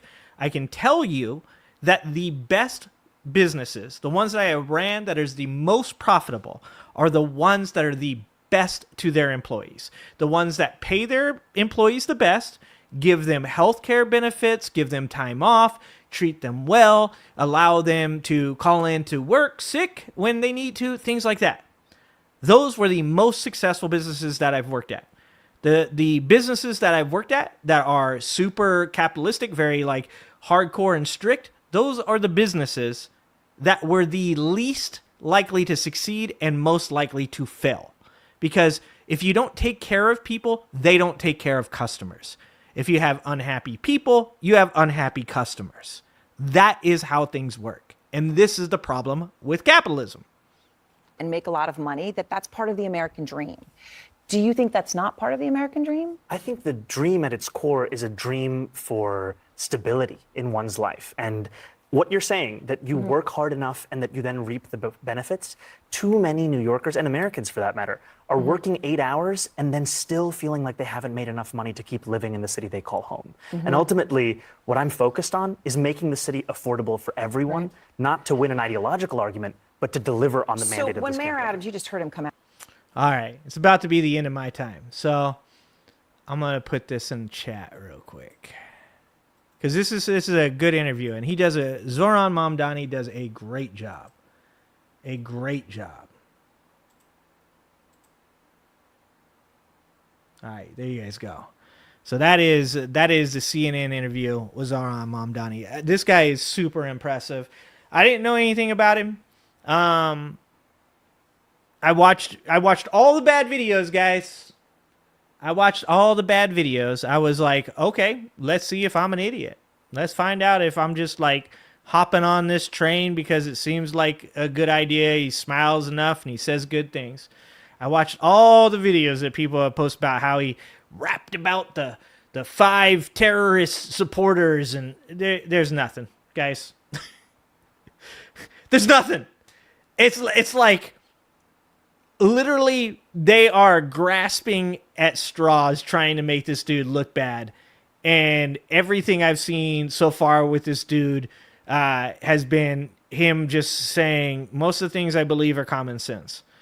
And I think most of us understand that because most of us have known that for a long time about a lot of the left-leaning policies that we believe in. There isn't anything wrong with wanting to take care of people. And there is nothing wrong with asking, how do we afford that? But if you think by asking the question, how do we afford that, that you have stumped me, or you stumped Bernie, or you stumped Jasmine Crockett, or you have stumped Zoran Mamdani, you are fucking wrong. because there are ways to make these progressive policies work. There are ways for Americans to once again be able to achieve the American dream. And there are ways for all of us to benefit from the hard work that we have put into this country to make it what it is today. So you can miss me with that bullshit. All right, guys. Well, I'm about to get out of here. If you haven't ever checked out my shows are Wednesdays and Saturdays at 5 p.m. I'm probably going to change my Wednesday show. That way that I'm not conflicting with these guys here on this space. And I hope that some of you guys, I see you guys in chat on maybe Saturdays. And I hope you guys come and check out. We have a good time. We talk a lot of trash. We get a little rowdy, but we have a good time. So I hope you guys can catch me over there. And I appreciate every one of you for being here and putting up with my bullshit. Thank you so much to Matt, the letter hack. Thank you to Nick, the producer. Shout out, Nick. Thank you so much for being here and doing your thing. And thank you to everybody that's here on this space. I thank you guys so much. I appreciate you guys. And I hope you guys are ready for the next show that's coming up. What's the next show? Somebody help me out. It's something else. All right, guys. Love you guys. Appreciate you guys. Have a good night, guys.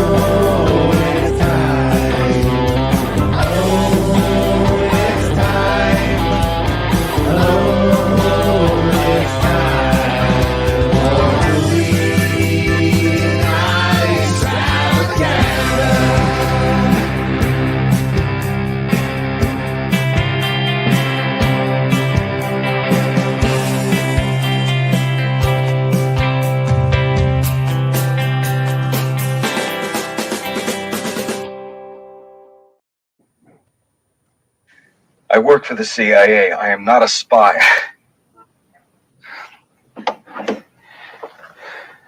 I just read books.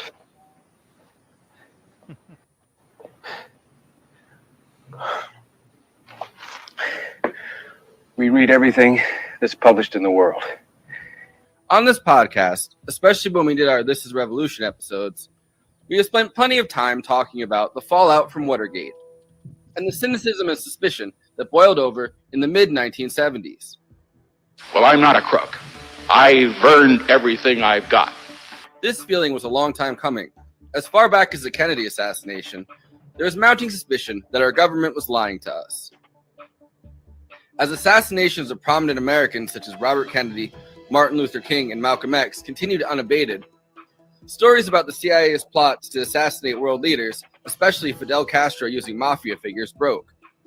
And Americans became so disillusioned with Lyndon Johnson's Vietnam policy that it pushed a once popular president from office. I shall not seek, and I will not accept the nomination of my party for another term as your president. Richard Nixon was like throwing a match into a gasoline-filled stadium. Nixon's paranoid personality and outlook, which saw the CIA as a force needing to be reined in and controlled by Nixon loyalists, lit the stadium aflame with Watergate, and the smoke filled the whole city of Washington. Both the FBI and the CIA were implicated as the entire facade came crashing down. In 1974, as the cultural mood reached a fever pitch, 1 year after Nixon's resignation, James Grady, who had been both a political aide and was currently working for the investigative muckraker Jack Anderson, released his first novel, 6 Days of the Condor. Jack Anderson had worked for Drew Pearson's Merry-Go-Round and was the journalist who had uncovered the CIA's mafia plot to overthrow Fidel Castro. A newsman operates in the open. And, everything he does is out where everybody can see it. The great danger are those who operate behind closed doors, those who operate in secret. The president never ever expected that his secret conversations were going to be draped out for the world to see. Now we know how they talk. James Grady's novel was about CIA corruption and centered around Ronald Malcolm, a CIA employee who returns to his station to find everyone in his section dead. He goes on the run and must evade rogue members of a rogue CIA element who are out to assassinate him. In the process, Malcolm takes a paralegal named Wendy Ross hostage. This novel was electric, dropping right before Cy Hirsch published the Family Jewels leak in the New York Times. This leak confirmed the CIA was in violation of its charter and was spying on American citizens.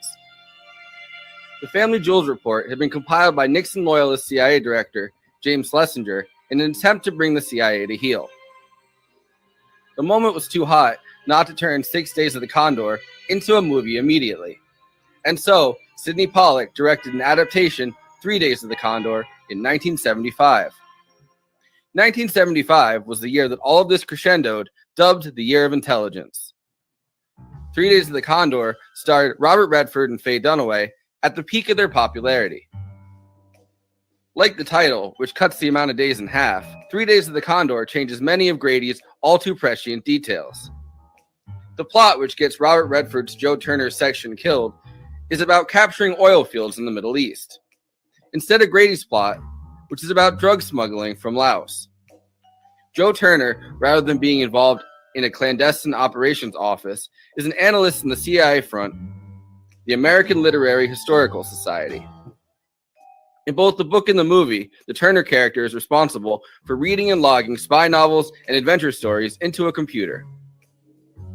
Yes. Hey, where'd you get that thing about the ice? Dashiell Hammett? Dick Tracy. Are you sure about this ideogram?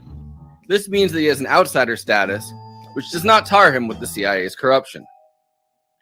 Joe Turner does not fit with the stuffy bookish professors, military men, or overly academic members of the CIA. He is a dork who rides a bike to work, reads voraciously, and has no experience with covert operations. Pollack's version also moves the action away from Washington, D.C. and the nation's political center, and puts the action in a frenzied and busy New York City, complete with scenes in the World Trade Center. Pollack and Robert Redford, both known as famous liberals, took pains to explain that they were mostly just interested in making an espionage movie rather than the real-life implications of the CIA. And yet, the cynicism, corruption, and real-world analogies that underwrote Grady's novels are very much present. Pretty interestingly, as 1975 is the year when the North Vietnamese tanks rolled into Saigon and officially ended the Vietnam War, the next stage of global war against communism would be in the Middle East rather than Southeast Asia. That's it, isn't it?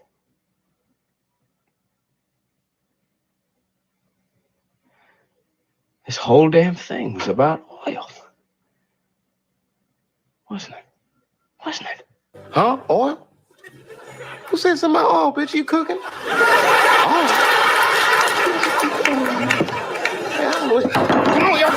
Robert Redford is in peak form in 3 Days of the Condor. A few months back, during our election night extravaganza, we watched The Candidate and talked about Robert Redford finding out about Watergate while on a train making press appearances. And I saw this little article about the profile of two guys, and I thought, wow, that's interesting. I said, no, that I'd love to know what that was like. And I thought in my head at that time, I said, wow, what a nice little black and white film that would be with two unknown actors to play these guys and tell the story that nobody would know about, because it eventually led to Nixon resigning and so forth.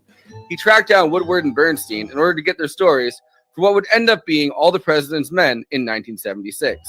Faye Dunaway, likewise, at her peak, was about to star in Network in 1976 and had just starred with Jack Nicholson in Chinatown in 1974.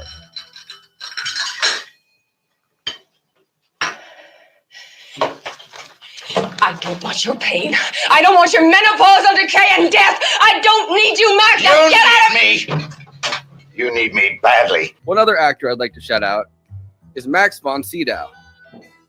He plays a shadowy contract killer who may or may not be from Alsace-Lorraine. It would happen this way. You may be walking. Maybe the first sunny day of the spring. And a car will slow beside you. And the door will open. And someone you know, maybe even trust, will get out of the car. And he will smile. A becoming smile. But he will leave open the door of the car and offer to give you a lift. Sidney Pollack has been adamant about saying that this film should be taken as fiction and not as political propaganda. However, it should be noted that the Year of Intelligence culminated in the Church Committee being formed to investigate the CIA.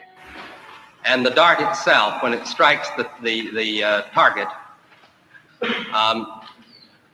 does the target know that he's been hit and about to die?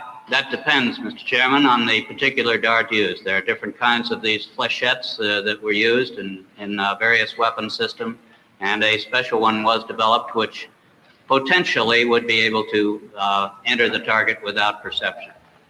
You definitely don't have to feel one way or the other about the CIA to enjoy a pretty complicated and intriguing mystery full of espionage, political corruption, and references to a giant, almost extinct bird. I don't... What is your designation? Condor. And a romance between two of Hollywood's most talented stars of the 1970s. We have games. That's all. We play games. What if? How many men?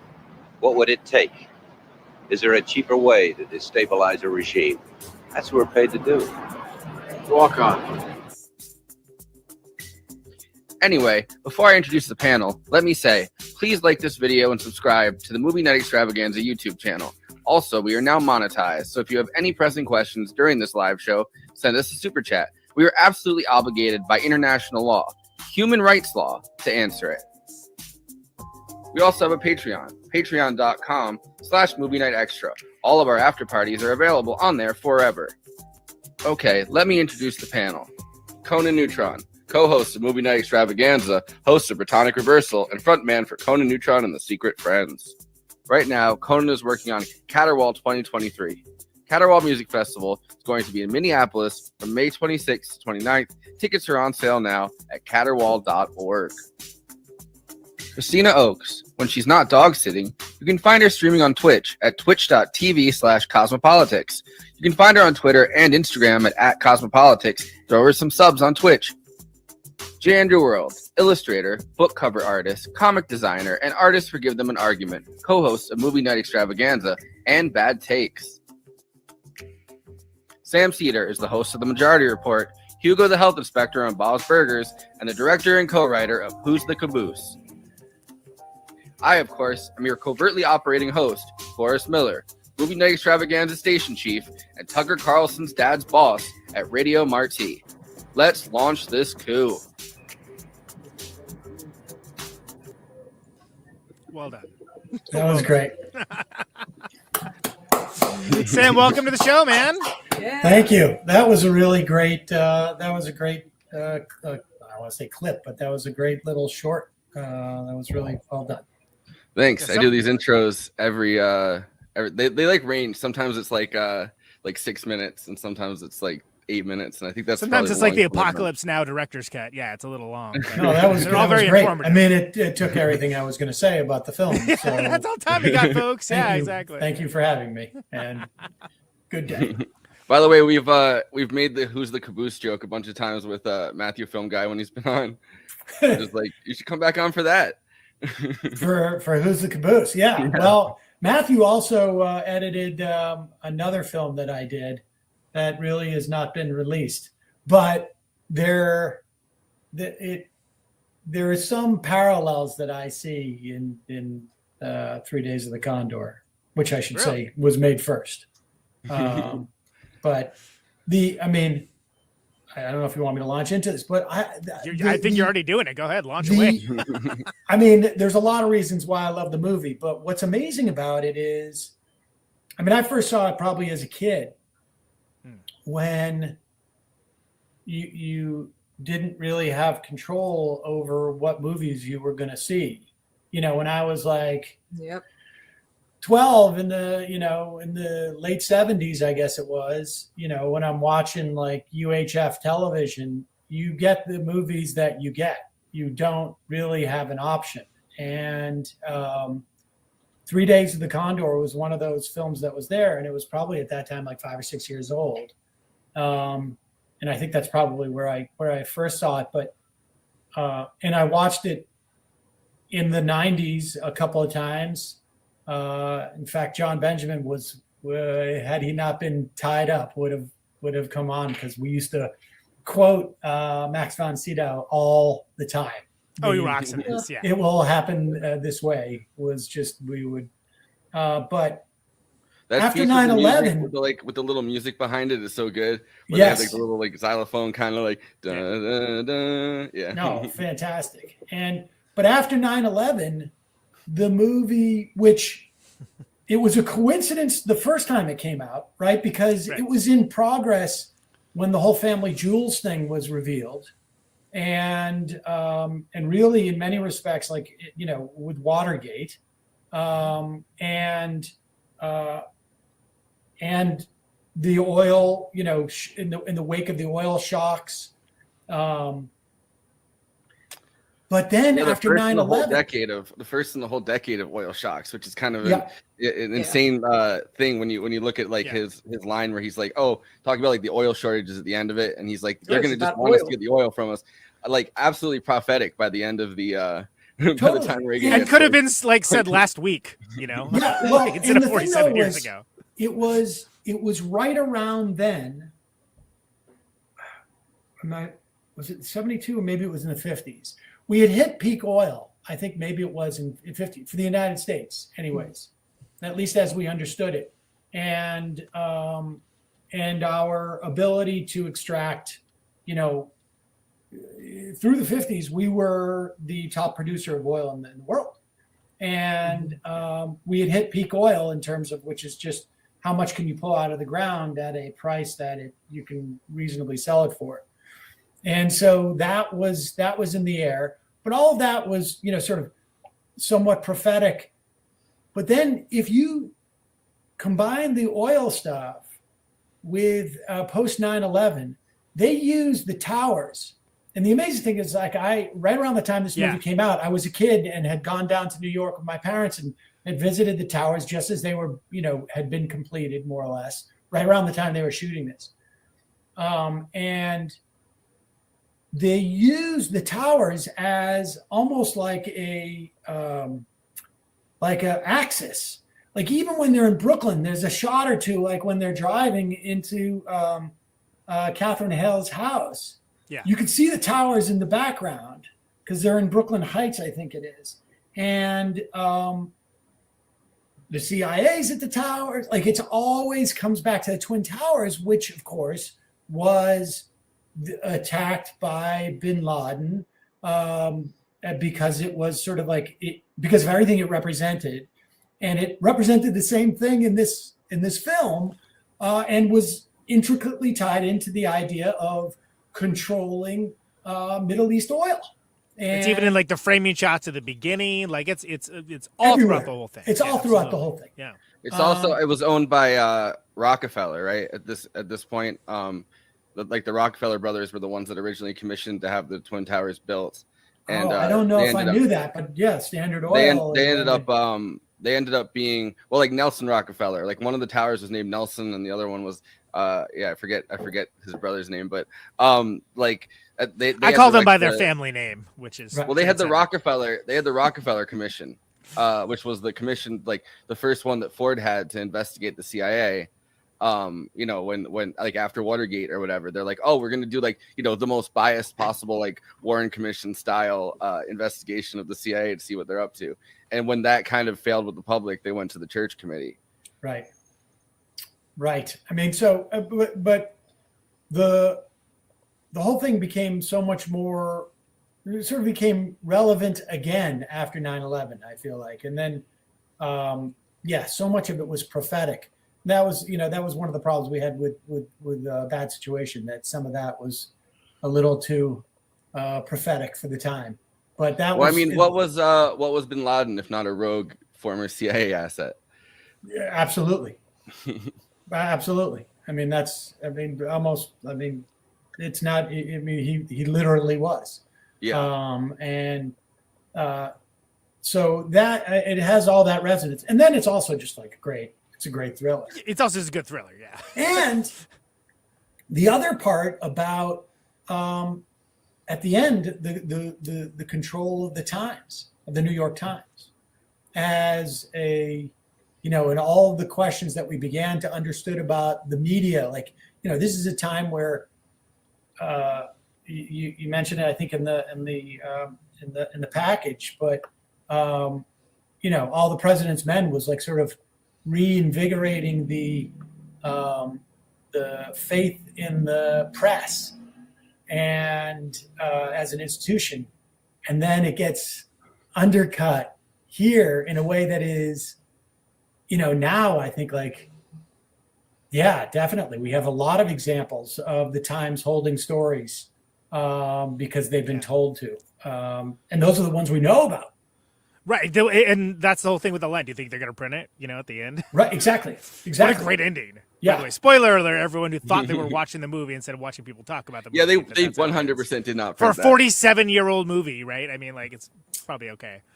Yeah, they did not print that. Anything he gave them absolutely did not get printed. Definitely not. That's why they ended it there. You can tell them a story, but what are you going to do if they don't print it? It should have gone to Ramparts or something like that, he probably gave the copies of everything to them. You know what I mean? Because he's an amateur. He does not. Oh, you mean as opposed to it wasn't so easy to photocopy back then. Gave them the originals, and he's like, oh, they're gonna print this. They're definitely gonna. You couldn't go to the bodega and do a copy at that time. Yeah, right. Yeah. Well, and so this is Parallax View was I think the year before that, the Pacula movie, and then I think All the President's Men, which weirdly we haven't covered. We talked about The Candidate, and we talked about Redford hearing about Watergate, but we haven't actually covered All the President's Men, which is hilarious. With that really, I think, corny reporter or whatever that kept really wanting to talk about. I forget what she was trying to talk with him about, but she was trying to talk him into bed, is what she was trying to do. But yeah, she just kept going back to the same point, and then yeah. But those Pacula, those movies, this is kind of the golden era of this type of movie to a certain degree. Totally. And I think those three, especially All the President's Men, Parallax View, and 3 Days of the Condor, people are used to modern political thrillers, which are more everyone's got cell phones and the internet and this and that. And there are things that are corollary. Conversation, I would include in that too. Another one we've covered. I just think about how different Conversation, which I think is a genuine masterpiece, versus something like Enemy of the State, which is that's pretty good. That's a pretty good Bush era political thriller, but it's not a masterpiece like The Conversation. Right. And it has nothing to do with the technology. It's more about the filmmaking. And Cenk Uger's in it, which is a plus, but right. Is he really? I forgot about that. Yeah, he's like an extra in a bunch of scenes. He's in the Hassan's fake he's uncle. Like a technician. Apparently, Sam, you are his real uncle, by the way. Okay. So I learned something on our own show. Amazing. I just learned 2 things. You sure did. but I think the thing is people don't understand that there was not any movie like this at the time. This was not it's this kind of movie where this guy's trying to not get killed and unravel the mystery, and it's we're the CIA is the problem. This is the first of that kind. So I think that people are used to seeing those kinds of stories now. Whereas I wasn't born when this came out, but I can only imagine how groundbreaking it must have been at the time to see it in a theater too. Yeah, I'm not that old that I was allowed to go see it in the theater. Yeah. I'm not saying you are, Sam. To be clear, there was a couple of movies. I don't remember when there was a couple of movies that was of that ilk that had at least maybe not so much the direct aim at the government, like Parallax View is an example. There was another one, Capricorn 1, and it may have come a little bit later. Capricorn 1 is not nearly as good of a film, but it's actually not a horrible film. It's a conspiracy theory. O.J. Simpson's actually in it. That's what I was going to ask. And Elliot Gould, who also, like, in that era, if you see anything with Elliot Gould, you've got like a 75% chance it's going to be a good movie. Like, but I just watched The Long Goodbye. Well, I was going to bring The Long Goodbye. I think I just watched it a month ago, right? And that's a great film. That's a great. Yeah, we film. did when we did the other Altman movie, we did Nashville. With, yes, and that is of that same same. That's a whopping. That's a big whopping sensibility. Super chat. Yeah, thanks, thank you. Tom. Thank you, Late Stage Tom. The show's broke, so yeah. Thank you. We're on baling wire and duct tape over here, so every dollar counts.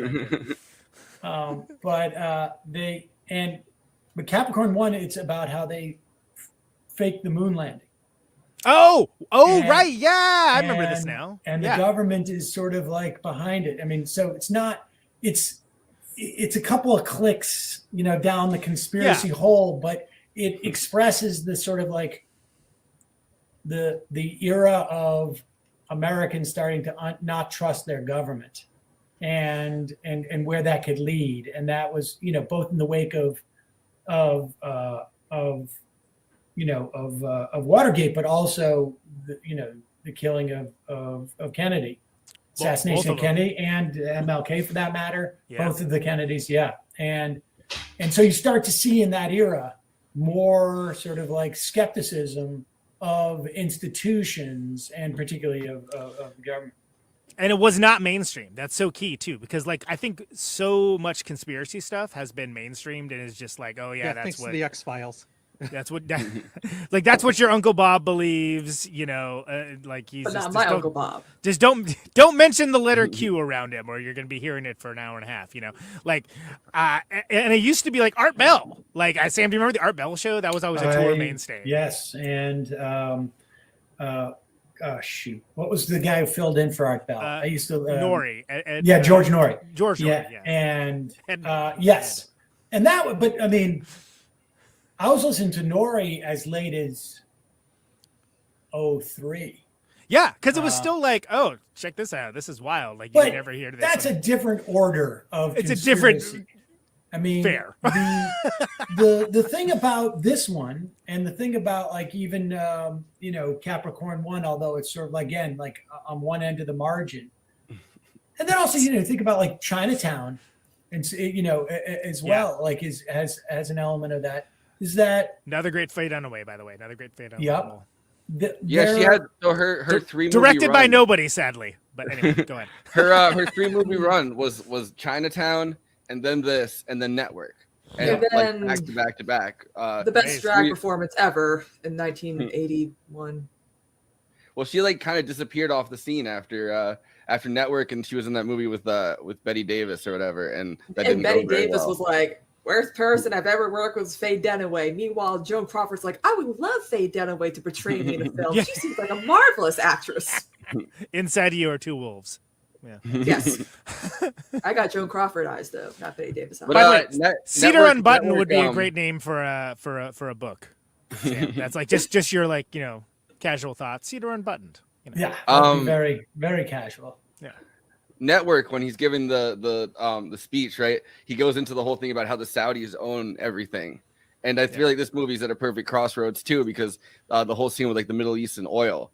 We're kind of like that's the perfect groundbreaking concepts at the time, because remember this is before like that had been mainstreamed as like, oh, everybody knows that, it's like, well, everybody knows that now. Well, this is the perfect moment to pivot. Like they're pivoting away from Southeast Asia, right? Like the book was about Laos and it came out a year before that, and by this point they're like, well, I think the Middle East and oil, because of OPEC, would be like the more they like people had never really thought that we could, besides at war, we could kind of run out of like oil before. Or we could kind of get embargoed from oil before. Yeah, and we're in a competition, Christina. Fargo, hush. It's a competition where everybody wins. Thank you. Yeah. But yes, and it's all where I think it was like the next phase of the Cold War at that time too. I mean, that's what's going on. And just in just a couple years later, well, a few years later, Carter would and Brzezinski would kind of jump into the Soviet-Afghanistan conflict to try to make the Middle East, the Soviet version of Southeast Asia, and successfully doing that, and then empowering their friend Bin Laden, and kind of everything. The rest is history. Yeah. Well, yeah, and it's important to realize too, with all of that, like the movies sort of showing like the cracks in the foundation of these American institutions, and that like these were the first films that were really, mainstreamed. That were America's not always like the good guy. Maybe. Yeah, well, and like granted, like those have showed up in the past, but there was so many of them, and they were so pointed, and like, well, can't argue with that. Well, I mean, I'm sure you've gone into this with in some of your prior shows, but that era, was when the studio system was sort of like falling apart, and they were given money to a very different group of people to go out and make movies, and sort of laying off them. And there was that stage, what's his face wrote about it, with all the Bogdanovich stuff. Yeah, and exactly. Like Redford and all. Exactly.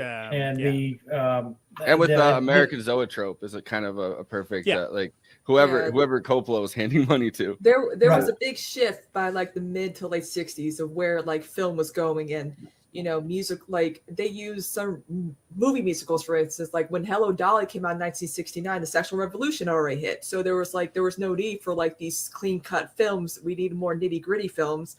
And that explains like this complete total like shift within the 70s and 80s and onward. Well, Godfather, Raging Bulls, that's what the book was. Yeah, Raging Bulls, and whatever, something else. Easy Riders, and one other. Really, Matthew Film Guy in the chat with the assist. Oh right, yes. Well, and Cabaret was the Godfather's main competition, which is crazy to think about when you think about tonality of like that year. Where it's like The Godfather, like widely thought of as like one of the greatest films of all time, and Cabaret, which is Cabaret, fine. I'm not saying anything about it, but like those are like again, these we only remember it a certain way. To comment on Cabaret. We'll go to our Cabaret correspondent to hear more about that, but but like it was. This is a key, like this is a linchpin in that type of filmmaking, and like having that type of filmmaking where you could make. Because there's something fail-safe, like that existed in the past, where it's like, oh no, that's like, a different kind of horror story than a lot of things that are actually more horrific. But this is like a good movie, and it's like getting across these political points. But it's like, oh, it's a thriller. No, this is like, first of all, you get to see two incredibly hot people be hot together, which people always love, and it works. Into that one scene that Matthew Film Guy wanted us to ask Sam about. Which one was that? The it's not a rape scene. It's a hostage. It's a Stockholm syndrome scene when the Stockholm syndrome fully takes. Well, she is like you feel like only Robert Redford could have gotten away with it. I mean, a different actor, honestly. Like I don't know, a different actor. I just don't. Cuts it, but like she makes that joke in the kitchen, and he looks down and she apologizes for it. It's like, this dude kidnapped you. You don't need to like apologize. I'm pretty sure this was before the term Stockholm syndrome was invented. For those who want to figure out what it's about, there's this Swedish series called Clark about Clark Olofsson, who played by Bill Skarsgård. He inspired the Stockholm syndrome thing in Sweden back in like the mid 70s, I believe. Really good miniseries, highly recommend. But speaking of like that scene, I actually have it pulled up here. It should be called Manhattan Syndrome because Faye Dunaway had it. You've heard of Anna syndrome. Well, this one's a lot sexier. So, Faye and Dunaway more troubling with consent. Go ahead, Christina. Sorry. So, in her biography, Looking for Gatsby, Faye Dunaway says, this film, now I'm sorry, but the idea of being kidnapped and ravaged by Robert Redford was anything but frightening. At one point, after Redford temporarily left the set and director Pollock took over his role for Dunaway's reaction shots, the cameras were rolling, I was in position, and suddenly Sidney lunged at me, growling, I'm going to get you. I'm tied up at this point, unable to get away or move much at all, but Sidney kept moving towards me, his eyes glaring at me as he went on detailing all the horrible things he was going to do to me. And let me tell you, Sidney has an inventive mind. He is also a great actor, but he scared the hell out of me. Sidney kept the camera rolling. He was relentless. Interesting. Well, she also said she couldn't stop like smiling and like kind of like giggling that entire when she's supposed to be afraid that he's gonna rape her because she's like, it's Robert Redford, like, right. and it's like the most handsome guy around. Yeah, I can see it. At the time, if you pulled up a dictionary and went to handsome, it'd be Robert Redford. Yeah, I mean, honestly, like that's why I don't think there was really, Paul Newman was also sort of a heartthrob at that time, but I think even Paul Newman, I'm not sure could have even pulled that off. Yeah. Like it was just because Redford was also, and it's interesting. I mean, they really set him up as we knew that he was not aggressive, which also made it like easier to accept. But that's pretty, I mean, for that era, there were very different standards. I don't know that you could get away with that at all today. And yeah, you definitely even if it was, all those other factors associated with it, like I think it would be much dicier type of situation. You'd have to do more with the characterization because you get the indication based on her photos and the way she lives her life that like she's kind of like a bit of a a lonesome individual and like has all these lonely photographs and stuff like that, and it's implied, but again, it's not enough to imply that these days. Like filmmaking then, it was like, oh yeah, this broad, she's she leads a lonely life and she takes photos. See, I don't think the idea was that that she was lonely. I didn't get that. I got it that she was avoidant of people. She would, maybe I misspoke with that. You're right. Yeah. I think at one point they have an exchange where the implication is that she's almost okay with it because she thinks he's not going to be around. She pretty much says as much. Yeah. Well, she says, I think you're going to be dead. Yeah. But that is like, well, hey, if you're dead, it's not cheating. So, tell it to the dude in Vermont. This is a one-off, in a bar one night, Yeah. This is also, that the early mid 70s, that was a much different sort of like time in those type of things. Well, and so yes, and to be clear, he does like physically restrain her, ties her up, and like puts her in the bathroom. I think, right, if I remember right. But like the idea of it being like there is a little bit more nuance to that. Like she also serves as a Greek chorus almost to a certain degree of like, well, are you sure that this is like the way you thought? Like, but not to the point of being like like the skeptic or whatever, because she gets on board. I mean, look, the woman puts a pastrami sandwich in her purse for the guy. She obviously likes him, Right. I mean, it's Robert Redford. So. Exactly. Put 2 pastrami sandwiches in there for Robert Redford. One that Montgomery Clift has put in his mouth. So right, exactly. It's not just a big old bite out of it. The pastrami sandwich. It's also Montgomery Clift's saliva, which is a great flex. Don't get me wrong. I'm just saying, it's never going to smell the same in that purse ever again. No, never. So, Andy, what you've been relatively quiet on this so far. Any I have any been. thoughts? I've been enjoying myself sitting here like as a spectator on screen. Yeah. So I'm the audience stand-in right now. Do you have any thoughts on this? How about for the poster art? I mean, poster is pretty interesting on this. Yeah, I actually quite enjoyed it. I mean, like I'm staring at this. I right before we went on, I was watching a couple artists look at a collection of Steve Root artwork, and they were discussing the process that he was using, something very similar.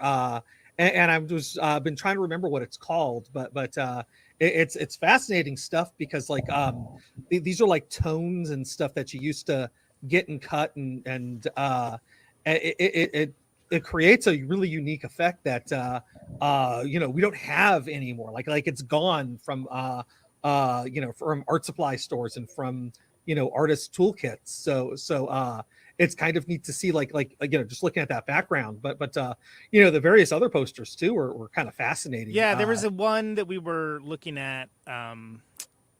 Oh, can I just say the thumbnail for the show today I thought was fantastic. I love that. That's all Andy. He does that every episode. I Can wanted you believe to it? compliment you on that, Andy. Thank you. Thank you. He's Yeah, also he said practice drawing Sam Cedar because he's done it for Ben a bunch of times in a row. It's so cool. This is the one where I sort of spilled the beans about that Sam was coming to the episode, and I was like, I don't care that's in a foreign language. I'm gonna throw it out there. And that's a nice one. I love how they darken into the glasses because he's just those are regular glasses, and they're like, oh no, they're sunglasses now, and he's in there at night. He's like Corey Hart. Where are my sunglasses at? And this one is more of a this is like more of a traditional one, but it's still it's pretty good. Maybe use the red. Be careful who you trust. Yeah, I like the wing as a motif in it. I think it's a good idea. I don't know if it's well executed, but I definitely like the idea. Yeah, the wing is the background. Yeah. This is the worst one. Uh-oh. That was my natural reaction.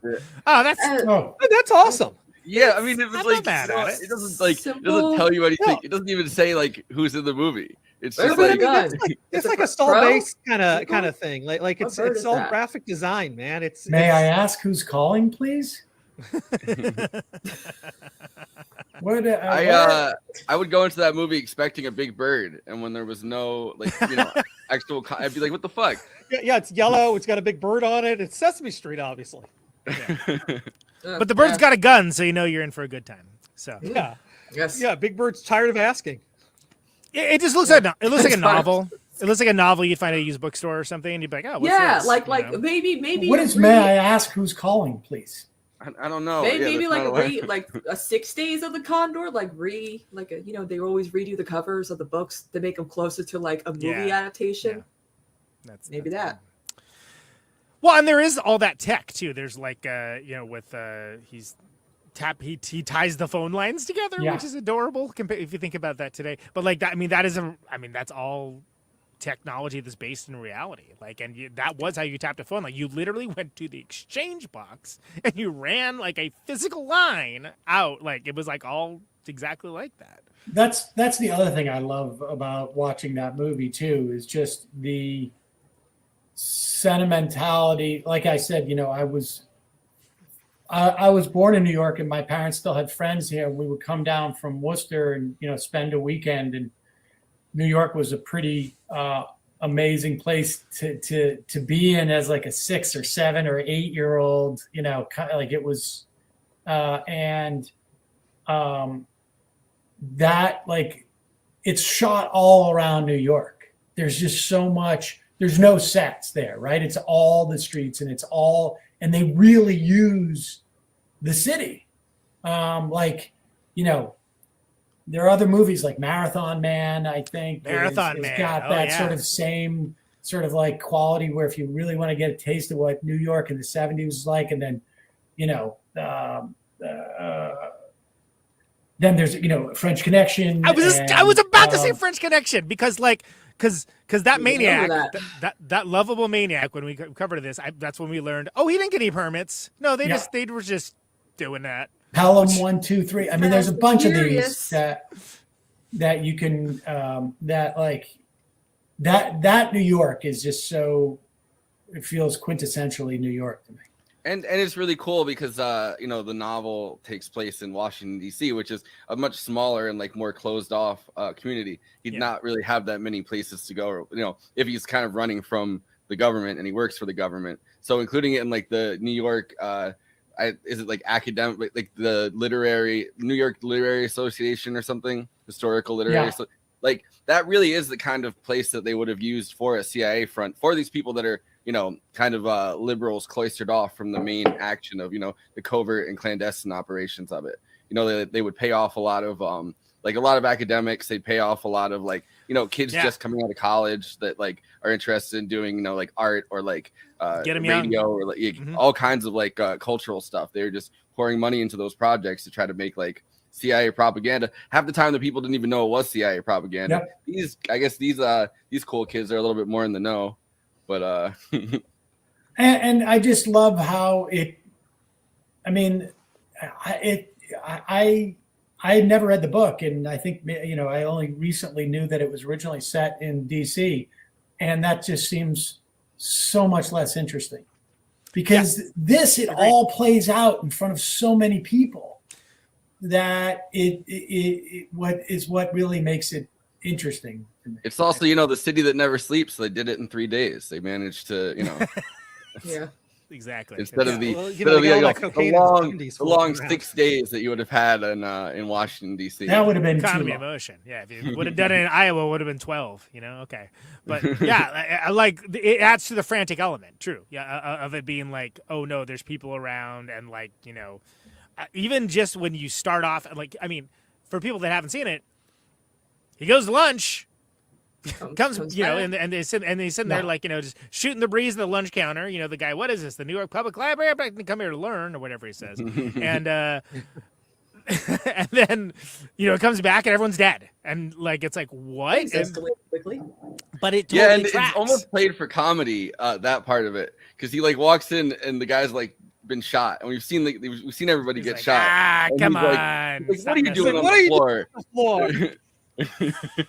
Yeah, and it's they love it. They love to put fake blood on themselves and go on the. No, that's that that's blood real looked blood. really fake. but it's set up I was like, before because he bikes into work and he leaves his bike outside and he catches some kids like casing his bike trying to steal it too, and like he goes out and he gets locked out of the building and has to be buzzed back in, and there's like you get this establishment of like, again, it's a certain kind of claustrophobia. Ironically, we talked about Beau's Afraid last week. That's put to like cartoonish excess in the first half of that, with like, you know, this sort of like, you know, it being like, oh, this is this enclosed space that's secure, but it's only safe if like you are letting in like certain people, and like these guys come in and just, you know, blow everybody away, and that's like how it starts. And again, I think it's that prompt has been used many times in storytelling, but it's done so effectively here because you get a little bit of a lived-in experience with it that doesn't move jump cut fast at all. Like, it's very methodical, and I think that's why it works, frankly. It also and the sound of the printers going and the computers going, and that weird like porno jazz kind of like funk. Yeah, every time I the put this on, I music think I'm in this watching the film wrong is movie. so like early to mid 70s. I'm like, Well, oh god, It's you only get a pass for that type of music in this kind of film if it's from the 1970s. Yes, that's the only time you get a love pass. that music myself. I think it works, but if you see I love Will it. Smith doing it, I'm gonna be pissed off. You know what I mean? Like, Yeah. Well, they don't make that kind of like theme song that they commit to. I guess the closest thing you get is like Secession doing like the same kind of theme song with like just small variations on it throughout like, you know, seasons of that show. But that's not really the same as being able to do like a you know, this kind of like groove throughout it. And I think that's also what adds to like kind of the comedic like when he walks in and sees everybody dead, and it's like that weird moment where it's almost played for comedy. I feel like the fact that like the movie starts out with the ticket like that, you know, the kind of, I don't even know what the like dot matrix printer. like something a bit happy, upbeat. It's definitely Somebody's it's gonna get upbeat laid. for sure. It does indeed, Andy, sound like someone is about to get laid. Yes. It's the only other thing I could really think of with like a similar kind of, it's like Shaft, I guess. Yes. Taxi Driver. Honestly. Oh yeah, no, there's a lot of movies I think that have that kind of music from that era. A lot of movies. Superfly. Yeah, but there's more. There's a lot more. Like gosh. It was staple for a lot of 70s like movies. Yeah, that have, well, like, I mean, jazzy. Yeah, I feel like I can't remember, but like Marathon Man may have had that kind of music. I think you're right. A little. That music is like, it's all over the 70s, and like, I remember the live action Spider-Man show had that. Well, there he is, everybody. Andrew World. An ex-bandmate of mine started a band that he called Car Chase. And it was exactly what you think. It was like that type of music, but like the music where it gets kind of sped up and they're like chasing something. And I was like, what a great concept for a band. They were really good too. When I was in my movie making days, I had an album called Funk Cinematique that had all of that kind of music, nice, but Italian produced, Hell. and it was fantastic. Like it was. It basically was the scratch as good as pad John of everything Benjamin's else. albums. How dare you, ma'am? Yes, how dare you even raise his name? Who? Yeah. Well, this which is reminds the me, time that, everybody should try Morricone was still putting out like kind of like cool. All the Sergio cool Leone soundtracks. Yeah, like throwing stuff out there that you could.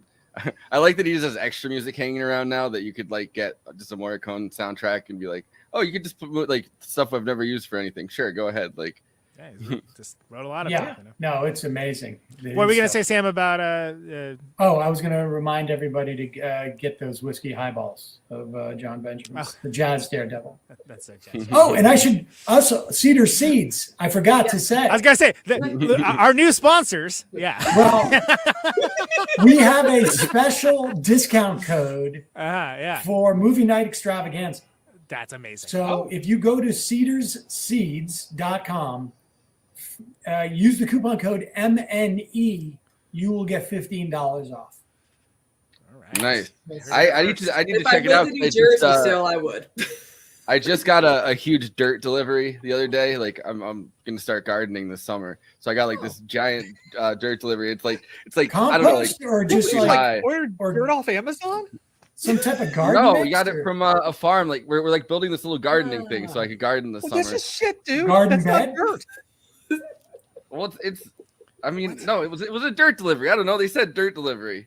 There's some manure in it too. Dirt delivery. Yeah, you want it to be. You want it to have like compost. And see, that's how they get me into material. the postman kind of scene. They like knock in the door. The guy's like, and he checks the shoes. I love that. I love that so much that like he's like, okay, and then like he comes in, he's sort of skeptical. He looks over and he checks the shoes. I think that's the coolest scene because it's sort of like those are not like a postal worker's shoes. Like, and that's I mean that rules. I love that bit of it. That's he also I like that they get into a very. If you want to know what and look, I like the John Wick movies. I like Nobody. I like these, like the you know, all the Hong Kong inspired stuff. I love it. But I love how fight scenes in the 70s, a dude slips on the carpet.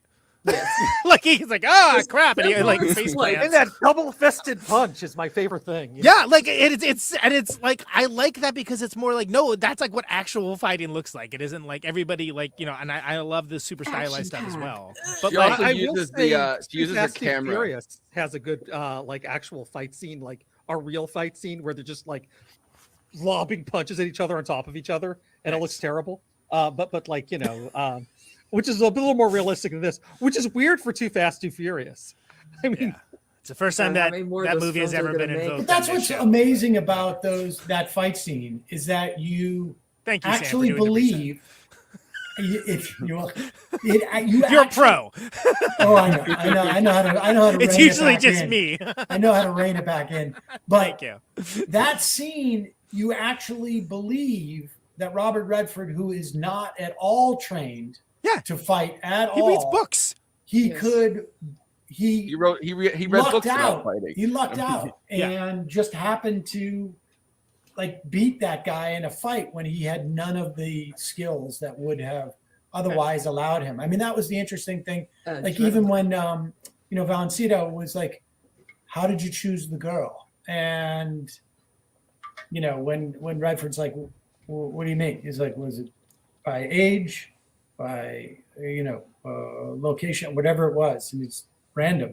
Like it was all just some measure of dumb luck that was informed by how savvy he had become by doing all the reading. I mean, they had inadvertently trained him to defeat them. Right. Well, and he he said, like, Jobert says it when he's talking to them in the beginning. He's like, well, the fact that he's an amateur means that I can't really guess what he's going to do, because I have a certain pattern that I would follow if it's a CIA like person that I was trying to assassinate. The fact that it isn't, I have no idea what what he's gonna do. But I have this clip of the guy that played the because there's that thing he just like hit, and he says it almost as well. He reads like where it's like, and that's so telling, and especially when you think about the fact that there isn't like Wikipedia and like here's how you can like learn all about like falconry in like 5 minutes on YouTube or whatever. Like that was the ultimate like this is a short way of saying that like this guy is a wild card because of this. Like he could know anything. Oh, don't get him around books.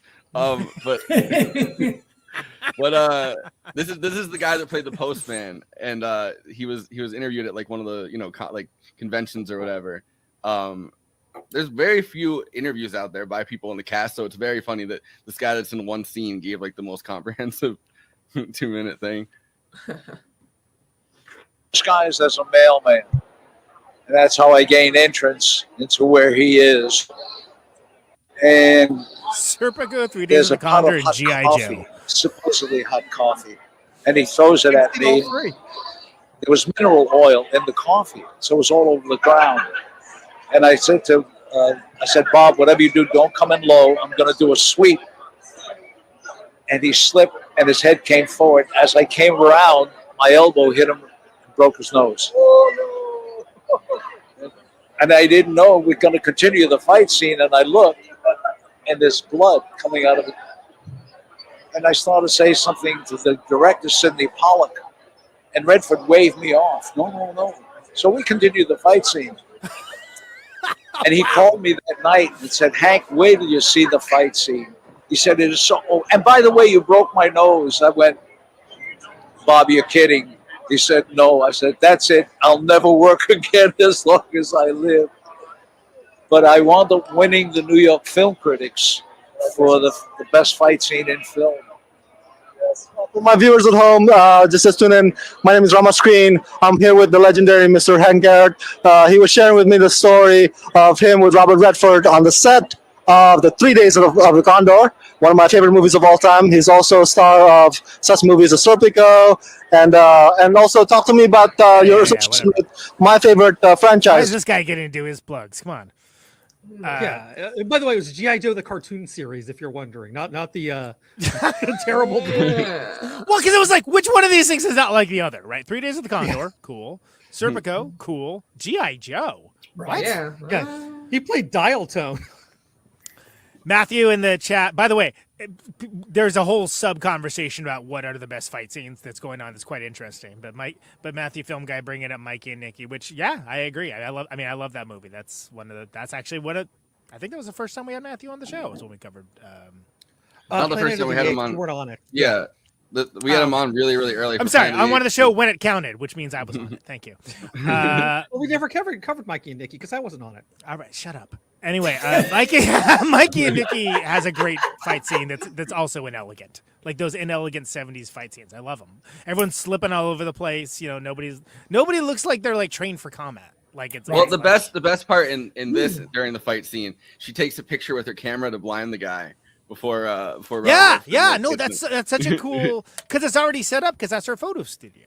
So that's where she has everything set up to she's doing. It makes me learn not to try to assassinate somebody in a photo studio, because I mean there's probably like tripods too, like lights if you really wanted to get into it. Like it's there's too much equipment. You want to find somewhere that he doesn't have all that equipment. I like also that the guy just kind of spraying. That's right. That was Mikey and Nikki. That was the time, Sam, that you said that he was betraying you on Majority Report by moonlighting with us. Yeah, I was so hyped. I right. I was so hyped that our the show reference got dropped on like Majority Report, and then Sam's like, "You're doing other podcasts?" And I was like, that was a little bit disturbing to find out Matthew was sort of two-timing us on the show. But at 2, Matthew. Yeah. I mean, I don't want to get into it, but Matthew Film Guy is trademarked. The trademark. I mean, he's really for him to go on to other places and identify as Matthew Film Guy. You're gonna hear from your lawyers. Yeah. He's got your merch, and you've got his name as a trademark. Exactly.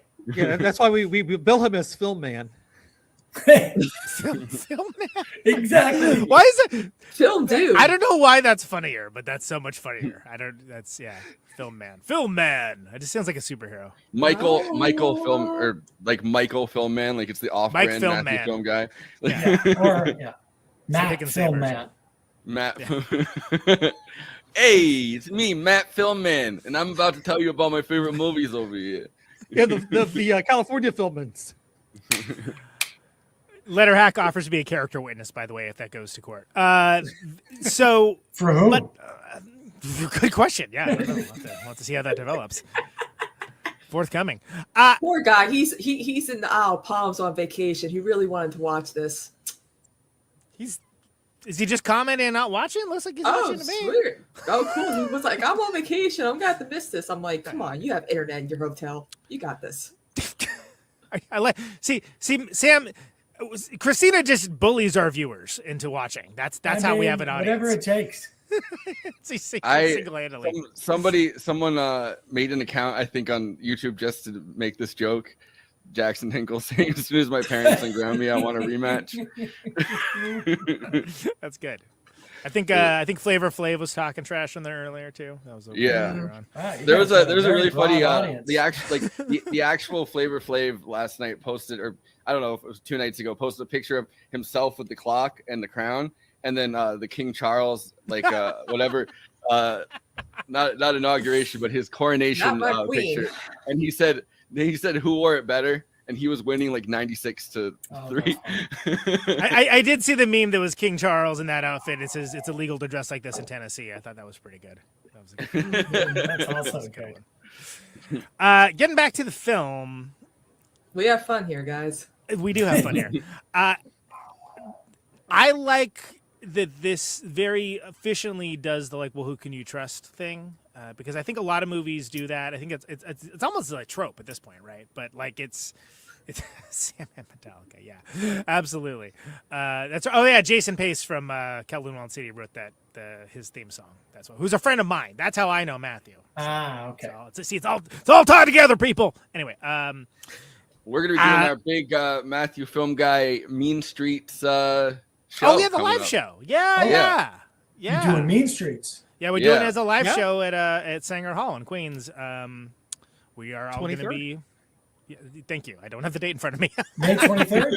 Yeah, May 23rd. Except for me, because I'm stuck down here. I'm only going to be in there because I'm touring. I'm playing New York the next day, Sam. So that's help me, a guys. live show. And because we're coming back with you, Exactly, because these nunnicks are going to be riding with me. But the this does the who can you trust thing super well, very efficiently. Yes. Like it in a way that I think a lot of movies attempt to do, and they sort of like, all right, I get it, I get how I'm supposed to feel here, but no, it really is it's unsettling. It's like there's that moment when he comes out of the office, and everybody's been shot, and he sees the woman with the stroller, and it makes total sense. He doesn't know who to trust, and it's done so well too. Yeah, like you don't see the cab, you don't see the cab at all, and he wanders into the street, and that horn comes out of nowhere, and it just pans over slightly, and you see the cab, and it's just like, oh, such great storytelling in camera there. That progression of how he's like buying a pretzel or something, and it's stressful somehow. Yeah, like out of it and not sure who. Well, to I mean, trust it's New York. Usually, it's pretty stressful, like a pretzel there. And you see the level of his savviness sort of increase over the course of that, and just sort of compose himself and start to realize I'm now not knee-jerk not trusting people. I'm having to remember not to trust people. Precisely. No, it's absolutely. Damn, that's expensive. What? Yeah, I was trying to find it. Looks like they took that picture from the candidate. Yeah, that's gonna look like a little bit. Yeah, he's not wearing that outfit in the movie. That same haircut. No, I don't. That might be. It's not that. This is false, man. Why is this worth? It's not even the false advertising. Well, they're lying to people in Japan. I guess it's a Japanese poster. Typical. Yeah, well, okay. In Japan, they might have done something like that, taken an old photo and just threw it up there. By the way, this is the info for the live show. that we There just was. talked about. Matthew's going to be joining us as well. So anyone in the New York area, Sanger Hall in Queens, it's free. You know, the film's being shown for educational purposes, and then we talk about it, which is I think what everybody thinks this show is. And no, we just talk about it because well, rights issues mostly. Yeah, But- I wasn't. I asked. I was actually like, I asked Matt Leck today. I said, "Are we going to watch the movie?" And Yeah. he's like, "No, you can't do You that. can- because they- YouTube would freak out." Yeah, Yeah. it'd be great. We talked about doing like, well, Jason does it with This Is Revolution, where they like, what is it? They do it in Discord or something. What? Happens? Yeah, they do a Discord movie night, which I've done before when I was Ben. like, Yeah. yeah. We Yeah. did Nomadland, I think that way, and we did Judas and the Black Messiah that way. And I don't know, it was cool, but they make you watch it in Discord, which kind of like fucks up the quality if you don't find like a link that really works the right way. See, And Sam, we pirate just it. assume that our viewers will do the homework. Well, I mean, the great thing is it convinces It's not people my to go watch job the to movie, educate and then they you. can come back. And it's actually makes this show worth watching twice. See, Sam gets it. Sam does a better pitch for us than we do. I can see what you're doing. It's the pitch police. We talked about the new Ari Aster movie, Beau is Afraid, which like I guess a lot of people haven't gone and seen it in theaters. I mean, you know, I've never even heard of it. oh well, Well, it just do you it know just came out. Hereditary, Midsommar, those movies? Are you familiar with those? I'm gonna assume that's a no. I'm just pretending I froze. So we I just knew it. thought, That's a good job, yeah. We all went to the movie theater, like obviously separately, but like we all saw it and then we went and talked about it and like tried to kind of sell an audience on seeing it and then spoiled it because of It's course bonkers. It's a bonkers movie. Yeah. I'm excited for Barbie and Oppenheimer. I'm gonna switcheroo. I'm gonna dress in all black for the Barbie film, and then when Oppenheimer, I'm gonna go full hot pink. I can't wait. And so we do cover. It's not You're gonna be like we changing don't. in the bathroom because you're going to watch them back to back, right? Yeah, double feature. Exactly. Didn't you make a Sam Cedar Barbie? I one of those did. Barbie I made posters? it with the Infinity Gauntlet. It's like, this Ken is not afraid to debate libertarians. Wait, Did you what see is this it? meme format, Sam? This is a big deal on the internet for like a week. I did. I don't know if I did. It was Is like it- all the Barbie. Everyone was making their own Barbie posters because they came out. You can make your own version of it. I made one of you. I made one of Conan. Yeah. And I did one where it's like, this Ken is not afraid to debate libertarians, and it's you with your Infinity Gauntlet, like that's Thanos. Yeah, And everyone was like, yeah, that's totally him. it was a big deal in the meme world for like a day or two. Well, they had a generator thing. You could put your photo in there. So of course everybody was bored and did that. But like you could put a photo in there and then it would create the poster for you. Yeah. Oh wow. Yeah. I don't know why they don't do more of that. Great fun. You could, but you could just encourage people. You make it easy to encourage people to memify whatever your product is, and it's surprising people haven't caught on to like. That's a way to get people to promote your stuff. She's I don't know everything. how well that Sam works. Seeds. in movie. Oppenheimer. You got to do it with Sam Seeds. You put your That's face true. there. You Hire see Andy. yourself He'll as a farmer. I should go bring over one of my seedlings. Do you want me to grab a seedling? Yeah, go I'll here. see Why what not? it is. We're apparently just doing open Seedling, format. seedling.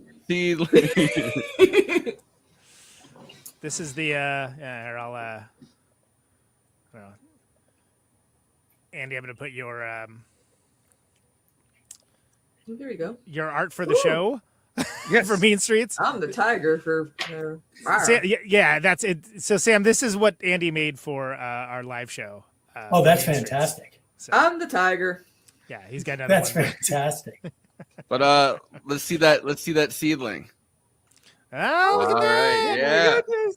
Adorable. It's so cute. That's that's Trainwreck right there. Oh, you name them. Well, I think we sell. That's how you feel after 4 or 5 different types of seeds, and this could grow into a big plant that will provide more seeds, and that's All right. the circle of Nice. life. I will apparently have to wish pick you- some I wish up in you New had thought York. of it in, I wish you had thought of it in 2020 because I feel like the seed game was booming.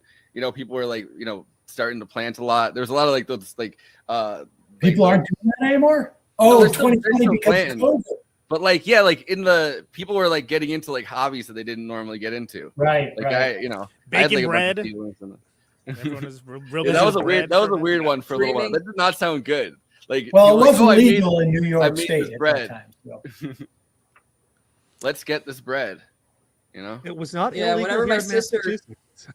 whenever my sister comes down from New Jersey, she always gets me Mike Tyson's Mike Bites, which look like ears because of that guy who What, for real? He collabed Wait. with the guy whose ear he bit off in that boxing that match one time, and then he's got ones where they look like they've been bitten. One of the corners. been Evander bitten off, and Holyfield.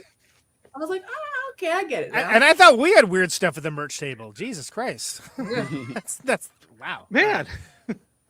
But by the way, Sam, this is All what right. the after party is like. It's just this. Like there's like it's just this until So this we is the stop.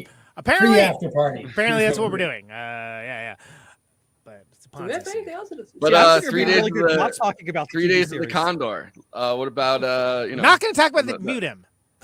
What's We're not that? talking about that. Andy wants to talk about the TV show and no one else wants to. I want to hear one. I want to hear just one thing about the TV show. I'm One thing sorry. about the You're show, in for it. the whole conceit of the show is what if Mox Van Sydow is played by a hot Mossad agent that sleeps with Joe before she goes in and tries to kill everybody. Oh, so Condor's Hunter is a woman. Yes. So it's a redo? I thought it was a sequel. Yeah, it's a redo. It's a redo. It's set in modern times. It's When was the this cast- produced? It came out in like 2018. Really? Oh, geez, I was like no, on had some no idea. streaming service for like MGM. Yeah. I'm like, MGM and AT&T have a streaming service? What is Oh, is that where Mr. Mercedes was? Because that was a Maybe? good I show. don't know. With I don't Brad know. Pitt. it's kind of perfect though. There's so many like wiretap things in this. Yeah, you can be but it has a you know how you won't get wiretapped. AT&T's. AT&T does, yeah. Exactly. But it's got like William Hurt and Brendan Fraser in the show, which is amazing. Who is unemployed 6 months, few months after winning his Oscar? Employed Brendan Fraser. Okay, sorry. And in a better movie, hopefully. Yes. Okay, so Andy, did you get out of your system? Anything else on that? I think so. I mean, unless Okay, somebody has great. any questions. That's pretty cool. No, I have no questions about that, but all of them were answered. Questions that we didn't even have. were I would answered, watch. I think a good idea for a TV show on this is a sitcom where it's just the literary office or whatever, and like they don't get killed, but it's just them kind of hanging out at the Having office. it's like a It's like an workplace. updated Barney Miller. Dead. They just break them. Yeah, it's just they're just like that whole thing where he like talks about the ice bullet and stuff, and it's like there's having a Yeah. day. They're having a day, and so workplace antics, drama, little light comedy. He's like, he goes out there, he gets like some vegan food. There's for a the Les Nessman type character, He that gets has some. He gets some vegan food for the whole office or whatever, and they're kind of pissed about it. And they're like, "This vegan food, oh my god, I hate this." What? And he's like, "I want all you guys to be healthier. I don't." Yeah, You know I don't that want you to line, die. since we're talking about The Office, which I really, that for some reason this line has always stuck with me, just because Redford did such a great job in delivering it, and it told so much about his personality, is when his girlfriend in the office, that woman that he was working with, she says, she tells him the meaning of that Chinese character, the and calligraphy that he's doing. she says, he says, "Are you sure?" And she goes, "Look at my face. Am I sure?" And he goes, "It's a great face, but it's never been to China." Like when he delivered that it's never been to China, there was something so like he both was like, "I'm not attacking you, but I am not going to I'm going to separate. I both can be emotional and then separate the emotion when I've got to make this analysis." And that, I think was so. It's key to understanding who he is. And so key to understanding who he is and everything he does after that. Everything he does after that. And he does it so affably as well. It's Exactly. affable and charming. Yeah. I mean, it's one of those roles that's really hard to imagine anyone else pulling off the stuff that he was able to pull off in that film. Really. Yeah, and I think this is like the 7th film he's collabed with Pollock on, if I'm not mistaken. Like it's quite a bit. He's done at least a few.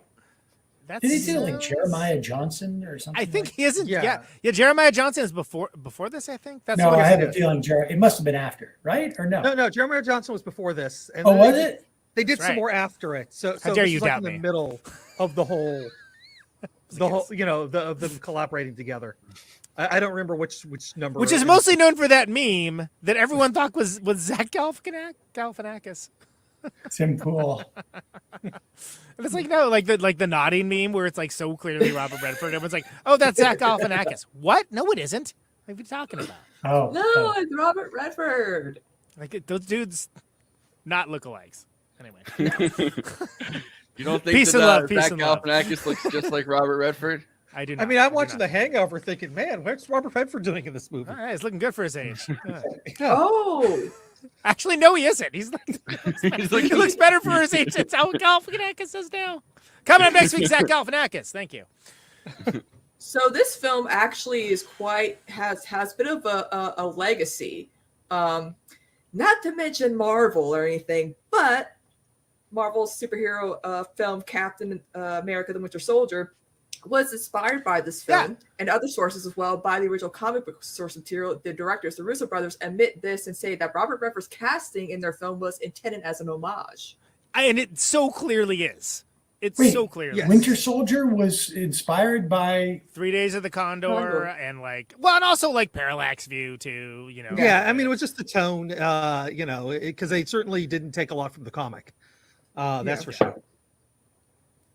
I God damn it, Matthew. Philosophy just turns me off. I'm like, I'm a policy gal. Don't be talking about this to me. I don't care. I don't care. Aspiring Exactly. suitors That's be the warned. proper answer. You don't watch Andy sound off on Give Them an Argument. What's a Kindler? What's or no? What do you mean? No. This and J. Andrew World, Andy. This Andy. Oh. He sounds off on Give Them an Argument every week. He gives Yeah. his Andy take. I don't think I've seen The that. philosophy of like Farscape. Yeah. or Ben something. usually kicks me off before you come on the show, so I don't get to talk to the guests. Well, he's afraid. He's afraid that you're going to bring up the Condor Spider-Man live TV action show or TV something. show. Yeah. Speaking of Stargate, what? Nobody was talking about Stargate. Why did you bring that up? Marathon Man's an interesting reference as well. Sam, you mentioned that. I actually, that was one that I missed for years, but I saw it like last year, I think. So that's like Dustin Hoffman, Roy Scheider. Yep. Laurence Olivier. I mean, it definitely fits the vibe. Sir Laurence Olivier. Yes. Pardon me. As that whole, but like that haunting, like that. Is it safe? I had dental work today, and did you ask if it was safe? They didn't put the cap on properly, and she was like saying like, "Oh, we've got to fill it up with it," and the pain. I immediately go to that scene with Hoffman and Olivier, like when he's trying to sort of like breathe but not so heavily that it hurts his open nerve on his teeth. And that's a great one. I mean, I like I say, I like all those the French Connection too. Like I like all those New York movies of that era are just awesome. And Frankenheimer, there's also something like Frankenheimer did French Connection, but he also did Ronin. And and Sydow plays the same, I think, like an homage to Joubert because he's in that movie and he's up in I think in the Alps and he's painting his little men still. Yeah. So it's like, and I think and he's, a former sort of freelance guy. And, and also I think Redford in Sneakers was like the next generation of that same character on some level. Well, in the same way and I can't believe I'm bringing up Enemy of the State a second time, but Gene Hackman's in it. Conversation is like sort of not, of. It's sort of like, it doesn't explicitly say, but it's like, if nothing else, it's like they're trying to like get that connection, that shine. Definitely. Right? And do you think Ronin was also a reference to this movie where after De Niro gets shot, Jean Reno takes him to De Niro's friend who is painting the little soldiers, who then removes the bullet from him? Well, I think in their mind, this is Gilbert like 30 years later. Like this is what he's doing. He's now somewhat retired, still painting his little army men, because it's all about precision, right? I mean, that was what that scene was in. You see him do it for 10 seconds before he gets the phone call, and you realize like that's all. I mean, this guy's getting paid whatever it is, and he's sitting in his hotel room painting figurines. Like for him, it's all about the precision and whatever he can do. And I like that they're also and absolute control too. Absolute control. They're not afraid to show him kind of just being in that room and practicing in some way, like practicing his craft, but at the same time, like it feels kind of. I like the line where he's like, "Oh, it's very restful actually." To do his job, because he's kind of just waiting around to track the guy and then find him. And I like that they're not afraid to show you that part of it. Like a lot of they keep flipping, but because Robert Redford's so frantic throughout this whole movie, like he's grabbing people and he's putting them into the room, and Jobert's just calm. It's like, I'll find him eventually. We'll cross paths. Like we'll probably go to the this house in Long Island. This is the one time you get really away from New York City besides the Washington D.C. scenes, and I like that. It's like it's almost like a respite when he finally meets him. Like the interesting thing though is that Joubert calls Atwood at that moment, and it's really like it's like a big mistake. And even Atwood said like, you shouldn't have called me here. And you see by the end it takes Joubert like that much time to catch up with Condor, right? In like mentally, like by the time Condor shows up at Atwood's house, he has predicted it that he would be there, right? He said this was predictable, and they didn't know you'd be here. I knew you'd be here, but he didn't. In a couple of scenes earlier, he blew it with the phone call, right? Because he didn't realize, where Condor was in terms of like his progression of savviness. I love the movie. Do you think the fact that he's making the calls, he hears the click? I think when he, with the phone, because when you tap a phone, you hear the click. I was wondering if he kind of knew that this phone was being tapped or something throughout that, and was and trying to lead. That's how I don't know. I mean, maybe I'm completely wrong about that, but he was like very confident that he would show up there. I was wondering, like, I thought maybe he had planted that kind of to, get that information, but I don't know. Interesting. That's a good. That even occurred to me. It's too much of an amateur, and I'm probably thinking too much into it. I'm thinking like, he was still like underemployed of Atwood at that point. He had no reason to believe that that would flip at one point, or maybe he did. I don't know. I think it's this. Well, and that's I don't have anything to add to that, but that's an interesting theory. Yeah. The Higgins office, isn't it in the World Trade Center too? Yes. Is there any other movie that is like filmed in the World Trade Center? Nope. Yeah. This is the only feature film to ever be filmed inside the World Trade Center. Oh, is that true? Mm-hmm. Really? Wow. Wow. I mean, that because Fringe wasn't. Oh, that's right. Yeah. Nimoy was in the World Trade Center, and the Man on a Wire was. Rockefeller let them. Technically speaking, you are correct, and that movie rocks, by the way. Although maybe Rockefeller let them into the World Trade Center to film the first movie. Well, you could see the shot from the outside where it was still a construction site almost. It looked like it was like that area around there was completely underdeveloped at that moment. When they shot that, they shot it right like after it was built. Yeah, because there's that scene where he's they're landing a helicopter out in front of it too. Yeah.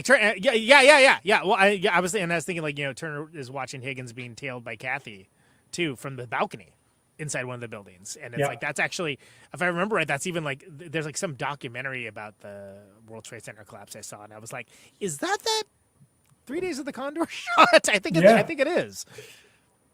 But I just think that's wild. It's like this is the only movie that ever was like filmed in there, and to think about again. Technically speaking, Man on a Wire, but it was so tied into this to what ultimately sort of was the fate of that building. I mean, it's fascinating. Just since I know everybody on the panel knows, Man on a Wire is this fella, this French guy, right? Who walked a tightrope between the World Trade Center. Yep. And it's a pretty remarkable documentary, and like charitably, people did not want him to do that. They were. That's probably the best way to put it. Another movie that uses that we just talked about recently that uses the World Trade Center. We just talked about Escape from New York pretty recently, and that's another movie where they built a fake World Trade Center, obviously out of a model, but they did the same thing for Spider-Man. Whenever they the deleted scene from the 2002 version of Spider-Man. That was in the preview, right? But it was right before the towers fell, and so they like no, there was like a teaser trailer where Spider-Man basically captures a helicopter between the two towers. What's he gonna jump off of now? There's nothing there. It's Trump Tower. The tallest building in New York, Trump Tower. Oh my God. Too soon.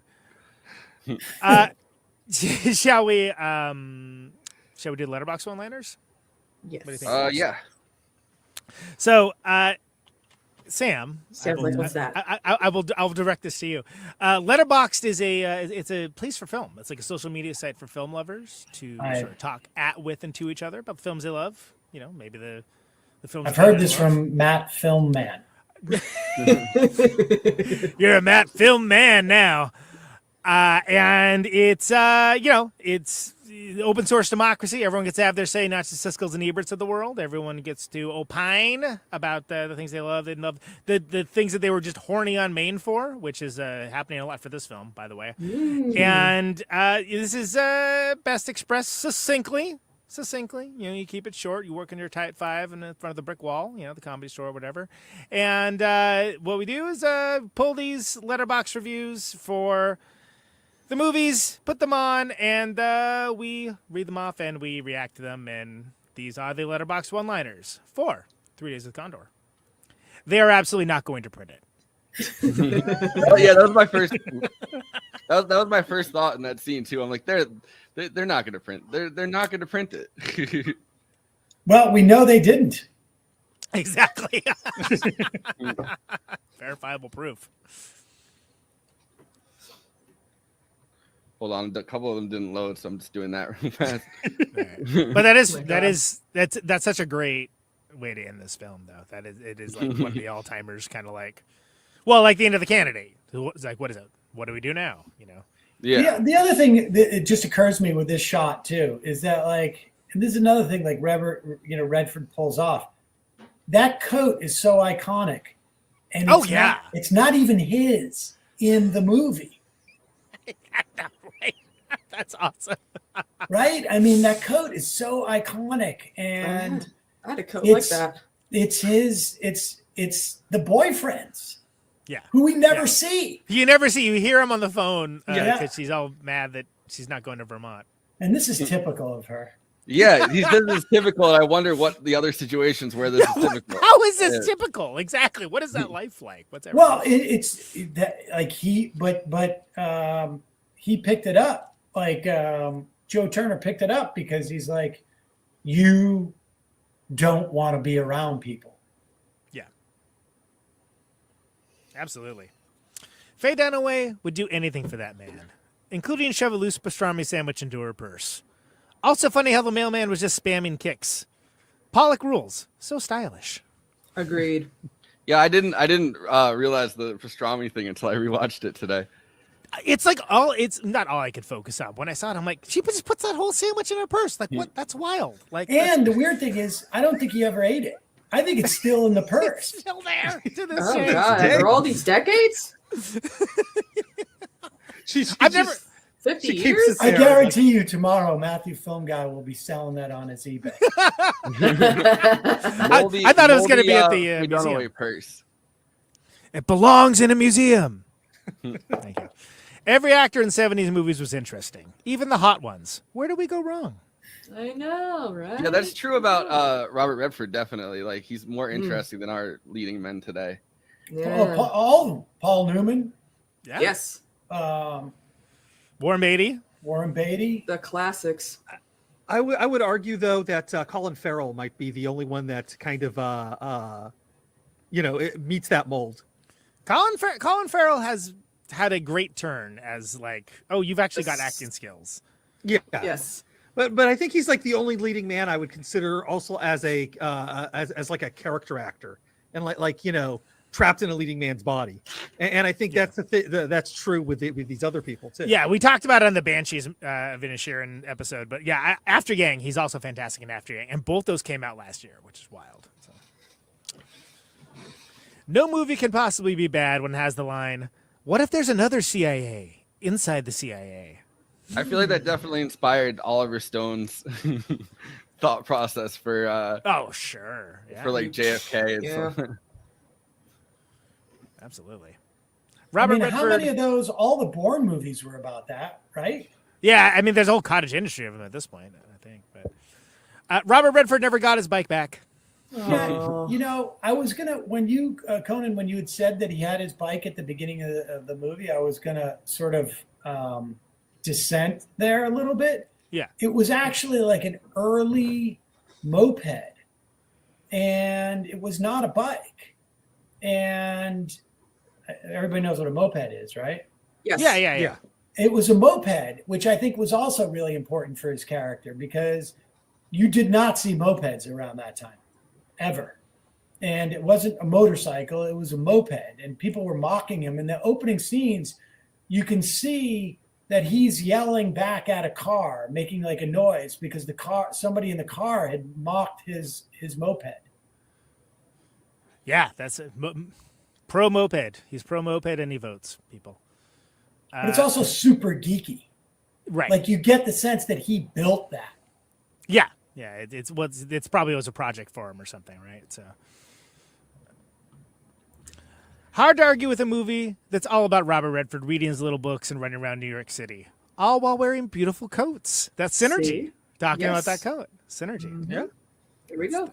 That's how good we are at this, people. 3.5 though. Yeah. Hell, Laura, tighten up. You're on a list. Nerd who works for the CIA finds out what the CIA actually does.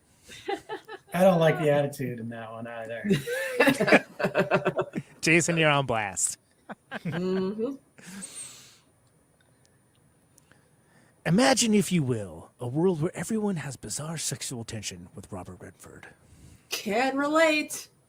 It's my impromptu Rod Serling voice. Not great, not terrible. 4 stars. Okay, Dante. Yeah, Dante's got it. I hate it when someone pushes all the buttons in the elevator. Oh, same. Oh, that was actually really funny. That's a great scene.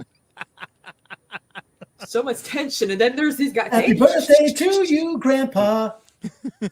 I love when he's like, I love when he says like, "Oh, you're getting off on 2" or something like that. Yeah.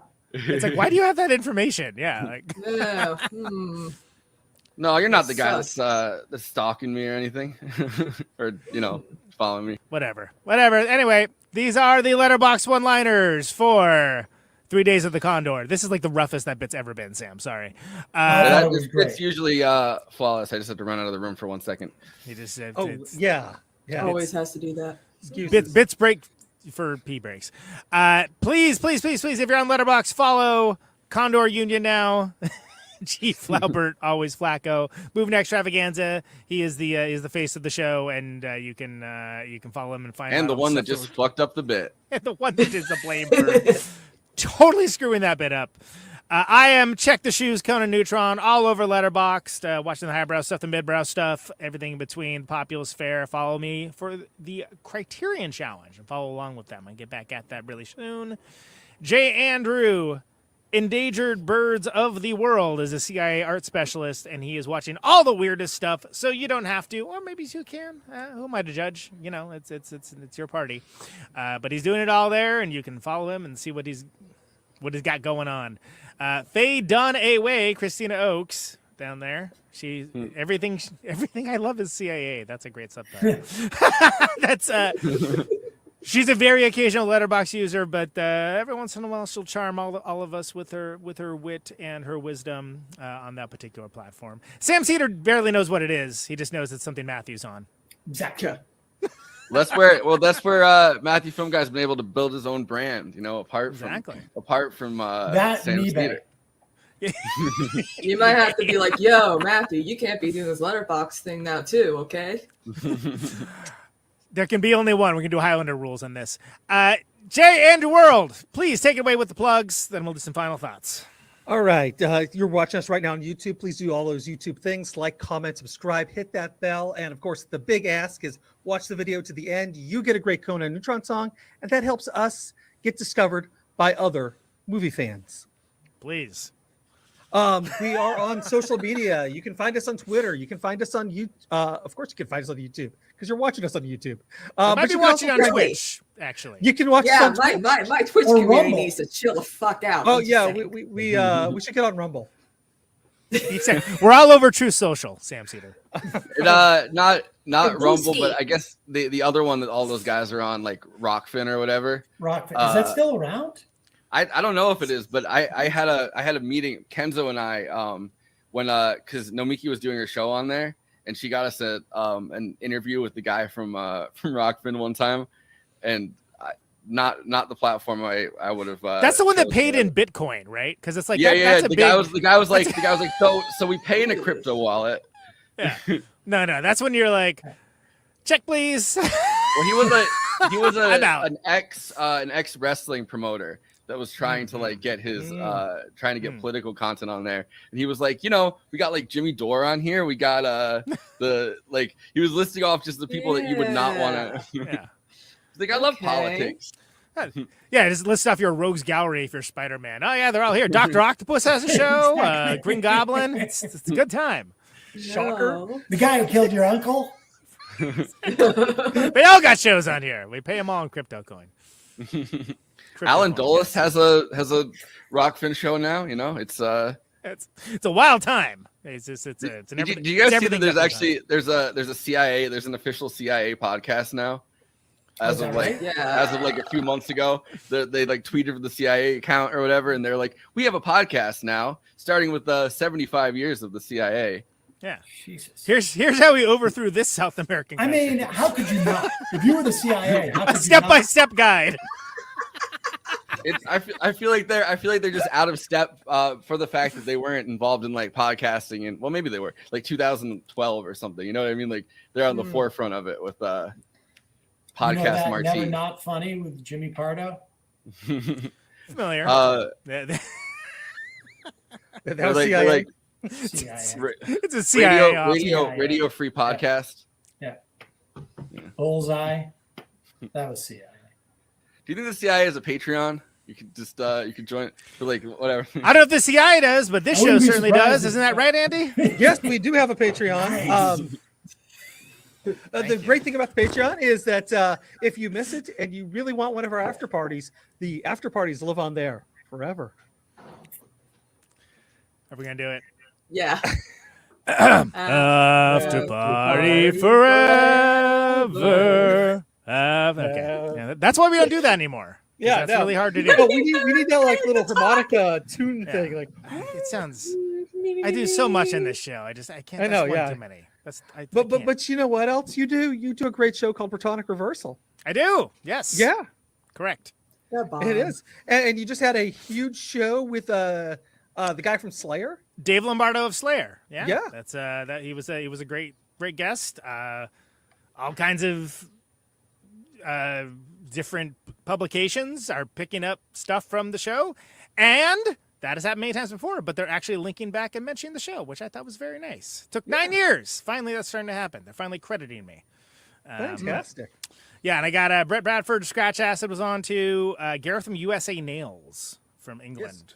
Who will be on with the show with you in New York on the 24th. Yes, they're playing exactly. Not the Moving Extravaganza live show. The show the next day. I guess I could have that available, huh? Oh well. At St. Vitus with Deer Horse, USA Nails, Conan Neutron, The Secret Friends, and Arc Ray Noise Quintet, and that's at St. Vitus in Brooklyn. That's at 24th. Then we're all going out to Minneapolis to do Counterwall. That's right. That is right. Let me see if I can do the thing. Let's see how fancy I can be here. Boom! Look at that. Look at that. Look at that. It's like 54 bands in Minneapolis, four-day festival. Are you exhausted just looking at this, Sam? That looks like a lot of bands. It's a lot. It is a lot of bands. Yes, it's a good time. How much is that cost? Like $8,000 for a ticket? $140 for a 4-day pass. That's pretty good. Yeah, Coachella could never. Coachella could never. So that's hear that, Sam's listeners. If you're remotely in the Midwest or feel like traveling to see a bunch of noisy bands, go to Caterwall. Caterwall.org. That's quite a deal. You could enjoy like 5% of those bands and still get your money's worth. It should be more expensive. We're terrible capitalists. Is what it comes down to. But yeah, it's how much does each band get paid? Like a quarter? We pay in crypto. It's Spotify rules. Yeah, exactly. You're getting paid in exposure. Anyway, who's exposure? No. You're supposed to be. You don't get to make jokes. You're supposed to be doing the plugs. We do the jokes. You're right. You're right. I am. How many episodes of this have we done? Jesus. Yeah, you think I'd be better at this? You would think. Kristina, you're over on Twitch doing your thing. Yep. Anything coming up this week? I missed the news today, so you could surprise me. Yeah, I'm gonna stream. We have a very easy work week, my mom and I. So I'm gonna be streaming all the way till Saturday. My next dog sitting job. I do a lot, Sam. I keep busy, but like I'm gonna be streaming tonight, tomorrow, Friday, and then I'll be back next Saturday. So I'm gonna have to miss an episode of the podcast because that dog does not shut up. So yeah, keep him busy. That's like my internal dialogue every time we get to the plugs, VFC. Yes. Yes. And you got a coffee. So kofi.com/cosmepolitics. Kofianon.net. Yes. Yes. I go there and buy Kristina a coffee. You want to. Yeah. So Kristina's got a great show on Twitch, is what Andy's trying to say. And if you're on Twitch, if you ever need someone for a casual Friday, I'm usually off on most Fridays. I'm just saying. No, we'll keep it in mind. Yes. I have a very chill atmosphere with my Twitch and my community. Though tonight they're going crazy. Yes, they are. Whole community is out there. And Sam, you have a little podcast too. I heard it's about true. it. It's true. Yeah. You heard about this? Huh. Yes. It's called The Majority Report. Pretty good. And you can see it every day, noon live on youtube.com/Sam Cedar, or you can listen live. Yes, I'm a member, so I listen during work. Oh, there you go. And on the app. Yep. But Sam, do you have final thoughts on this movie? I mean, you need to. This is a movie. It's weird for me because all my contemporaries saw this movie, but like I have friends who are in their 40s and people in the office, who are all significantly younger than me, and they've never seen these. And there's this era of movies is like, I feel like you could dip into a movie in the 80s or the 90s, and it's not terribly different from each other. But this particular, like 5 or 6 years in the, maybe the last year of the 60s and the, into the 70s, very unique time in filmmaking. And this is on the more sort of accessible commercial edge of that, I think. And it's still great. No? Yeah. I mean, you guys don't agree? I agree. I get it. Wait. Can we take that again? These mics aren't on, are they? Yeah. Fuck it. We'll do it live. Christina, final thoughts? I saw this film originally like when I was a lot younger because I was kind of going through like I grew up on old Hollywood films, like silent era, old Hollywood, the fall of the studio era.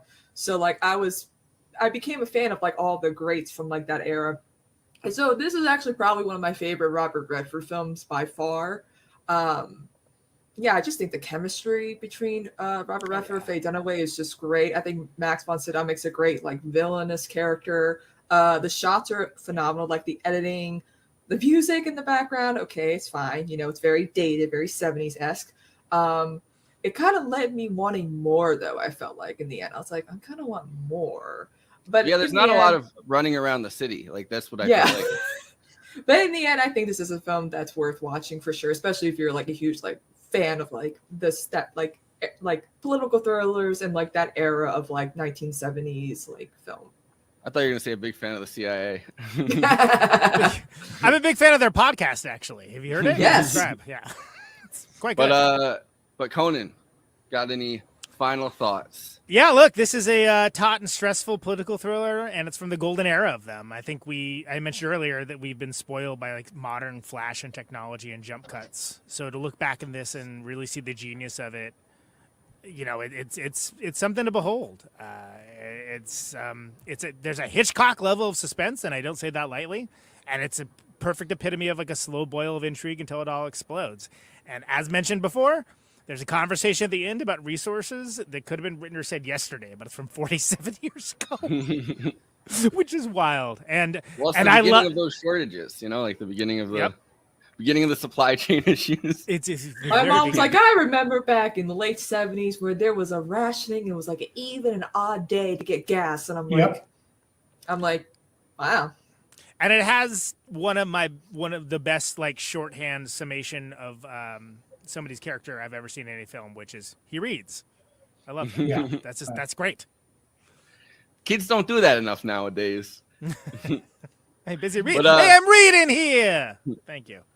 But Andy, final thoughts? Midnight Cowboy is actually also.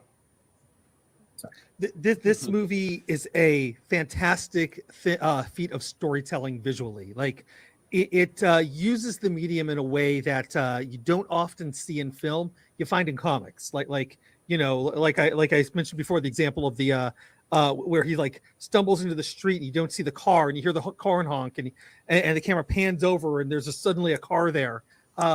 Like that is masterful storytelling with the camera, and there's a lot of scenes like that kind of lead you through beautifully with just being able to use the camera as a tool in a way that you don't normally see in other films. So that kind of elevates it above some of the other films that we've mentioned, because I don't think they do that like this. And that's a quite incredible feat to pull off. All right. And I'll just say, fuck the Wall Street Journal.